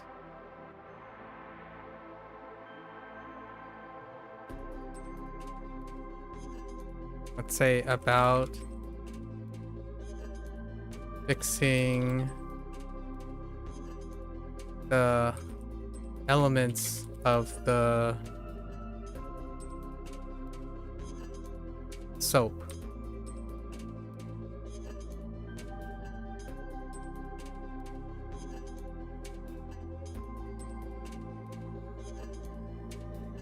It's fine. We'll come back. I'm a bit tired. And tomorrow we have some clear stuff. So, oh yeah, tomorrow is gonna be standard half day, right? Oh, we have to start at 6 p.m. or I have to wait till 6 p.m. We're probably gonna do HanziHero first tomorrow. as well. So chill. WaniKani is so chill.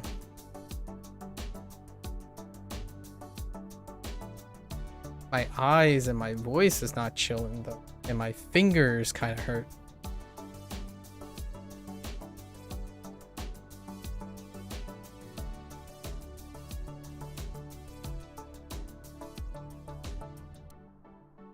By the way, I do want to say,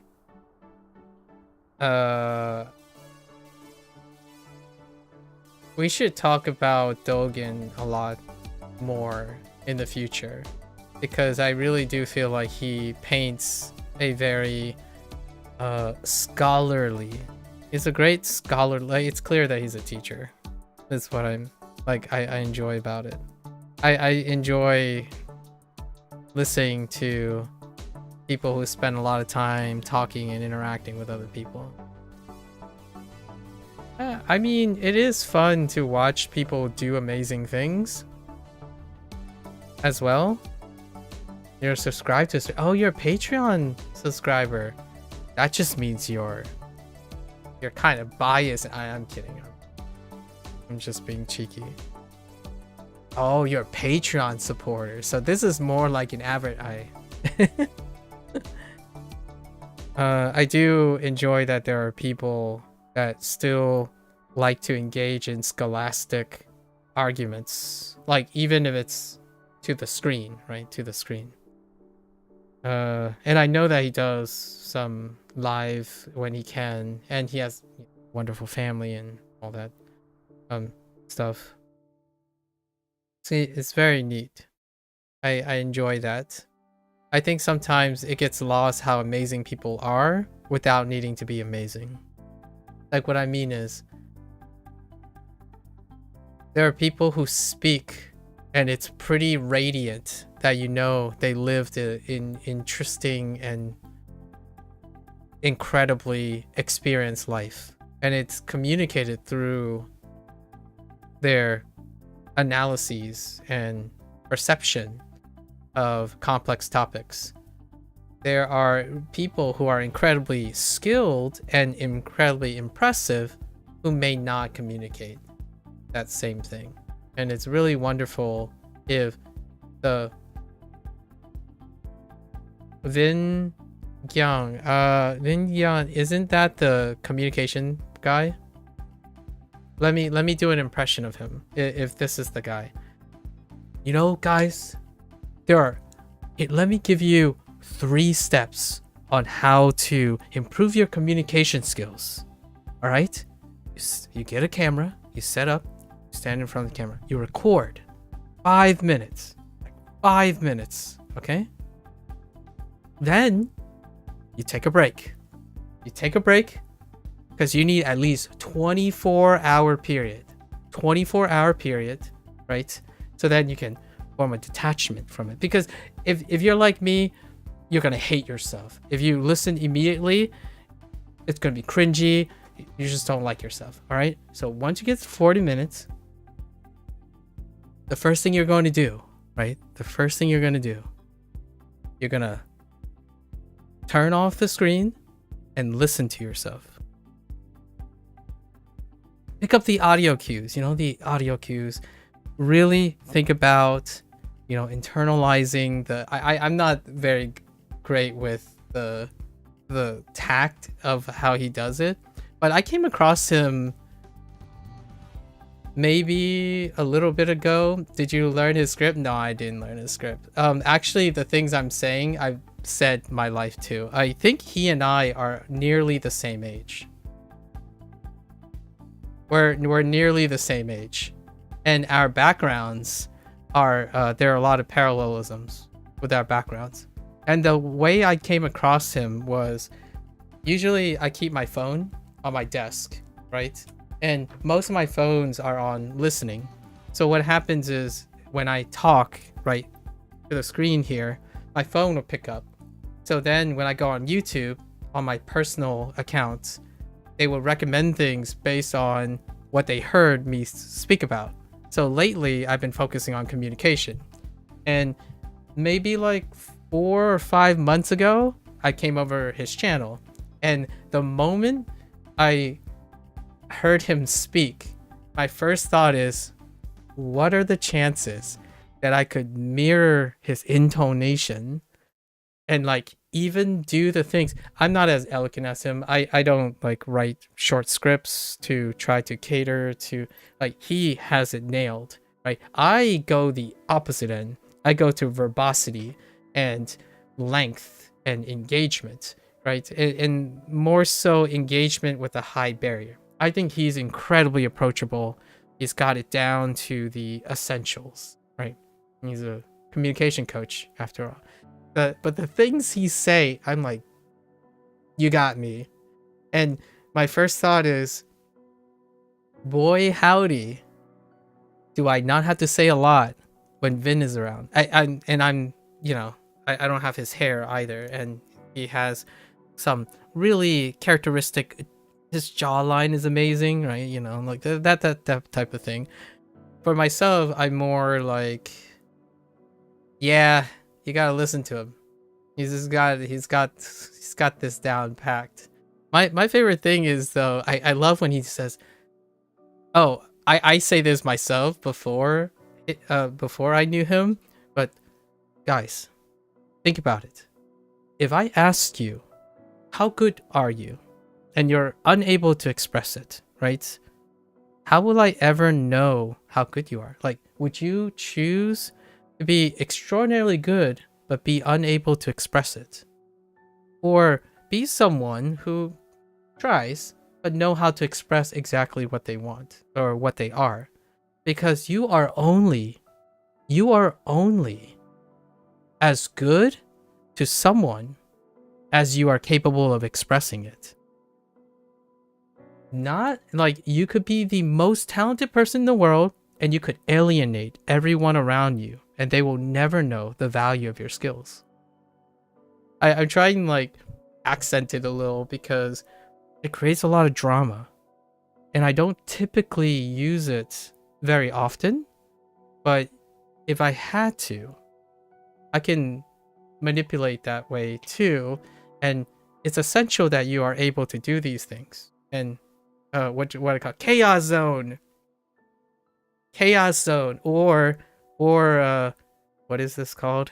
It has a name for these things. I have a name for everything as well, but the center of power, or I forgot what this is. But I do like if you know these things, you can also violate them intentionally. And you said something similar like that multiple. Yeah, and that's how you remembered him. Oh, I see. Yeah. For the record, there are a lot of coincidences between me and him. And when you have one coincidence, right? When you have one coincidence, and you have another, and you have another, the odds of us not being similar, or the odds of us being very similar, goes way, way through the roof in terms of probability. And I can tell you, without even saying too much, it's not a coincidence that there are various things. If you see me in the wild and I'm giving presentations and whatnot, the format that you see him in that way, that would be my format. It would be my preferred format. Maybe I wouldn't wear the hair as crazy. My hair actually goes pretty crazy when I don't take care of it, but there are various similarities. And when he tells his story, I would say that I would not be surprised if the two of us have very parallel things. And that's what so fascinating about nature versus nurture. You know, the idea that we talked about earlier, nature versus nurture. Actually, most of my communication techniques overlap with his. So someone told me, how do you, like, for example, how do you prevent the infamous Gen Z stare? Or how do you prevent someone from, okay, and then the conversation ends. What do you do? Well, I can go even deeper than that, and he probably has too, where you take the topic, you ask a question, right? Then you use that as a leaping point. But you can do one better. When you leap a point, you meet their energy, right? That's how the question ends up. That question allows you to meet their energy. And when you meet their energy, you can pull them into your energy. So at first, when someone's like really sad, like someone comes up to you and say like, oh man, you know, this day, I had the worst day of all time. I'm sorry to hear that. Tell me about it. Like, it sounds like that's quite a day. Is there anything you want to talk about? So you're matching their energy, right? And you ask the question. You learn about it and you slowly say something like, well, you know, I know it's kind of tough, but hey, how about we try to elevate our emotions a little bit? Like, you still have the rest of the day. You want to go do something? Let's go do something. Like, let's go do something. And I want to see if you can meet me halfway, at least, or even to my level, because I want to share with you and empathize with you about being happy now. Screw the old stuff right now, but I know, let's take it slowly, right? And then we pull the person into our energy. And what happens is you make sure that you go back to the topic every once in a while, like to assure them that that is what's on your mind. So you go to a new place and you're wondering, like, hey, how does this make you feel? I know earlier that you were having a tough time, and I don't want to mean to remind you about that, but if I gave you this bubble tea right now, how would you feel? Would you feel like, oh shucks, this bubble tea, let's hammer, you know, let's get another one. It's like, all right, you're on. Or we can take it more slowly. The idea is that you keep recognizing and acknowledging that their problem exists, but you also contextualize it in a new way. So in the future, like, you meet the person again, you're a friend, it's like, hey, you're having a bad day, let's just go grab some bubble tea, right? Conditioned responses. So now you have your communication skills, you're practicing your communication skills, but you're also practicing associated conditioning. You're practicing coping mechanisms, but coping mechanisms in which you can control and be able to affect the other person positively.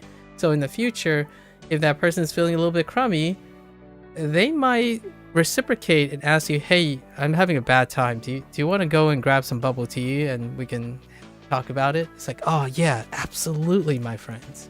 Let's go and grab some bubble tea. Right? It was an evening and you met up with a friend and immediately started being high energy and also hyped them up. Yeah, you gotta experiment, right? And the greatest thing about communication is that if it doesn't work at first, you have the experience to pull it back, right? Like, you can initiate or not initiate, you can flow, and the thing is, the comfortability and the confidence comes from knowing that you have another way, another thing to approach. Often that's felt really intuitively. The more situations you're in, and I would probably echo Vin and maybe Justin, where, oh yeah, Justin Sung is another person. Yeah. Communication and critical thinking, for that matter, critical thinking flows into communication. The more you do, it's one of the essential skills that if you're not analytical and you don't want to say step 1, step 2, like analyze your stuff, the greatest thing about critical thinking skills and de facto affecting communication skills is that the more you do it, the more likely you are to develop confidence. And that confidence is not coming from the idea that you know everything in the world, you can memorize everything. You know that you're confident you'll be able to impact the person you're talking to, and you'll be able to express the thing you want. And that goes back to a very early topic that we talked about, which is when you said you had a very bad experience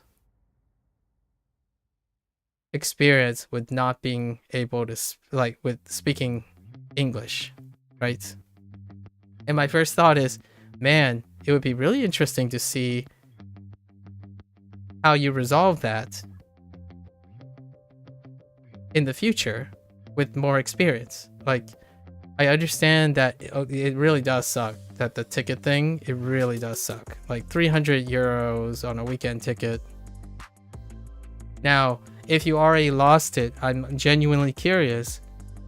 Was there a way that you worked on turning the terrible environment into a happy environment, or like trying to reconciliate?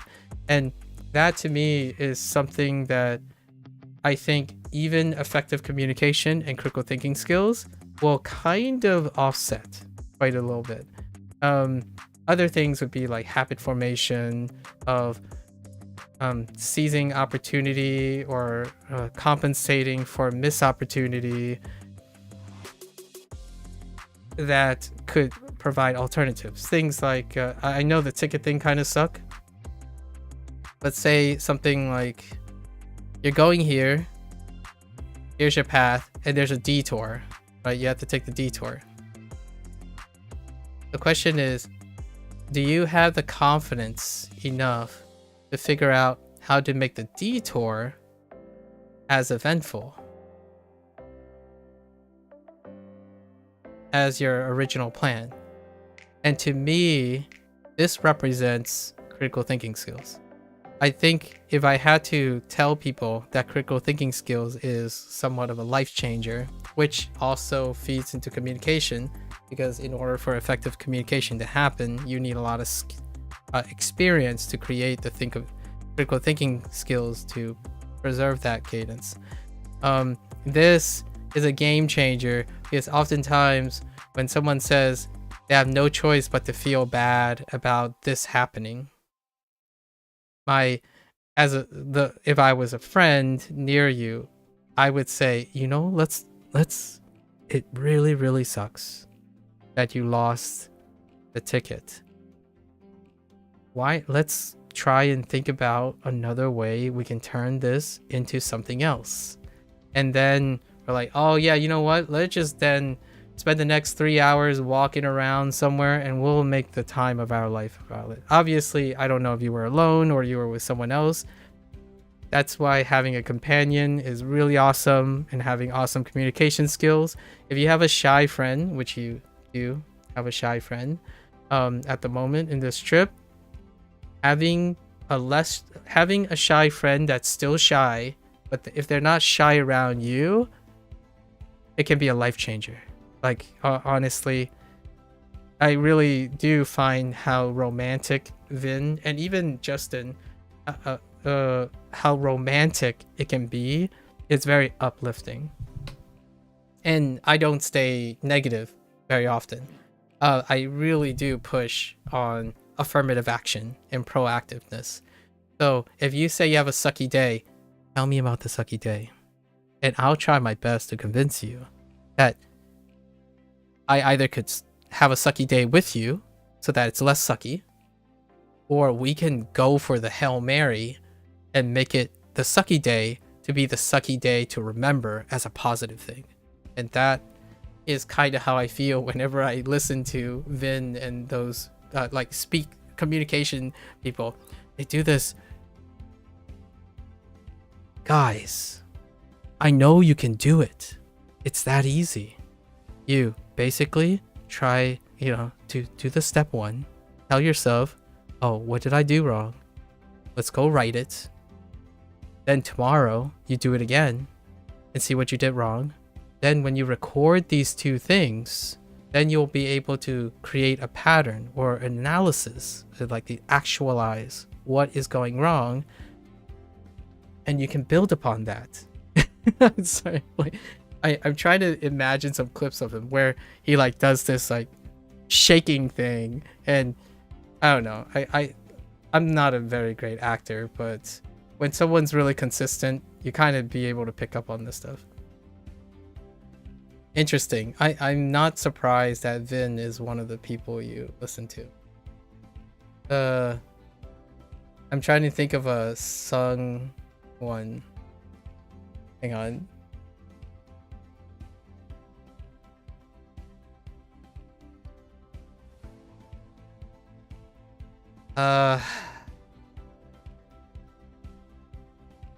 We're gonna have to think of something else. Yeah, like I'll have to come back to him. He has a much more a bit more mellow. Then you have like the crazy things. Another one is probably, I don't know, is Phil DX. Interesting. Phil DX. Interesting. Hold up. Phil.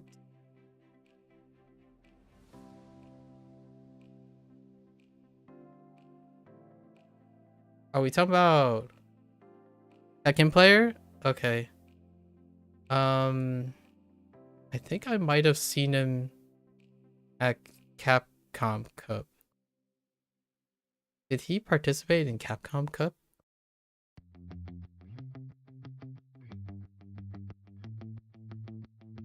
CEO, DreamHack, TNS. No. Interesting. He might have went to Capcom Cup, just didn't place. Intriguing. No, I have not. Yeah, you're right. Oh, I might be related to him.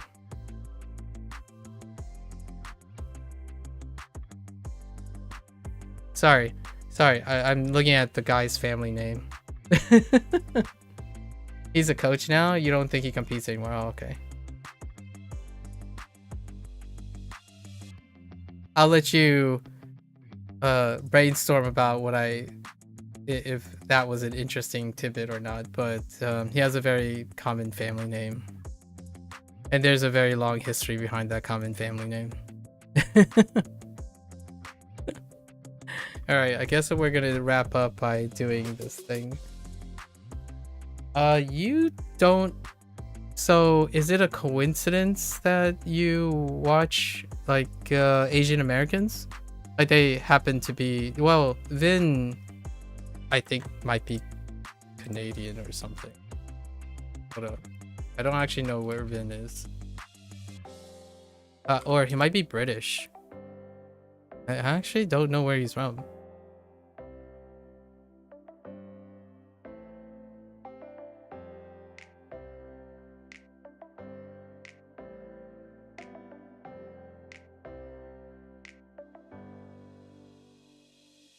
I mean, I know he's Chinese, but like, actually both of them are Chinese.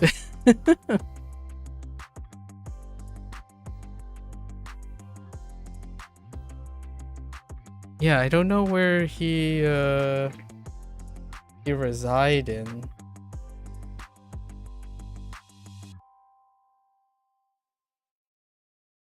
Australia? Is he an Aussie? Oh no, yeah, he's not Chinese, sorry. He's Vietnamese because of the Vin. Sorry. Talking about the other guy. He's Australian? Interesting.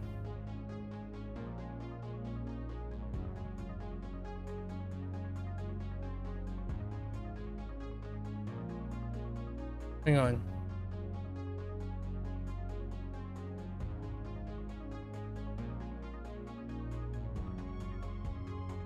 Yeah. Vietnamese refugee, right? Yeah, he's the son of a Vietnamese refugee in Australia. Yeah, he talks about his family a lot. Well, wait, like, I talk about my family quite a lot too. And his, I believe his father was in refugee. So, much different. Definitely much different. My parents were legal migration, right? Legal migration.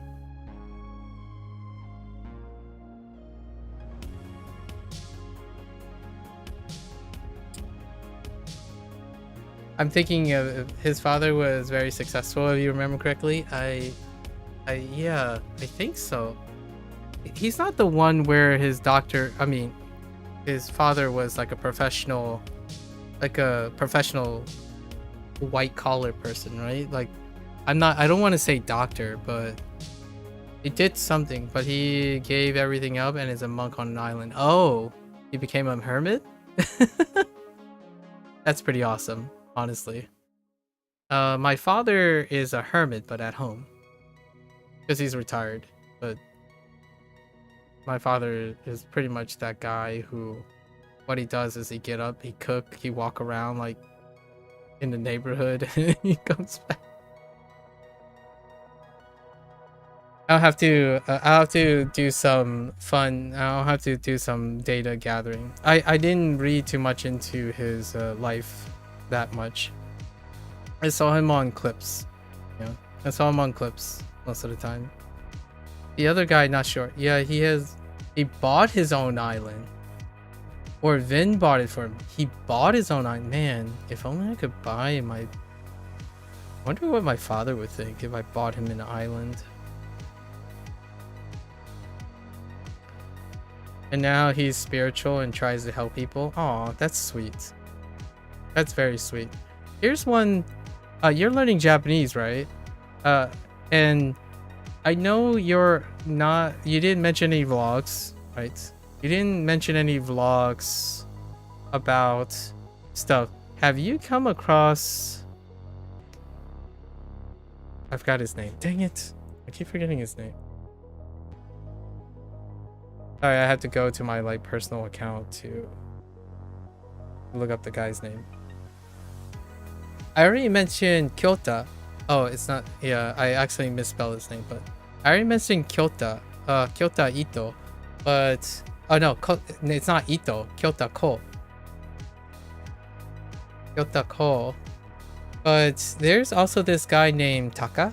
I don't know his full name, but his site is Taka Nihongo Dojo. And he's like the closest thing that I can think about when I think about like Kiryu. He's not former Yakuza or anything. Anything like that, but I'm talking about like there's this guy, he seems very friendly and he runs orphanages. And what he did with his like channel is that he does these short clips where you haven't seen Taka. Oh, Taka is a bright shiny ray of smiling. Kyota is too. Kyota, if you want, like Kyota has these vibes. So like Vin, you know, Kyota has Vin vibes. Taka has like the vibe, but he has short vibes. So he communicates a lot without communicating. And what he does is he creates flashcards. And you might be thinking, wait, I don't want any more flashcards. No, he really does create flashcards, but he creates flashcards by integrating association. And he even does like association by like closeness, meaning, sounds. So he does all the things that check the box for Duolingo, for example. And then he does the Anki thing, where like you have and it's been even more and more elaborate as he's going, but they're all in short formats. And what he does is he basically does a skit and associate them in an order. So like for example,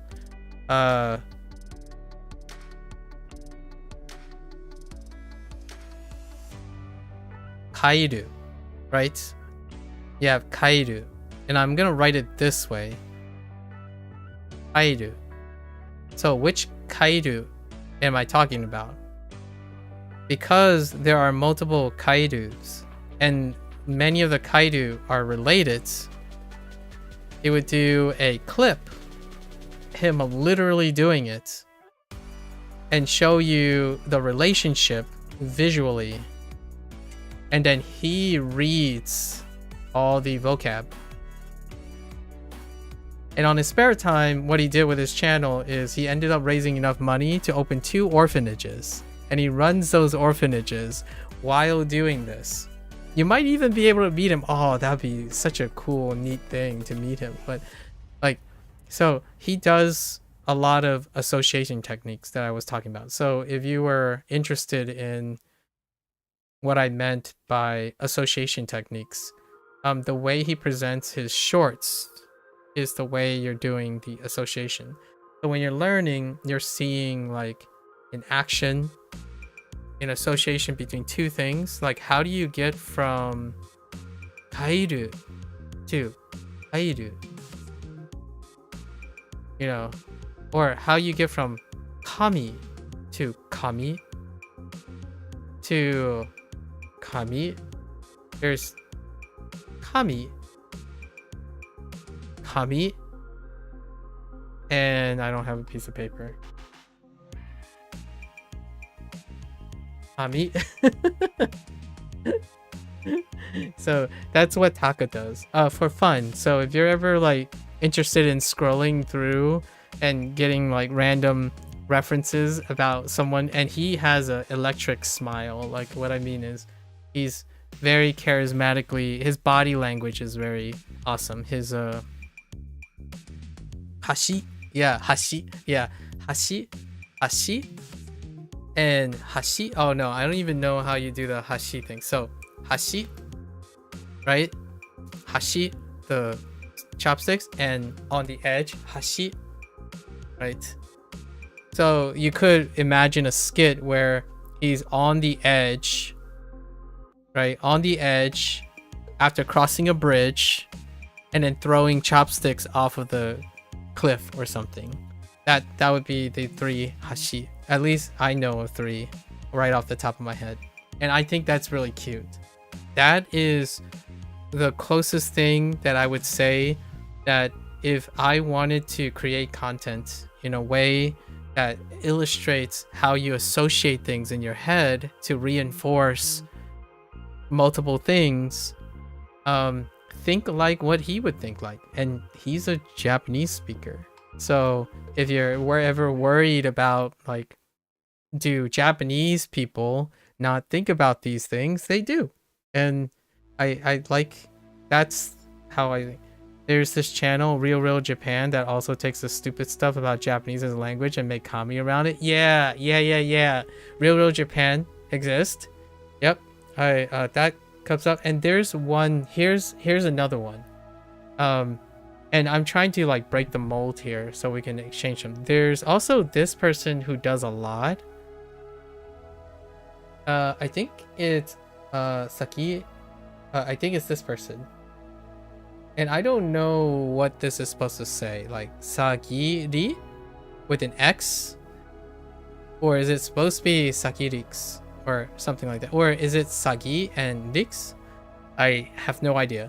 But this is the channel name. And what she does is she speaks in Japanese and English. She has an English persona and a Japanese persona. And she provides English and Japanese simultaneously as a subtitle in the middle. And what she does is she takes turns on her persona to communicate in Japanese and immediately reply in English in various scenarios. And they are basically the same type of trends that you would see in all English and not so much in Japanese, but largely westernized stuff. And what she also talks about is the contrast between Americana and Japanese culture. So in the thing is the skits are dealing with Japan in contrast with US like Western type of expectations, while she speaks in Japanese and immediately rapidly speaks in English in response to Japanese, which then Japanese response. So it's constantly back and forth.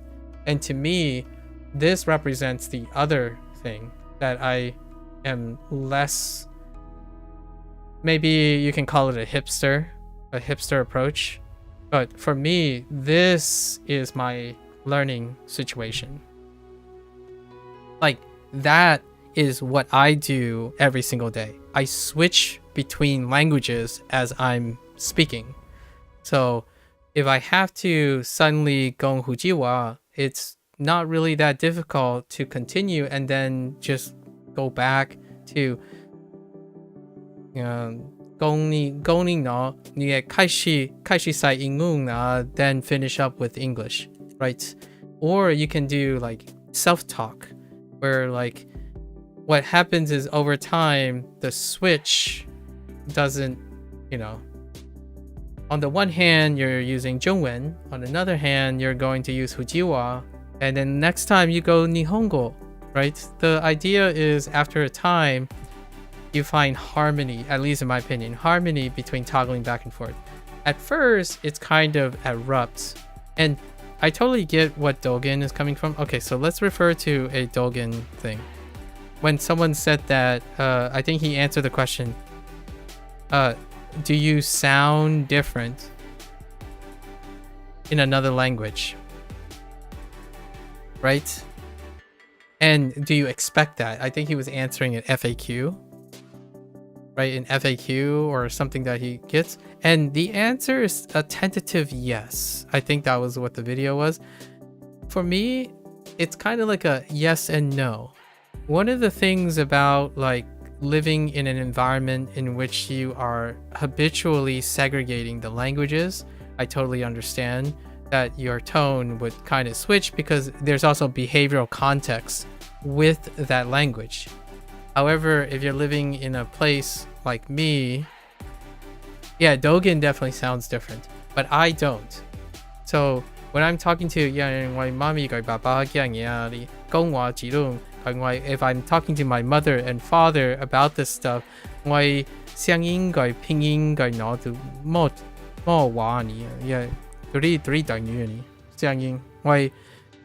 attitude and the way I speak, my intonation kind of still carries over to 福話。我講話啲佢你卡講話佢the actual pronunciations might affect your perception of me, but my tonality and my like personality doesn't really switch until there's an environmental cue. Right. For yourself, changing your voice makes pronouncing Japanese easier for some reason. Yeah, I totally get it. That's there's a word behind this. I think Vin also said something about this too. So yeah, Vin does say things about this too. Many like a lot of communication people actually talk about this too, where you're trying to create a persona, like you're trying to commit to an imitation, and that imitation produces the gross, and not like you gross, but more like the commitments, like the gross movements. And then what happens over time is you can refine it. And over time, that becomes subtler and subtler to the point where you can control it. So then you can choose when to shift your pronunciation or like your structure, like how exaggerated you are. And I do this as well. Like, for example, if you say, arigato gozaimasu, right? At sometimes when you go, eventually it'll be arigato gozaimasu, right? But the idea is when you commit to changing your voice and stuff, it's a great, and it's slowing down is another thing. There's great, wonderful intent. So you have intent and also slowness. If you can slow and intently do things, you can also refine and speed up. So oftentimes, those are things that are common between, at least in my opinion, language learning as well as communication. And even thought process. Thought process is quite elegantly overlapping with these things. And I don't think that's a coincidence. I think that's actually corollary. It's very strongly correlating. And to me, after a while though, I don't necessarily think you have to sound different, but more like you choose to sound different, right? Like, how do you know if I'm the one speaking Japanese, right? For the way I learn, like maybe fortunately or unfortunately to others, I will probably not quite sound like a different person, because most of the time I'm looking for the relationship between sounds and my a speech pattern, as opposed to looking for the differences. So it could mean that some people will say, well, you sound like a English speaker who also speaks Fujianese, who also speaks Mandarin, and am trying to speak Japanese. I agree. And the thing is, I like that, but not for everyone. So whenever I learn another language, I tend to normalize my personality, because my personality is dictated by the nurture, by my environment. So yes, I understand if you go to Japan, if you live in Japan and you're gonna go to Japan, it's probably the most comfortable and pragmatic to do as as Japanese people do. But for myself online, like right here online, there would be clarity involved in being able to do more than that. There's far more than that. And that's where I have a little bit of issues. I have a conflict of interest when people say you're assuming that someone is in desire of that, right? And I can tell you now, whenever my late grandfather came and visit to the United States, and I would say, oh, ikung niho, right? He would say something like, wow, you really sound American. I'm like, but that doesn't mean he didn't understand me. It's like, you can pick up on the little subtleties, and that's good, in my opinion, because I grew up in the United States, and I like that there are other people who speak English with different accents, and I want to get good enough to be understood by a Japanese person, most definitely. But I'm going 80%. I kind of like the idea that the people I will speak to in the future would also know English. So when they know English and Japanese, we can meet in a middle ground. So what happens now is, whenever I go to a conference and stuff, if you ever hear like someone who has an Indian accent, like maybe Punjabi or something like that, I can understand them. And that's one of the things, like Punjabi in terms of English, right? The different accents. And I think it's very rich to have the flexibility to do that. Not for everyone. It's not appropriate for being in a place that continuously do that. But I do feel like there's a double standard here. When someone thinks that your Japanese sounds like another language, it's because they also practice the other language. Not necessarily because they're choosing to not practice. Yeah, for you, it's like that. For English, you have a German accent, but you understood and you're fine with that. Yeah. And hear me out. I actually think, now, this is contentious. Some people will tell you online that's like, oh yeah, your German accent is very heavy in English. I'm like, can you speak some more? Because I kind of love that German accent. And you know whose German accent that I usually think of?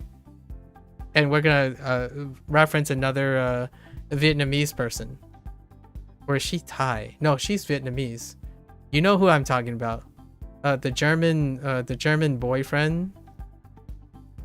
Or I think soon of, you know who I'm talking about.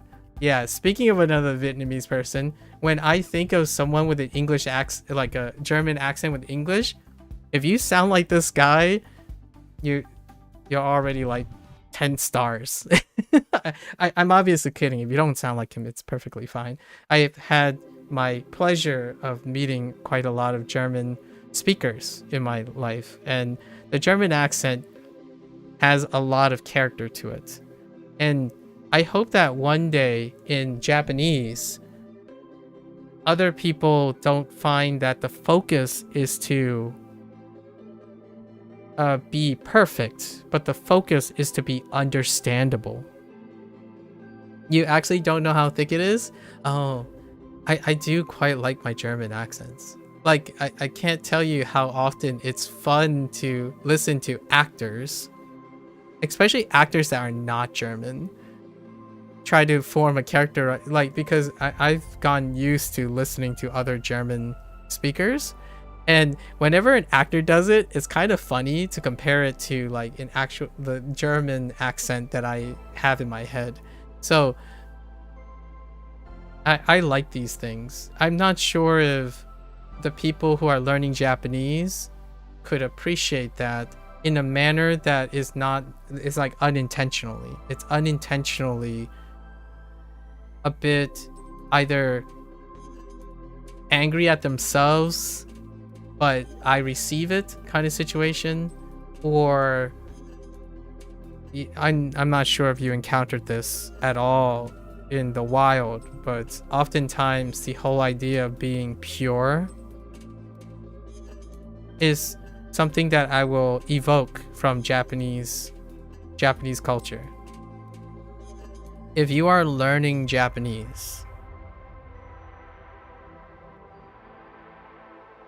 to understand Japanese culture of someone who's learning Japanese that's outside of Japan, a foreigner, I think the really interesting like contradiction or self-contradiction that can occur, that can harm, in my opinion, self-harm the lifespan of people learning Japanese, is that you have to understand you are a foreigner, right? But the thing is, I don't think the Japanese culture, learning and being close to Japanese culture, will help you appreciate that this is part of the culture. And one of the things is, yes, you could beat yourself up and say that you want to be treated like a, pure Japanese person in the sense of like your native speak. That is an admirable goal, for sure. Absolutely. Personally, I don't focus on communication like Vin as much. The main goal is to focus on habit formation and quality of life. So this is where I find that whenever I learn Japanese, I encounter this a lot. It ends up being it is part of the Japanese culture, by the way. Like, it's a part of the whole purity and being incredibly precise, and so that is part of it. But the other part is understanding foreigners' relationship and the acceptance of the face culture when it comes to foreigners. Because in a way, when you fight against this idea of native perfect thing, it actually is ironically also not something that you're going to, like, it's a struggle because it's actually counter to the Japanese culture. So oftentimes when I think about people going to another country, especially like an Eastern country, I haven't visited China or Japan, grain of salt, but I grew up in a Chinese household, and that Chinese household have taught me things about the face culture that I feel people look over. They overlook that instead of celebrating and understanding that. Like, for example, my parents know that I am American. I could practice speaking as well as I can, and my Fujianese can be as nice as I can, but my late grandfather will see me as an American. And it's not it can be a soul-crushing disappointment for life, or a semblance of knowing acceptance and using what reality has given you. So for me, I still find great pleasure in trying to maintain the dialect that my parents have. It's not a constant consternation and reminder of that you are multicultural. You are multiculturally interested. You are culturally curious. So this is something, I'm not saying you can't go and try to do that. I feel like this has occurred too frequently, seeing people quitting and giving up because the expectations that they have are absurd. Like, not absurd in a unexpected way. The Japanese culture has that element.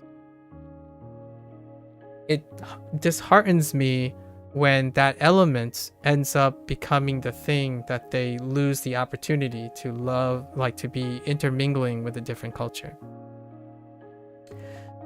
When you're trying to figure out if people can localize the accent, if it's faint, because if some talking English with an accent is pretty easy to localize it, yes.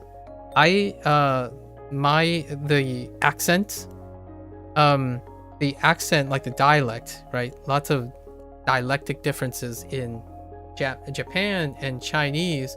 Within the dialects, there's also regional differences. And having that kind of accent, and then you can enhance it, it kind of meets the energy. Like, hear me out.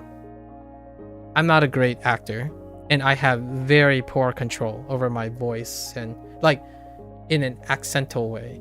So if I had a German accent, like if I was able to do a German accent, I would totally meet you and try it. And you know what would happen? It would be really funny. And I would love for you to critique my quote unquote German accent. Like here's what I typically do a lot of times to encourage myself to actively listen to someone. Whenever, like Vin, my impression of Vin, right?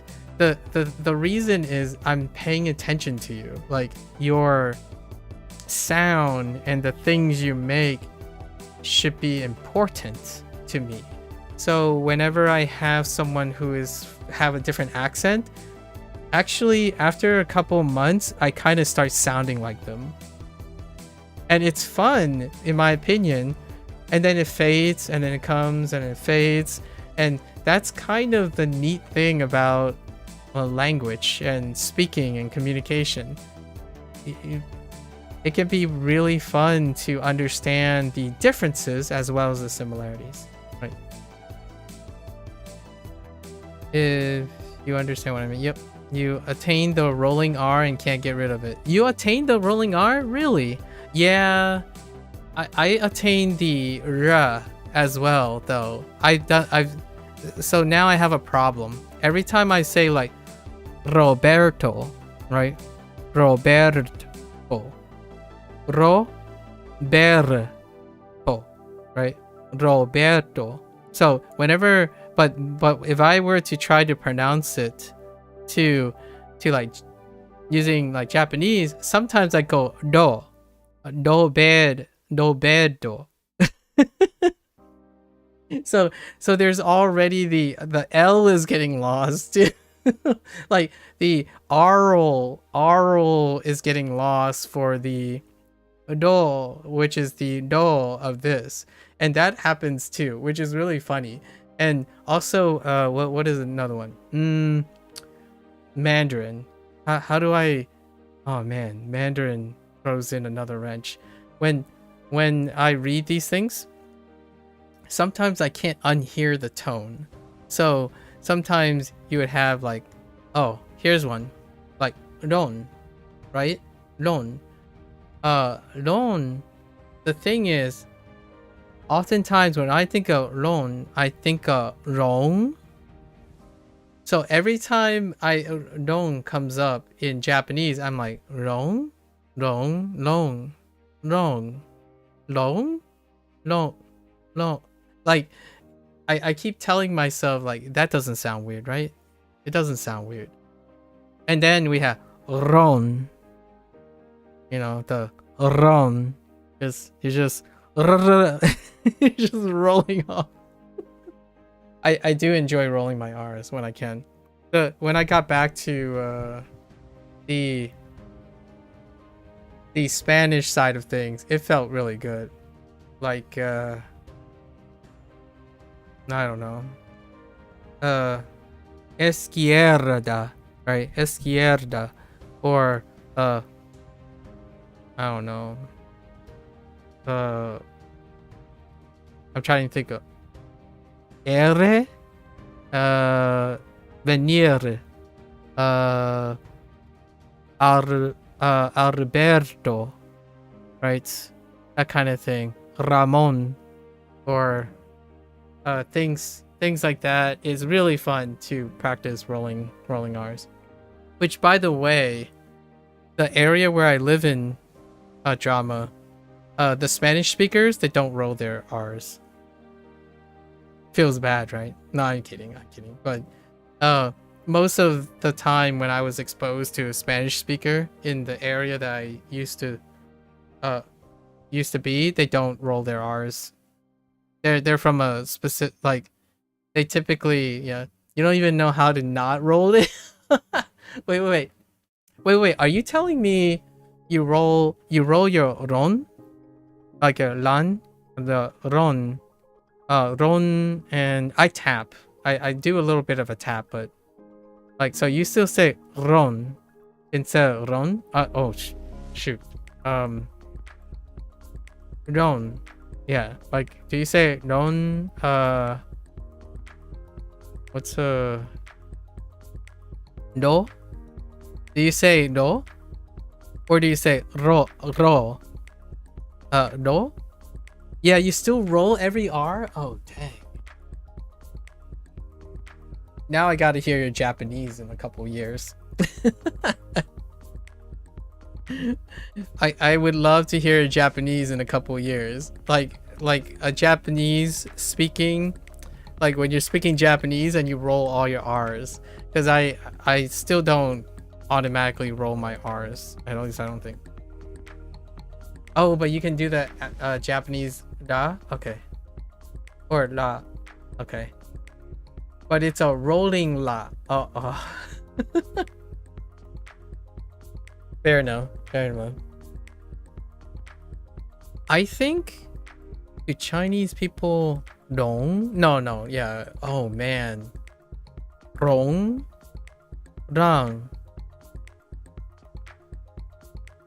Ru. Oh my gosh. Ru is hard, dude. How do you roll a ru? Ew. Ru. Ru.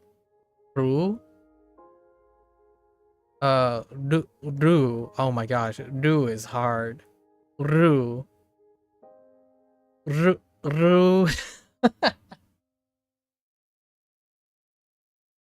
And ru. Oh no, dude. Tone 3s? Okay, tone 3s are rough. How do you do a ru?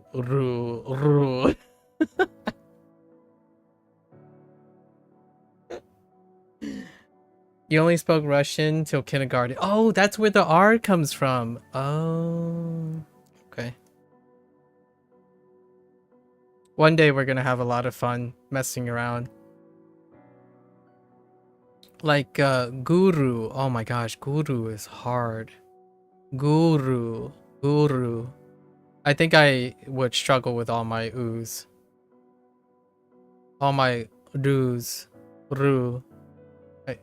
That's rough. That's tough. So basically, like taberu. You're doing like taberu, right? Taberu, or iru. Oh my gosh. All right, that's impressive R rolling. So you're telling me all your do verbs, are going to have the roll. That's pretty impressive.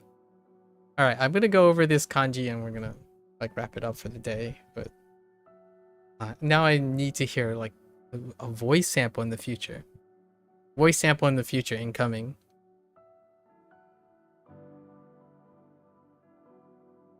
It may be one day 你可以学习中文 and you know 跟我一起学习中文 perhaps, right? Perhaps. I don't think it's that bad if you do that. Oh, okay. Well, I don't think it's bad. I think it's just gonna be funny. Sorry. I know I'm encouraging like maybe habits that you might not want, But I think it would be hilarious when you suddenly like when you're talking and all the people around you, like the Japanese people around you, they can always identify you by your rolling R's.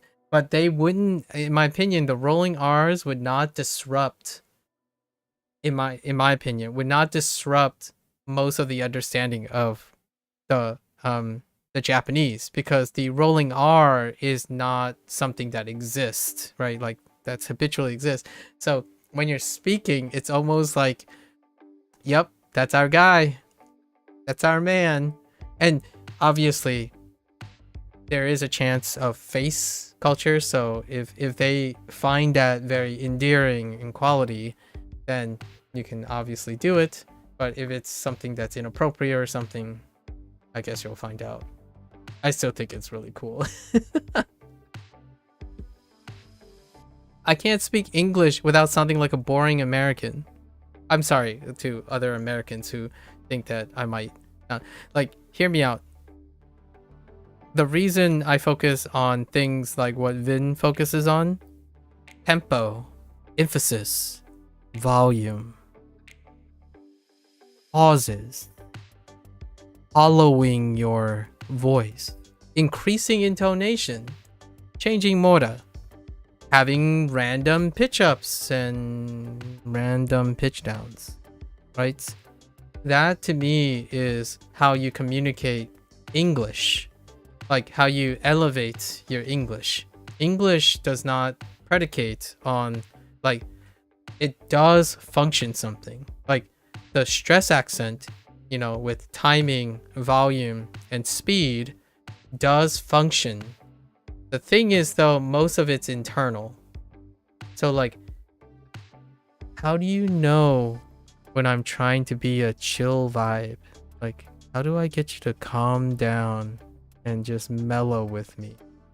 You know, kind of just chill, have a great drink on the beach, right? That's one of English's perks, because the functionality is there, but most people don't wield that functionality, but they can intuit that functionality. And that's what I feel like Vin is capitalizing on. And Justin and people who teach communication, they capitalize on English's flexibility in the intuit nature.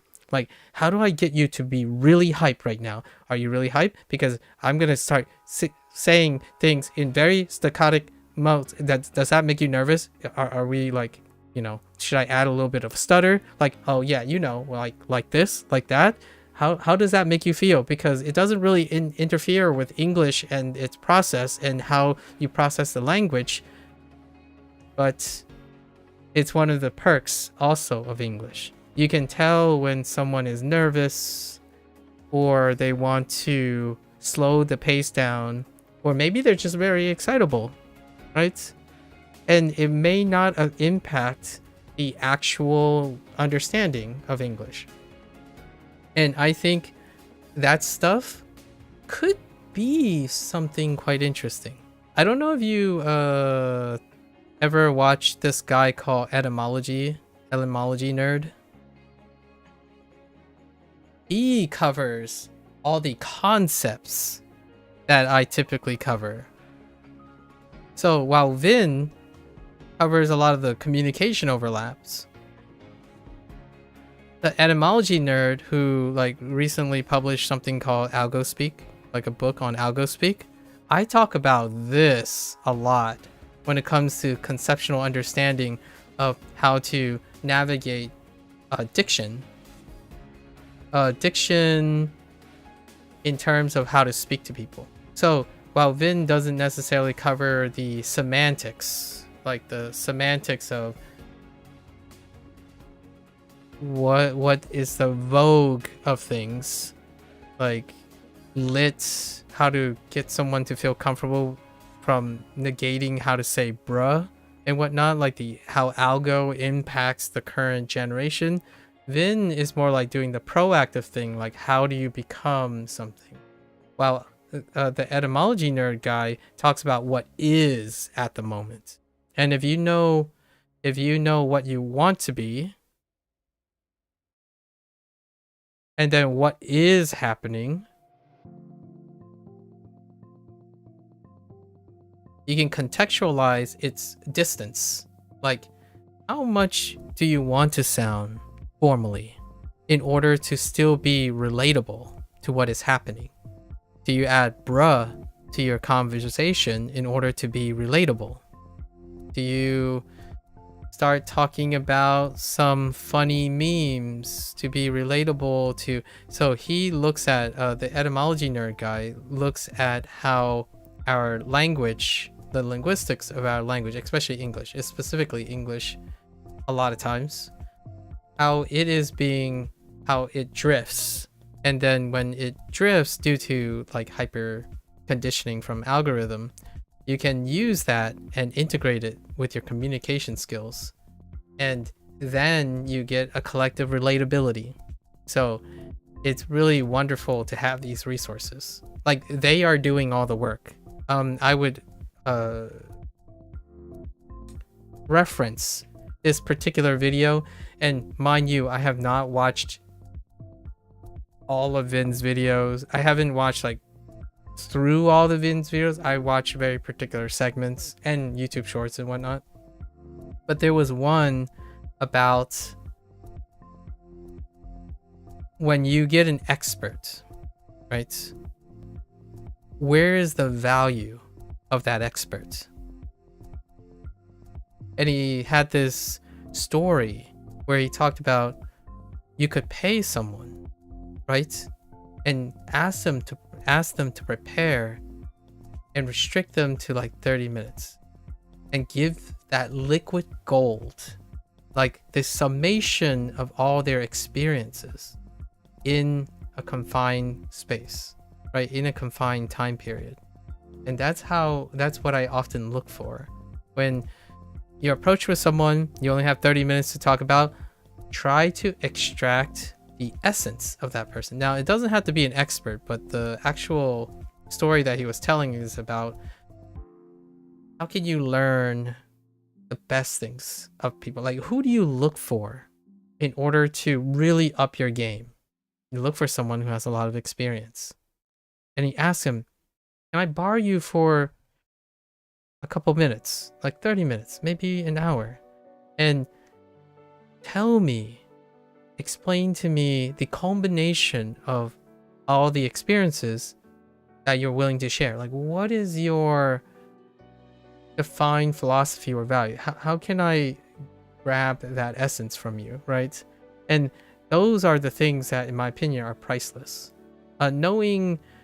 So if someone is telling you like facts that you can draw from the internet, and that makes you feel like you're accomplished something, right, from the person, I feel not only is that a lost opportunity for the person who's drawing the facts, it's also a loss for the person you're speaking to share their experience. So whenever I ask a question, I'm not looking for the facts that you know or the facts that you pulled from someone else. And this kind of goes with the Dogen thing that I kind of misunderstood. I'm definitely guilty of this, that I misunderstood your intent, because I thought you were talking about your thoughts, right? And I really was genuinely interpreting it that way. But it made sense like somewhere in the 30 minutes that I realized, oh, okay, so I got it. And it took me a while. But generally speaking, I tend to value the experience of the person that I'm speaking to. And it is quite difficult for me to like not automatically try to imbue a lot of the information on the person, right? And that's where the value is. Anyways, sorry, I'm really digressing for time. Okay, so let's start and go over this for tomorrow. I want to impart the idea that you are the most valuable thing in this conversation. Like, what I mean is, when we have conversations online or in Discord and stuff, the value of the communication is between the two people. Facts are great, they can embellish things. How you use the facts is what makes great communication. And I think hopefully that more people will be able to do this in the future than less. Nowadays, I feel like people don't actually have opinions of their own because they're constantly saying, they said, we do, they do, those people do, others do. And yet, I have yet to hear something that like, oh, you know, these people do this. But using that as a form of context, this is what I think about it. Now we're getting somewhere. Now we're getting to the opportunity that you gave me. You gave me your time. So I want to learn something about you, not about someone else. Now, with all due respect, Dogen is awesome. Vin is awesome. You know, those people are awesome. It is so much cooler and neat that I get to talk to you and you get to explain to me how those people's content impact your perspective that you're sharing with me. And that, to me, is how you create that relatability. And one of the many topics that Vin talks about, honestly, that's your personal antidote, right? You can cling on to and build off facts that are shared mutually between people. Like, oh, hey, you know what? Rain is kind of good sometimes, but you get wet. It's like, yeah, I know what you feel. I know how you feel, man. Like rain, you step out and it pours on you and you're just wet. How does that make you feel when it's on a hot day, my friend? Because sometimes I get in a car, I drive to the middle of the cornfield, I sit there and I listen to the rain. Pitter, patter, pitter, patter, and it leaves me in a very relaxed state. And guess what? I'm also dry. Now, isn't that such a nice antidote? In Germany, we say we're not out of sugar. Sorry, yeah, Liam, definitely. Liam, extra points, Liam. Yes, it's edible, you know? Most things are edible. I actually had that German friend of mine that I talk to seldomly now say that it's edible. And I'm like, oh my gosh, why? I really can't unhear the edible thing. Like, oh, you like this? Like, what do you like about it? It's edible. I'm like, oh, right. It took me a while, like before Liam's like it's edible situation. This was before his edible thing, and I'm like, now I totally get it. And you know what that is funny about? It's kind of like when you're explaining Japanese, right? Or explaining Chinese. Like, oh, my stomach is empty, right? And you might be thinking, oh, there's no equivalent. Like English can't understand my stomach is empty. I'm like, well, it can be abstractly captured in English. The difference, in my opinion, is you think this is weird until you know it. So when I say my stomach is empty and I just go up to someone and say my stomach is empty, they might think it's weird, but I don't think it's weird. So the question is it the nature of conditioning the weirdness, or is it because you don't want it to be accepted as normal, right? Like the abstraction, right? And for me, my parents speak English in a manner that sounds like Chinese. And you're wondering, well, then what does English sound like without prepositions? Prepositions and helping verbs and always starting in a function. It sounds like this.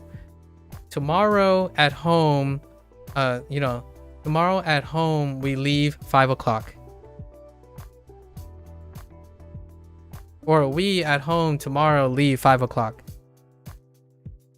Can you understand it? Well, at first you might be thinking, oh, okay, it took me a little bit. But hear me out. English, if you know a language intimately in a manner of speak, it actually becomes very adaptive when you know both the languages that are involved. So when I say, when, we say, in America, right? In a Chinese household, we say, go school now. Or no, it's more like now go school. In America, in a not a Chinese household, we go to school now. Or now we go to school. But that doesn't mean you can't adapt the two languages together. And that's most of my life. You adapt the English to something. So now I'm curious if that's what other people do in other languages. I probably wouldn't start with Japanese, but I use English, so I really don't have an example. I can't reverse engineer Japanese because I don't know Japanese well enough. I do reverse engineer Fujonese though. So by grammar syntax, Mandarin is the same. Like for example, sometimes today I have a good anecdote to finish off the day. Today I had to tell my father what a male connector is. So he bought this like a solar power, like a emergency backup, a solar power backup bank, right? A backup bank with some solar panels. And he was trying to tell me like, oh yeah, I need a connector. I need an extension connector or a converter, right? And he was pointing to a specific connector, and I needed to know if it was a male connector or a female connector, or like male to male, male to female. And my father is like, oh, it's this thing. And I'm like, okay, so that is nan. Ji he nu. So ji he nu tao li. Ji he nan tao li. And what I said was, this is a male head and this is a female head. Right? But the way I said it was not because I knew what Fujonese was. I knew what I intended to speak in English, but I was adapting it in a way that reflects the Chinese thing. And then when my father heard it, he's like, oh, okay, so that's what you're calling it. And it's like, okay, so this is nan, this is ni. So I basically used female and male, and I added head. Head can be produced as a counter. So that, to me, is what happens when you have broken language, but you have two people who have, like, you're meeting in the middle, and you learn together. So whenever I hear people say like, oh, it was a really bad experience, I wish I could have spoke exactly like they can. And I'm like, oh man, that's kind of a missed opportunity to see if they can accommodate or something. The environment that I'm in is not the environment where I go to another country, where the vast majority of that country may not want to do that. The country that I grew up in, the idea is, the environment that I grew up in is that both people have some semblance of language barriers. The idea is, can you understand the bridge despite the quote-unquote there's no equivalent?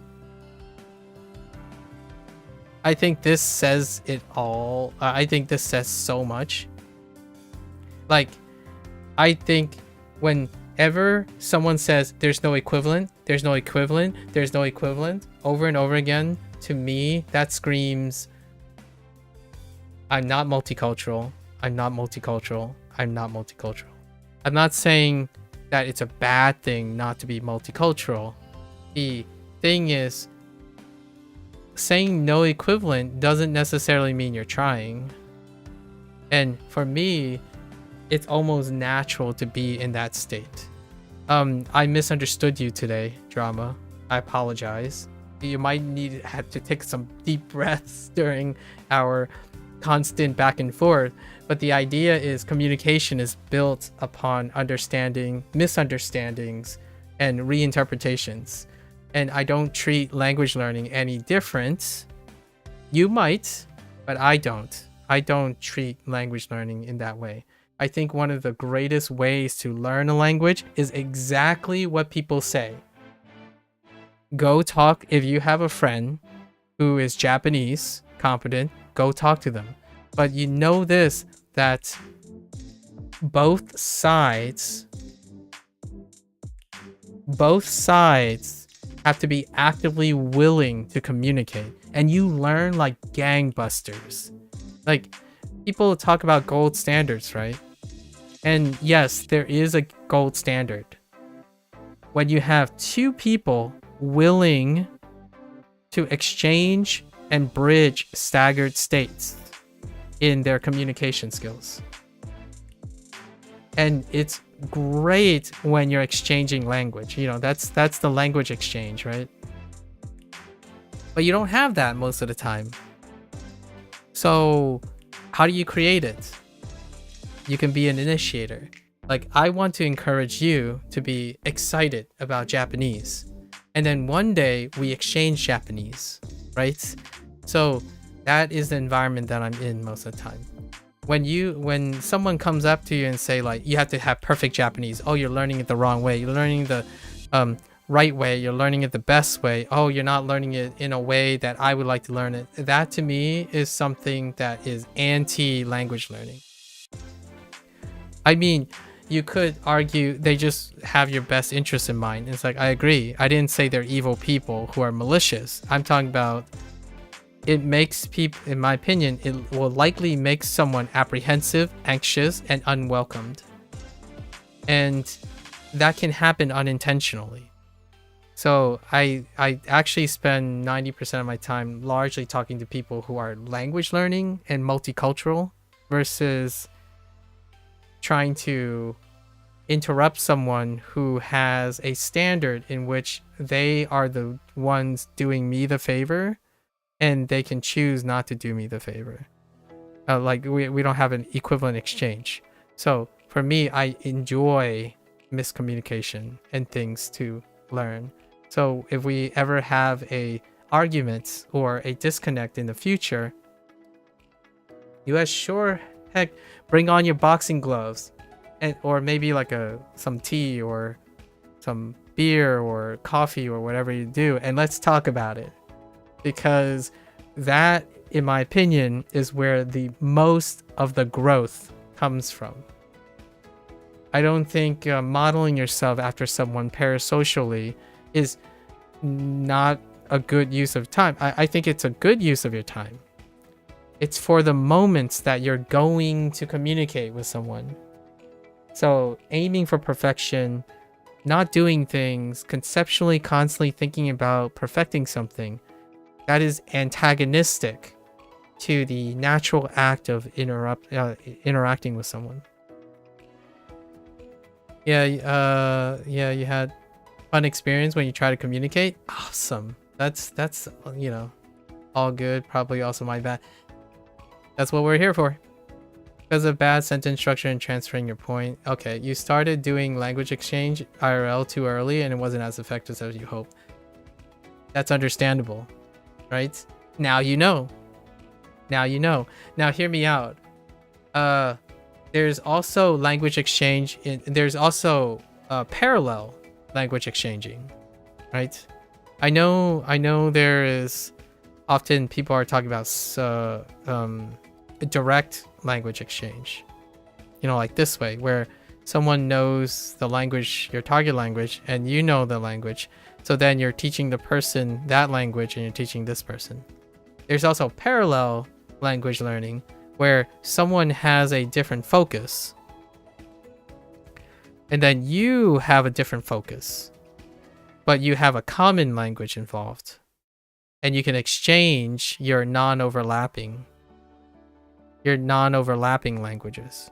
That's kind of like someone exchanging ideas with you in a specific language, but you remember the idea and you can integrate the idea more effectively because you guys share non-overlapping knowledge. So one day when you're focused on, I don't know, software engineering in Japanese, I would have focused on, and this is a teaser, I would have focused on creative writing, review and commentary writing in Japanese. So then when we exchange things, we're still speaking a common language, both English and Japanese possibly. And however, the exchange is in parallel, is that we do share skills. And the reason why I'm sharing this is because parallel exchange is accessible in the beginning.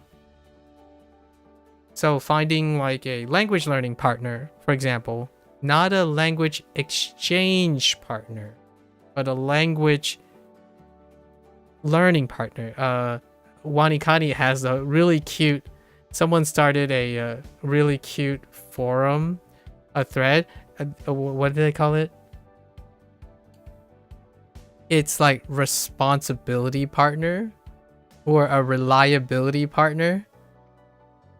You know, it's kind of like in a really dark way. It's kind of like AA, like Alcohol Anonymous kind of situation. You have a partner that you parallel with each other to create consistency.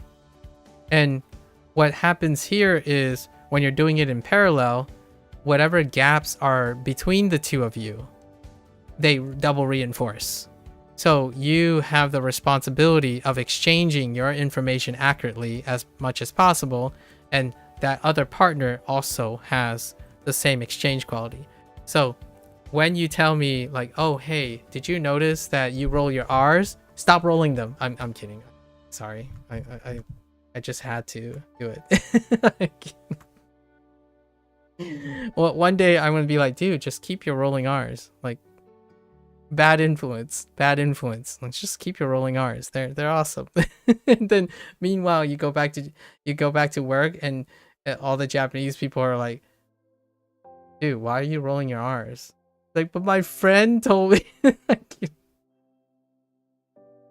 Sorry. Okay, we're done.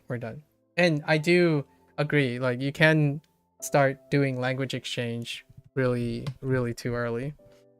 But I honestly, you're gonna get mixed messages from me because I'm American, and when in Japanese you can tell me all the things that, like, you'll be the person who I can talk to where like, oh, I could ask you, what do you think Japanese think of if you start adding tones to their language? Or what happens if you pause on the first syllable? That kind of thing would be really fun in the future. All right, that's enough being hype or enthusiastic. It's crazy to think that your day is just starting. Like it's almost the afternoon, and my day is about to end. Oh, hey, hello there, Charon. Yeah, we're about to close up. We're closing up. I just wanted to chat with Drama. 12 a.m. It's obviously 12 p.m. Listen, do Germans do it backwards? I'm obviously sorry. I'm being a little cheeky. Oh, okay. I'm like, listen. Wait, oh yeah, you use military time. That's true. Yeah, I use military time too. Like, I actually do have military time on my phone, but it's funny that you type 12 a.m. or 12 p.m. in general. If you type 12, I would have known. Yeah, military time. Very useful. Look at Churn using that PM. Actually, yeah, military time because your phone is in Japanese. Oh, yeah, yep. Well played. All right. We're gonna end today. All right. So what are we doing? We do reads and then into the definition, right? I remember I was gonna ask you something drama, but I think it'll come up naturally in the coming years. So it doesn't have to be today. I don't quite remember what the question was. I'm trusting in the process. Alright, so we have Saku. Yeah, Saku. Meat. Oh, Saku, fence. Meat. Alluring.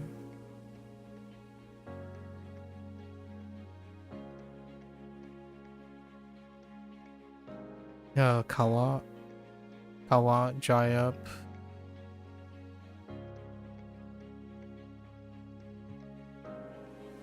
You asked why drama, and it's just I really like K-drama, and you named yourself K-drama and dropped the K. Oh, eventually. Oh. I was gonna say you're like a drama llama, but alright. It's good to know that you're not drama llama.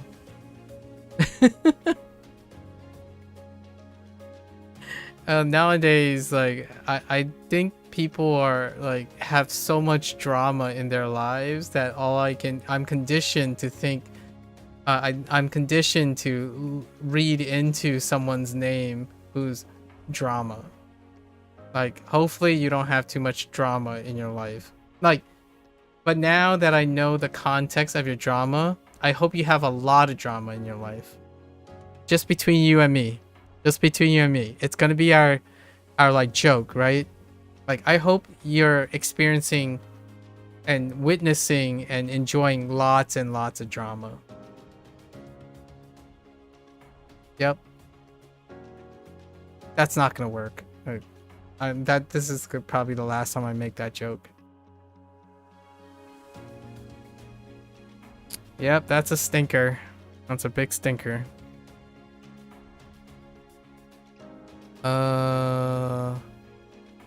Why am I drawing a blank on marriage?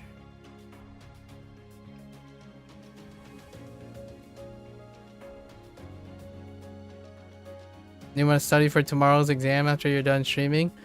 Good luck on tomorrow's exam. Oh, by the way, did I introduce Drama to you, Churn? Yeah, Drama's here, actually here now. Yeah. I think you guys kind of overlapped one time, but only briefly. Or you were in and out. You guys were in and out. But yeah. I'm looking forward to... Oh, besides the earlier today. I'm not sure if I introduced like the other parts of drama. Like dramas from Germany. No, like all the other details from the other time. So like Drama's gonna go and this is the person that is... worked 4 years in software engineering, and they're planning on going to Japan eventually. So, what's your background? Oh, yeah. That. I'll let you guys chill while I fail to recall what this is. All right, we'll just move along. You play E flag show. Show illuminates. Kai. Pleasant. Bean. Or Eki.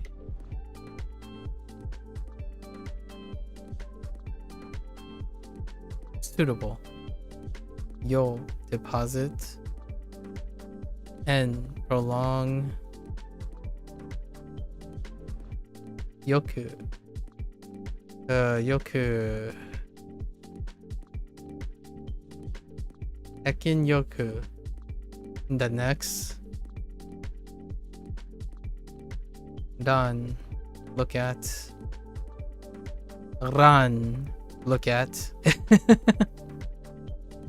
Natsu. Nostalgia.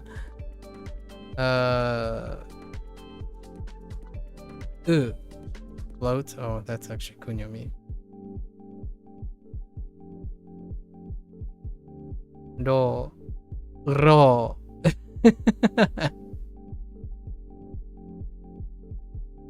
Leak. Ooh, token.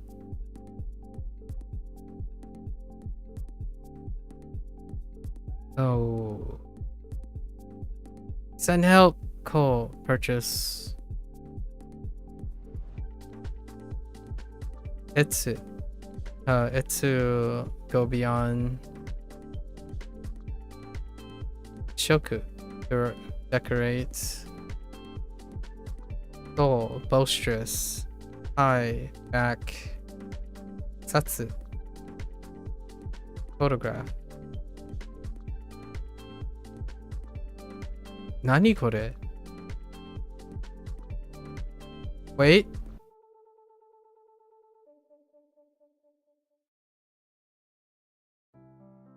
To. Steal. Nyo. Smell.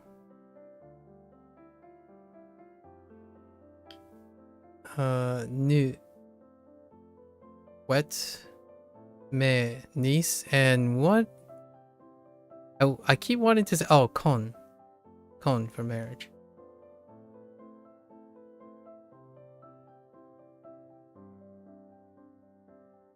Oh, look at you two. You two can also take it into the Discord. I would totally third wheel your conversations while I eat my dinner. My one meal day. But it was fun. Yeah, we got a lot of stuff today talked about. I got a lot of material that I can break out. Churn and I still need to work on some material. Until you guys go on vacation, we don't have a lot of material. You just ate your dinner and showered? Oh, that sounds delightful. I'm about to eat soon. So, enjoy. Do your thing. I don't know how YouTube chat works when I'm peacing out, but both of you are in Discord. So, hang out. I would love to hear if you guys end up discovering something pretty neat. Alright, so let's wrap up for today. WaniKani, that's the end of our WaniKani session. If you're gonna watch this later, arigatou gozaimasu, right? As always, feel free to follow along, pick up WaniKani for yourself, give it a try. Let me know what you think. You're always welcome to yap. Yappity yap. I'm here. Never give up. Let's work on communication, misunderstandings, conflicts, emotional things. We went over a lot of kind of controversial topics. And I, again, to reinforce, I'm a minor.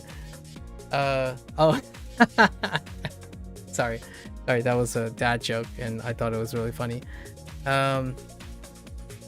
We went over a lot of controversial topics. I don't know most of the content. Most of the time, I like to try to think about how to understand whether it's true or not and whatnot. So the questions I ask typically is to try to encourage someone to explain their point of view to me, because typically I'm not up to date on things.